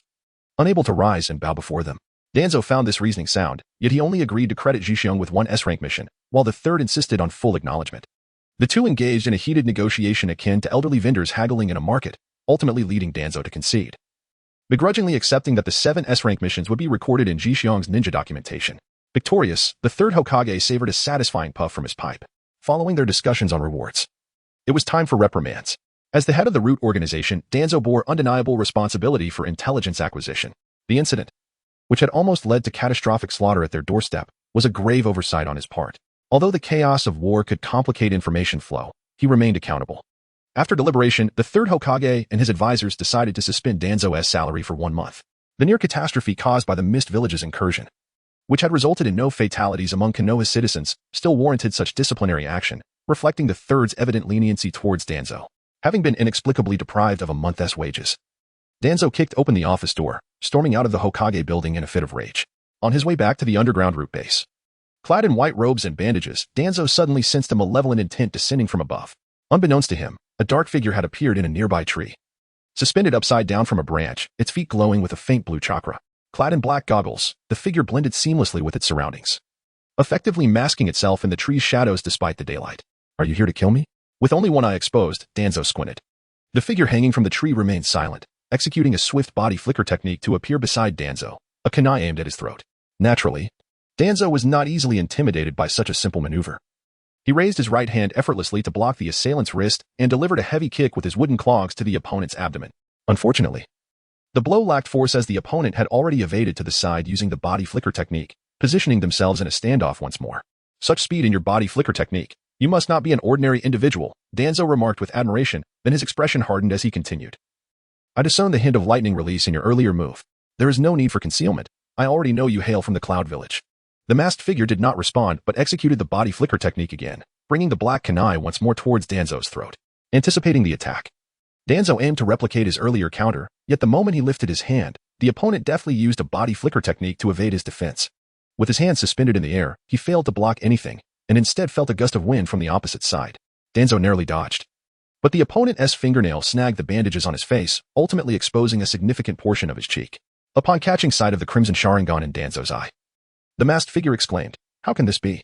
Realizing that his greatest secret had been revealed, Danzo glared menacingly at the intruder. In front of him, he adjusted the disheveled bandages, but they quickly slipped back down. In a decisive move, he yanked them down entirely, revealing his head. Chapter 62. The confusion of stasis. Since you have learned something you ought not to know, you may as well remain. Danzo began forming hand seals to unleash wind release, intending to turn the intruder into a pincushion. However, the opponent nimbly leaped backward to create distance, then vanished in an instant with another body flicker technique. Frustrated, Danzo hurried a few steps forward in pursuit, but the frailty of his age rendered him unable to catch up to the young assailant. After a fruitless chase, having seen neither hide nor hair of him, he begrudgingly returned to the base with a dark expression, determined to uncover the identity of the audacious individual who dared to meddle with him. This was also the masked figure's strategy. By keeping the commotion minimal and shortening the time frame, he could swiftly and safely obtain Danzo's secret. Now that the secret was unveiled, the young man's identity as Shisui weighed heavily on him as he returned quietly to the Uchiha clan's territory. There, he discreetly changed into a new outfit, incinerating his previous garments to ashes before making his way to Uchiha Inju. Upon hearing Shisui's tale, the wheelchair-bound Inju felt a chill run down his spine. Had the Uchiha clan members who vanished on the battlefield been so rapidly assimilated by the higher echelons of Konoha? What then of the will of fire they fought to protect? Was it a jest, or merely a moth drawn to a flame? Not only did the wheelchair-bound Uchiha Inju struggle to find an answer, but even Shisui, who had stumbled upon this astonishing truth, felt his faith shatter. After bidding farewell to Inju, he wandered aimlessly to seek guidance from Shizen. In the courtyard, Shizen, immersed in practicing his Aido, noticed Shisui's demeanor and surmised the situation. Tentatively, he inquired, "Have you seen the Sharingan?" Shisui, laden with sorrow, nodded in affirmation. "And did you check to see if the bandages on your arm were undone?" "What?" Shisui gasped, looking at Shizen in astonishment. "Does your arm also bear the Sharingan?" Jishyung nodded and then shook his head, causing Shisui to grow increasingly anxious. At this critical juncture, there was no point in withholding information. He urgently implored, "Please, tell me what is happening. If the Uchiha clan learns of this matter, it will undoubtedly lead to a fierce confrontation between the Uchiha and the higher-ups of Konoha, as well as the prominent families of the village. For the sake of so many lives, I beseech you to divulge the truth." Unexpectedly, Jishui prostrated himself before Jishyung, which made Jishyung feel somewhat overstepped. After helping him up, he briefly recounted the circumstances surrounding his parents' demise, the nefarious human experiments, and Uchiha Kagami's assistance to Danzo. It was clear that Danzo was aware of these experiments and had likely profited from them, whether he had transplanted the Sharingan into his eyes, or if he had acquired it to seize 11 lives, remained uncertain. Upon learning that his ancestors had repeatedly used the Sharingan to save Danzo's life, leading to Danzo's obsessive pursuit of its power, Jishui felt a profound sense of absurdity. He was well aware of Uchiha Kagami's situation but had not anticipated that his extensive assistance would render the entire clan a target for malevolence. As for the technique Izanaji, Jishyung was already informed. He had no doubt that his friend had awakened the Manjiki Sharingan. "Do you have any effective solutions?" Jishyung let out a sigh, expressing his helplessness. "What can I do? You are now the foremost combatant of the Uchiha clan, yet you find yourself at a loss regarding the future of both the Uchiha and Konoha. If I cannot even defeat you, what can I possibly achieve?" Shisui did not seem overly discouraged. Indeed, he had activated the legendary Manjiki Sharingan. Yet he felt utterly powerless to alter the current state of the Uchiha. Was the only solution to unleash the Manjiki and eliminate the higher-ups of Konoha? The thought of such a terrifying outcome made him shake his head vigorously. Although the higher-ups were engaged in nefarious experiments, they were merely a select few, not representative of the whole. It would be unjust to condemn them all. "Do you have any good suggestions or directions?" Jishyung inquired. "I see that you too wish for Konoha to progress positively. What else can be done?" Jishyung continued, gazing enviously at Shisui. "If I were in your position, I would undoubtedly focus on fully harnessing the capabilities of the Manjiki. Everything else is mere illusion. Only one's own strength is genuine.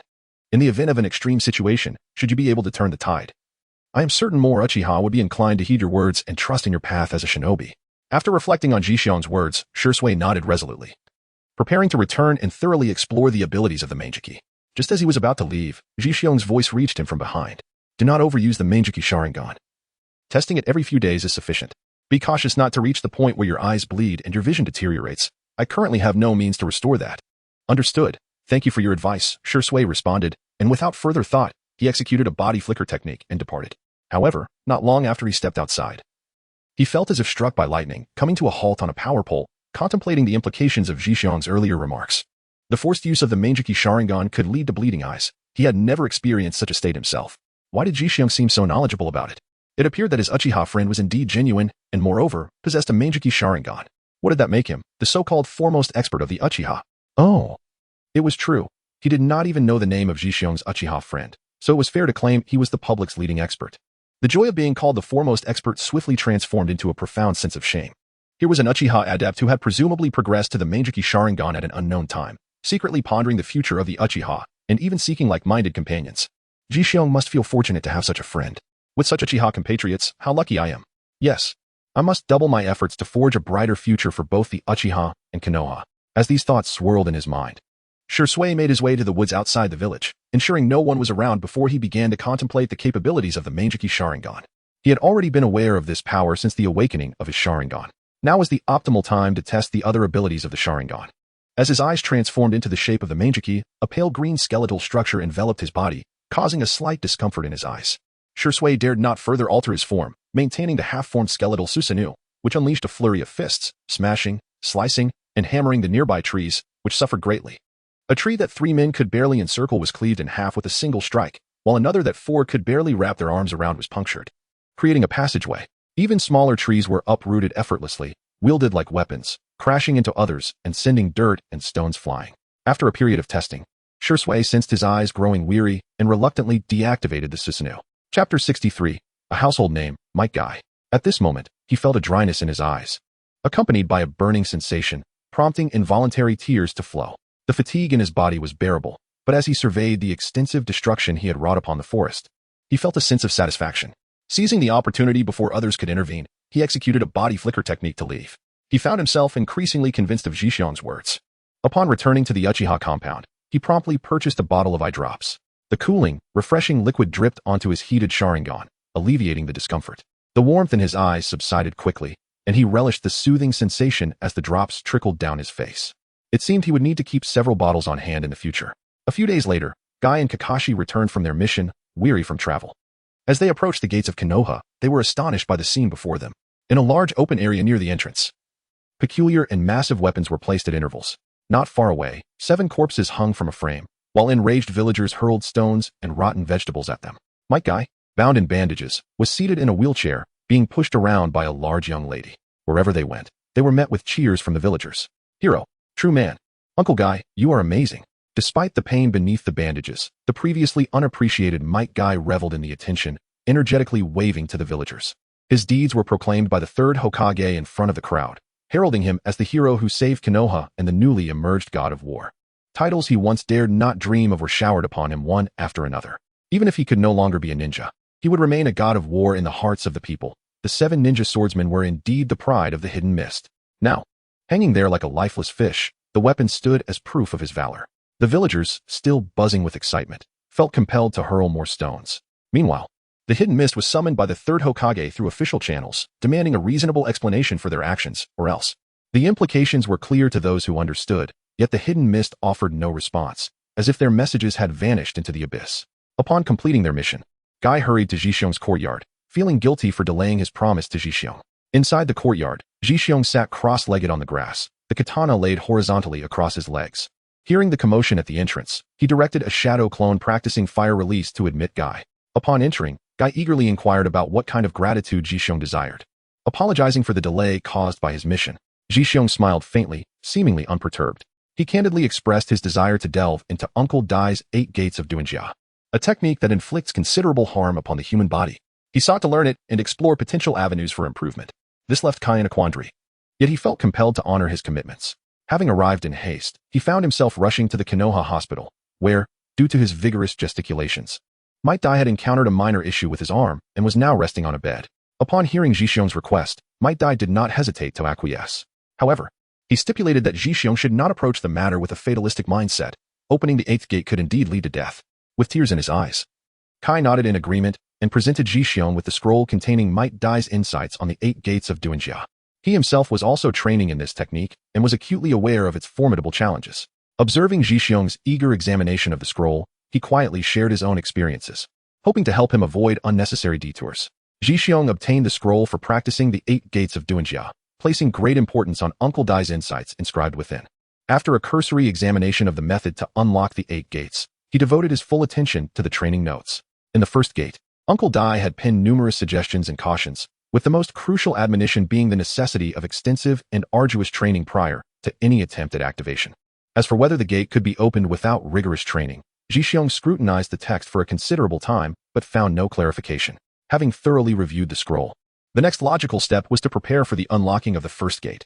Over the past few days, aside from a visit to the Hokage Tower, Xiong had been immersed in strenuous training, diligently honing both his physical techniques and chakra control.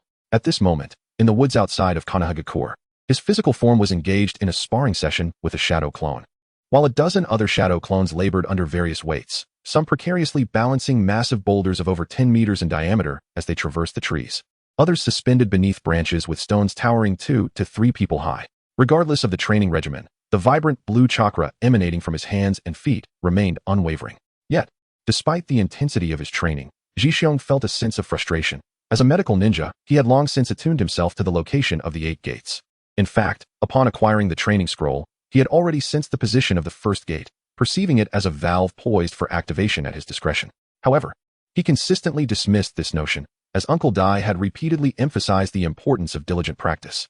He believed that should he act recklessly without accurately locating the gate, the consequences could lead to irreversible harm. Xiong found his words to be quite reasonable. Although he had explored all 8 gates, he prudently refrained from opening them, opting instead to wait for Uncle Dai's discharge from the hospital in a couple of days to delve deeper into his studies. After an extensive and vigorous training session, Xiong casually tossed a massive stone to the ground, causing a tremendous tremor that startled nearby birds into frantic flight. Clapping his hands, he returned to Konoha and encountered a spirited Kai along the way, who led him to the edge of the forest, to his home. It turned out that Might Dai had been preoccupied with Xiong's training in the 8 gates, and upon feeling well, he had unwrapped his bandages and returned earlier than expected. After some time apart, Might Dai still bore the same thick eyebrows and large eyes, embodying a disheveled appearance. However, he now possessed something of utmost significance. Might Dai attributed this to the respect of the villagers, but Xiong sensed that it was a manifestation of a man's confidence. This was the aura or presence that emerged when a man regained his self-assurance and earned the admiration of others. When Xiong expressed his confusion, Might Dai was taken aback. He recalled that during his own training in the 8 gates, it had taken him several months of sheer effort to open just the first gate. Xiong declared that upon obtaining the cultivation scroll, he could immediately sense the first gate, a claim that Mado Dai found utterly unbelievable. With experts present, Xiong felt less apprehensive and promptly expressed his desire to breach the first gate to validate his judgment. Chapter 64. Initial experience with the 8 gates of Duanjia. Mado Dai circled around Xiong several times, engaging in a brief exchange of blows, and perceived that Xiong had grown immensely stronger than before. Consequently, he readily acquiesced to Xiong's request. Kai, standing nearby, observed Xiong with keen interest. Truly, Xiong was remarkable. As a medical ninja, his mastery over the physical body surpassed that of a mere novice in physical techniques like himself. In the secluded grove, the three remained silent, with only the rustling of the wind breaking the tranquility. Xiong gradually closed his eyes, attuning himself to the first gate he had sensed for several consecutive days. A thought of opening it blossomed within him, and the left hemisphere of his brain, responsive to Xiong's will, began to loosen under the influence of chakra. As his determination intensified, the gate, resembling a delicate membrane, became increasingly distorted from the chakra's impact. Ultimately, a distinct cracking sound echoed in his mind, signaling the gate had been opened. The suppression of chakra in his brain was lifted, and in an instant, formless waves surged around Xiong. What? It truly opened? Mado Dai exclaimed in astonishment. As for Kai, he gazed enviously at the invisible fluctuations emanating from Xiong. He vividly recalled the agonizing effort he had exerted to open the first gate himself. It was astonishing that Xiong had managed to do so with such apparent ease. Was this the chasm between genius and mediocrity? Mado Dai stepped closer and pressed his hand on Xiong's arm. Instinctively, Xiong clenched his fist, immediately sensing the accumulation of chakra within his arm. Kai, unable to resist, approached and grasped Xiong's arm as well. With both father and son touching him, Xiong felt a shiver run down his spine. A slight shake of his arm sent Mado Dai and Kai tumbling back. With a simple leap to dissipate the force generated by his arm, Kai's eyes sparkled with the fervor of battle. Xiong, let us engage in a contest of genius. Mado Dai was equally eager to test the effectiveness of Xiong's open gate. Based on his extensive experience, he knew his own aptitude paled in comparison to Kai's. Thus his own first gate would not match Kai's prowess. He was filled with anticipation for Xiong, a ninja capable of practicing ninjutsu, and the 8 gates. Xiong raised his right hand, declining Kai's challenge, and looked at Mado Dai with a puzzled expression. Uncle Dai, why do I feel like I could open another? What, really? Mado Dai felt as if he were a naive child, astonished by Zhixiong's inquiry. Only Kai raised his right hand, extending his thumb with a gleaming smile, urging Zhixiong not to shy away. You should be filled with passion. Zhixiong soared into the air, employing a far swifter technique than Kai's, delivering powerful kicks using the leaf hurricane to strike the leaping Kai, though Kai managed to block a few blows. He was ultimately sent flying by a decisive kick from Zhixiong, adjusting his posture midair and landing against a tree to come to a halt. The fervor within him began to swell. He opened the first gate and approached Zhixiong at a significantly accelerated pace, yet he was once again repelled by the leaf hurricane. Raising his right hand high, he continued, Kai, I truly sense something. Please do not rush. Kai executed a flawless backflip, gracefully descending to the ground. The bandages around his hands stretching over a meter, causing Zhixiong's eyes to twitch in surprise. He wouldn't dare attempt the Tsubaki Lotus, would he? Surely not. Uncle Dai. How many gates can a novice open consecutively? Zhixiong inquired earnestly. I genuinely feel the right brain's rest gate. Might Guy regarded Zhixiong with a sincere expression, resting his chin on his hands in contemplation before responding. Your situation is unprecedented in my experience. Perhaps my knowledge is limited. However, based on my training, if you sense the gate and attempting to open it does not impose excessive strain on your body, you may proceed. Should it prove too difficult, close it immediately. But remember, always consider the burden on your body. You are still young, and the path ahead is long. Very well, I shall give it a try. If complications arise, Uncle Dai, you must swiftly take me to the Konoha hospital, Zhixiong said with a pitiful expression. Might Guy chuckled, giving a thumbs up. Youth never admits defeat. Go for it. Seeing Zhixiong close his eyes in preparation to surge toward the second gate of rest, Kai meticulously began to rewrap the loosened bandages around his hands. Under Zhixiong's perception, the right brain's rest gate stirred with anticipation. Although it seemed considerably more challenging than the first, driven by his unwavering will, Zhixiong managed to open the gate. Fully and without hesitation, Zhixiong's body emanated a more intense fluctuation. Having just expended some energy, he now experienced a swift replenishment. Simultaneously, the veins on his forehead, swollen from opening two gates in quick succession, were visibly pulsating, indicating the rapid flow of chakra within. Upon opening his eyes, Zhixiong found himself standing before Kai, who was utterly astonished, without exerting much effort. In the next moment, Zhixiong's right fist struck just an inch from Kai's forehead, unleashing a gust of wind that compelled Kai to instinctively close his eyes. The force of the punch tousled his hair and disrupted his composure. When Zhixiong withdrew his fist, Kai, resembling a startled rabbit, leapt back 3 times, trembling as he gingerly touched his forehead. Well, impressive. Kai finally managed as beads of sweat formed on his brow. Had Zhixiong not ceased his onslaught, he might have truly departed from this beautiful world. Might Guy was equally astonished by Zhixiong's speed. The swiftness of the 2 gates nearly rivaled his own 3, and indeed, Zhixiong was a child of even greater potential than Kai. He resolved to take good care of him, ensuring that the practice of the 8 gates would not inflict harm upon his body. Kai yearned for another fierce battle with Zhixiong, but the latter returned to his previous stance, closing his eyes once more. A strong premonition washed over Kai. He sensed that Zhixiong could unlock more gates, potentially surpassing his own arduous training. Come on, let me witness the heights a genius can reach. Calm and composed, Zhixiong quietly sensed the position of the 3rd gate, the life gate. In contrast to the first 2 gates, the 3rd gate represented a critical threshold for him. Once opened, each subsequent gate would exponentially escalate the toll on his body. Yet, as a medical ninja, he harbored no fear of mere physical damage. 3rd gate, life gate, open. With a gentle clench of his fists, Zhixiong felt an increase in strength, an overwhelming sensation that with these fists, he could shatter any obstacle before him, be it a towering tree, a fortified wall, or even the shadows of the ninja world. Of course, this was merely a feeling. Were he to charge recklessly, it was likely he would find himself on his knees. Chapter 65. A series of astonishments. After adapting to the enhancements brought by the 3rd gate, Zhixiong leaped effortlessly to the treetops, several meters above the ground. The air here was particularly fresh, and the view was breathtaking. Zhixiong could not help but close his eyes, sensing that he had yet to reach his limits. Then, let me test just how far I can go. As he began to descend slowly, an astonishing event occurred, with no discernible movement. He came to a sudden halt mid-air with a resounding thud. He remained suspended for several seconds before gently descending to the ground. Upon reopening his eyes, he had unlocked the injury gate and offered a subtle smile to Kai, who felt a surge of trepidation. At that moment, Zhixiong's aura surpassed even his strongest state, prompting Kai to acknowledge and even feel a tinge of envy. This was the essence of genius. In less than half a month of training, Zhixiong's progress equaled Kai's years of effort. Yet, youth would not permit him to retreat. Bearing the weight of Zhixiong's prowess, Kai resolutely stepped forward to confront him. Seeing such a prodigy ignites my youth. Zhixiong, today we shall engage in a battle of fervor. Hearing Kai's impassioned proclamation, Might Guy nodded approvingly, wiping away a tear from the corner of his eye. Oh, this is youth, indeed, Kai. Jixiang nodded at Kai, in strong agreement with his perspective. However, with a gentle lift of his hand, he sent Kai retreating by half a meter. Kai, adopting a defensive stance, planted his feet firmly on the ground.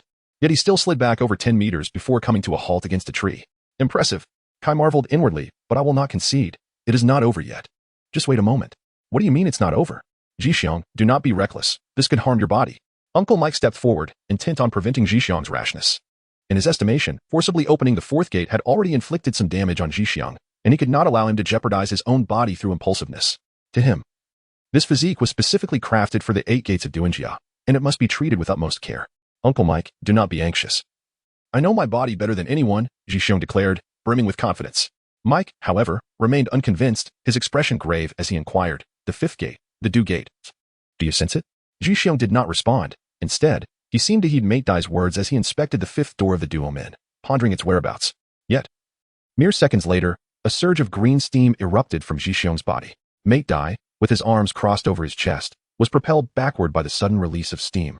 Executing a flawless backflip in midair before landing gracefully, Jixiang repeatedly shattered his understanding of the 8 gates of Duanjia. At this moment, he found himself at a loss for words, as if he were the novice in mastering the 8 gates of Duanjia. Jixiang leaped in place, then gently waved his hand and kicked his foot, leaving behind a resonating sound in the air. After experiencing the enhancement brought by the 5th gate, he proceeded to control his chakra to strike the blood vessels in his nostrils. However, before he could impact the nasal cavities vessels, they ruptured spontaneously, sending waves of excruciating pain throughout his body. Witnessing Jixiang's injury, Mate Dai rushed to support him, and Jixiang obediently closed the 8 gates, feigning extreme weakness. After employing his mastery of healing technique on himself, Jixiang implored Mate Dai not to disclose his ability to open the 8 gates, considering it a secret weapon. Mate Dai, fully aware of the advantages of such a trump card, patted his chest in agreement. Seeing Jixiang had managed to open the 5th gate and was injured, Guy lost his desire to engage in a duel with him. However, before departing, Jixiang had promised Guy that after a few days of rest, they would have a fair and open contest. With the anticipation of not experiencing an exhilarating battle with Jixiang, Mike Guy felt a simmering frustration within and decided to reward himself by running 100 laps around Konoha. Mike Dai wholeheartedly supported his son's resolve. Despite his own recovery, gritting his teeth and accompanying him for several laps, truly a testament to their deep father-son bond. Walking through the bustling streets of Konoha, the atmosphere was a stark contrast to the earlier visit to Mate Dai's home.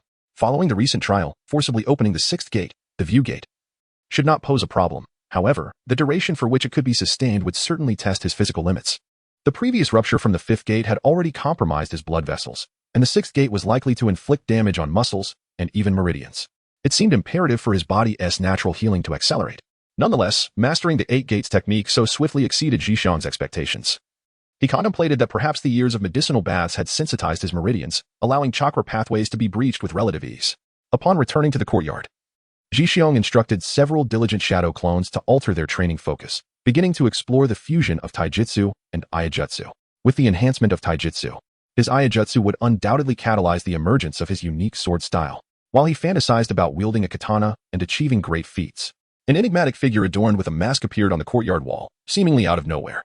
Elevated above, he surveyed the state of Jixiang's courtyard.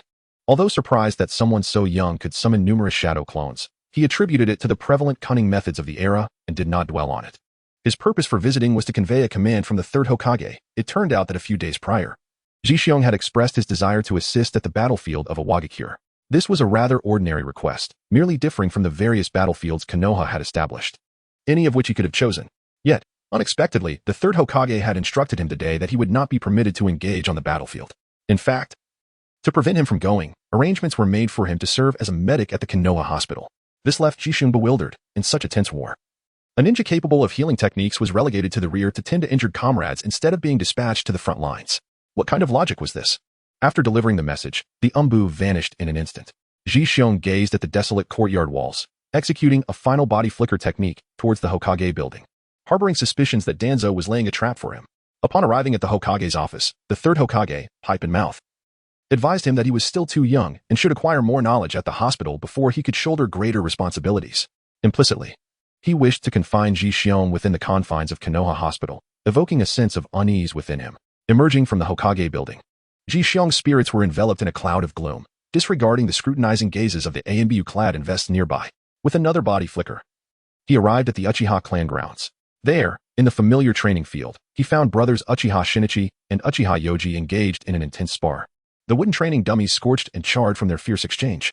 In the home of Shui, he had yet to venture to the front lines, having just completed his training. Panting heavily and drenched in sweat. Chapter 66. Cursed Danzo. Tears glistened at the corners of his eyes. A testament to the considerable strain he had endured during his ocular training. Upon Ji Xiong's arrival, Shui appeared somewhat taken aback. In the modest reception room, the two sipped on the emerald green tea, which Ji Xiong found rather unpalatable. At his age, he preferred the sweetness of fruit juices. Frowning as he took a sip of the bitter tea, Ji Xiong expressed his desire for Shui to accompany him to the border of the land of Earth. Unfortunately, Shui declined, stating that the third Hokage had other assignments for him, and he was currently focused on enhancing his training, rendering him unable to assist. Oh well, if he cannot help, then so be it. Ji Xiong did not concern himself with whether it was the third Hokage's intention to have Shui leave Konoha at such a critical juncture, or if it was simply a matter of not wanting to squander the name of Shui. After resting at home for a while, the next day, Ji Xiong reported to Konoha Hospital. He had anticipated being appointed as the chief physician in the emergency department, or at the very least, becoming an assistant to a formidable medical ninja.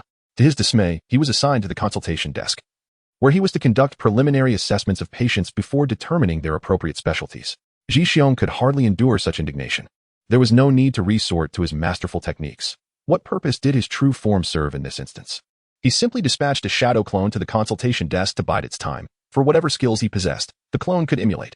Who truly cared about the distinction between his original self and the clone? Ji Xiong, after sending his shadow clone to relax, stealthily departed from Konoha and made his way to the border of the land of Earth.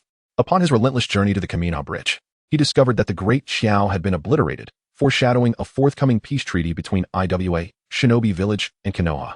It was possible, if not likely, that Yahiko Rin had already fallen into the clutches of Obito Uchiha, manipulated by the hands of the hidden mist. Damn it, time was of the essence. Ji Xiong frantically attempted to recall the scenes Obito passed through upon emerging from the mountainous graveyard. Towering trees stretched endlessly, a series of verdant hills, yet he could not conjure many recognizable landmarks.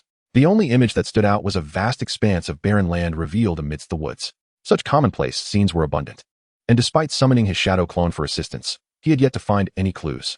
Days later, an afternoon that began with radiant sunshine became shrouded in ominous clouds, further intensifying Ji Xiong's anxiety. As he leaped rapidly through the forest, he suddenly spotted a contingent of Konoha's support troops ahead. Their urgent demeanor indicated they were on a mission to assist someone. Seizing the opportunity before they noticed him, Ji Xiong hastily donned civilian attire and concealed any markings that might identify him as a Konoha ninja. To avoid recognition, he even donned a pair of sunglasses, though his small frame made the accessory appear somewhat awkward. Still, it sufficed to obscure his identity. Following their path at a distance, Ji Xiong navigated through the dense woods until he emerged into an expansive clearing. Cold raindrops struck his face, but they could not wash away his current frustration. Before him lay a vast, flat expanse, littered with broken stones and pockmarked earth, transformed by the rain into a series of puddles. The water within shimmered with a faint crimson hue, sending shivers down his spine. Most striking were the numerous signs of wood-release techniques left behind at the scene. The ninjas from the hidden mist were scattered across the trees, their bodies contorted in bizarre positions, each visage marred with profound terror. It was evident that they had met their demise with shocking abruptness. A familiar figure caught Ji Xiong's eye. Kakashi lay unconscious in a pool of water, the blood around him pooling thickly, staining the puddle a dark red. The vibrant crimson water seemed like tendrils, saturating his clothing, cheeks, and arms. More bloodstains appeared on the ground nearby. This must be the very site where Rin had met her tragic end. The first plan to save her had failed. The second plan of resurrection was now set into motion. Ji Xiong began to meticulously search the ground for remnants of human flesh, and after considerable effort, he managed to uncover several pieces of crimson tissue. Having performed numerous cardiac suturing procedures, he gazed upon the uniquely shaped red muscle, which he surmised to be the perforated heart. 3 fragments of heart muscle, each smaller than a fingernail, were gathered and sealed within a scroll. Ji Xiong swiftly departed from this place of sorrow, employing his instantaneous technique. Damn Danzo and the third Hokage. Had they not delayed for several days, he might have arrived here sooner, potentially encountering Kakashi and Rin ahead of time. With his medical skills, extracting the talisman from her chest would pose no challenge. Another piece of evidence against Danzo would be added to the ledger. This debt would eventually be settled. Ignoring the astonishment of the rescue team, Ji Xiong hastily returned to Konoha in a low-profile manner. Despite making progress in his practice of the one-sword style, he found no joy in it. Only a growing sense of frustration. Armed with a wooden sword, he unleashed a flurry of strikes upon the wooden training dummy, which succumbed to his relentless assault, splintering into fragments. Its once outstretched arms were now marred with countless wounds, ultimately severed, revealing jagged wooden stumps. This did little to assuage his anger. Ji Xiong raised the wooden sword high, and then swiftly brought it down, creating a faint yellow afterimage that cleaved the wooden figure in two. The severed upper half soared several meters away, rolling on the ground until it came to rest at the feet of a stranger. The stranger, bandaged and unaware, instinctively stepped on the squinting wooden figure, crushing its eye sockets. Senior Yin Air, what brings you here? Jixiong regulated his breathing, wiped the sweat from his brow, and casually discarded the broken wooden sword in his hand. As one who has come to my aid on numerous occasions, is it not permissible for me to express my gratitude? Uchiha Yin, with a smile gracing his face, slowly approached Jixiong and nonchalantly tossed a crumpled piece of paper into a small ball. Despite having his back turned to the door, he still felt compelled to make such a gesture, leaving one to ponder his true intentions. Jixiong instinctively caught the paper ball, refraining from opening it immediately. Instead, he discreetly tucked the small orb away, a smile gracing his face. Your presence is most welcome, he remarked, before leading Uchiha Enji to a round table beneath the courtyard passage, where he poured a glass of rich, freshly squeezed orange juice for him. Upon seeing the juice, Uchiha Enji raised an eyebrow and exclaimed, truly, you are worthy of the esteemed title Hand of Regeneration from Konoha. At such a tender age, you already comprehend the essence of wellness. With that, he lifted the glass and downed its contents in one swift motion, adding, how remarkably fresh. Jixiong took a sip, smiling graciously at the compliment.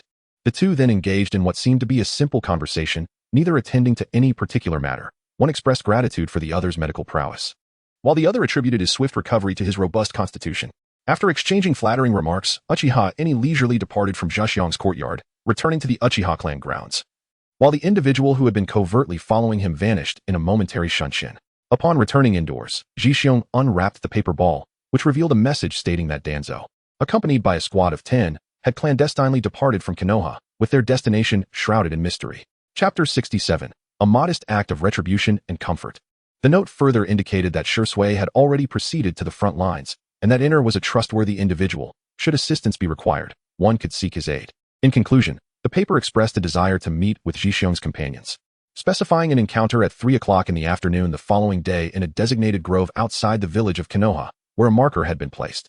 He would await their arrival for only 1 hour. Should they fail to appear, another meeting could be arranged at a later time. Jixiong casually rolled a piece of paper into a ball, which then spontaneously ignited in his hand, transforming into ashes before being ground into fine particles and discarded into the sewer. A meeting was utterly impossible. Uchiha Enji's aspirations were destined to remain unfulfilled. At that moment, Danzo had ventured out, undoubtedly to engage in nefarious deeds. After pondering for a while, Jixiong concluded that he was certainly off to conspire with Hanzo for wicked purposes. Leaving no room for further contemplation, Jixiong skillfully penned a letter, intending to deliver it to the newly emerged Akatsuki organization. In the missive, he cautioned them to remain vigilant regarding the conflicts at the borders of the land of Earth, urging them to be wary of potential traps set by others, particularly warning them about Danzo. As for Yahiko, the leader of Akatsuki, it was up to him to discern the truth of the letter. Jixiong had done all he could. He merely needed to take heed of his own thoughts regarding Danzo. With a decisive motion, he created a shadow clone, clutching the letter tightly and eagerly set off towards the land of rain. The clone journeyed tirelessly for several days before reaching the border and entering the land of rain. Without much effort, amidst a torrential downpour, he located Yahiko, the leader of Akatsuki. Observing Jixiong's cautious demeanor, they remained wary. Jixiong chose not to elaborate further, instead launching a kunai bound with the letter towards Yahiko.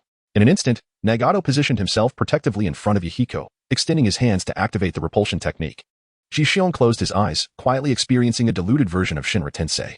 A tremendous force collided with him, leaving no opportunity for resistance, propelling him several dozen meters away. Suspended in the air, he was rendered incapable of any reaction, as though someone had struck him, carrying him along with no chance to fight back. With a resounding thud, he finally crashed against the remnants of a dilapidated structure, a peculiar smile curling at the corners of Jixiong's mouth before he dissipated into white mist. A shadow clone? Nagato remarked gravely, then turned to Yahiko, who noticed that the envelope had already been opened, with Conan curiously peering over his shoulder. After reading the letter, they were engulfed in confusion. The signature, one who wishes to avoid pain, left them pondering its significance. Was this individual yet another small nation's ninja caught amidst the turmoil of the great nations? Regrettably, the sender seemed intent on severing all channels of communication with them, prompting Yahiko to remind himself to be wary of traps, particularly those mentioned in the 7th district. Jixiong, elated by the feedback from his shadow clone, strolled out of the courtyard with his hands clasped behind his back, intent on indulging himself with some delectable treats. Suddenly, a green figure materialized before him, obstructing his path to culinary delights. Jixiong, you must hurry to see Kakashi. His team has perished, and it is said that he even took the life of his own comrade, Kai, to fulfill their mission, Kaijio urged anxiously. How could news of Kakashi reach Konoha in just a few days? Jixiong followed Kai to Kakashi's residence. Despite the absence of the prominent Konoha White Fang, the Hataki clan still possessed a far more expansive estate than Jixiong's modest courtyard. such as the grandeur of a prominent family, complete with pavilions, terraces, artificial hills, and quaint bridges. Upon arriving at Kakashi's home, they found him lying on the bed, his gaze vacant as he stared at the ceilings. The scar on his left eye a stark and haunting sight. "Kakashi, you must regain your spirit," Kai urged, attempting to rekindle Kakashi's fighting spirit. Yet his words fell on deaf ears, as Kakashi offered not even the slightest response. Jishion gazed at Kakashi, whose spirit seemed utterly deflated. A stark contrast to the vibrant individual he had been a few years prior, it was almost inconceivable that they were indeed the same person. In an effort to uplift Kakashi, Jishion rummaged through his kitchen, yet alas, he found naught but a few packets of instant noodles. Instant noodles would have to suffice. Although lacking in nutritional value, with the addition of ample ingredients, one could still argue for a certain richness and nourishment. Once the water reached a boil, Jishion tossed in a dozen or so noodle blocks, and soon the air was filled with a tantalizing aroma. He then added a medley of semi-prepared ingredients he had procured from the market, tossing them all into the pot. The rich scent wafted throughout the room, while Kai knelt beside Kakashi, persistently offering encouragement. Unfortunately, Kakashi remained as unresponsive as a corpse. Aside from the faint rise and fall of his breath and the occasional flicker of his eyes, he showed no sign of engaging with Kai's words of motivation. Jishion moved a low table to the front of Kakashi's bed and then brought over a large pot of ingredients. "Wow, it smells so good. Jishion, you are truly remarkable." Kai's stomach emitted a series of rumbling sounds. Jishion handed Kai a large bowl filled with half a bowl of golden instant noodles, and then, using a spoon, added shrimp paste, crab meat, fish balls, broccoli, and other delights. Of course, the most adorable addition was the circular pink fish cakes. With each item Jishion placed in front of Kai, he would utter its name, which became overwhelming for Kai. His stomach roared loudly, continuing for quite some time before finally quieting down.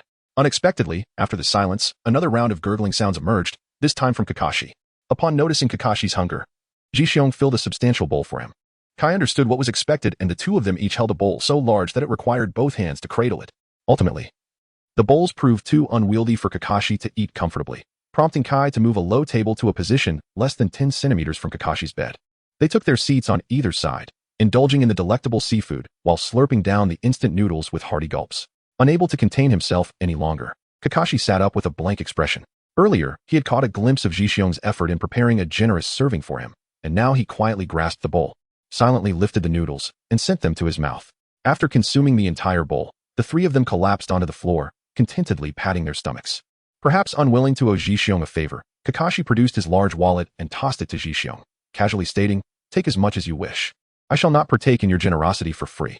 Jishion glanced indifferently at the wallet on the table, instead casting a stern look at Kai, urging him to engage in more communication with Kakashi while he had the chance. "Kakashi, to emerge from this shadow, let us engage in a spirited duel. Today, I shall wager my honor, and I am determined to defeat you." Kakashi, who had been slumped on the ground, responded with a faint acknowledgement, then slid his hands backward, allowing himself to gradually recline onto the floor. "Come on, strike me," Kai exclaimed, leaping forward to kneel atop Kakashi, gripping the fabric of his chest with both hands and shaking him vigorously, as if he were a mere piggy bank. However, Kakashi exhibited no response. As Kai released his hold, he slowly collapsed back onto the ground, lying there like a lifeless fish. Chapter 68, rousing Kakashi. Noticing that Kakashi was indeed unwilling to budge, Jishion and Kai tidied up and exited Kakashi's room. Perhaps what he truly needed at that moment was solitude to reflect and calm his tumultuous thoughts. He bore an immense burden. Obito's dying wish had been for him to take care of Rin. Yet Rin had willingly sacrificed herself at Kakashi's hands for the safety of Konoha. Such responsibilities weighed heavily on him. Upon returning home, the shadow clone engaged in taijutsu training reported a situation that was not dire, yet entirely expected. Upon the activation of Jishion's 8 gates of Duanjia, the excessive and rapid movements inevitably result in muscle strains or even ruptures. Coupled with the techniques of the one-sword style, which demand expansive and vigorous motions, or even high-frequency swings, the physical burden on his body intensifies significantly. After much contemplation, the shadow clones could not devise a viable solution. After all, Jishion's current proficiency lies in the mastery of celestial techniques, allowing him only to recuperate swiftly after the battle concludes. Simultaneously engaging in combat and recovery presents an insurmountable challenge for him at this juncture, rendering it nearly impossible to achieve. Even with a multitude of shadow clones at his disposal, Jishion returned home and collapsed into sleep, allowing the remaining shadow clones to act freely. Yet their endeavors were confined solely to training, with no room for idleness. The other clones held a deep disdain for their original's peculiar demands. While he indulged in slumber, they were left to toil through the night in rigorous practice, which they deemed rather excessive. The following morning, the weary clones dissipated, awakening Jishion with an unexpected influx of knowledge flooding his mind. Rubbing his aching temples, he managed a wry smile. After a night of recuperation, Ji summoned a dozen or so shadow clones, subsequently relishing the breakfast they had prepared, which was quite palatable. Ever since Ji ascended to the rank of ninja and began undertaking missions, Aunt Ko had been less frequent in her daily assistance, typically visiting only for periodic maintenance of the garden. Thus, breakfast required his own efforts, but fortunately, with the aid of the clones, he could enjoy a few extra moments of rest each day. After finishing the milk on the table, Ji pushed open the door and stepped outside. The diligent shadow clones, after a round of rock, paper, scissors, finally selected one fortunate clone to nobly assist Ji in cleaning up the remnants of breakfast. Not far from the house, he encountered the hastily approaching Mike Guy, initially fearing that Kakashi had encountered another mishap. However, it turned out that he was merely reminiscing at the dumpling shop they frequently visited, discussing how to help Kakashi emerge from his shadows. After all, they were classmates, and any assistance was worthwhile. Observing the increasingly enchanting Yuhi Kurenai, Ji mused that Asuma was indeed fortunate. Such a beautiful girlfriend deserved better care. It was perplexing that he spent his days preoccupied with ephemeral matters. Had it not been for the years Ji had spent as Kurenai's classmate, he would have found it difficult to restrain himself from intervening, leaving no room for Asuma to return. The group was at the dumpling shop, savoring their snacks while deliberating on how to aid Kakashi. Just then, the almost lifeless Kakashi happened to pass by the shop. Yet he did not cast a glance at his classmates, walking straight ahead. Even when Guy called out to him, he remained unresponsive. Never mind, Guy. Let us leave him be. He is unsure of how to face us right now, so let us not press him. Ji called Kai back, his head sticking out. How infuriating. Kakashi is becoming increasingly eccentric, Kai said, as he rolled another white dumpling and chewed it heartily. In my experience, psychological wounds require time to mend, Gonzi remarked, taking on the demeanor of a seasoned veteran, his analysis astute. His close friend, Shinyue Izumo, nodded in agreement, affirming their shared thoughts. While they were engaged in discussions on how to assist Kakashi, he stood alone before the memorial stone, cradling a bouquet of freshly purchased flowers. Gently, he placed them in the vase at Lin's grave and tenderly wiped away the dust from the tombstone. Gazing at the gravestone, memories of the days spent with Lin and Obito flooded Kakashi's mind. He had 100 words yearning to be spoken to her, yet when on the brink of utterance, they remained trapped within, his lips trembling in silence. He lingered at the gravestone for an extended period, perhaps finding solace for his spirit. Kakashi eventually sat beneath a nearby tree, feeling an unexpected weariness wash over him, and he drifted into a deep slumber. In his dreams, he was a newly promoted Jonin captain, seasoned and attentive to his team members. Obito and Noera Lin were his exceptional subordinates, and together they embarked on missions, growing joyfully without a care. Until one day, Obito unexpectedly launched a surprise attack, seizing Lin, whom he admired deeply. Kakashi jolted awake, gasping for breath against the tree. In the final moments of his dream, Obito proclaimed Lin's allegiance to him. Kakashi's lips curled into a bitter smile, resigning himself. If you want her, then take her. Even if you desire this I shall give it to you, as long as you live peacefully. His murmured words were overheard by Ji who, appearing before Kakashi in a flash, asked with a mischievous tone, I heard there's a generous giveaway of Sharingan. Kakashi-sensei, what is your asking price? Upon hearing the voice, Kakashi lifted his weary gaze towards Ji then silently turned his head away. In that fleeting moment, a resounding thud echoed as a fist struck the tree, mere centimeters from his ear. The punch landed silently, without warning, creating an indentation about a finger's depth in the sturdy trunk. The tree had indeed suffered an inexplicable misfortune, thriving beautifully only to be marred for no reason. Well done, you've instinctively dodged the blow, indicating a burgeoning will to survive, Ji teased. Kakashi remained silent, rising quietly and walking towards 3 large wooden stumps, a symbolic passage for many renowned ninjas forming their teams. Ji watched Kakashi walk away until he passed 3 large wooden stumps. The sight of Kakashi filled him with disdain and a surge of anger. With a powerful push against the ground, Ji leaped into the air. He then executed a high, downward kick aimed at Kakashi. With a thunderous roar, the ground trembled violently, enveloped in thick smoke. When the smoke cleared, a deep pit measuring 10 meters in diameter had formed on the ground near the 3 wooden stumps. Ji stood quietly at the bottom of the pit, while Kakashi, who had previously shown no reaction to him, appeared somewhat flustered outside the pit. Enough. I have no desire to engage in conflict with you. If you are driven by a competitive spirit, consider me defeated, Kakashi declared, turning away to continue on his uncertain path. Having come this far, how can one not indulge in a worthy fight? How can you, a shinobi of such stature, face Lin, who sacrificed herself for Konoha? Chapter 69. Brother Minato is truly wonderful. After taking only a few steps, Kakashi turned back with a grim expression. Addressing Ji with deliberate clarity, repeat that. Haha, you said not to mention it, yet I insist on bringing it up. In an effort to provoke Kakashi, Ji repeatedly called out for Naira-rin, his voice laced with mockery and inflection, complemented by exaggerated gestures. Kakashi, consumed by fury, charged towards Ji at the pit's bottom. However, to Ji Kakashi's speed seemed excruciatingly slow. He gracefully leaped, extended his leg in a languid motion, and delivered a kick to Kakashi's head. As expected, Kakashi was sent spiraling out of the pit, crashing heavily onto the ground, his forehead protector flying off.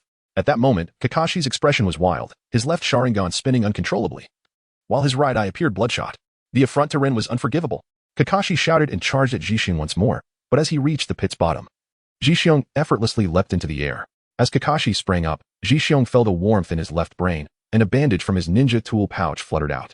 In an instant, Zhixiong, suspended in mid-air, flashed behind Kakashi, donning a sinister smile. The bandage traced a long arc through the air, and just as Kakashi attempted to resist, Zhixiong struck his spine with a powerful punch, rendering him numb and sending him into a free fall. Unfortunately, the bandage quickly ensnared him. Zhixiong deftly kicked Kakashi's right leg, flipping him upside down, before embracing the mummified Kakashi and spinning rapidly. With a resounding crash, the scene remained unchanged, the same pit, the same two combatants, and the same billowing dust, but this time, Zhixiong leaped out effortlessly.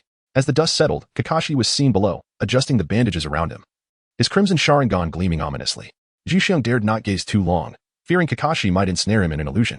Moments later, Kakashi, having torn off the bandages, emerged from the pit, panting heavily. Zhixiong had barely exerted himself, and during the fall, Kakashi had mitigated the impact using Earth Release, allowing him to escape serious injury. Otherwise, he would surely be in a hospital bed now. Kakashi, hunched over and covered in dirt, marveled at Zhixiong's unexpected strength, far surpassing his expectations. Despite the ongoing battle, Zhixiong had yet to deploy any serious techniques, while Kakashi found himself at a distinct disadvantage. One stood in utter disarray, caked in grime, while the other remained pristine and unscathed, starkly highlighting their disparity in prowess. How could this be? How could he, in such a pitiful state, hope to protect Rin and safeguard Konoha? Kakashi's heart swelled with anxiety and self-reproach. He must defeat this man today. It seemed he had no choice but to employ his ultimate technique. Kakashi's right hand transformed into a claw, and a dazzling sphere of blue and white lightning coalesced in his palm. The crackling electricity illuminated the pit, while streaks of lightning singed the ground beneath. The piercing sound echoed like hungry fledglings awaiting their mother's return. This was my original jutsu, Kakashi thought. My sensei said it was incomplete, but now I believe. With his right hand, Kakashi slowly lowered the Chidori, gripping his wrist with his left, bending forward, and fixing his gaze on Zhixiong as he spoke each word with conviction. It has succeeded now. No sooner had he spoken than Kakashi transformed into a blur of blue and white light, appearing before Zhixiong with an unfathomable speed. The ground bore the marks of the sharp lightning, carving a half-meter deep trench that wound its way to where Zhixiong stood, his chest pierced. Kakashi's eyes widened in disbelief as he gazed at his hand embedded in Zhixiong's chest, then at Zhixiong's smiling face. With a forceful shove, Kakashi withdrew his hand, and the pierced Zhixiong erupted into smoke with a resounding pop. Laughter echoed from a nearby tree. Not bad. You've regained your fighting spirit.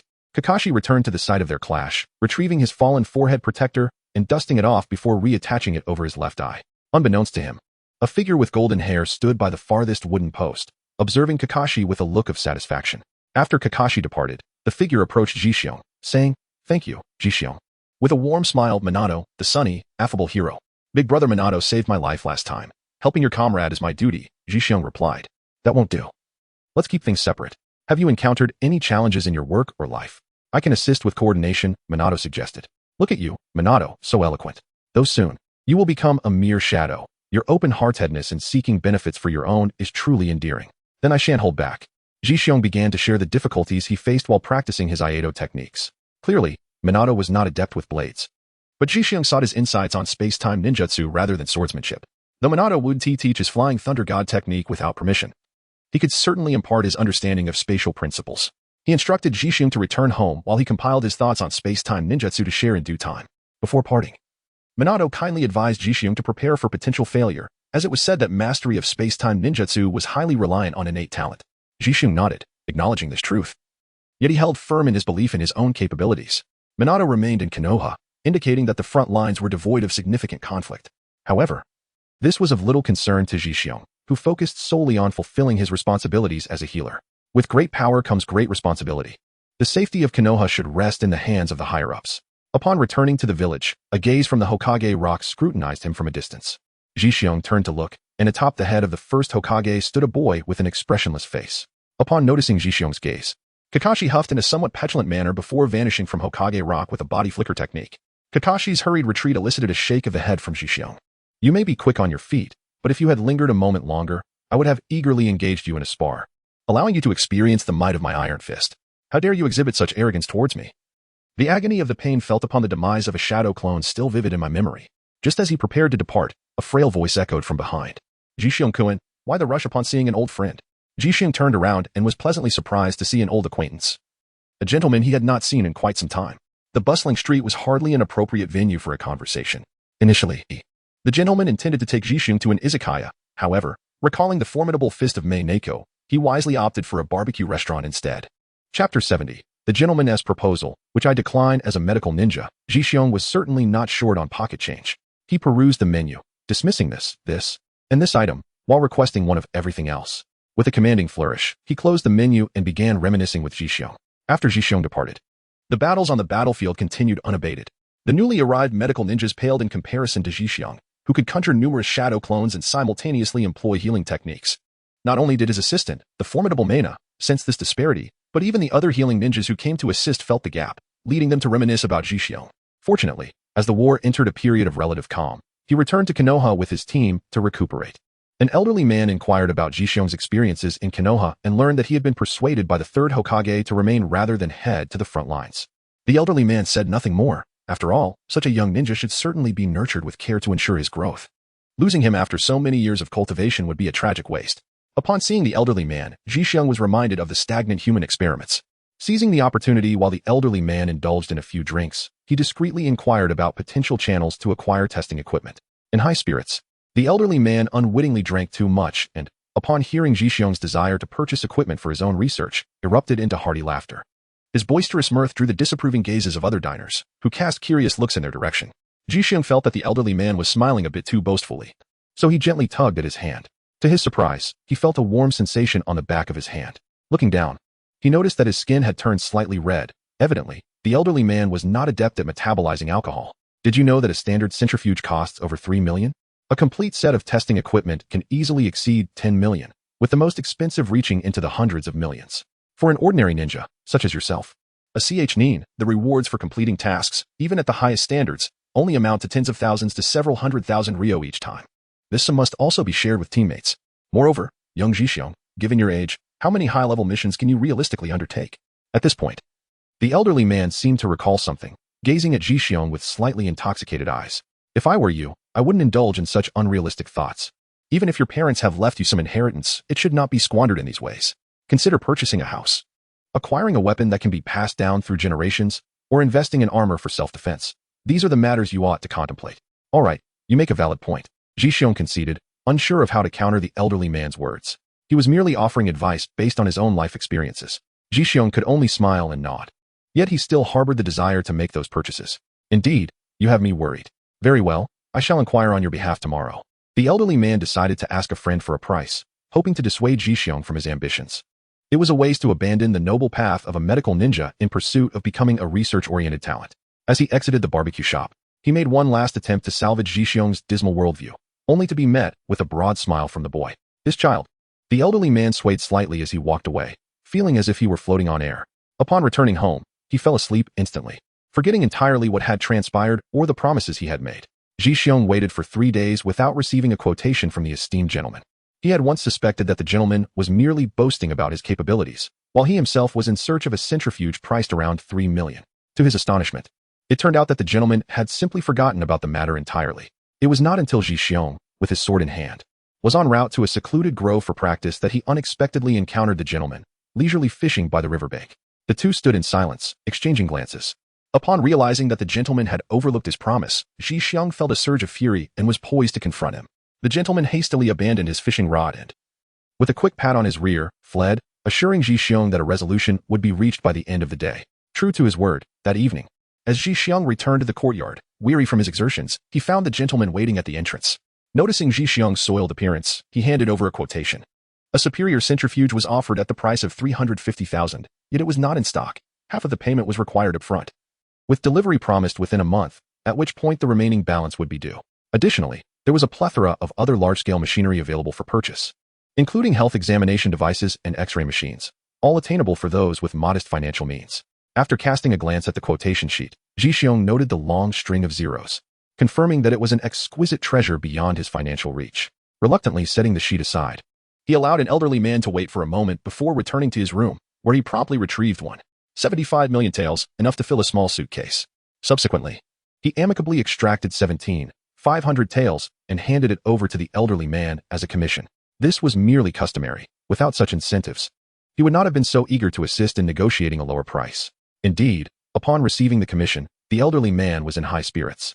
However, he could not take the payment at that moment, as he would be bringing his friend the following morning to finalize the contract. With the 17,500 taels as a token of goodwill, the elderly man jubilantly exited the courtyard, using a swift technique to reach his friend's residence, where he conveyed Jixiong's requirements and arranged to sign the contract the next day. Before departing, he accepted a receipt for 175,000 taels as a service fee from his friend, noting that it would only be redeemable after the centrifuge was delivered at the end of the month. Humming a cheerful tune, the elderly man chose a familiar hot spring establishment, where he indulged in relaxation before treating himself to a massage. The following morning, feeling the aches in his back, he employed a rejuvenating technique for quite some time before slowly making his way to Jixiong's courtyard. His acquaintance, the instrument dealer, had been waiting for a considerable time.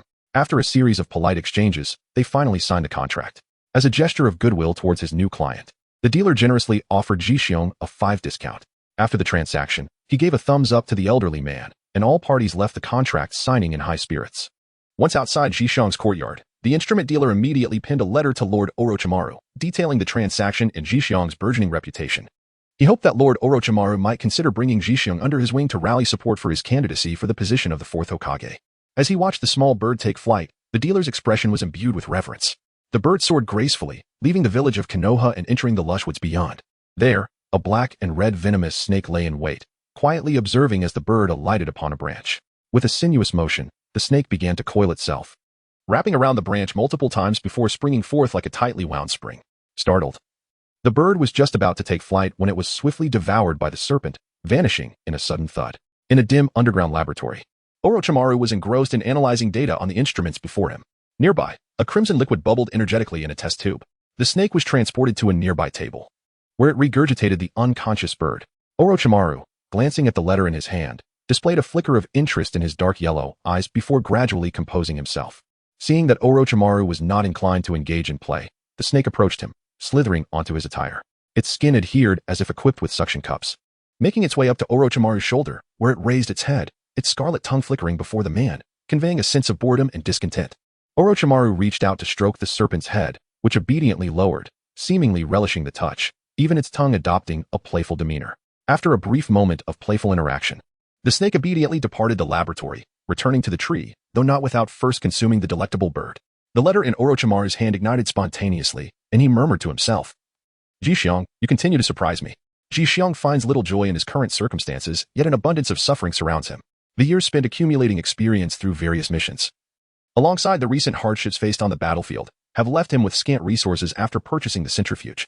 If he does not engage in further missions to generate income, he will soon find himself in dire straits. Having achieved the rank of Chunin, it is imperative that he undertakes tasks befitting his new status. Relying solely on the meager stipend from Konoha Hospital will not suffice to procure the remaining equipment. In the mission hall, the third Hokage gazed at Jixiong with a sense of resignation, remarking, "The hospital is exceedingly busy, while you choose not to assist. You instead seek to embark on missions. How am I to commend you for that?" Jixiong awakened Zhuan Tianchu, who, with a sense of grievance, lamented, "There is nothing I can do. If I don't take on tasks, I can't even afford to eat." Observing Jixiong's sincerity, the third Hokage awkwardly bit his pipe and took a long drag to alleviate the tension. During the recent incident involving the 7 ninja swordsmen of the mist, Jixiong had saved Might Guy's life, earning significant merit, yet he received no tangible reward. On his record, however, he was credited with 7 S-rank missions, though no material compensation was provided. Reflecting on this, it seemed that his claim of being unable to afford meals was more of a complaint than a reality. The third remained silent, pondering what task he could assign to Jixiong. Suddenly, a thought struck him. Although his political philosophy typically favored peace, the grass village had been a turncoat, selling a considerable amount of intelligence from Konohagakure to Sunagakure and Iwagakure. Despite Konohagakure's recent successes on the battlefield, the village's waning power had ignited a sense of opportunity among its neighbors. Previously, Konohagakure boasted formidable ninjas capable of wielding Susanoo and the devastating would-release techniques. But in the current conflict against other great nations, they could merely achieve a semblance of advantage, lacking overwhelming dominance. Surrounding smaller nations felt emboldened. In the past, they had refrained from aggression due to Konohagakure's numerous elite shinobi. However, the ongoing ninja world war revealed that many renowned masters were aging. While the new generation of talents was notably scarce, only a few, like Shui, Minato, and Guy, stood out. Minato, dubbed the Yellow Flash, shone brightly. And the news of Guy's severe injuries could not remain concealed. As for Shursui, he paled in comparison to Minato and belonged to the Uchiha clan, which prompted the third in his advisory council to weigh their options carefully. As the war progressed, Minato emerged as the sole elite shinobi available for decisive action without concerns over the outcome. To establish an exemplary model, his strikes needed to be impactful. Thus, a team comprising Minato, Kakashi, and Jisung was formed, with Minato at the helm, and Kakashi included at his request. Upon their arrival in the grass village, the trio, led by the illustrious Minato, received a rousing welcome. The somewhat inexperienced Kakashi, injured from a barrage of shurikens, reluctantly unveiled his Sharingan in order to keep pace in the chaotic battle. Meanwhile, Jisung had already activated his safety gates, open, healing, and injury, which allowed him to flit across the battlefield like a fleeting shadow, wielding his initial blade as if he were a white specter of death. At first, Jisung used his sword to cleave through opposing ninjas. Whether Nin or Jinin, they fell before him with a single stroke. However, the grass village seemed resolute in proving their strength, launching a barrage of stolen ninjutsu techniques, fire release, water release, wind release, and more, against both Jisung and Minato. After a while, Kakashi found himself locked in a fierce struggle with a Nin captain, the two evenly matched. As Jisung wielded his initial blade, he gradually discerned that with the enhancement of his physical techniques, he could perceive the resistance of the air. When his blade, infused with chakra, sliced through this resistance, it felt as though he could harness that very force to gain slight momentum. This newfound advantage allowed him to draw a flawless cross in mere moments, marking his opponents with glaring errors. To his astonishment, unlocking the third gate revealed such a delightful surprise. Indeed, combat was the most effective catalyst for progress. Jisung harbored the desire to open the fourth gate and test his prowess once more, pondering if it would facilitate a more effortless slicing through the resistance of the air. However, upon reflecting on Minato and Kakashi, as well as the burdens of his initial aspirations, he reluctantly decided to forego this splendid notion for the time being. The throng of lower-ranking ninjas besieging Jisung found themselves incapacitated amidst flashes of white blades, and in a mere instant, Jisung's figure flickered away, sheathing his katana upon a nearby tree. Crouching low, he began to amass his strength, the blade subtly emerging from its sheath, while his right hand grasped the hilt firmly, its edge glinting with a cold light. Suddenly, with a powerful push against the branch, he activated the third gate once again, propelling his speed to unprecedented heights. At this moment, his velocity had surpassed the limits of an ordinary Nin, and as he soared through the air, he adjusted his posture, concentrating all his might into his right hand. Approaching Kakashi in battle, he remained utterly silent. It was in this moment that he felt compelled to express gratitude for his recent epiphany. Just as a blade could slice through air resistance, so too could a person. Harnessing the force generated by cutting through resistance, a chilling white light descended from above, as the opposing Nin, having just leaped back to evade Kakashi's fire release, fortuitously landed directly in the trajectory of the blade's arc. The white light flickered past in an instant, leaving behind a look of astonishment in the Nin's eyes. In the next heartbeat, he was cleaved into four neatly severed, albeit asymmetrical, pieces, scattering across the ground. Gasping for breath, Kakashi sought to assist Minato, who was under siege. But Jisung held him back, administering treatment, particularly focused on his Sharingan, enveloping it with his medical ninjutsu. Minato-senpai, are you merely toying with them? Why the haste?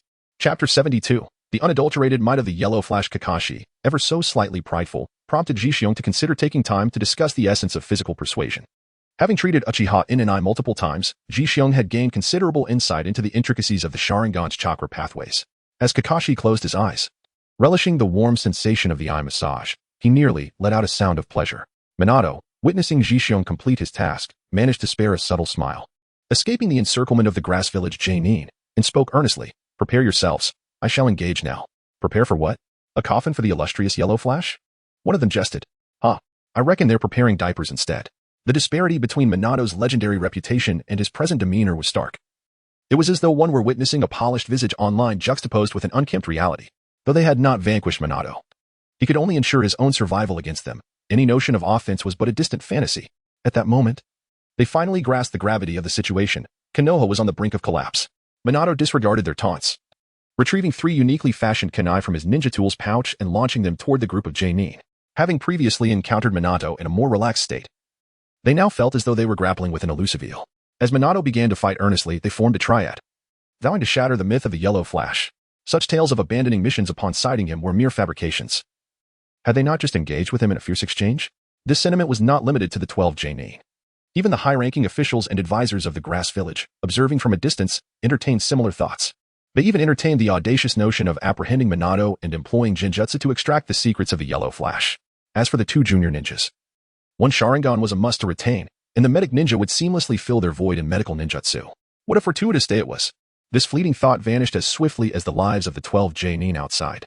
The kunai altered their trajectory mid-air, while Minato executed a series of striking poses, exuding an air of elegance. At some point, he returned to Zhixiang's side, holding two kunai in a state of vigilance. The bewildered grass village Genin, along with their officials, were astonished at Minato's sudden disappearance, questioning why the 12 Genin had not pursued him. Yet, in the following second, the 12 Genin silently collapsed to the ground, none able to rise. What has happened? Hey, get up, don't scare me.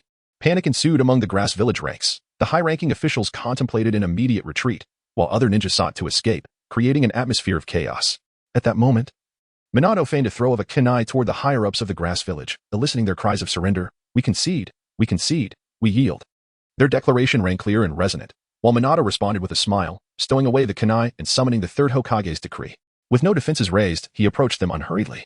As the decree was handed over, the grass village officials gazed at the bloodied ground, their hearts heavy with regret. 12 Genin. How long would it take to train them anew? Had they known, they would have never assigned them to this task. This demonstration mission had been executed with remarkable efficiency. Kakashi felt a tinge of frustration. His presence in this mission had been somewhat superfluous, and he found himself relying on Zhixiang for healing. Minato, ever the compassionate friend, instantly recognized Kakashi's distress and gently patted his head, offering solace. Each person has their own tasks and strengths. Do not compare your weaknesses to the strengths of others. Upon finishing his words, as if recalling something, Minato retrieved a small scroll from his pocket and handed it to Zhixiang. I've been quite busy lately. And though I've completed this, I haven't had the time to give it to you. These are my insights on space-time ninjutsu that I promised you last time. Remember to keep it confidential. Once again, he bestowed upon him that warm, reassuring smile. Zhixiang respectfully accepted the technique with both hands, embodying the coveted space-time ninjutsu that many yearned for, along with its profound insights. After receiving some comforting words from Minato, Kakashi felt a renewed sense of spirit. On their way back, he even began to compare his speed with Zhixiang's, which filled Minato with a sense of accomplishment. With the successful completion of their mission, the moniker of the Yellow Flash resonated once more around Konoha. News spread among some smaller nations with ulterior motives that the grass-hidden village had surrendered within minutes, prompting them to hastily devise plans to strengthen ties with Konoha, hoping to present themselves as harmless and compliant. They feared the wrath of the Yellow Flash, knowing they could not withstand such lethal prowess. Upon the mission's conclusion, the third Hokage astonishingly awarded Zhixiang a sum of 100,000 ryo, an unprecedented gesture. The third Hokage acknowledged Zhixiang's significant contributions, as their decisive victory over the grass-hidden village had garnered gifts from other small ninja villages. Konoha had avenged its losses, and thus, it was only fitting that the diligent ninjas be duly rewarded, which Zhixiang graciously accepted. The insights into the space-time ninjutsu that Minato provided presented a considerable challenge. The most daunting aspect was achieving a specific ratio of the yin and yang attributes of chakra within one's body while performing the technique. However, since each individual's physique is unique, so too is this ratio.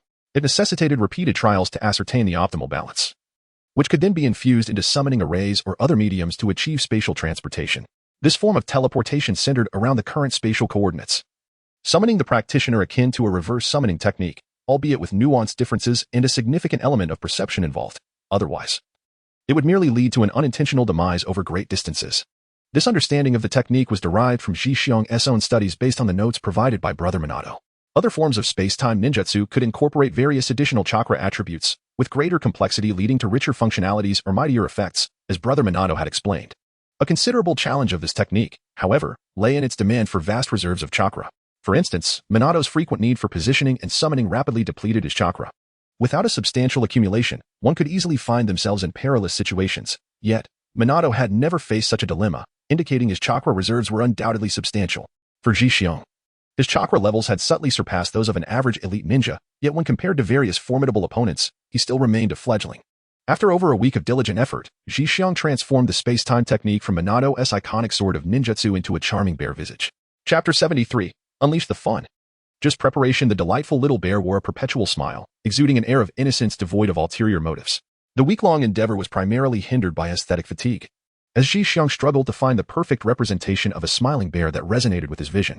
Within the courtyard of Zhixiang, he had just set down his glass of orange juice after lounging comfortably in a deck chair, when suddenly, without a whisper of wind or sound, he vanished from sight. In an instant, he reappeared atop the soft, inviting bed in his room, contentedly rolling over with a sense of profound satisfaction. The success of this technique marked a pivotal moment in his journey within this ninja world, where he could dominate the petite and gracefully retreat amidst the allure of beauty. Indeed, he felt liberated, unperturbed by any potential missteps in his audacious endeavors. This recent teleportation had consumed approximately 120 chakra from his reserves. However, his sensory abilities were rather unremarkable. If only he possessed the Byakugan like the Hyuga clan, which would allow him to discern targets within a kilometer. His capacity for self-preservation would be considerably enhanced. Yet, if others did not provide him with such advantages, could he not seize them for himself? No. That notion sounds too harsh. Let us say it is a gift, a generous offering. A shadow clone quietly departed from Konoha, journeying deep into the forest to excavate an underground hideout, a sanctuary for safety. With the narrative now shifting, it was prudent to prepare for the day when Nagato might harbor ill will toward Konoha, potentially subjecting him to torment. Without a refuge, his fate would indeed be dire. Once the underground chamber was completed and reinforced, several ventilation shafts were added to ensure safety. After confirming the security of the location, Jixiang's form spun through a dizzying array of motion, arriving at the newly carved sanctuary. This chamber, approximately 20 square meters in size, was illuminated by the flickering amber glow of candles that danced slightly upon his arrival before gradually settling into stillness. Jixiang stamped his foot, the solid ground resonating with a series of thuds. And then he tapped the sturdy wall. It felt reassuringly thick. The slight noise produced was entirely absorbed by the earth. This latest teleportation consumed an amount of chakra nearly identical to the previous one. In a fleeting motion, Jixiang returned to the courtyard, slipping back unnoticed.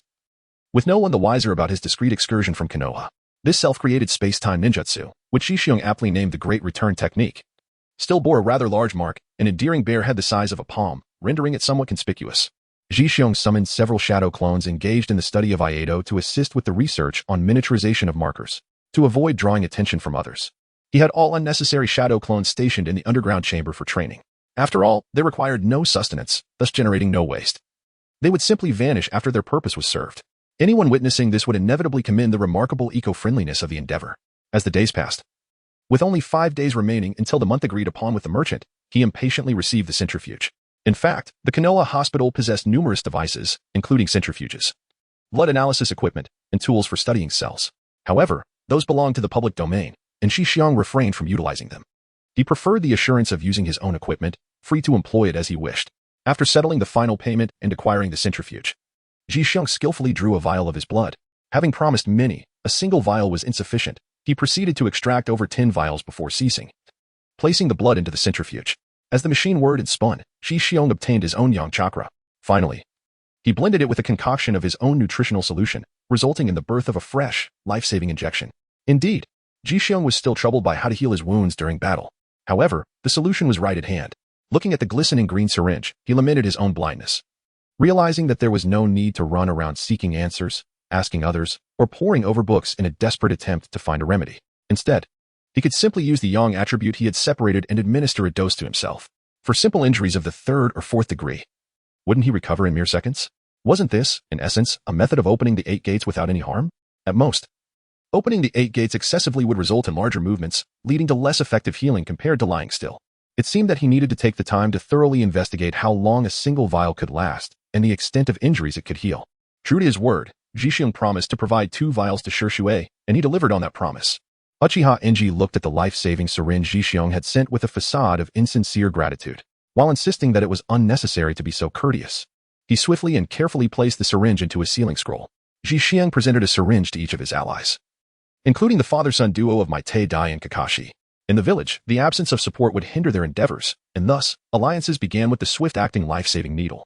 After sealing the centrifuge, Jixiang quietly transported it to a cavern outside the village. Unbeknownst to him, as he obtained the centrifuge, a cold little serpent stealthily evaded several shadow clones still training in the courtyard, quietly taking residence there. Once Jixiang activated the centrifuge and began extracting his blood for research, whether it was the original or a clone, Orochimaru was already aware of the developments in the underground laboratory outside Konoha. Observing Jixiang's eager experimentation, Orochimaru displayed a satisfied smile. His recent frustrations from consecutive failures alleviated somewhat. Initially, Orochimaru intended to observe further, but upon witnessing Jixiang activate the 8 gates, with his body emanating a green glow after merely administering a single dose of the green potion, he was astonished that Jixiang could maintain this state for an extended period. This evident progress and self-exploration ignited a sense of admiration within him. That night, after completing his training, Jixiang wiped the sweat from his forehead and reclined comfortably on a lounge chair, savoring freshly squeezed orange juice. A mouthful brought him bliss, causing him to squint with pleasure. However, when he opened his eyes again, that sense of happiness had vanished, replaced by a heavy atmosphere. The previously training shadow clones surrounded him, creating an intense and serious scene. At my age, being able to produce 5 shadow clones is already a remarkable feat, Ji-xiong. Not only have you cultivated your ninjutsu to such a level, but you also excel in advanced medical ninjutsu, even dabbling in the 8 gates. I find that quite admirable. Orochimaru remarked, clad in a white robe, his pale visage reminiscent of a researcher.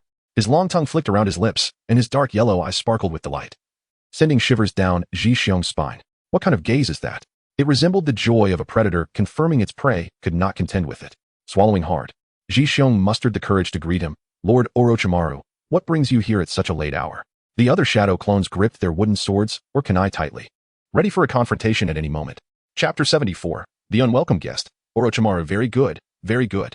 My satisfaction with you grows. Orochimaru observed Ji-xiong's vigilant demeanor, devoid of fear, and could not help but regard him with newfound respect.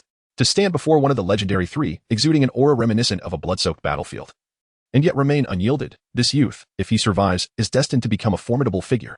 Since Orochimaru's arrival, Ji-xiong sensed he must have revealed some flaw.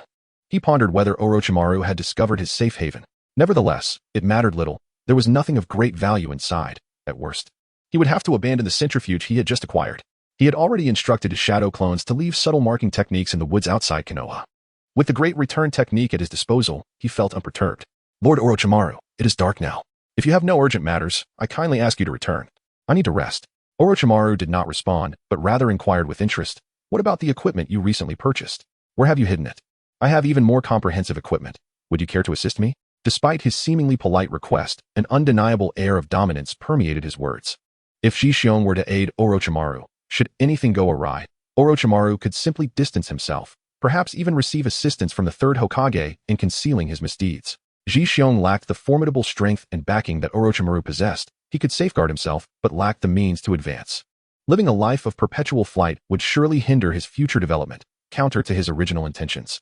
Damn it, I never expected Orochimaru would set his sights on me. Surely he does not intend to use me for human experimentation? The more he contemplated, the more plausible it seemed. He could not divulge the secrets of his body to anyone. Cursed be the dark members who occasionally lingered on his courtyard wall. Where had they vanished tonight? Perhaps they were off-wing maidens?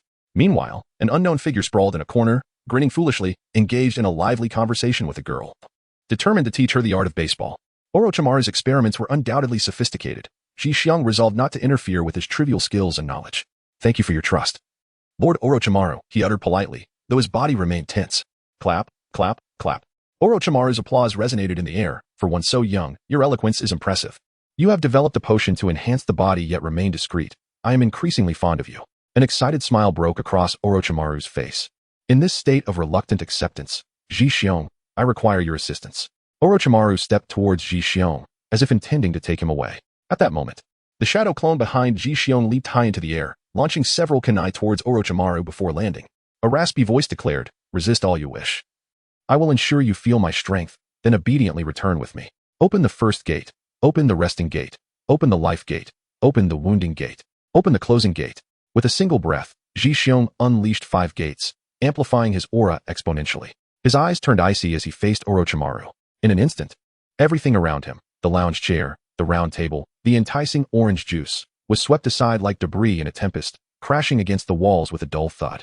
Yet Orochimaru remained steadfast, seemingly rooted to the spot, though his clothing and hair were tousled wildly by the force of Ji-xiong's presence. Lord Orochimaru, please leave. This is your final warning. Ji-xiong's voice resonated with authority. Orochimaru's dark yellow pupils sparkled with excitement, yet before he could speak, his gaze was drawn upwards. The roof tiles of the corridor had been dislodged by Ji-xiong's surge of energy and were now plummeting towards him.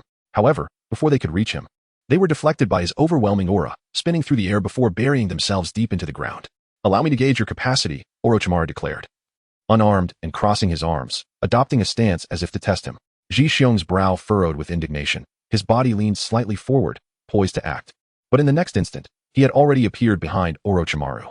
With a powerful kick, he sent Orochimaru soaring into the air, propelled by a series of kicks that sent him flying dozens of meters high. In the final moment, Ji-xiong propelled himself into the air, leaping high and spinning several times. The force of his rotation, combined with the strength of his entire body, culminated in his right foot. At that instant, his right leg was taut and pointed skyward, exuding the power to shatter the earth. Konoha's great descent. Orochimaru, in a state of bewilderment, lifted his gaze towards Ji-xiong suspended in midair.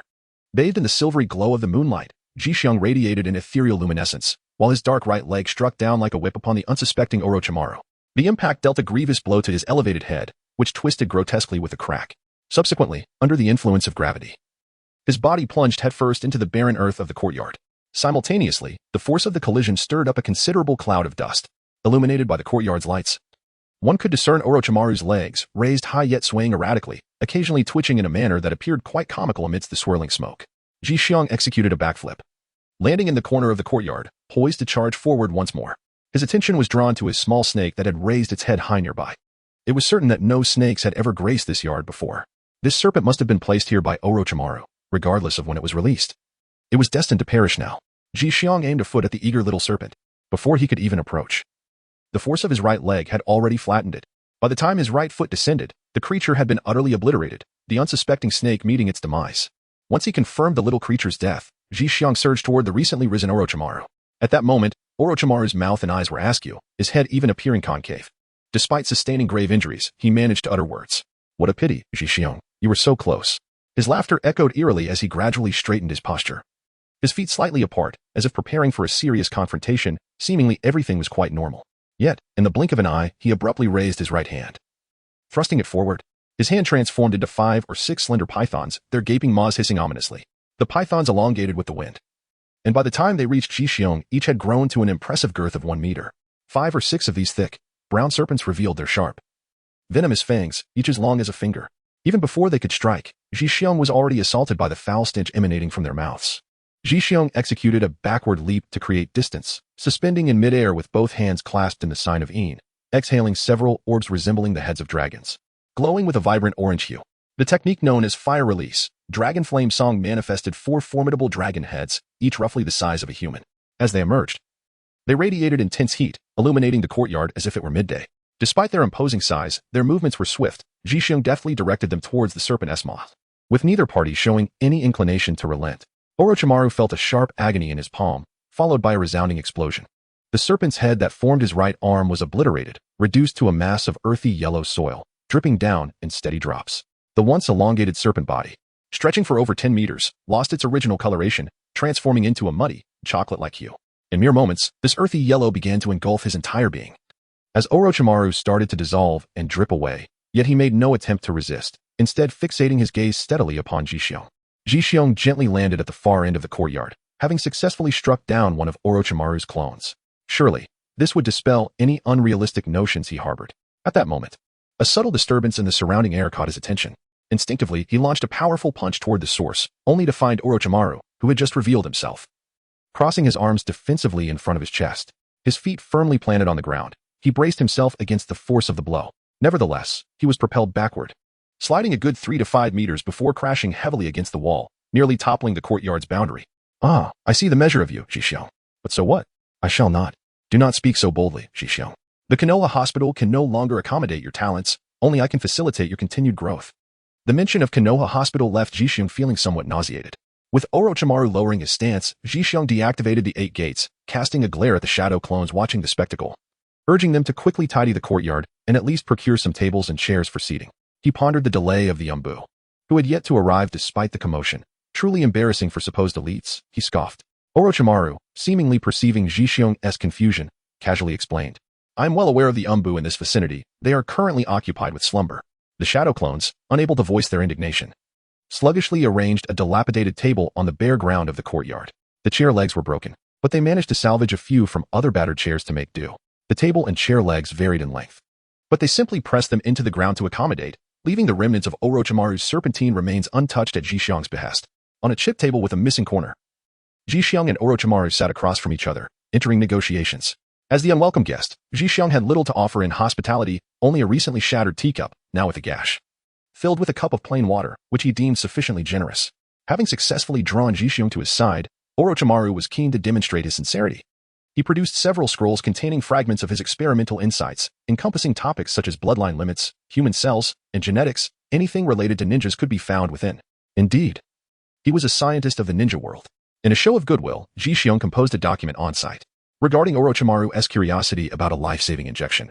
He merely stated that it was a concentrated technique, refining yang chakra and subsequently blending it with a nutrient solution of his own concoction. Orochimaru, perusing the brief description on the scroll, praised him. Indeed, you are the medical ninja lauded by the third Hokage. His tone when mentioning the third seemed as casual as one discussing a vendor at the market, devoid of any respect. Orochimaru requested Jishyong's assistance at his laboratory, insisting that the experiments remain confidential, a stipulation Jishyong readily accepted. After all, this was Orochimaru's true form, should he dare to utter a single dissenting word. He might find himself wandering the earth by nightfall. Though tasked with aiding in the laboratory, Jishyong would merely serve as a high-level aide, potentially making mistakes and working at a slower pace, thus alleviating some of Orochimaru's burdens. Additionally, if Orochimaru encountered a bottleneck in his experiments, he sought Jishyong's assistance in identifying the issues, a rather demanding expectation, considering Jishyong was still but a child.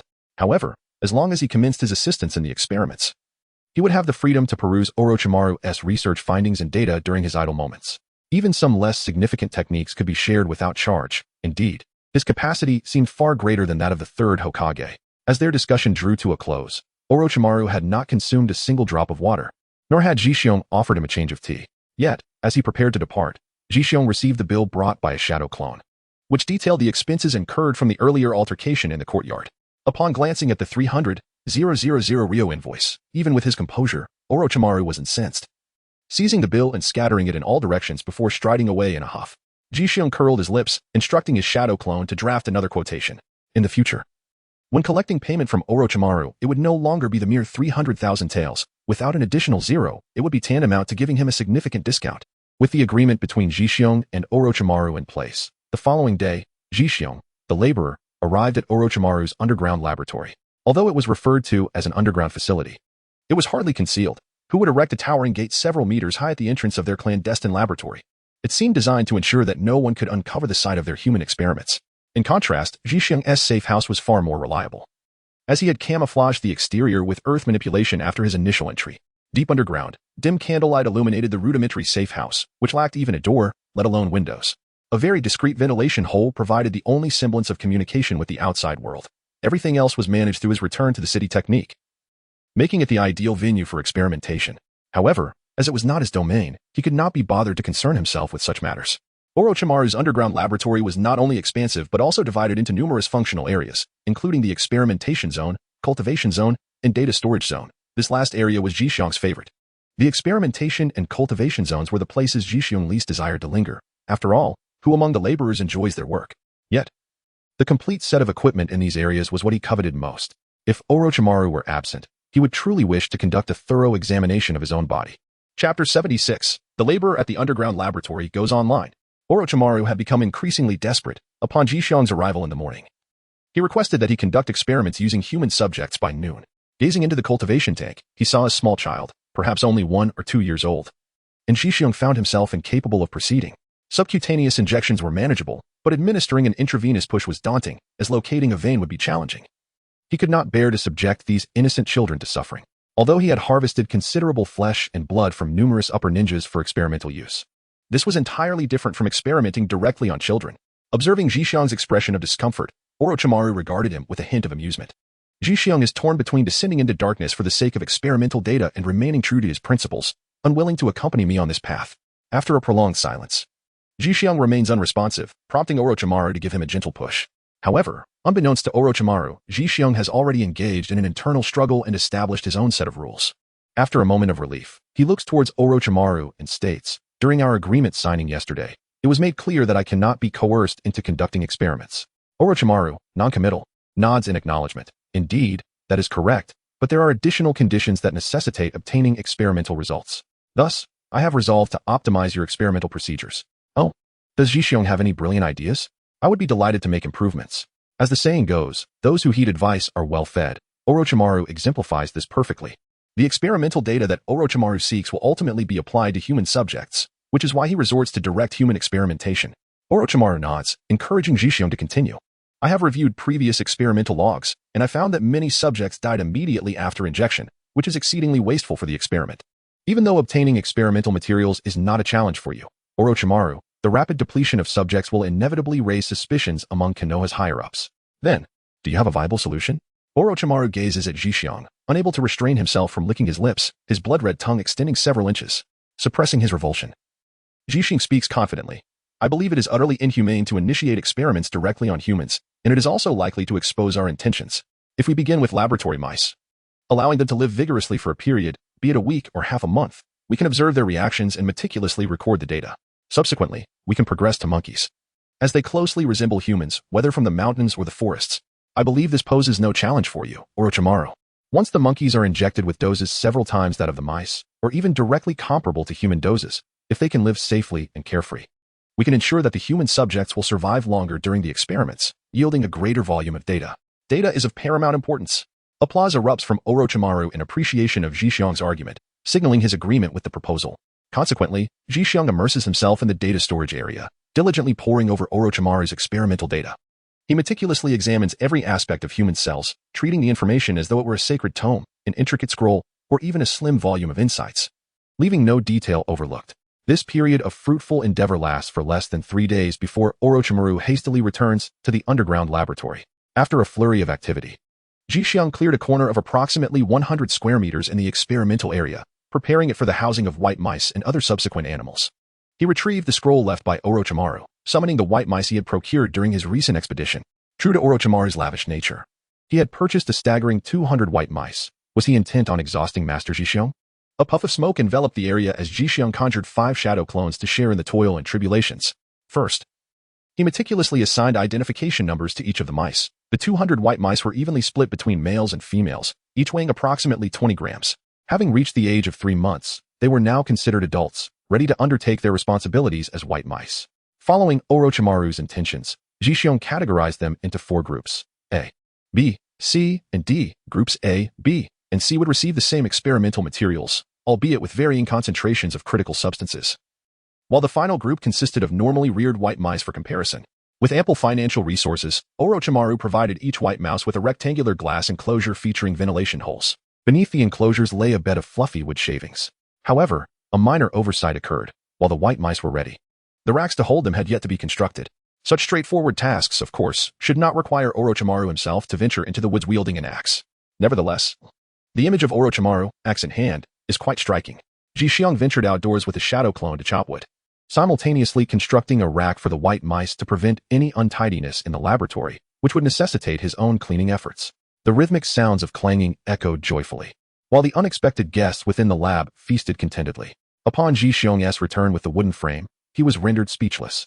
In the brief interval, the number of white mice had dwindled from 200 to just over 100, and a robust black-red python languorously reclined beside the glass enclosure of the remaining mice, seemingly sated and sluggish, struggling with digestion. When it caught sight of Zhixiong approaching in a fury, it showed no fear. Instead, it twisted its body to lie more comfortably. Truly, it was a favored serpent, emboldened by its privilege. With the destruction of his experimental subjects by Orochimaru's pet, Zhixiong found himself unable to retaliate. He grasped the python by its head and carried it, seething, to Orochimaru's experimental area. Upon learning that nearly half of the experimental white mice had perished in the blink of an eye, Orochimaru was momentarily taken aback, then resignedly assured Zhixiong that he would provide another batch in a few days. Thus, the hefty black-red python released its grip on Zhixiong and remained in Orochimaru's laboratory.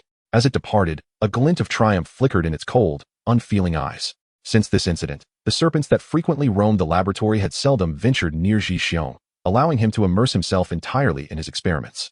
In comparisons between humans and animals, the tolerance for the same medication is significantly lower in humans.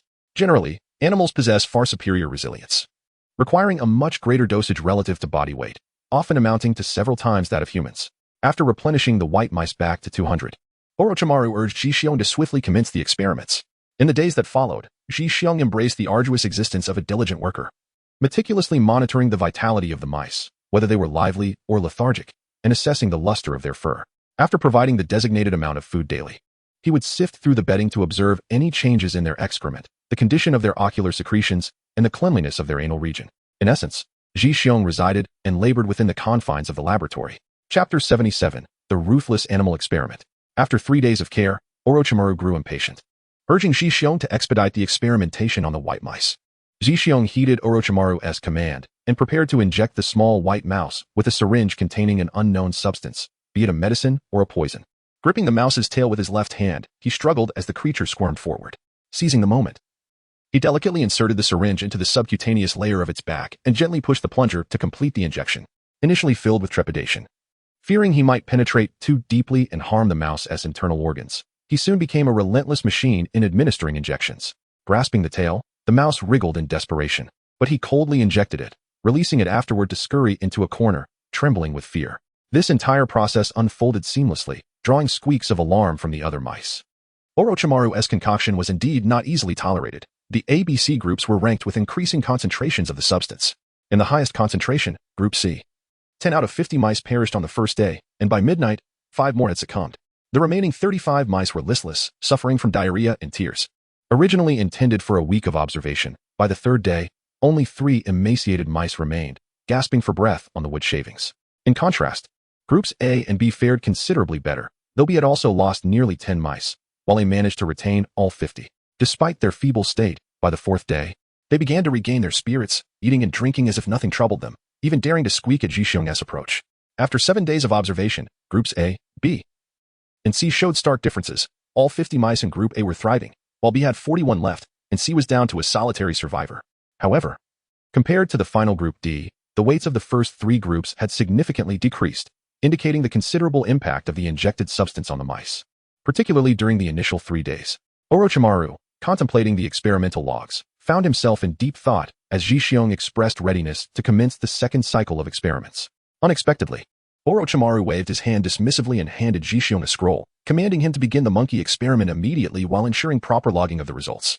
Eager to take a break and study, Jixiong grimaced, attempting to negotiate with Orochimaru, but the latter vanished from the experimental area with a swift body flicker. Uninterested in his pleas, perhaps due to a lack of support for Jixiong's experiments. This time, the monkey experiment involved only 20 pairs. The freedom-seeking monkeys were clearly displeased with their confinement in large wooden enclosures, baring their teeth and emitting sharp cries. Some even attempting to reach out and grab Jixiong for a lesson. For these untamed creatures, Jixiong employed a remarkably simple tactic, locking eyes with the most aggressive monkey, his gaze imbued with a palpable aura of menace. The previously boisterous monkeys, who had been chattering and pawing at Jixiong, immediately retreated to the far side of the cage, curling up defensively, appearing small, helpless, and innocuous. Observing Jixiong's ferocity, the other monkeys followed suit, hiding in fear of his wrath. Monkeys proved to be far more troublesome than mice, their larger size introducing numerous unforeseen variables. While weighing them, several attempted to escape, nearly turning into a delicious meal due to a well-placed fireball. Eventually, the remaining monkeys settled down. The day passed with records meticulously documented. The 20 pairs of monkeys were divided into 5 groups labeled A to E, with A, B, C, and D representing different dosage experimental groups, while the final group received no treatment, merely ensuring they had the same food and water as the others. Anticipating the following day's injections, Jixiong added an additional 10 food units to their daily rations, ensuring they would not be starving during the process. The next day, as Jixiong prepared to inject the monkeys, he suggested using the relative dosage from Group A's surviving mice. Orochimaru found this reasoning compelling, but ultimately rejected it. When the dosage corresponding to Group B's mice was administered to the experimental monkeys, there were no immediate anomalies. However, it wasn't long before they began to scratch and pace restlessly in their cages, regardless of gender. Suddenly, one male monkey from Group D began to exhibit distress, leaping about the cage while emitting sharp cries. Moments later, it vomited blood and slumped down, seeking a comfortable position to lie down before soon losing consciousness. This was unusual. The mice had not displayed such violent reactions. Jixiong suspected Orochimaru had perhaps added something else to the mixture. Nevertheless, he chose to disregard these concerns and diligently recorded the monkeys' reactions, showing no interest in uncovering the additional components of the experimental substance. Orochimaru made a brief appearance, finding the proceedings dull before quickly departing. In the vast, quiet laboratory, only sporadic cries from the monkeys interrupted the silence. The monotonous animal experiments continued, with the number of monkeys dwindling from a large initial group to a more resilient few surviving after 3 to 4 days. By the end of the week, only groups A, B, and C remained, totaling fewer than 10 monkeys, yet they still possessed enough energy to wander within their confines. The past 7 days had been particularly arduous for Jixiong, who was tasked with cleaning up the monkeys' vomit and feces, as well as regularly maintaining their cages to prevent contamination of the experiments. In truth, the impact of these factors was becoming increasingly irrelevant, as Orochimaru seemed entirely unconcerned with adhering to Jixiong's experimental wishes. On the morning of the 8th day, Orochimaru indeed returned to Jixiong's experimental area, holding the logs from the past week. In a surprisingly good mood, he perused the pages, pausing at the pivotal 3rd and 4th days to calculate within his mind. After approximately half an hour, he set the logs down and instructed Jixiong to prepare himself, as the experimental subjects would soon be delivered. Upon hearing this, Jixiong felt a tightening in his heart. What was inevitable had finally arrived. Fortunately, after his own efforts and struggles, the mortality rate of the experimental subjects should be reduced. One hopes. Jixiong felt an unsettling uncertainty within.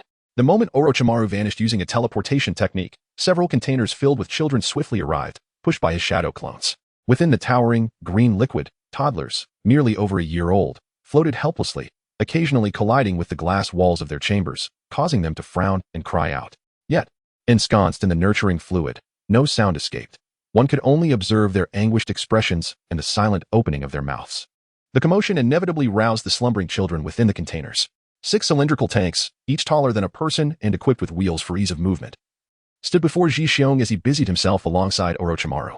Moments later, the concocted potion was administered by Ji Xiong into the tanks, with he and his shadow clone each tasked with documenting the experiments for one container. As the liquid flowed in, intricate patterns began to emerge on some of the children's skin, while others exhibited a vibrant surge of chakra. Based on these analyses, Ji Xiong deduced that Orochimaru was likely still perfecting the cursed seal or probing into the secrets of sage techniques. While meticulously recording the various data fluctuations of the small test subjects, he felt a deep admiration for Orochimaru's technical prowess. Although conducting experiments on humans is somewhat disreputable, one cannot help but commend his spirit of inquiry. Regrettably, among the 6 children, one exhibited an exceptionally intense chakra response. Upon reaching the zenith of his momentum, he suddenly bowed his head, resembling a robot that had its power abruptly severed. Ji Xiong gently tapped on the cultivation tank, but it elicited no response. Observing the data monitored by the adjacent instruments, he noted that the heartbeat had stabilized. The abrupt cessation of young life filled Ji Xiong with a sense of sorrow. And at that moment, another child pressed a hand to their chest, visibly distressed. Ji Xiong hurriedly tapped on the glass jar, beckoning him to come closer, perhaps understanding his intent. The child pressed his frail body against the glass, as Ji Xiong attentively observed the data displayed on the adjacent instrument. He employed his palm technique to mend the myocardium of the child, whose heart had ruptured from rapid contractions. He diligently continued his healing until every fragment of the torn muscle was restored, eliciting a radiant smile from the nameless experimental subject. Meanwhile, several other children pressed their faces against the glass, curiously watching Ji Xiong's actions. At an indeterminate moment, Orochimaru materialized behind him, his emotionless words causing Ji Xiong's heart to skip a beat. Ji Xiong, it is unwise to damage the experimental subjects. I merely seek more precise data for my experiments. They are merely abundant specimens. I would prefer you not to squander your time on them, Orochimaru reiterated. Ji Xiong gazed at the verdant nutrient solution, his resolute eyes reflected in the glass jar. To you, they are merely expendable subjects of experimentation. However, to me, they are not only fleeting passers-by in the journey of my life but also vibrant lives in their own right. Orochimaru seemed to hear something amusing. Taking a few steps forward to stand before the cultivation tank, gently touching the cold glass with his hand, he turned to Ji Xiong beside him and inquired, "What does humanity mean to you?" These children within the jars were collected haphazardly from a war-torn small nation. Without my intervention, they would have perished from starvation long ago. Can they still be regarded as human? Ji Xiong turned to look at Orochimaru and said earnestly, "From a biological perspective, we belong to the family of hominidae in the genus Homo. On a spiritual level, we possess various cognitions regarding the soul and even the ability to wield esoteric techniques related to it. I believe this qualifies us as human. Although this soul lacks a physical form, it can still be classified as human, or perhaps as a spirit, considering it once inhabited a body in life."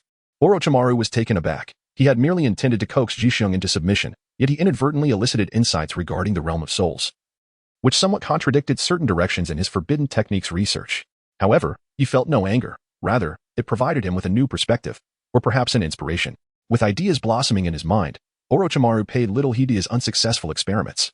He gently tapped the jar and said to the somewhat anxious Ji Xiong, "You make a compelling point, but I have decided to assign you a different task." A different task? Ji Xiong instinctively tensed his body, holding his breath as he fixed his gaze unwaveringly upon Orochimaru. Out of the corner of his eye, he darted a glance at the latter's shoulder. Any sign of discord would compel him to unveil the reason behind the flower's vibrant hue. "Indeed. It seems a bit of a waste to burden you with such laborious tasks, given your exceptional talents. I require your presence by my side. Take a few days to recuperate and adjust your mindset, then come to assist me. I have high hopes for you, Ji Xiong-kun."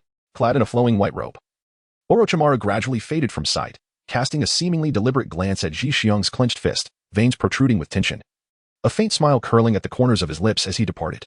Ji Xiong glanced at the child in the cultivation tank, carefully placed the experimental log back in its designated spot, and departed from the underground laboratory. It had been quite some time since he last emerged. The previous occasion was a fortnight ago when he constructed a wooden frame for the little white mice. As he traversed the bustling streets and returned to the courtyard, he found it still in the same disarray left by Orochimaru, just as it had been before his departure. Onizi had received Ji Xiong's notification and would temporarily refrain from tending to the courtyard. All of this served as evidence. Ji Xiong was too apathetic to manage things, knowing that someday, or perhaps sooner than later, Orochimaru might defect, and these could serve as evidence to prove his innocence. Several kunai were embedded in the wobbling wooden training post, each adorned with a note, unmistakably in the coarse handwriting of Might Guy. Jixiong, let us engage in a spirited battle. There were 3 such notes affixed, indicating that he had recently been idle and sought to spar for the sake of passing time. Upon arriving at the Konoha hospital, his shadow clone yawned at the reception desk, recounting the events of the past few days. All were matters of work, free from interruptions, allowing Jixiong to relax. Since Guy wished to challenge him, he decided to practice together. However, upon excitedly rushing to Guy's residence, he found it empty. Neither Might Guy nor Might Dai was present. It was quite rare for the father and son to vanish together. A note was left on the wooden post at Guy's doorstep, prompting Jixiong to return to Konoha. Just as he was preparing to indulge in a hearty meal, Uchiha Enji appeared with a cheerful demeanor, blocking his path with steady resolve. Clad in dark gray casual attire, devoid of any Uchiha clan insignia. And even without his forehead protector, he resembled an ordinary person out for a stroll, greeting an old friend with a smile as he regarded Jixiong. As they strolled and conversed, they soon reached a secluded riverside. Uchiha Enji's rapid appearance was no mere coincidence. He had been commissioned by Shui to keep an eye on Jixiong, who seemed to have numerous sources of intelligence. Additionally, he harbored another intention, to procure a few life-saving needles, as many as possible, for he had no qualms about acquiring 1, 2, or even 5 or 6. Upon learning that Jixiong had been coerced into participating in human experimentation for several days, Uchiha Enji initially thought to leverage his status as a Nin and his Uchiha lineage to dissuade the perpetrators. However, when Jixiong disclosed that it was Orochimaru who had detained him, Uchiha Enji sank into a seat, his concern for Jixiong's predicament growing. As an Uchiha Nin, he was acutely aware of Orochimaru's prowess and influence, and the thought of the young Jixiong being targeted by such a fearsome individual filled him with apprehension. Chapter 79. A thorn in Danzo's side. Uchiha Enji had another matter to discuss during his visit. A few days prior, Danzo had stealthily returned, but he came back alone. While the team members who had accompanied him remained unaccounted for, either still engaged in reconnaissance or perhaps lost altogether. Upon hearing the words, Jixiong remained silent. Reflecting on the tasks assigned to Danzo during this period, it seemed that none required surveillance. Rather, he appeared to be colluding with Hanzo to create turmoil. It now appeared that Yahi had heeded his advice, though the extent of any repercussions remained unclear. In fact, as Jixiong had anticipated, the nascent Akatsuki organization exhibited extreme caution upon receiving reports of unrest in the 7th district. Despite being ambushed in the gorge, Nagato responded aptly, successfully eliminating all members of the disguised Rock Village's root organization. Danzo, infuriated by the failure of his subordinates, had been simmering with frustration since the previous incident involving Shui. The loss of 10 subordinates only served to stoke the flames of his rage. Concealed in the shadows, he unleashed 2 gusts of wind, mercilessly turning Yahi into a veritable beehive. Thus, the first leader of the Akatsuki met his demise. Witnessing Yahi's tragic fate, Nagato erupted in fury, nearly shattering Danzo's skull adorned with the Sharingan. Had he not fled swiftly, Nagato might have avenged Jixiong. However, this incident caused Nagato to waver in his belief in the Akatsuki's philosophy of peace, leading him to conclude that only through suffering could the world be transformed. Simultaneously, a mysterious individual claiming to be Uchiha Obito approached him, heralding the birth of the new Akatsuki organization. Meanwhile, Jixiong, upon exchanging intelligence with Uchiha Inanai, found it relatively straightforward to assess whether Danzo had truly suffered significant losses. Whispering to Inanai, Jixiong assured him that he could indeed astonish Danzo. On a particular afternoon, as Danzo emerged from the ground, preparing to visit the Hokage building to see his close friend, a young boy clad in Uchiha attire was seen playfully brandishing a wooden shuriken in front of the Hokage building. At that moment, a figure appeared beside the boy, utilizing the body flicker technique to gently lift him. Such mischief! How can you play here? Come, let us return, he chided. No, I want to play. The child's antics drew Danzo's attention, and upon seeing the figure's back, he instinctively halted. The vivid crimson hair was something that haunted his dreams, instilling terror within him. At that moment, the young man turned, cradling the child, and upon spotting Danzo, politely greeted, "Good day, Lord Danzo," before vanishing in another body flicker technique. It was a seemingly innocuous encounter, yet its purpose had been fulfilled. This individual was Uchiha Inanai, and when he had greeted Danzo, the one visible eye of Danzo widened in shock. Not only that, but his hands trembled slightly. It appeared that Danzo had indeed suffered considerable losses recently, which was rather gratifying news. As Uchiha Inanai released the transformation technique, he gazed at his reflection by the riverbank, murmuring, "Why did Jixiong ask me to assume that guise? Is there a deeper meaning?" However, he did not dwell on it, and instead ventured to Jixiong's home, eager to share the good news. Unfortunately, it seemed that Jixiong had once again been captured by Orochimaru for experimentation, which was quite worrisome. Departing Jixiong's courtyard unnoticed, Uchiha Inanai felt a sense of failure in Konoha, as he found few with whom he could truly open his heart. Faced with the amiable third Hokage, he felt somewhat awkward and sought to delay any special tasks entrusted to him. He would only engage in matters that benefited the Uchiha clan or Konoha. As for tasks involving the protection of the Sarutobi clan's elders or other prominent family's advisors, he readily found excuses to decline. The third Hokage sighed quietly, recognizing that the Uchiha clan had lost many ninjas on the battlefield. Their grievances against him were entirely understandable. It was his failure as Hokage that had led to their losses. Meanwhile, Ji-Xiong found himself assigned a new task by Orochimaru. There was no need for him to take action. He was merely required to read extensively, familiarize himself with the progress of Orochimaru's experiments, and ponder their direction. This was quite a challenge for him. Orochimaru, I am but an ordinary medical ninja. I am of no assistance in your human experiments, he protested. The busy Orochimaru, engrossed in the instrument display, replied without turning, Ji-Xiong, simply read and learn more. The thoughts of youth are far more agile than mine. As Ji-Xiong gazed at the array of instruments in Orochimaru's experimental zone, his attention was particularly drawn to a device in the latter's hands, which astonishingly featured a touchscreen display. Many procedures could be accomplished automatically with merely the insertion of a centrifuge tube, in stark contrast to Ji-Xiong's humble workspace. This place resembled a technological marvel from decades into the future, leaving him utterly awestruck. Orochimaru appeared to sense the glimmer of greed in Ji-Xiong's eyes, and turned with a smile, saying, if Ji-Xiong wishes to give it a try, feel free to apply to me. Ji-Xiong would never dare to attempt such actions in the presence of Orochimaru. With a wry smile, he waved his hand and approached the bookshelf, selecting a volume focused on the intricacies of the cell nucleus. After perusing it for a while, he was astonished to discover that Orochimaru had penned a brief reflection alongside the main text. It must be said, Uncle Snake is exceptionally diligent and meticulous in his work. He has thoroughly examined all the substances mentioned in the book pertaining to the composition of the cell nucleus, subsequently recording his insights based on his observations. Ji-Xiong, filled with admiration, mused that had his research subjects been Indra and Azura instead of snakes, the ninja world would have long been at his mercy. As he immersed himself in this remarkable work, a loud thud echoed nearby. On a table not far away, a languid venomous serpent made its presence known.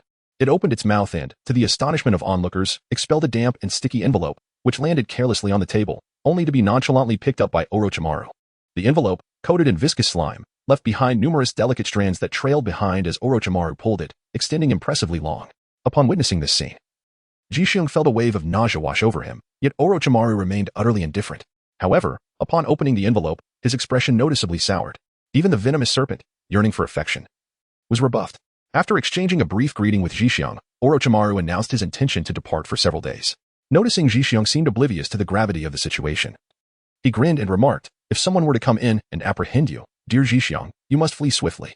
Chapter 80. Conducting experiments in secret. The consequences of Orochimaru's discontent with a swift technique, Orochimaru vanished from the underground laboratory. Although the facility was expansive, Ji-Xiong had spent ample time there, thoroughly familiarizing himself with its layout. Given Orochimaru's declaration of absence, the unutilized experimental apparatus beckoned him to indulge in his own pursuits. On the battlefield of the Cloud-Hidden Village, Ji-Xiong had acquired a wealth of flesh and tissue, which now presented an opportune moment for examination. The first specimen he extracted was the putrid, poisoned flesh of Uchiha Enji, which he proceeded to grind into a fine paste using machinery. He allocated approximately 5 grams into each of the 12 centrifuge tubes, subsequently securing them onto a rotating platform before placing it within the homogenizer. The advanced technology allowed for precise settings regarding the volume of the extracting solution, homogenization speed, duration, and even the cleaning conditions and timings for the blade, surpassing Ji-Xiong's own laboratory equipment by a decade or more. Before long, he procured a murky solution, its hue oscillating between pink and pale red. Reminiscent of the tumultuous waters of the Yellow River, its color somewhat alarming. How convenient this is. Ji-Xiong let out a sigh, turning to insert the centrifuge tubes filled with solution into the slots of the centrifuge, filling all 12 compartments to the brim. He then gently closed the lid, executing a series of commands on the touchscreen, and soon the hum of the machine filled the air. As the apparatus whirred at high speed, the suspended particles within the solution rapidly settled. When the buzzing ceased, Ji-Xiong was still engrossed in the experimental log kept by Orochimaru nearby. Reluctantly, he returned the log to its rightful place and opened the lid to retrieve the centrifuge tubes. The contents had clearly separated, with the upper liquid now remarkably clearer and more transparent, earning it the designation of supernatant. This supernatant contained the precipitated cells, harboring the secrets of the Uchiha clan, or perhaps the mysteries of their bloodline limit. Ji-Xiong procured some Qing liquid, ensuring to extract it uniformly and repeatedly 3 to 5 times. Through careful analysis and reference to the experimental logs and insights left by Orochimaru, he ultimately uncovered the unique genetic fragment associated with the 3-tomo Sharingan. It is no wonder Orochimaru conducted such meticulous research. After all, the Uchiha clan holds a formidable reputation throughout the ninja world, especially with the prowess of Uchiha Madara. If even the first Hokage was subjected to dissection for study, it stands to reason that Uchiha Madara would not fare much better. Ji Xiong darkly contemplated that Konoha had been so brazenly conducting research, while other villages remained oblivious to the studies of the Uchiha and Senju clans. Of course, they likely had not achieved any results. Otherwise, the Sharingan or wood release would have emerged long ago. After quietly admiring the genetic fragments of the 3-Tomo Sharingan for a while, Ji Xiong meticulously restored all the solutions used in the earlier experiments. He ensured that the contents of the centrifuge were thoroughly incinerated, leaving no trace for Orochimaru to discover. Orochimaru's absence lasted 3 days, and upon his return, he seemed to be in a foul mood, exhibiting a much more abrasive demeanor than during previous experiments. He occasionally held centrifuge tubes or test tubes, staring vacantly into space. However, this was of no concern to Ji Xiong, who harbored little interest in the musings of a scientific madman. He focused instead on enriching himself, striving to acquire more knowledge and experimental data within the limited time available, which was far more productive than watching Orochimaru daydream. Orochimaru's foul mood revealed another downside. The mortality rate of the experimental subjects began to escalate, perhaps in a bid to torment Ji Xiong or to gnaw at his conscience. He compelled Ji Xiong to deal with the aftermath of the children's deaths resulting from the human experiments. Such a cruel penchant for macabre amusement was truly unfathomable. At the back entrance of the underground laboratory, Ji Xiong pushed a small cart, its wheels creaking as he moved out. Several kilometers away, he reached a site overgrown with wild grass, where he intended to dig a deep pit. 3 small corpses of children rolled back and forth on the flatbed cart due to the uneven terrain, and it seemed that one particularly pale-skinned child had tumbled off the cart, a casualty of the rough journey. Ji Xiong gently set down the cart and approached the child, preparing to lift him up. However, as he grasped the frail arm of the little one, the child unexpectedly opened his eyes wide in a peculiar manner. Then, with a sudden gasp, he expelled a mouthful of pale green liquid, startling Ji Xiong. Had it not been for his composure, this miraculous moment could have sent him crying for his mother. "Brother, where are we?" The tender voice brought Ji Xiong back to reality. He glanced around at the dense forest, where sunlight filtered through the thick canopy of leaves, casting dappled shadows upon the ground. Ji Xiong smiled and said, "Brother will take you out for some fresh air. Now that you are awake, it's time to return. This place is under the watchful eye of Orochimaru. He might be lurking in some corner, observing Ji Xiong's reactions. It is even possible that this child is a mere pawn of Orochimaru." Ji Xiong was reluctant to confront Orochimaru directly at this moment, so he carried the child back to the underground laboratory. Orochimaru, engrossed in his experiments, noticed Ji Xiong entering with the child and, with a quick mental shift, deduced that the child had merely awakened from a state of apparent death. He nonchalantly commanded, "Since he is awake, return him to the incubation tank," and then resumed his focus on the equipment. Ji Xiong acknowledged the order and led the child to the front of the incubation tank. The vast area of incubation tanks, which once housed over a dozen, now contained no more than 10 children. Never mind, he thought, in these chaotic times, lives are as insignificant as grass. Why should I burden myself with such concerns when I am struggling to survive? He continued, "We've just been outside to play. Now you must stay inside and behave. No running around." When Ji Xiong placed the child into the cultivation tank, the child clutched the container, reluctant to enter. "Brother, it is so oppressive inside the tank. It feels as though I am in a dream, and without the dream, I would awaken." Ji Xiong was momentarily taken aback, and then he uncertainly inquired, "Does it hurt?" "Inside the jar, it hurts immensely. It even made me faint. But once I am outside, I feel quite comfortable and awaken," the child responded, speaking in a somewhat vague and disjointed manner. Ji Xiong pondered for a moment, wondering if this might be a new bloodline limit. This certainly deserved thorough investigation. The once vibrant child was effortlessly rendered unconscious by Ji Xiong, who then delivered a swift strike to the fleshiest part of his posterior. As the pale green palm technique was fully unleashed, the buttock, now missing a small piece of flesh, swiftly returned to its original state. Ji Xiong gazed at the peacefully sleeping child, a sly smile creeping across his face as he felt a surge of wickedness. He owed a debt of gratitude to Orochimaru, his mentor, for refraining from conducting experiments. Otherwise, he would have felt quite ashamed to act in their presence. After placing the remains of the child into a storage scroll, Ji Xiong carefully returned the little one to the incubation chamber, swiftly burying the 2 experimental subjects outside. Chapter 81. The laboratory changes hands temporarily. Human experiments commence. In this world, early death leads to swift rebirth. Once my comrades conquer the shinobi world, they can enjoy life. Feeling quite pleased, Ji Xiong clapped his hands and returned to the underground laboratory. Upon his arrival, he was greeted by an even more delightful sight. Orochimaru had reverted to his usual attire. Although it was not to Ji Xiong's taste, he found it somewhat pleasing nonetheless. Orochimaru expressed regret that their collaboration had yet to begin but must now be paused. This revelation astonished Ji Xiong. What could possibly divert Orochimaru's attention from scientific pursuits? After some contemplation, he surmised it was likely related to the 4th Hokage's election. Indeed, some matters did not concern Orochimaru, but his followers and friends were invested. Such social intricacies compelled him to step away from the laboratory. As compensation for Zhixiong's time, he was granted access to some experimental equipment, provided he cared for the experimental materials. After a brief introduction, Orochimaru vanished from the underground laboratory with a body flicker technique. This meant Zhixiong could now freely utilize the laboratory's equipment, feeling like a beleaguered worker suddenly granted ownership, a rather surreal experience. Without further ado, he tended to the remaining white mice and monkeys, replenishing their food and water, and checked the nutrient solution concentration in the incubators. Once assured everything was in order, he ventured to Orochimaru's experimental area. Despite having visited numerous times, the space always felt clean and bright. He crushed the recently obtained tissue from the little boy, busying himself to extract a substantial amount of supernatant, which he then placed into the machine from before. Upon observation, he noted that the genetic fragments differed from those of Uchiha Itachi's 3-tomo Sharingan. With nothing but time on his hands, Zhixiong extracted numerous samples containing these genetic fragments. With a smile, he injected them into the white mice. Initially anxious, the mice endured the initial pain and then stared blankly at Zhixiong. Seeing he made no further moves, they returned to foraging for food amidst the wood shavings. This experiment was conducted discreetly. Zhixiong had no illusions of wealth like Orochimaru's, so he only prepared 3 sets, each consisting of 1 male and 1 female. As it was his first time conducting experiments for himself, the novelty kept him thoroughly engaged. He meticulously recorded their weights and food intake, even examining their excretions and ocular secretions with great enthusiasm. In the past, when assisting Orochimaru, he had found such tasks distasteful. Who would bother lifting a small creature's tail to inspect its droppings? How degrading. The mice injected with the genetic fragments showed no physical changes nor peculiar behaviors. They continued to eat and drink as usual. After 3 days without any alterations, Zhixiong began to speculate about the pale-skinned boy. Observing the mice's reactions further confirmed his suspicions. Uncertain of when Orochimaru would return, and having seen no abnormal responses, Zhixiong decided to proceed with the monkey experiments. The same procedures were followed. The monkeys exhibited only a slight increase in irritability when injected, but otherwise behaved normally. They still dared to tug at Zhixiong's clothing through the bars, demonstrating their audacity. With patience, he grabbed one monkey's wrist and twisted its arm, eliciting a series of angry squeals as it attempted to retreat. Unfortunately for the monkey, Zhixiong did not relent, and it could only squirm in frustration. After its failed attempts to bite his hand, Zhixiong swiftly slapped it, bringing the creature back to its senses. It seemed to realize the hierarchy of power.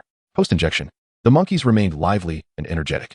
However, emboldened by the absence of pain, they once again dared to show their teeth at Zhixiong the following day, only to receive a sound reprimand. 3 more days passed, and the monkeys displayed no unusual behavior. Zhixiong felt assured in his findings.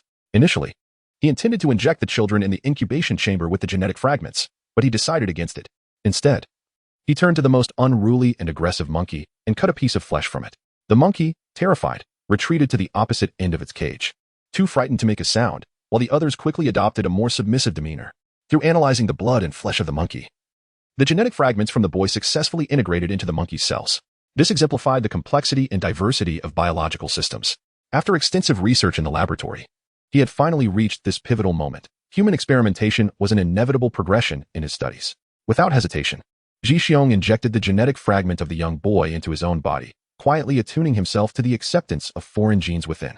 Of course, this was merely a facade, for after the injection, he felt nothing at all. Meals continued to be consumed, and water was still ingested.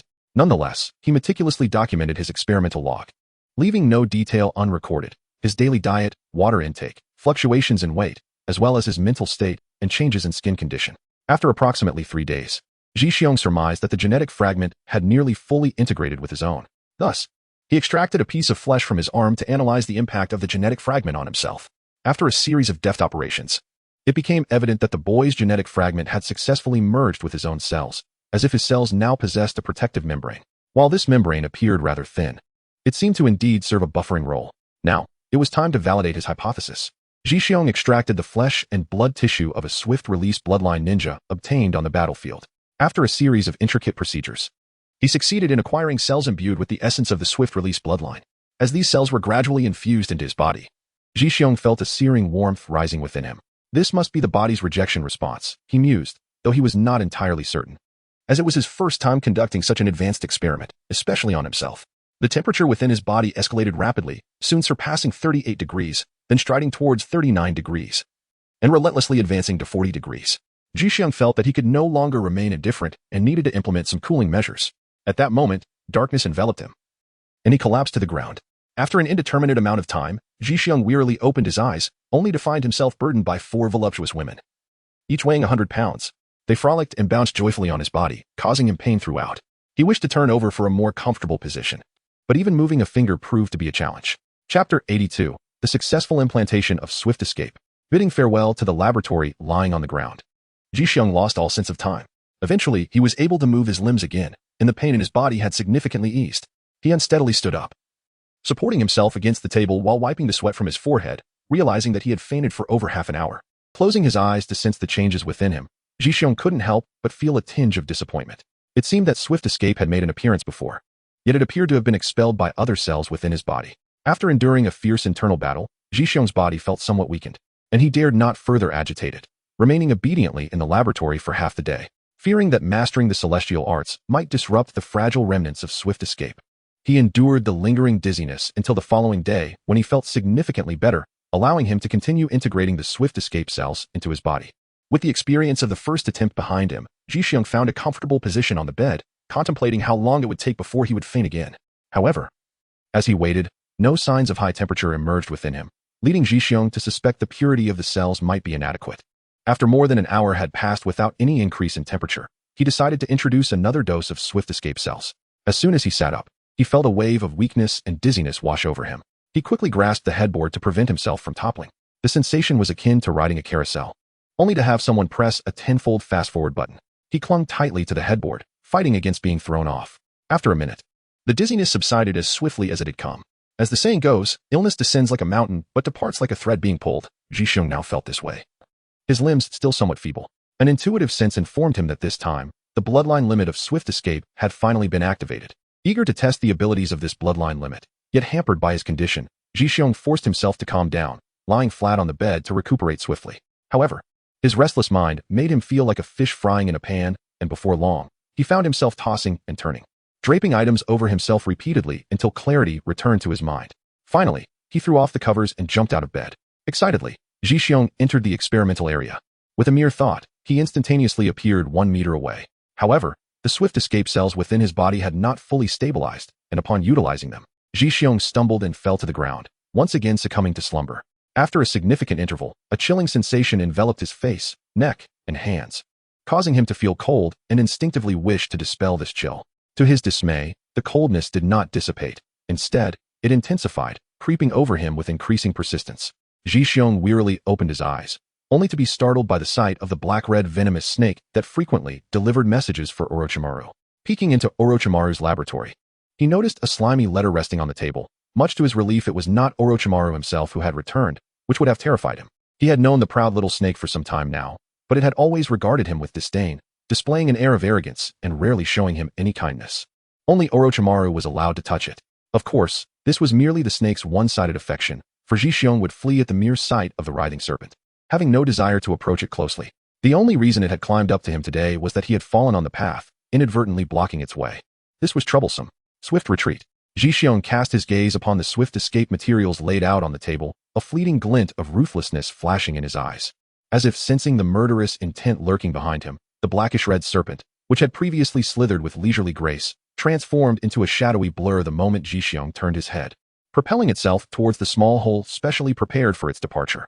Jixiang yearned to capture it, yet the venomous serpent had already burrowed into its lair, eluding his grasp. Cursed be the circumstance. A sudden cloud of smoke enveloped the scene as 5 shadow clones meticulously tidied up Orochimaru's laboratory. Centrifuge tubes were cleaned and sterilized, ensuring no residual traces remained. The centrifuge itself underwent thorough inspection to rule out any contamination. The most expensive apparatus was personally scrutinized by Jixiang, who deleted all pertinent data that could be obliterated.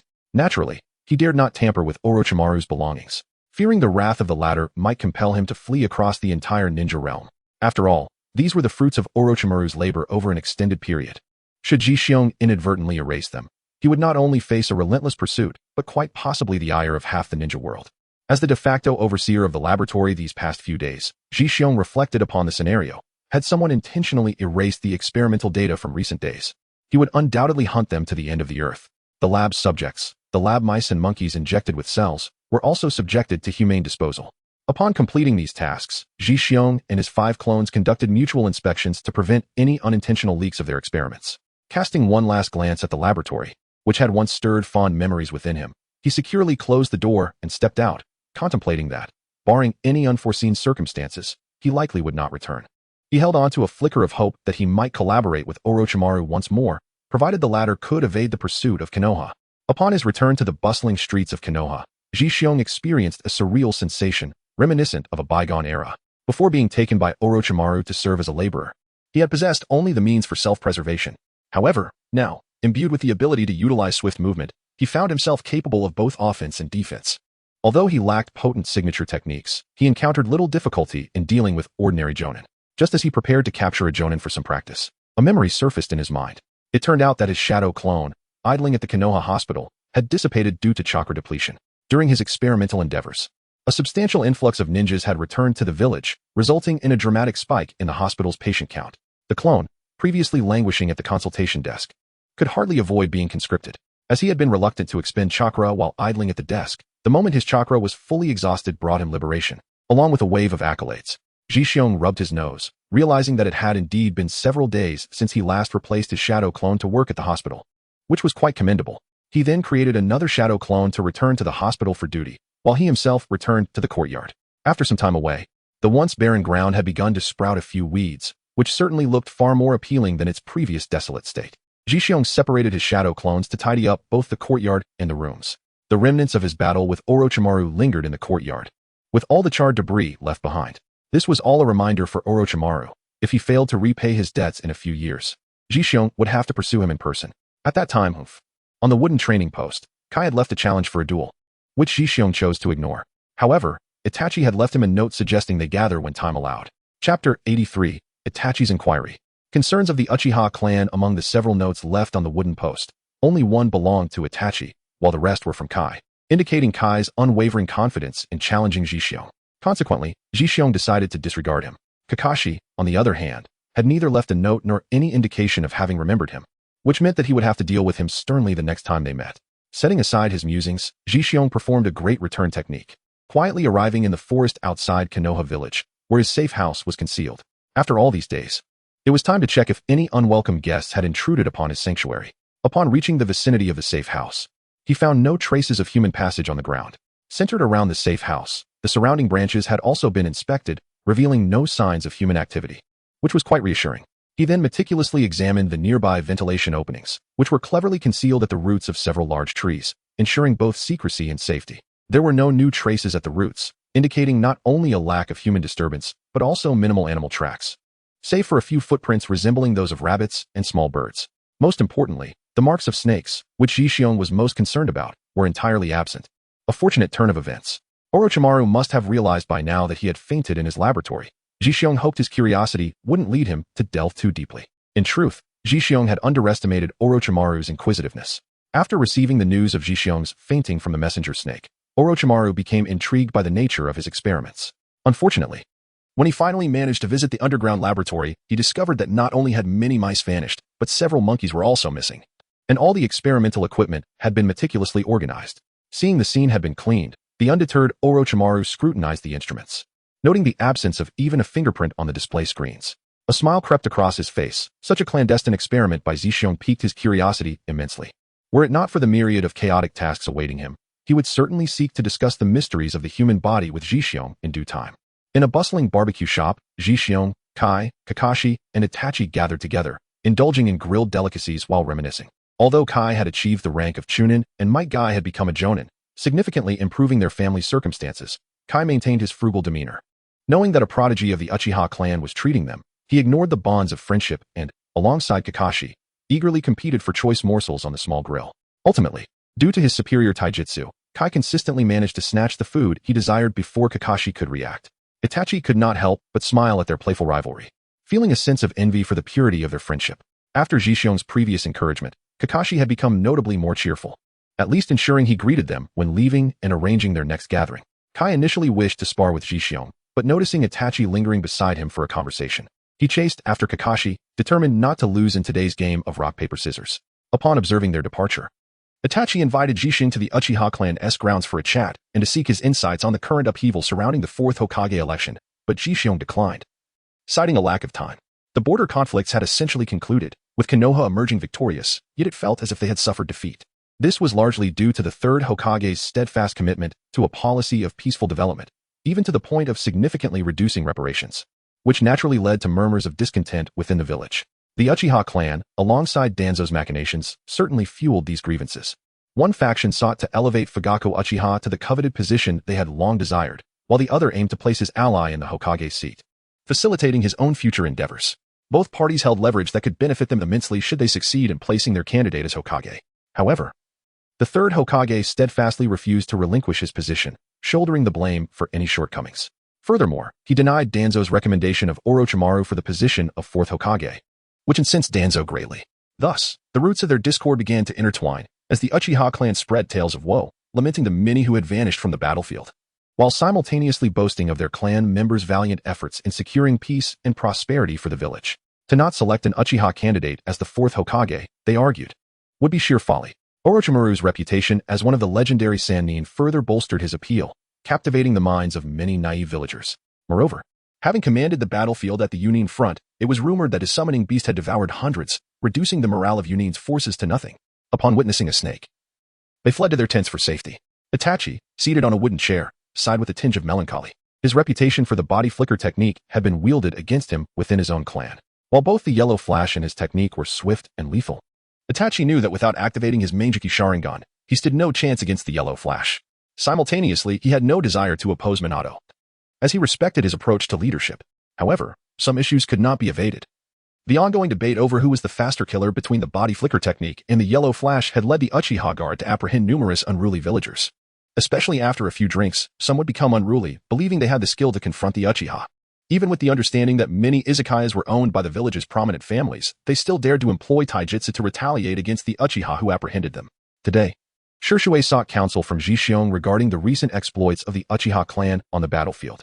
Indeed, the Uchiha have demonstrated remarkable prowess, particularly with the three-tomo Sharingan, which confers a significant advantage over ordinary shinobi and even many bloodline limit users. Unless they encounter an opponent's ace or an elite jonin, they find themselves in an almost insurmountable position. If one cannot withstand a surprise attack utilizing genjutsu, they may succumb to overwhelming ninjutsu. Moreover, should one possess formidable ninjutsu, the Uchiha can replicate and employ it against them, which is exceedingly infuriating. In summation, had it not been for the inexplicable disappearances of clan members, the Uchiha's performance on the battlefield could have been even more commendable. The frequent loss of their kin has rendered them cautious, fearing that overextending themselves might lead to dire consequences. With their achievements in battle and the persistent lack of recognition from the higher echelons of Konoha, the Uchiha became increasingly eager for a channel to engage with the upper ranks, especially following rumors of a forthcoming election for the fourth Hokage. Chapter 84, Clarity in the Shadows, Shishui, and Inner's Dilemma. However, this was merely a rumor deliberately circulated by the higher-ups in Konoha, and not an indication that the election for the fourth Hokage was imminent. The Uchiha, distanced from the core of Konoha's political sphere, suffered from a lag in information. Jishiong inquired about the reactions of other clans upon hearing this news. Shishui naively remarked that the other clans appeared unresponsive, seemingly waiting and observing. Jishiong scoffed, questioning what they had to wait for at such a juncture, as others had already aligned themselves privately. Shishui was taken aback, even doubting Jishiong's accuracy. Suspecting he was merely trying to deceive him, Jishiong inquired about when the third Hokage would resign to the daimyo, only to learn that he had done so half a month prior. Was this not evident? Jishiong shrugged. If the daimyo had allowed his violent organization to return without appointing a successor, would he not seize the opportunity to reclaim control over Konoha, assuming both the roles of daimyo and Hokage? It was only at this point that Jishui grasped the gravity of the situation, exclaiming in despair. Does this mean the efforts of the Uchiha clan members have all been in vain? How could it be considered futile? At the very least, it substantiates that my brother Minato earned the position of Hokage through legitimate competition. Brother Minato? What is your relationship with him? Jishui asked Jishiong, who was next to him, gnawing on grilled fish. Don't overthink it. He saved my life, and I once saved his comrade. Our bond is that simple. This is delicious. Would you like to try some? Jishiong offered Jishui a smaller piece of grilled fish, which he savored delightfully, finding it far superior to the meat he had just consumed. Later, after completing a mission together, Minato gifted me a scroll detailing his insights on ninjutsu. Minato is truly an excellent captain, Jishui remarked after hearing about Minato's story. To be kind and compassionate towards the weak is, in his heart, the essence of what a Hokage should embody. After expressing his admiration, he curiously asked, if the roles were predetermined, why promote Orochimaru as the third's disciple? He must have been quite disappointed not to ascend to Hokage, right? That pertains to the issue of the worth of those merely running alongside. Jishui nodded. Ji Xiong was already aware that Orochimaru had coerced him into servitude. Contemplating the potential horror if Orochimaru became Hokage and summoned him to his office to serve as an experimental subject sent chills down his spine. When Jishui questioned Ji Xiong's confidence in Minato becoming Hokage, Ji Xiong refrained from answering. Jishui surmised that the source of this information was shrouded in secrecy, known only to a select few, and its revelation could jeopardize both Ji Xiong and the informant. The more Jishui observed Ji Xiong, the more enigmatic he seemed. Obtaining such concealed information was undeniably a stroke of fortune. Yet, on their return journey, he began to ponder how to prevent the Uchiha clan from engaging in futile endeavors. He shared this burden with the elder Uchiha Yin heir, and the two found themselves locked in a silent stalemate. Having pulled out strands of hair in frustration without arriving at a viable solution, how could they inform others that their efforts were in vain without revealing their source? If the clan members abandoned their candidacy at their urging, they might inadvertently extinguish any hope. Caught in a dilemma regarding the choices within the village and the Uchiha, they found themselves in a quandary. While they grappled with these concerns, Orochimaru too experienced disquiet, albeit not over his inability to attain Hokage status, but rather over the sycophants clamoring for him to eliminate opposition and seize power directly. What nonsense from the daimyo and the ministers, who showed no allegiance to his master. What purpose did they serve? Eliminate them all. If not, they could at least serve as experimental material. Those in high positions who merely occupy their roles without merit were perfect candidates for his research. Amidst his musings, a knock at the door interrupted Orochimaru's thoughts. Upon seeing the golden-haired Minato, radiating confidence, Orochimaru raised an eyebrow, a wry smile playing on his lips. Lord Orochimaru, the third Hokage requests your presence for an important discussion, Minato said courteously. The subordinates, who had been silent within, now stepped forward, glaring at Minato with hostility. They were well aware that the third had endorsed Minato as the fourth Hokage, and the process was merely a formality before he ascended to the position. This posed a significant threat to their interests, and they were perplexed by Minato's audacity. Minato, disregarding their hostile glares, thought it more prudent to return to Kushina, whose belly was growing rounder by the day. After notifying Orochimaru and receiving his consent to proceed, Minato employed the body flicker technique to report to the third Hokage. The third, pipe in hand, regarded Minato with a warm gaze. The future of Konoha is entrusted to you. Rest assured. The will of fire shall never extinguish under my watch, Minato replied respectfully, departing with a sense of duty. The third stood, pipe in hand, gazing out at the bustling village of Konoha, consumed by his obsession. Mine, all mine. As if in response to his fervent thoughts, a thunderous crash echoed outside, accompanied by a cloud of dust that seized the third's attention. Who dared to vandalize the stone pillar sign of the Konoha hospital? Oblivious to the fact that this was the domain of the first Hokage's granddaughter, Tsunade? Although she had been absent for many years, she was still the third's disciple, and thus worthy of respect. An Umbu member swiftly appeared before the third, kneeling in anticipation of his orders. Assess the situation and report back to me, the third commanded. The Umbu acknowledged and vanished using the body flicker technique. Meanwhile, the commotion at the hospital entrance attracted a number of idle ninjas loitering outside, accompanying patients. At the hospital's entrance, a large square stone pillar sign had been charred black by a fireball jutsu, leaving even the surrounding flowers and plants covered in soot. Although no significant damage had occurred, the act of vandalism was undoubtedly detrimental to the hospital's reputation. Hearing the ruckus at the entrance, both patients wandering within and doctors attending to consultations rushed out in curiosity. At the base of the stone pillar, four perpetrators stood in confrontation. Orochimaru is the most formidable contender for the fourth Hokage, while you, Uchiha Fugaku, are nothing. A tall man, bare-chested and reeking of alcohol, swayed as he attempted to rise, failing repeatedly, much to the amusement of onlookers. Indeed, I heard he wept on the battlefield upon witnessing the deaths of his clan members. Is this the behavior expected of a candidate for Hokage? If he had spent that time fighting, he could have slain several enemies. A robust ninja seated on the ground protested, struggling to regain his footing. At this moment, his wrists were bound with thick ropes, and the charred traces of lightning release encircled his forearms, indicating he had recently endured some hardships. Uchiha Shinichi, clad in the Uchiha Guard uniform, along with his brothers Yin heir and Yang heir, felt a sense of discontent. The actions of their clan leader, Fugaku, had instilled a sense of shame among these radical clan members, yet this was a matter pertaining solely to the Uchiha clan, leaving no room for outsiders to interfere. While the elite of Konoha clashed with the Cloud Village on the border, had he possessed the courage to rise against the tide, the Uchiha clan could have purged the Hokage faction from within under his leadership. Now, they found themselves ridiculed for lacking even a nomination. Of course, to uphold the honor of the Uchiha clan, anyone daring to slander them would face punishment. The Uchiha would not tolerate such indignity. The recent ninjutsu displayed was executed by the two brothers, each unleashing a formidable fireball with remarkable ease. Initially intending to teach the two drunken troublemakers a lesson, the fireball, having been evaded, struck a stone pillar instead, resulting in an awkward predicament. The onlooking ninjas held a poor impression of the Uchiha clan, and similarly, The Uchihas regarded the instigators with disdain. With the return of ninjas, business at the Konoha tavern surged, consequently leading to an influx of disorderly patrons. Thanks to these unruly individuals, the Uchiha Guard found themselves working overtime, detaining them and escorting them for some tea.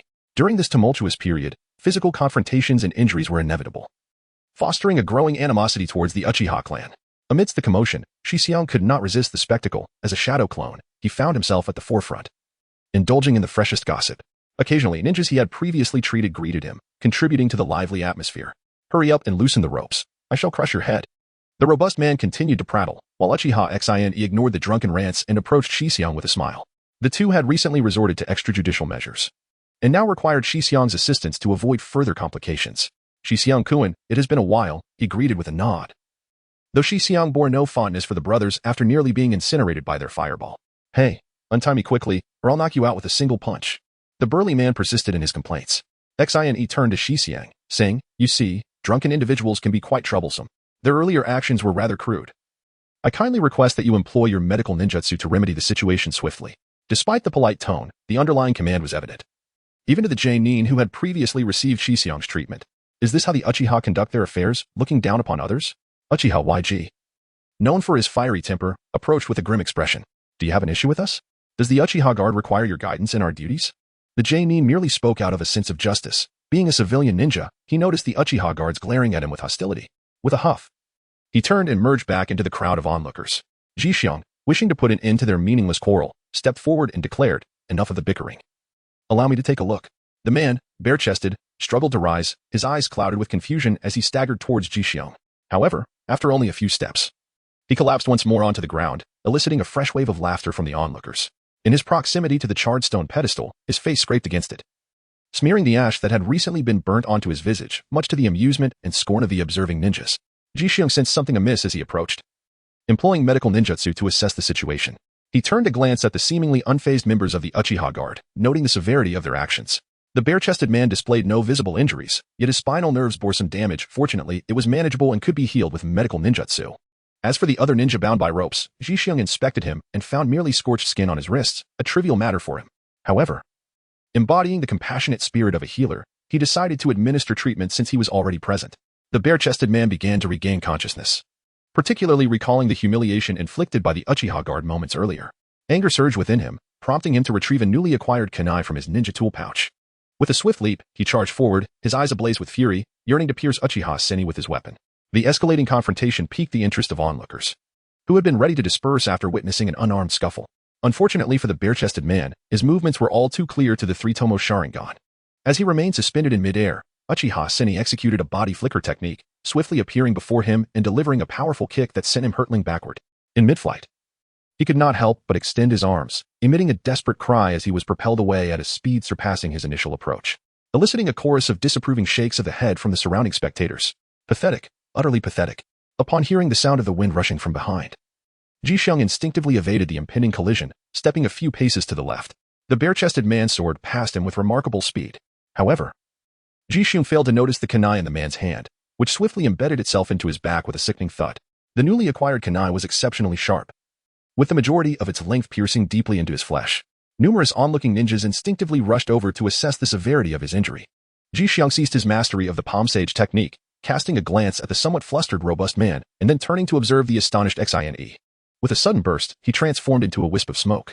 As for the man who had been kicked away by Xine, he tumbled to the ground like a bouncing ball, rolling a considerable distance. Truly, Jixiang is remarkable. Indeed, he can wield the palm sage technique for such an extended period. Even the third Hokage praised him as the hand of rebirth. The ninjas who had received Jixiang's treatment began to jest and boast among themselves. Uchiha Xine scratched his head, feeling somewhat vexed. Today had been quite unfortunate. They had just made a mess of the hospital's entrance stone tablet, and now they had obliterated the physician's shadow clone. Before long, a visibly irate Jixiang leaped into the Konoha hospital. The commotion had dissipated, and the two raucous drunkards had been escorted back to the Uchiha Guard office. Upon entering the hospital, he was surprised to find the Uchiha brothers still waiting for him. Xine offered his apologies and suggested that once Jixiang finished his shift, they should have a meal together as a gesture of reconciliation. Jixiang, unwilling to associate with the radical faction of the Uchiha clan, politely declined their repeated requests. The two brothers exited the Konoha hospital with courtesy. But as they made their way back to the security department, Xine's expression darkened. It was truly insufferable that the Uchihas had extended him an invitation to dine. A gesture of respect, only for him to rebuff them time and again. Chapter 86. The Secrets of the Uchiha Clan. Should I test the waters by eliminating an elder brother?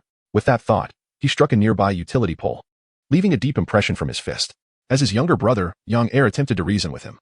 He pondered how someone outside the Uchiha clan could understand that their invitation was indeed an unparalleled honor. After listening to young heir's consolation, Exion's mood improved significantly, and he recalled the two inebriated troublemakers. He had yet to properly brief the members of the security department, and if those individuals spoke out of turn, it could lead to dire consequences. Hastily bidding farewell, Exion utilized the body flicker technique to depart. Young heir, unhurried to return, was still simmering from the earlier disregard he had faced. With a pivot, he made his way to the izakaya, eager to discover if there were still those foolish enough to cross paths with him, determined to let them experience the might of the Uchiha clan. Upon seeing young heir clad in the uniform of the Konoha security team, the izakaya owner approached with a forced smile. Carry on with your business. I merely came to check for disturbances, young heir stated, striding inside. The izakaya owner's face fell, lamenting internally, with him in this attire, no one can enjoy their drinks. Alas, I shall incur significant losses again, thanks to this cursed Uchiha. Once he had voiced his grievances, the izakaya owner returned to the cash register, his countenance reflecting his discontent. Though it was not yet mealtime, the establishment was already filled to capacity, with friends and family loudly celebrating, their faces flushed with drink, occasionally erupting in applause. Young heir cast a glance around before ascending the creaky wooden stairs that led to the upper floor, which was designated as a more upscale area with private rooms lining the walls. Upon reaching the top of the staircase, he found a large window flanked by a dozen or so small compartments. Calculating his steps from the staircase, he proceeded straight ahead, his ears perked up. Experience told him that any whispers of clandestine information would likely originate from this very space. Approaching the window, he gazed down at the scene below, which appeared novel compared to what he usually observed. After a few minutes, finding it rather dull, he prepared to turn back when he overheard several elderly voices from a closed room exclaiming, "The Uchiha clan is truly a cursed lineage. If they weren't cursed, how could they possess such formidable strength?" It seemed that the powerful members of the Uchiha often met with misfortune. Indeed, whether it be familial strife or brotherly betrayal, who can say? Perhaps the Uchiha's infighting is what unlocks the Sharingan, leading to a fate akin to that of Uchiha Madara, betrayed by all.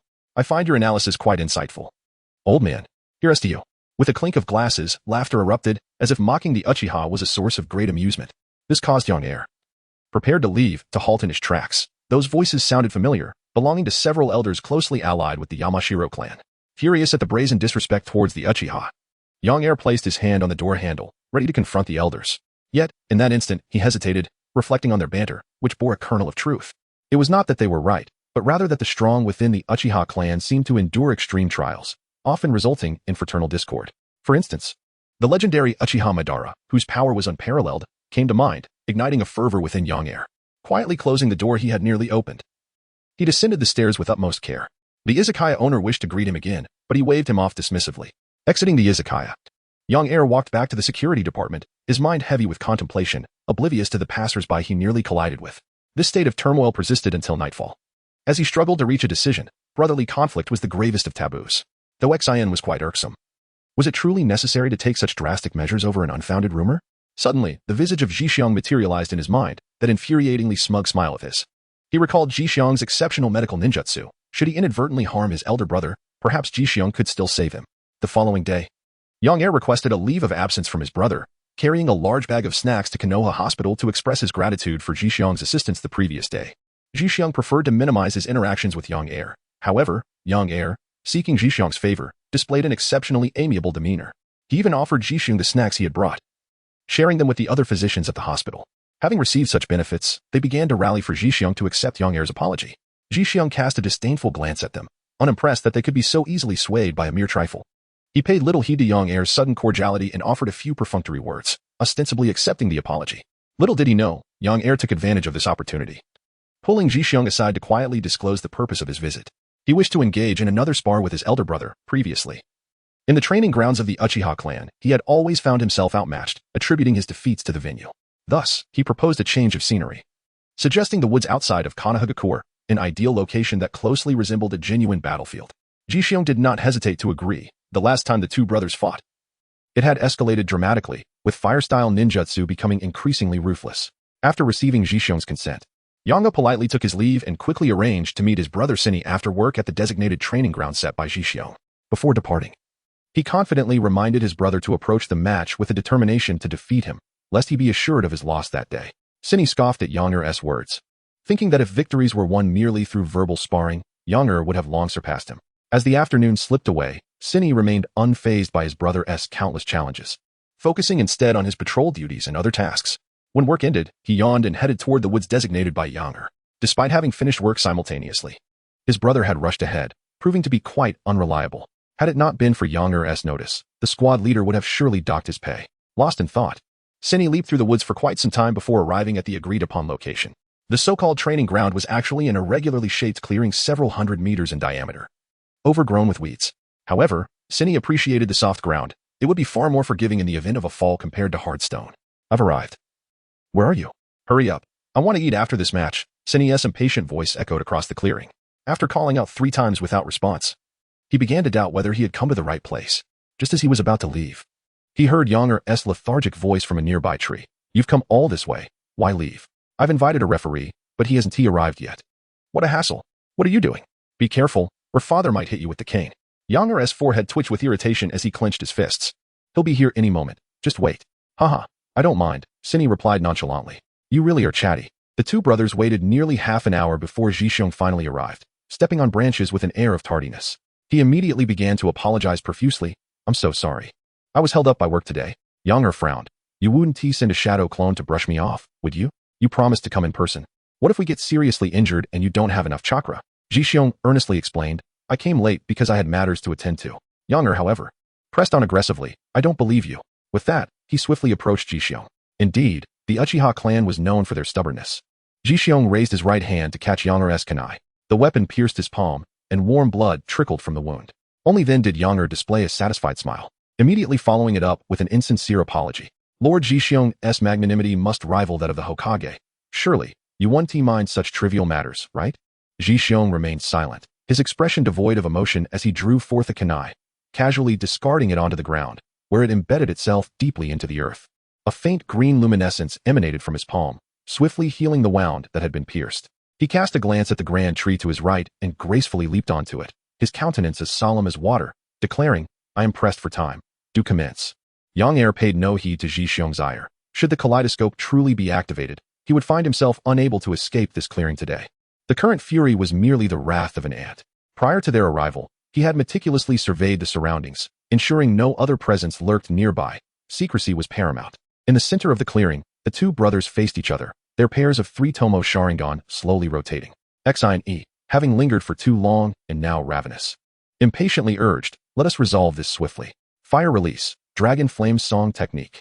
With a backward leap to create distance, Xine swiftly formed hand seals, summoning 4 colossal dragon heads that vividly soared into the air, hurtling towards his brother Yang-er.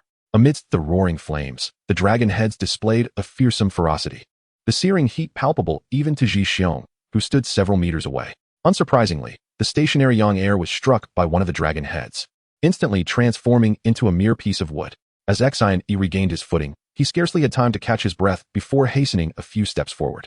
Just where he had stood moments prior, 3 shurikens, arranged in a triangular formation, silently pierced the ground. Quickly shifting to the left, he narrowly evaded 2 kunai that Yang-er had thrown, which landed precisely where he had just been. Having evaded 2 waves of attacks, he exhaled with relief. But his respite was short-lived as the remaining 3 massive orange dragon heads surged toward him with alarming speed.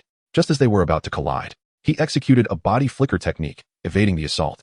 Yang-er, gripping his kunai, had just reappeared when he was struck by the 3 dragon heads, a resounding explosion erupting, sending a gust of air that lifted the grass and soil from the epicenter into the sky.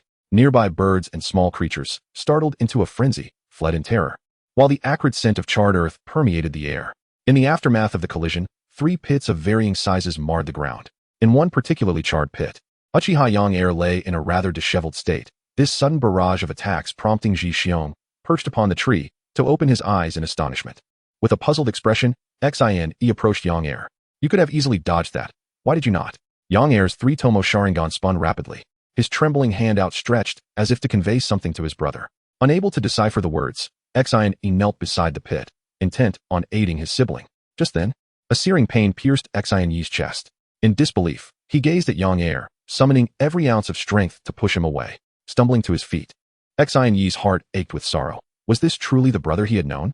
Was victory today to come at the cost of his brother's life? After so many years of companionship, the more he pondered these thoughts, the faster the Sharingan in Uchiha Xine spun. As if he sensed a violent fluctuation in Yang Heir's chakra. Despite his injuries and charred visage, Yang Heir staggered to his feet, disregarding his wounds, and swayed before his brother. Brother, I will call you brother for the last time. Today, I shall emerge victorious, and from henceforth, you shall refer to me as brother. Ha! With those words, Uchiha Yang Heir erupted into laughter, his three-tomo Sharingan spinning ever more rapidly. Jixiong quietly watched his brothers turn against each other from atop the tree, refraining from intervening to heal them. As Yang Heir had repeatedly emphasized, no action should be taken unless death occurred. He relished the spectacle of the two brothers displaying their profound bond. Was the title of brothers so vital to you? Uchiha Xine felt a deep anguish. His Sharingan spinning into a blur, the tomo almost indistinguishable. Throughout his life, you have always come first. Do you know how long I have yearned to be openly recognized as your elder brother? Do you comprehend the hardships I have endured beneath your radiant aura? Are you aware of the pain I feel when others berate me? Do you realize how often I am compared to you, and how exasperated that makes me? Yang Heir, unable to contain himself any longer, charged forward, confronting the struggling Xine. With a kunai in hand, he plunged it repeatedly into his brother's chest. The scorching blood gushed forth, splattering onto Yang Heir's face, hot yet sweet. The three tomo of the Sharingan world within Xine's eyes, seemingly breaking free from some invisible shackles, only to vanish and be replaced by a shape reminiscent of a shuriken, glimmering in his younger brother's gaze. He had finally acquired the coveted kaleidoscope Sharingan within the clan, but what was the use? His brother lay lifeless in a pool of blood. The Uchiha truly were a cursed clan. Chapter 88, another pair of kaleidoscope. You must save my brother. In the twilight of his life, Uchiha Xine called out. Perhaps for the last time in his life, his brother's name. He gazed at the spirited Yang Heir and, in a feeble voice, uttered, "Is this the cursed Uchiha? If there is a next life, I truly hope our village comprises solely of Uchiha." Simultaneously, the rapidly spinning three-tomo in Xine's eyes seemed guided by an unseen force, fading to reveal the shuriken shape. The kaleidoscope Sharingan, now resembling a shuriken, possessed elegantly curved lines, beautiful like a piece of art.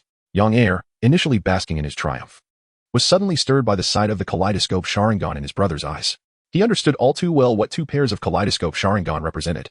No. He must heal his wounds. Once healed, he would return to seize the position of clan leader from Fugaku. He would overturn Konoha and ensure that the Uchiha clan was treated with the respect they deserved. Jixiong, come quickly. Save my brother. Yang Heir's frantic cries laid bare his disdain for Jixiong. Witnessing the birth of two kaleidoscope Sharingans, Jixiong felt an envious drool nearly escape his lips. Though he longed for the kaleidoscope Sharingan, he had his own path to ascendancy. He had thoroughly grasped the genetic fragments. All he needed was to acquire Hashirama cells and, through cellular experimentation, inject them into himself. With his meager Senju bloodline and relentless scientific research, he was confident he could develop a Hashirama version of wood release. His hands were meant for creating forests, not for constructing mere houses. Once he mastered wood release and amplified his chakra, he would undoubtedly become a human-tailed beast. At that point, what would Susanoo matter? He could easily bind and drain it of its power. However, it seemed some unexpected events were unfolding. Whether they were good or ill, Jixiong chose to observe the situation, confident that no matter how the circumstances shifted, everything remained under his control. Xine's death was merely a result of his heart being pierced. This was hardly a challenge. Jixiong's mastery of celestial arts enveloped Xine's chest in a soft green chakra, stirring an exhilarating excitement within Yang Heir, who fervently urged him on from the sidelines. Hurry, increase the chakra flow. I saw my brother's finger twitch. If you restore him, I shall reward you handsomely. Quickly, the blood is seeping out. In this fleeting moment, Yang Heir had unwittingly issued a multitude of empty promises, for it seemed that even the wealth of the Uchiha clan would be insufficient to cover his debts. Jixiong curled his lips, opting to treat the matter in his own manner. Once the heart was meticulously sutured, he gently manipulated it with chakra, causing the lifeless Sini to suddenly sit up in agony. Brother, this is wonderful. You've finally returned to us. Yang Heir exclaimed, his eyes gleaming with excitement as the wind shuriken in his hand whirled in a frenzy. Sini wished to voice his sarcasm. Yet the accumulation of blood within him rendered him uncomfortable. He clutched his blood-soaked chest, writhing in pain on the ground. From the numerous unsutured wounds on his torso, torrents of fresh blood surged forth. Yang Heir supported Sini, his right hand firmly resting on his brother's shoulder, shaking him vigorously, his heart brimming with words he longed to express. However, an unwelcome presence lingered, and with Sini's injuries still unhealed, he remained temporarily indispensable. Once healed, however, Sini, bewildered by the turn of events, gazed helplessly at Jixiong. Wasn't I dead? How am I alive again? He murmured, blood still oozing from his mouth. Yang Heir shook his shoulder gently. What nonsense are you speaking? My brother, I had Jixiong bring you back. I am still alive. Cine whispered to himself. Then his kaleidoscopic Sharingan quietly turned to Yang Air. The two brothers exchanged a knowing nod, saying nothing further.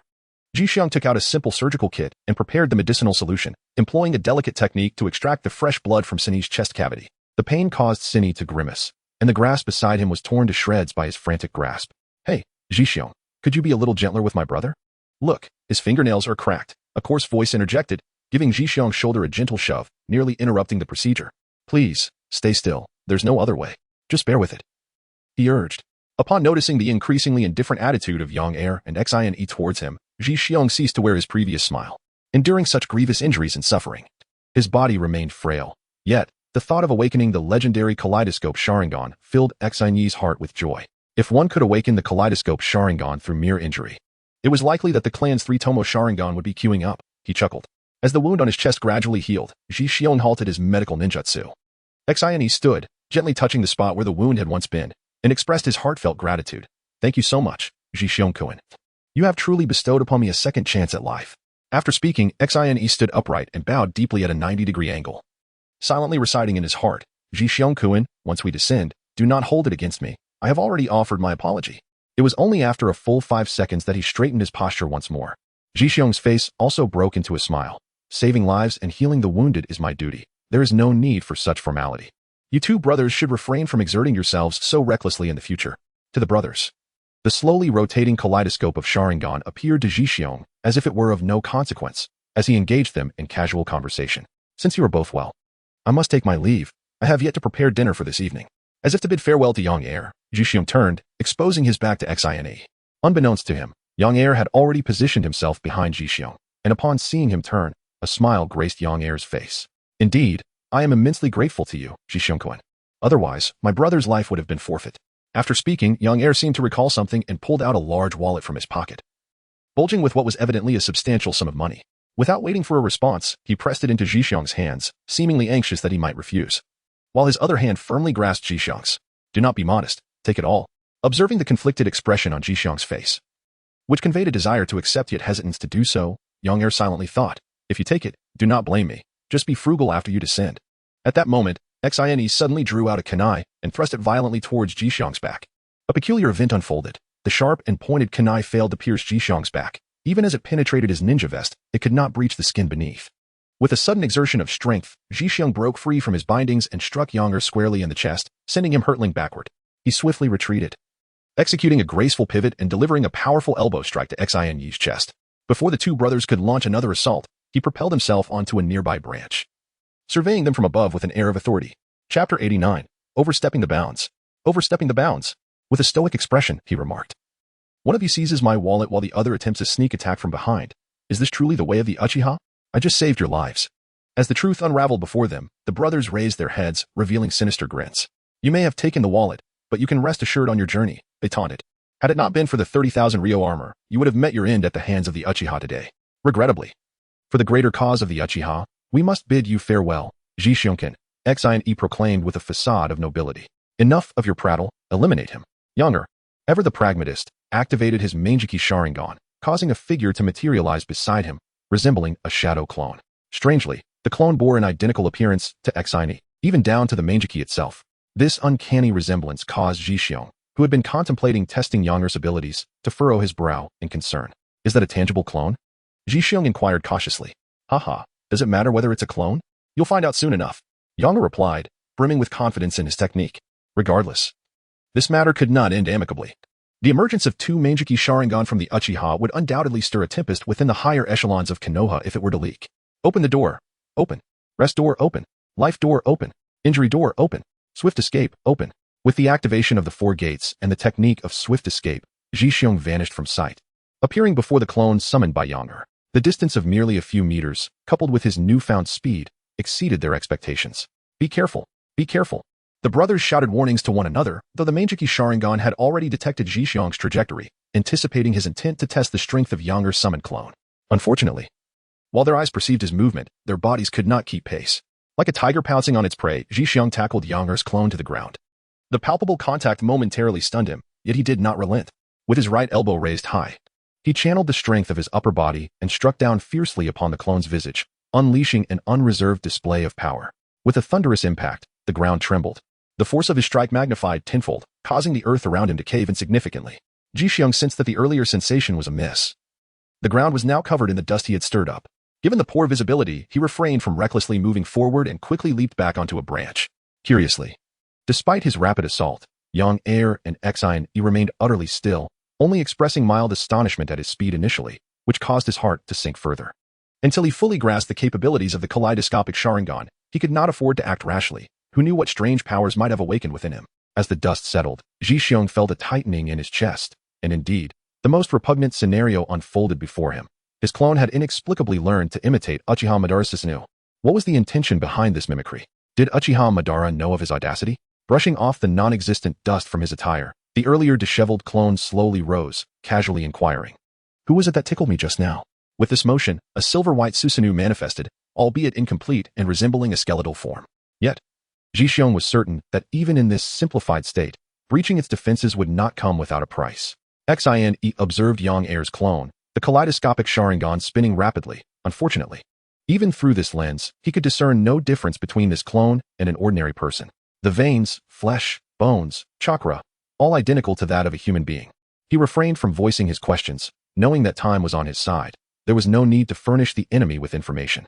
Ji-xiong, you stand no chance of victory now. It would be wise for you to surrender. Xian seemed to express concern for Ji-xiong as he took a few steps forward, adopting a tone of earnest admonition. The response came in the form of Ji-xiong suddenly appearing before him. His fingers spread wide, he struck fiercely at Xian chest, sending him flying, and instantly materialized behind him for another vengeful blow.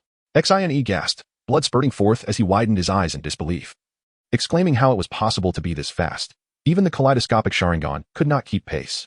For a fleeting moment, black flames flickered in the air, vanishing almost as soon as they appeared. During Ji-xiong's earlier confrontation with Yang Er's clone, though swift, the threat had not been directed at him, so the pressure had been significantly less.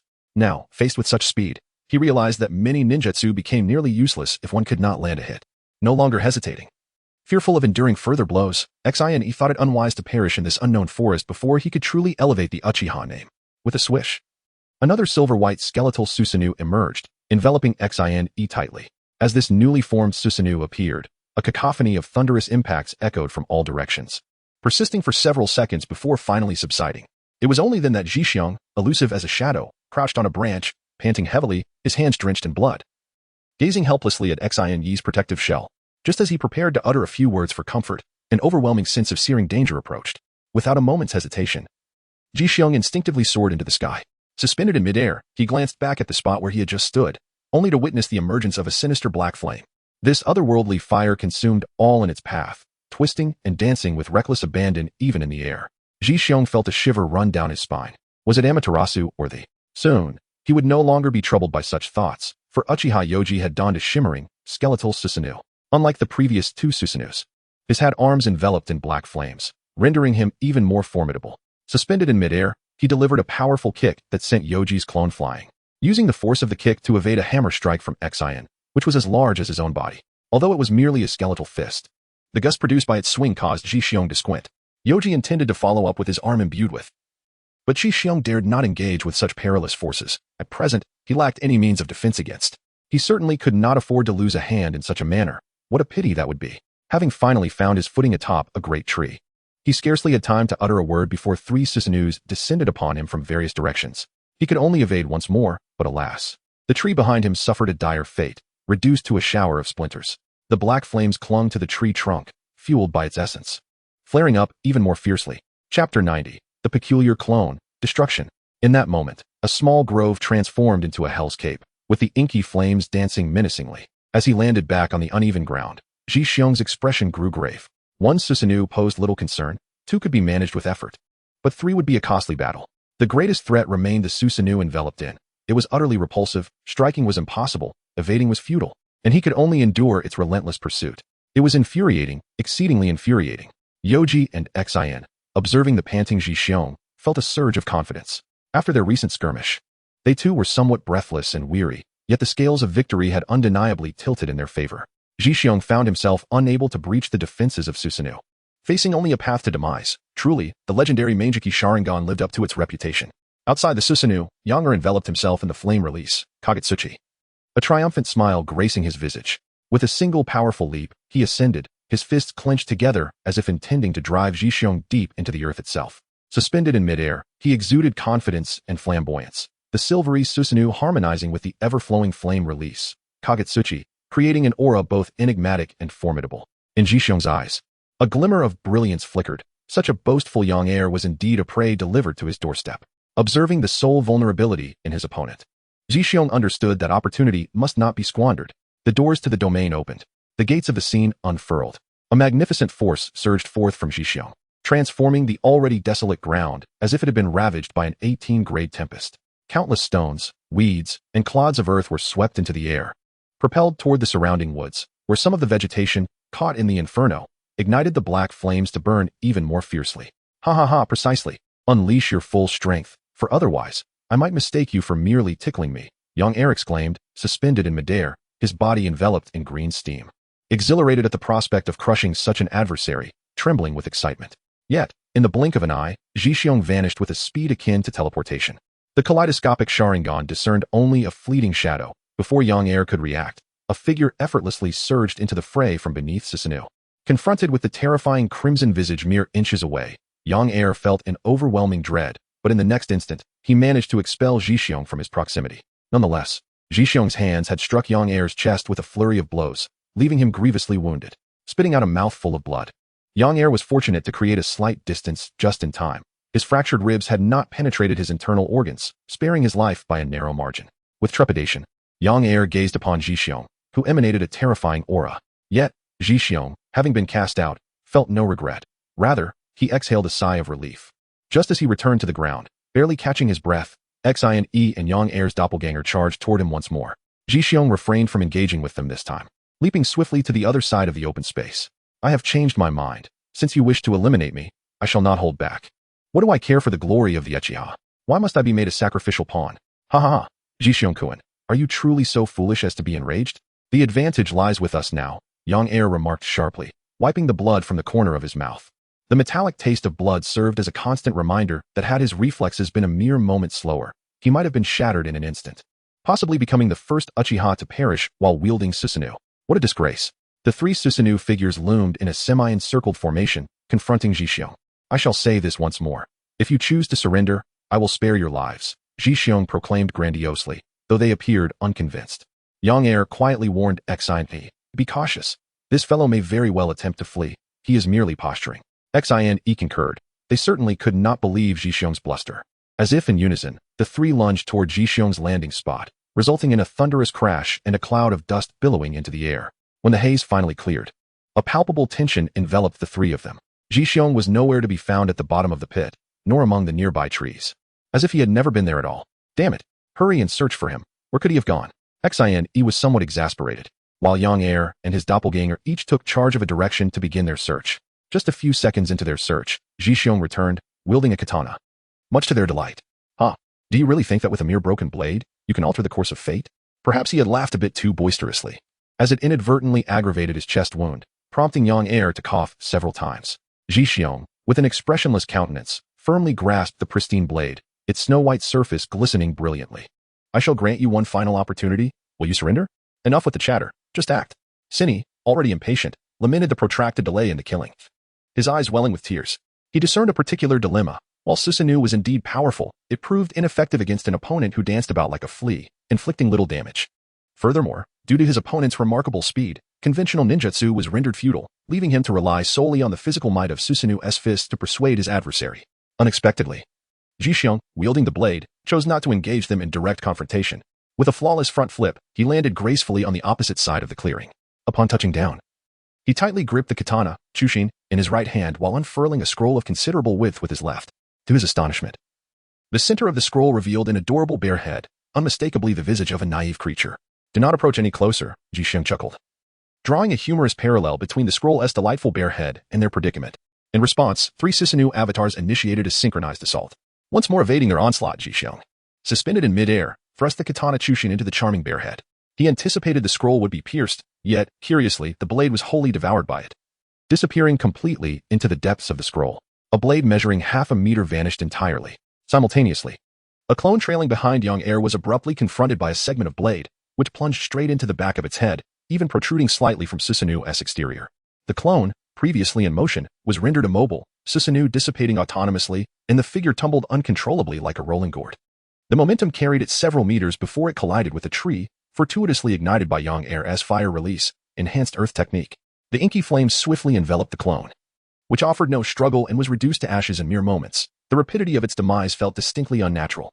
Chapter 91. You and your brother. Who will offer their neck first? Be cautious, that scroll. Watch out for that blade. Yang Air and Cinny cautioned one another, distancing themselves while casting grave glances at Jixiong, who still clutched the katana, now stained with a few drops of blood. They were puzzled as to how the clone had been so swiftly dispatched. Through the Sharingan, they observed that the scroll remained intact and the bare head was unharmed, yet the blade had penetrated the clone's skull. How could this be achieved? Was it a space-time ninjutsu? If so, when had he struck? Yang Air and Cinny exchanged glances, and finally, Yang Air, with a serious demeanor, proposed. Did you cast a space-time ninjutsu on him at the onset of your attack? Jixiong's right hand trembled slightly, causing the blood on the blade to splatter. With a smile, he remarked, "Congratulations, you answered correctly. Everyone is eager to respond. So, next, between you and your brother, who shall present their neck for slaughter first?" Jixiong echoed the words previously spoken by the two brothers. Uchiha Yoji's complexion turned exceedingly poor, leaving him with no inclination to ponder his earlier statements. After enduring so many blows from Jixiong, he could not ascertain whether he had fallen victim to the spatial time ninjutsu. In a hurry, he opened his clothing inside the Susanoo to examine his chest. Upon inspection, he indeed discovered a troubling sight. In the center of his chest, a diminutive, adorable bare head, roughly the size of a third of a fingernail, grinned at him with an endearing expression. Cinny, too, dared not be sluggish. He found a similar mark upon his own chest. Just as Yoji contemplated yielding and biding his time to eliminate Jixiong later, Cinny suddenly charged at Jixiong. The murderous intent in his gaze suggested a resolve to fight to the bitter end. Jixiong, of course, would not engage him in a direct confrontation. Although his eight gates technique had significantly diminished in potency, his speed alone would afford him an advantage. In an instant, he utilized a body flicker technique to evade the spot he once occupied, only to find something amiss upon arriving at a clearing. Where once stood lush trees, now lay a verdant expanse of grass, explaining the softness of his previous landing. The Uchiha brothers had yet to appear, and Jixiong, concerned that this might be an illusion, hastily disrupted the flow of his chakra. Yet he remained grounded in reality. This was quite troublesome. The Uchiha clan's genjutsu was notoriously intractable, and Jixiong felt a headache coming on, but he dared not lower his guard, instead heightening his vigilance as he surveyed his surroundings. This was a secluded paradise, reminiscent of a hidden realm. With a single step, he found himself ankle-deep in vibrant green grass. Grasping a handful, he brought it to his nose. Inhaling the rich scent of fresh grass from the cut ends, rubbing his fingers against the severed blades, he could feel the sap. This was no illusion. It felt far too real. After advancing a few paces, he stumbled upon a substantial pond, measuring over 100 meters in width, though not particularly deep. Perhaps around 5 meters. Presently, it was devoid of any life. In order to ascertain whether it was an alternate dimension or an illusion, Jixiong deliberately descended to investigate. Dripping wet from the pond, he noticed a dense forest not far away, its boundaries obscured from view. Jixiong was cautiously surveying the unknown territory. While outside in the open space, the two brothers were deliberating their strategy. Initially, Xine held a certain aversion to the title of younger brother.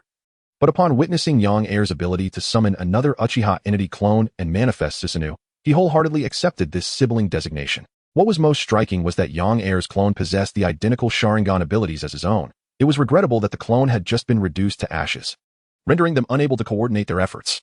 Now, with Jixiong, who was privy to the brothers' secret, confined within the dimension fragment he had dubbed the Uchiha Secret Realm, the brothers found themselves at a loss as to how to vanquish such a formidable opponent. The elusive and deadly strike had left them both apprehensive. Having just ascended to the Manjiki Sharingan, they envisioned a promising future awaiting their enjoyment. "Brother, can't your clone create another?" Yang Air inquired, a look of despair crossing his face as he shook his head. The time has not yet come. He, too, yearned to summon a clone, as this would mean 3 Uchiha Manjiki, but alas, Jixiong had vanquished it, and now they would have to wait several days before they could summon it again. The two brothers, their brows furrowed in worry, had yet to devise a solution when suddenly a figure appeared in the nearby tree. Upon looking up, they realized it was none other than Jixiong himself. "What? How is this possible? How could you escape?" Xine and Yang Air demanded, unable to contain their astonishment. They had believed their plan to be foolproof, expecting their enemy to either starve within or remain confined for months. Even if he had access to water, after such a long duration, how much strength would Jixiong possess upon their return? Yet, to their utter disbelief, it had not been long at all. They had barely left the open space when he had emerged. Jixiong feared that the prolonged night would breed unforeseen complications. With his right hand raised, he plunged a knife into the bear's head depicted on the scroll. Yang Air clutched his chest, anguish etched upon his face. And with a gasp, he expelled blood, kneeling before Jixiong. extending his right hand as if pleading for a chance at survival. Concerned that young heir might possess other means of escape, Zhixiong maneuvered in and out of the bear's head like a skilled musician playing the eru. Young heir, initially intending to rise and flee, ultimately succumbed, slowly collapsing to the ground, breathing his last. In that fleeting moment, a brother's life was extinguished. Xione, sensing the imminent danger, dared not linger any longer. Like a startled bird, he leapt into action, vanishing in an instant into the open space, fleeing desperately into the woods. Zhixiong did not hasten to pursue Cine. Instead, he meticulously extracted young heir's kaleidoscopic Sharingan and subsequently sealed his corpse within a scroll. After erasing all traces at the scene, he leisurely began to chase after the direction in which Cine had fled. The reason for his calm demeanor lay in the fact that, from the moment until now, Cine's Sharingan had only revealed the ability to manipulate a fragment of an alternate space. Fortunately, he could sense the spatial coordinates of the techniques surrounding the open ground, allowing him to make a narrow escape. Admittedly, he sensed other techniques in various locations, albeit rather vaguely, which filled him with trepidation. At this moment, in his perception, Cine was desperately fleeing with remarkable speed, yet the techniques were distinctly clear, easily reachable with a mere thought. As long as he understood Cine's ultimate trump card, it would only reveal itself at the moment of his demise. Though Cine ran swiftly, Zhixiong was swifter still. With the activation of his rapid movement, it was as if a tempest had arisen. The towering trees blurred into a singular, indistinct line before his eyes. Cine's heart had never exerted itself so fervently, nor had he ever fled with such desperation. An overwhelming sense of impending doom enveloped him, yet the sounds of Zhixiong's pursuit loomed ever closer, plunging him into despair. Suddenly, he halted, tore at his clothing, and drew forth a kunai, glaring through the bloodshot Sharingan, as he forcefully gouged out several adorable bear emblems that Zhixiong had imprinted upon him. Chapter 92, The End of the Great Battle, Time to Reap the Rewards. Having carved away at himself, Cine resolved to be even harsher, conjuring a great fireball aimed at his own chest. After a cacophony of anguished cries, he gazed at the charred wound, now devoid of blood, and a peculiar smile crept across his pallid face. After a brief tidying up, he resumed his desperate flight through the woods. Zhixiong, who had been closing in, came to a halt, observing the bloody remnants that lay beneath the tree. Then glancing towards the silhouette that was nearly escaping the forest, he muttered to himself, "Do you truly believe you can evade my pursuit like this? You underestimate me far too much." Leaping from the tree, he collected the severed flesh and wasted no time in once again pursuing the almost liberated Cine. Upon reaching the edge of the woods, Cine's face displayed a sense of relief before he vanished in a flash technique. Within mere seconds, Zhixiong arrived at the very spot where Cine had stood, furrowing his brow as he surveyed the surroundings. Even with the use of a teleportation technique, it was implausible for someone to simply disappear without a trace, was it? Zhixiong examined the surroundings, but found no trace of Xione. Suddenly, a realization dawned upon him, and he felt as though he had been deceived. His form gradually faded away until it disappeared entirely. In the same clearing of the forest, Zhixiong gazed at several drops of fresh blood on the ground and the mighty tree he had stepped upon exiting the Uchiha's secret realm. A smile of understanding spreading across his face. The tree now blazed fiercely, confirming his suspicions. That unfortunate child, did he think he was merely nearby, performing a space-time ninjutsu? Following the scent lingering in the air and the occasional blood droplets, Zhixiong effortlessly pursued the cornered Uchiha Xione once more. Upon seeing Zhixiong, resembling a celestial warrior, Xione's eyes filled with profound despair. "Damn it, I will fight you to the end," he shouted, brandishing his kunai and charging fiercely at Zhixiong, his face contorted in a menacing grimace, as if he intended to devour him. However, just as he aimed to plunge the kunai into Zhixiong's body, he vanished into nothingness.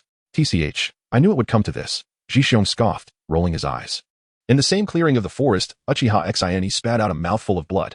Already weakened, he had forcibly activated his Manjiki Sharingan, causing excruciating pain in his right eye, from which hot blood streamed down his cheek, falling from the air to the ground. He dared not linger and dashed in another direction. Yet, just as he entered the forest, he was kicked in the chest at the sight of his wound and rolled back into the center of the clearing. Zhixiong slowly emerged. If I am not mistaken, another capability of the Kaleidoscope Sharingan is the manipulation of space-time ninjutsu, albeit utilized as a mere anchor point. Uchiha Shinichi slightly tugged at the fabric adhered to his wound. The charred flesh of his chest incessantly provoked his nerves, leaving him in a state of utter disarray. "If you possess the ability to send me back, I shall recuperate and engage in another bout." How childish.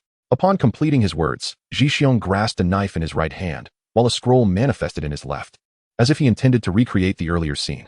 Uchiha Shinichi bore a mocking smile, yet when Zhixiong plunged the great sword into the bear's head, the blade emerged from Shinichi's back, piercing through to his chest.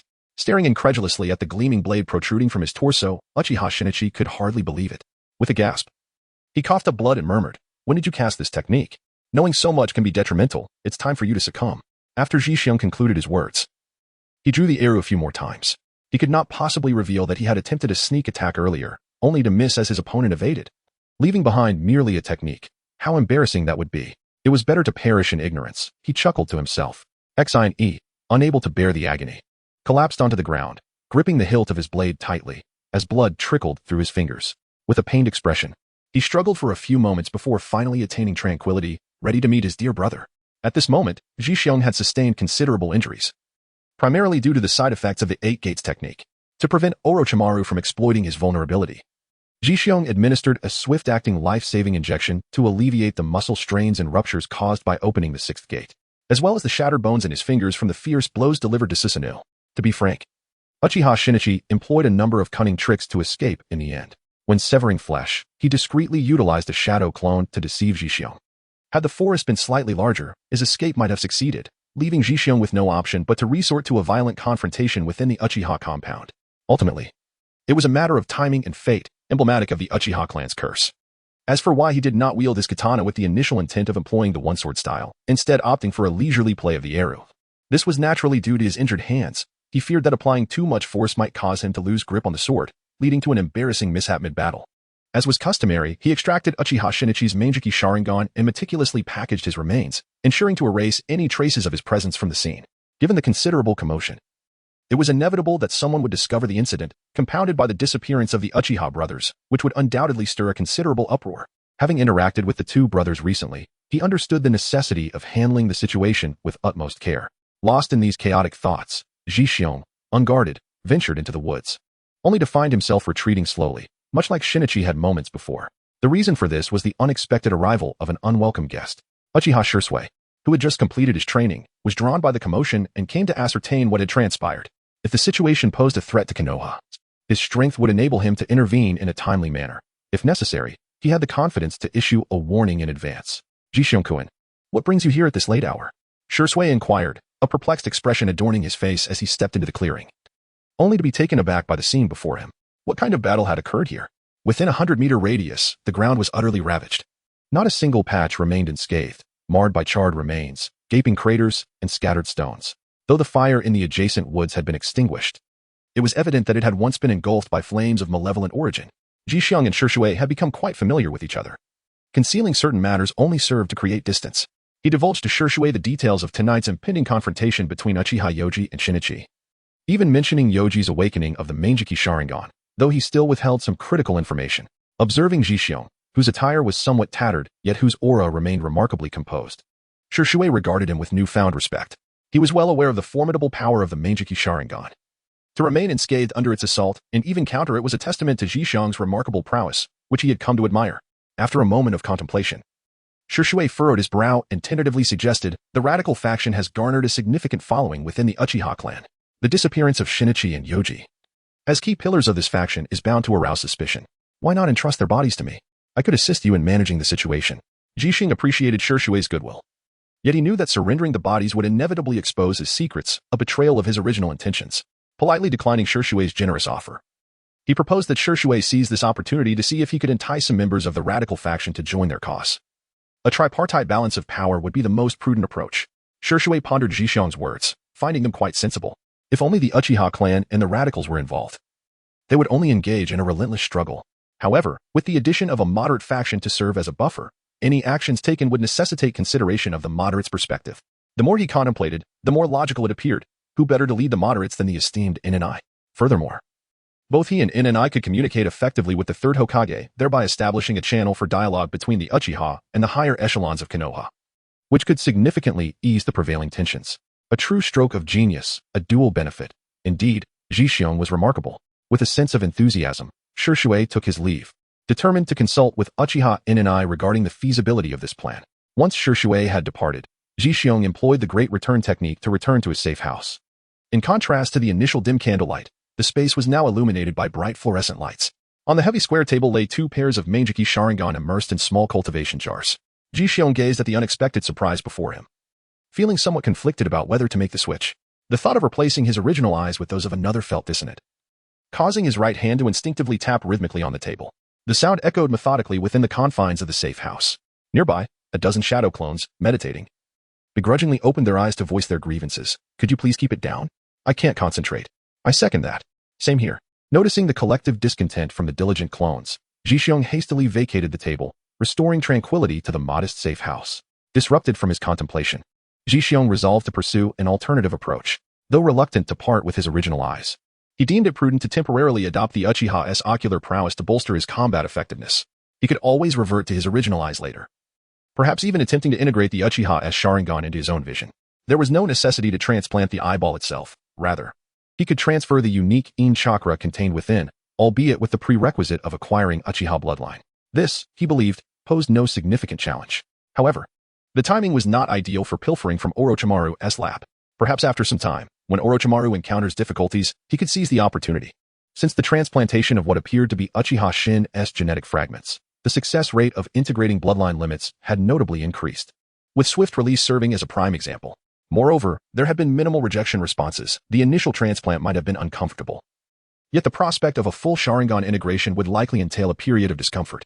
Nevertheless, with time, he anticipated that this newly acquired Meijiki Sharingan would prove far more obedient than Kakashi's. Reclining on his bed, Zhixiong instructed his shadow clone to affix Uchiha YNIS Meijiki Sharingan for him. The choice of YNIS Sharingan was deliberate, as the clone's summon bore a resemblance to XINES Meijiki, sharing identical spatial and right-eye capabilities.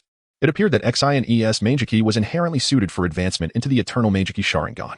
Although such a minor surgical procedure as an eye swap could not be executed with the finesse of seasoned masters, for Zhixiong, it was merely a matter of minutes. Unexpectedly, the notoriously rebellious Sharingan demonstrated remarkable compliance upon being integrated, allowing for effortless activation and deactivation. This suggested that Uchiha Shin's cells had indeed made a significant impact. However, Zhixiong remained skeptical. Could a single cell from Uchiha Shin truly render the Sharingan so docile? In the mirror, Zhixiong beheld his eyes morphing between three tomo in the shape of a wind shuriken, exuding an extraordinary charm. When transformed into the Meijiki Sharingan, the world around him sharpened into striking clarity. Focusing intently on a particular point revealed the phenomenon of slow motion. For instance, a shadow clone seated in the corner, with each breath, contributed incrementally to Zhixiong's strength. Under the gaze of the Meijiki Sharingan, the flow of chakra through his meridians and movements became starkly apparent. Particularly, the rhythm of his breathing at his chest unfolded like a frame-by-frame animation. Should he engage in combat with a shadow clone, the combination of the Meijiki Sharingan, swift release, and 8 gates would undoubtedly place him beyond the reach of most adversaries. The exhilarating feeling of possessing such an advantage was undeniable. However, to wield the 3 tomo Sharingan, or even the Meijiki openly, he needed to trace the lineage of this ocular power. It seemed he would have to delve into the genealogical records of his parents and ancestors. As he pondered these future matters, a gradual warmth emanated from his eyes, reminiscent of the recent connection to his chakra network. The Meijiki Sharingan exhibited a slight rejection of Zhixiong's chakra, causing the eyeball to grow increasingly heated, and the reaction seemed to be developing rather slowly. Zhixiong found himself at a loss for words. Had he known earlier, he would not have repeatedly opened and closed the kaleidoscope. He summoned a shadow clone to return to the courtyard while he lay in bed. Enduring the unpleasant effects of rejection, his eyes felt increasingly hot, as if they were about to ignite, while the other shadow clones, summoned earlier, experienced no such burning sensation. One of the clones opened a medical ninja tool pouch and selected a bottle of eye drops, gently applying it to Zhixiong's eyes. The soothing relief from the eye drops brought a refreshing coolness to Zhixiong, who was trapped in a searing world. Sensing the effectiveness of the eye drops, he instructed the shadow clones to take turns standing guard, administering a drop every few minutes. He lay weakly on the bed, no longer wishing to move.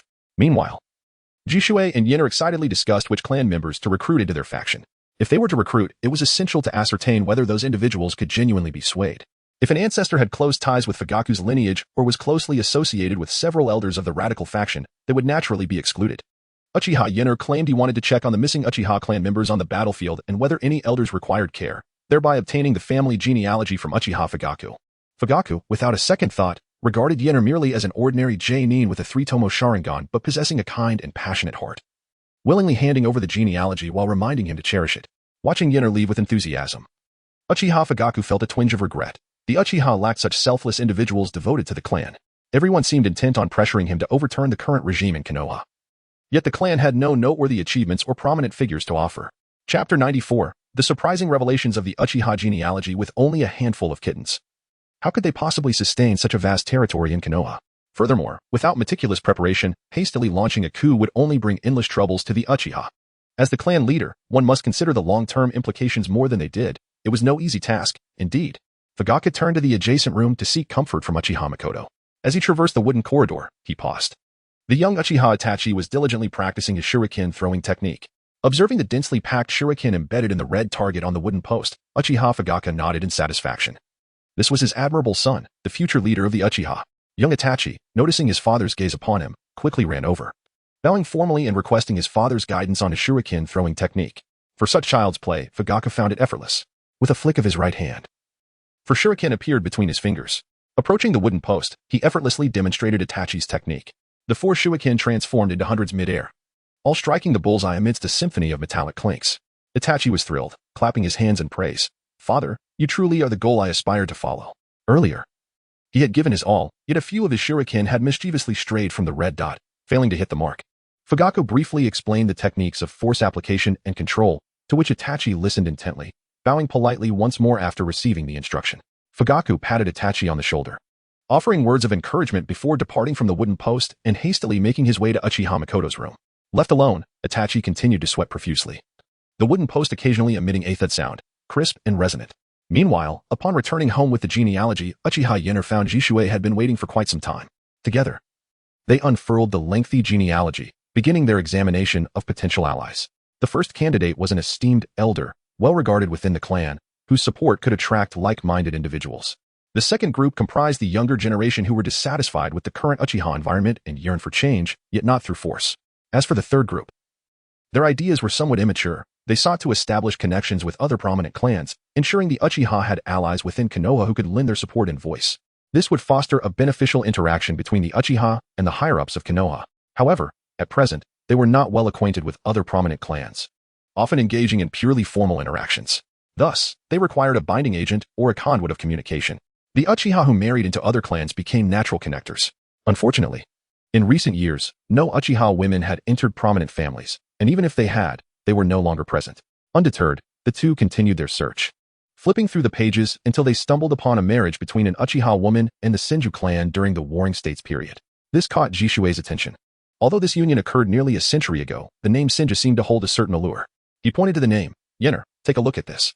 Uchiha Yenner, who was also searching for targets, leaned in, and upon seeing the name Senju, paused in surprise, uncertainly stating, "Are you suggesting that Jishyong has Uchiha blood?"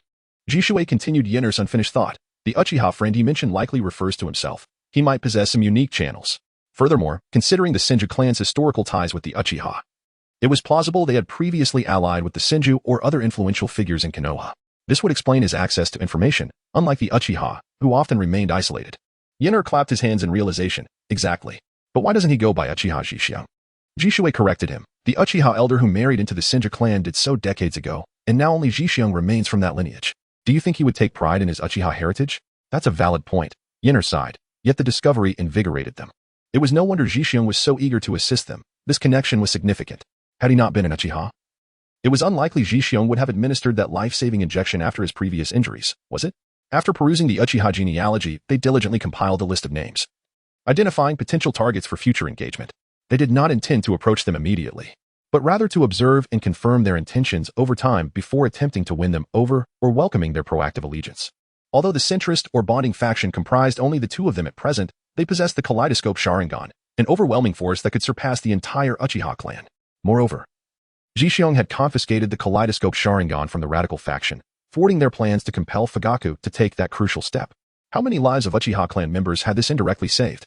Truly, Uchiha Jishin was remarkable. Early the next morning, Jishui and Yenner quietly arrived at Jishyong's courtyard. The shadow clone lay idly in the courtyard corridor, having spent the night outside, and upon hearing the commotion, lazily stretched. It was not that he did not wish to return to bed. He had simply lost track of time while gazing at the stars from his lounge chair. What brings you here? Aren't you afraid of being followed by the Umbu? Jishyong jested. Jishyong, please refrain from teasing us. Jishui replied with a bittersweet smile, and then clarified. The last time we tracked Uchiha was not a command from Lord Third. Jishyong's eyes flickered with understanding. The meaning behind Jishui's words was clear. It was either the third generation or Danzo. This was not a suitable place for conversation, so Jishyong guided them both inside. The shadow clone poured a glass of orange juice for each of them. Jishyong and Jishui savored their drinks, while Uchiha Yenner let out a wry smile. He had long surpassed the age for enjoying orange juice, yet he still drank heartily. Jishyong-kun, do you recall an ancestor from the Uchiha clan, a female progenitor? Jishui inquired, licking the orange juice from his lips. What? Jishin took a large gulp of orange juice, only to sputter it out with a loud poo. Uchiha Yenner seemed to have anticipated this moment. He swiftly summoned a minuscule water barrier to shield himself, absorbing the entirety of the orange juice, which then dripped onto the table, dampening a considerable area. My apologies. It's my first time hearing such explosive news, and I am quite taken aback. Chapter 95, The Revelation of the East Window, Joining the Uchiha? Jishin hurried into the kitchen, retrieving a towel to wipe away the water stains on the table, thankfully ensuring that no other areas were sullied. Yen-Er took the towel to clean the corners of the table, and the three of them resumed their seats. To be candid, I am still grappling with the dilemma of how to concoct an excuse to explain my Sharingan, Jishin remarked as he unveiled his three-tomo Sharingan. Jishui expressed his astonishment. Have you already undergone the transplant? No rejection whatsoever. Jishin, you have truly awakened the Uchiha bloodline. In the presence of a genius like you, please refrain from flattering me. I cannot bear such praise, especially considering that this is a transplant from another person. Jishin transplanted the three-tomo Sharingan from Uchiha Yuji, which initially caused some dissent from Shui, as this was deemed an unethical act. However, Jishin presented an analogy. A knife is innocent, but it is the act of murder that is culpable. Similarly, the Sharingan itself is not at fault. It is the misuse of it to harm one's kin and incite rebellion that is condemnable. It would be more prudent to bestow such power upon someone like Jishin, who could utilize it effectively. Furthermore, it would be wise to eliminate any potential instability at its inception. Shui was ultimately persuaded. He drained his cup of orange juice and solemnly declared, Jishin-kun, I wish to bring you into the Uchiha clan. Ignoring Jishin's astonished expression, he continued. The suggestion you made to Shui yesterday was quite innovative. A centrist approach could indeed be beneficial. Only by gaining the voice of the Uchiha can we guide more of our clan members towards a brighter future. The current environment within the clan is rather dire. Faced with Enyi's earnest anticipation, Jishin contemplated briefly before decisively nodding in agreement to his invitation. This was an unavoidable situation, as the saying goes. One must bear the weight of the crown if one wishes to wear it. To wield the Sharingan openly in Konoha, one must first gain acceptance within the Uchiha.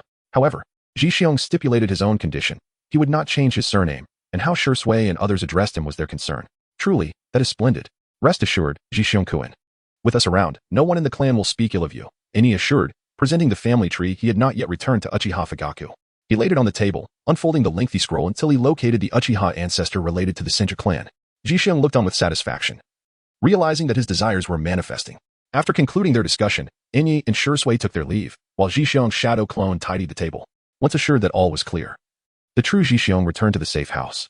The conversation had unfolded under his guidance. As long as he could navigate the initial phase of mild resistance, he would soon be able to use the Sharingan openly, which still felt somewhat surreal. On their way back, Uchiha Enyi intended to consult his elders regarding Jishin's induction into the Uchiha clan, while Shui would handle the family tree. Upon returning to Fugaku's household, Shui encountered Uchiha Itachi, who was diligently practicing ninjutsu. Upon seeing Shui, Itachi joyfully conjured a small fireball, which contained 2 rapidly spinning shuriken. Had he been at home, he might have even replaced the shuriken with kunai, fastening explosive tags to maximize damage. Shui, unfazed by the approaching fireball, effortlessly sliced it apart, sending the shuriken flying off into the distance. Shui and you've improved significantly. Uchiha Itachi exclaimed with a broad smile, but his expression quickly soured as he added, You sent my shuriken flying, and you owe me compensation. Before he could finish, Itachi fell into contemplation about what he could ask Shui to accompany him with. After much thought, he finally settled on a brilliant idea. You must train with me for 2 hours. Shui bent down, gently ruffling Itachi's hair with a smile. If your fireball contained 10 shuriken, would that mean I owe you 10 hours of training? Upon hearing this, Uchiha Itachi's eyes lit up, and he eagerly nodded. Exactly. There were 10 shuriken in that fireball. Shui and you have to train with me for 10 hours. Shui had other matters to attend to and could not spare the time to indulge Itachi. He lightly flicked Itachi's forehead and playfully tugged at his hanging braid, deftly sidestepping the request. Since Fugaku had already gone to the security building for work, Shui entrusted the family tree to Uchiha Makoto to pass on to Fugaku. As he exited, Shui was once again intercepted by the playful Uchiha Itachi, leading to a brief bout of playful banter. Naturally, Itachi found himself the target of Shui's teasing, with Shui tugging at his braid and gently poking at his puffed cheeks, causing the air within to escape with a series of puff sounds. Suddenly reminded of something unpleasant, Itachi's face flushed, and he let out a cry before dashing away. Shui laughed heartily at Itachi's embarrassment before vanishing with a body flicker technique. In stark contrast to the light-hearted atmosphere, Uchiha Fugaku's countenance was grave. 2 of his Umbu shinobi had gone missing, and despite searching throughout the night, their families had found no trace. Now, in broad daylight, he was informed of the situation, hoping the Uchiha clan could assist in the search. Fugaku suppressed the news. choosing not to mobilize the entire security force but rather assigning a select few trusted individuals to lead the investigation, focusing on the Uchiha territory. This time, several Uchiha clan members had vanished from the battlefield, gone without a trace, with no signs of life or death. The clan was already rife with rumors, and Fugako had expended considerable effort to quell the unrest. Yet now, two Uchiha shinobi who had been chatting and laughing with their colleagues during the day had simply disappeared after work. The silent vanishing of these two high-ranking shinobi within the village compelled Fugako to turn his gaze towards the Hokage Tower. Without the aid of the Umbu or root, it was improbable that the enemy could have executed such a feat so seamlessly. Third Hokage, the Uchiha clan has fought valiantly on the battlefield. We are not mere subjects for your experiments with Danzo. Do not let me find a reason to hold you accountable. While in his office, Fugako pondered the whereabouts of Uchiha Shinichi and Ine after work. Suddenly, Uchiha Ine's father approached him, expressing a desire to recruit an outsider into the Uchiha. Given Fugaku's already sour mood, he instinctively prepared to decline without a second thought. Sensing Fugaku's discontent, Ine's father mentioned that Ine had prepared to offer financial assistance to the elderly and children based on the missing Umbu information. He inadvertently discovered that the renowned medical ninja, Senju Jixiong, who had been gaining prominence in the village, possessed Uchiha blood. If they could recruit him into the Uchiha clan, it would significantly enhance the clan's reputation. A well-known medical ninja dedicated to healing would undoubtedly bring great honor to the Uchiha, prompting Fugaku to stroke his chin in agreement with the request. However, he stipulated that a clan meeting would be held in a few days at the ancestral hall, requiring the attendance of elders, advisors, and high-ranking shinobi. A majority consensus would be necessary for approval. Chapter 96, Coerced Confessions and the Disappearance of Orochimaru. Ultimately, the matter of blood relations weighed heavily. As clan leader, Fugaku could not unilaterally decide for all Uchiha members. Ine's father nodded in agreement and returned to inform Ine, instructing him to convey the address to Jixiong and prepare accordingly. Fugaku's acceptance of Jixiong's induction did not come as a surprise to Jixiong. A clan leader's considerations are invariably more extensive than those of others. A young talent currently gaining acclaim in Konoha, joining the Uchiha clan would undoubtedly be a significant development,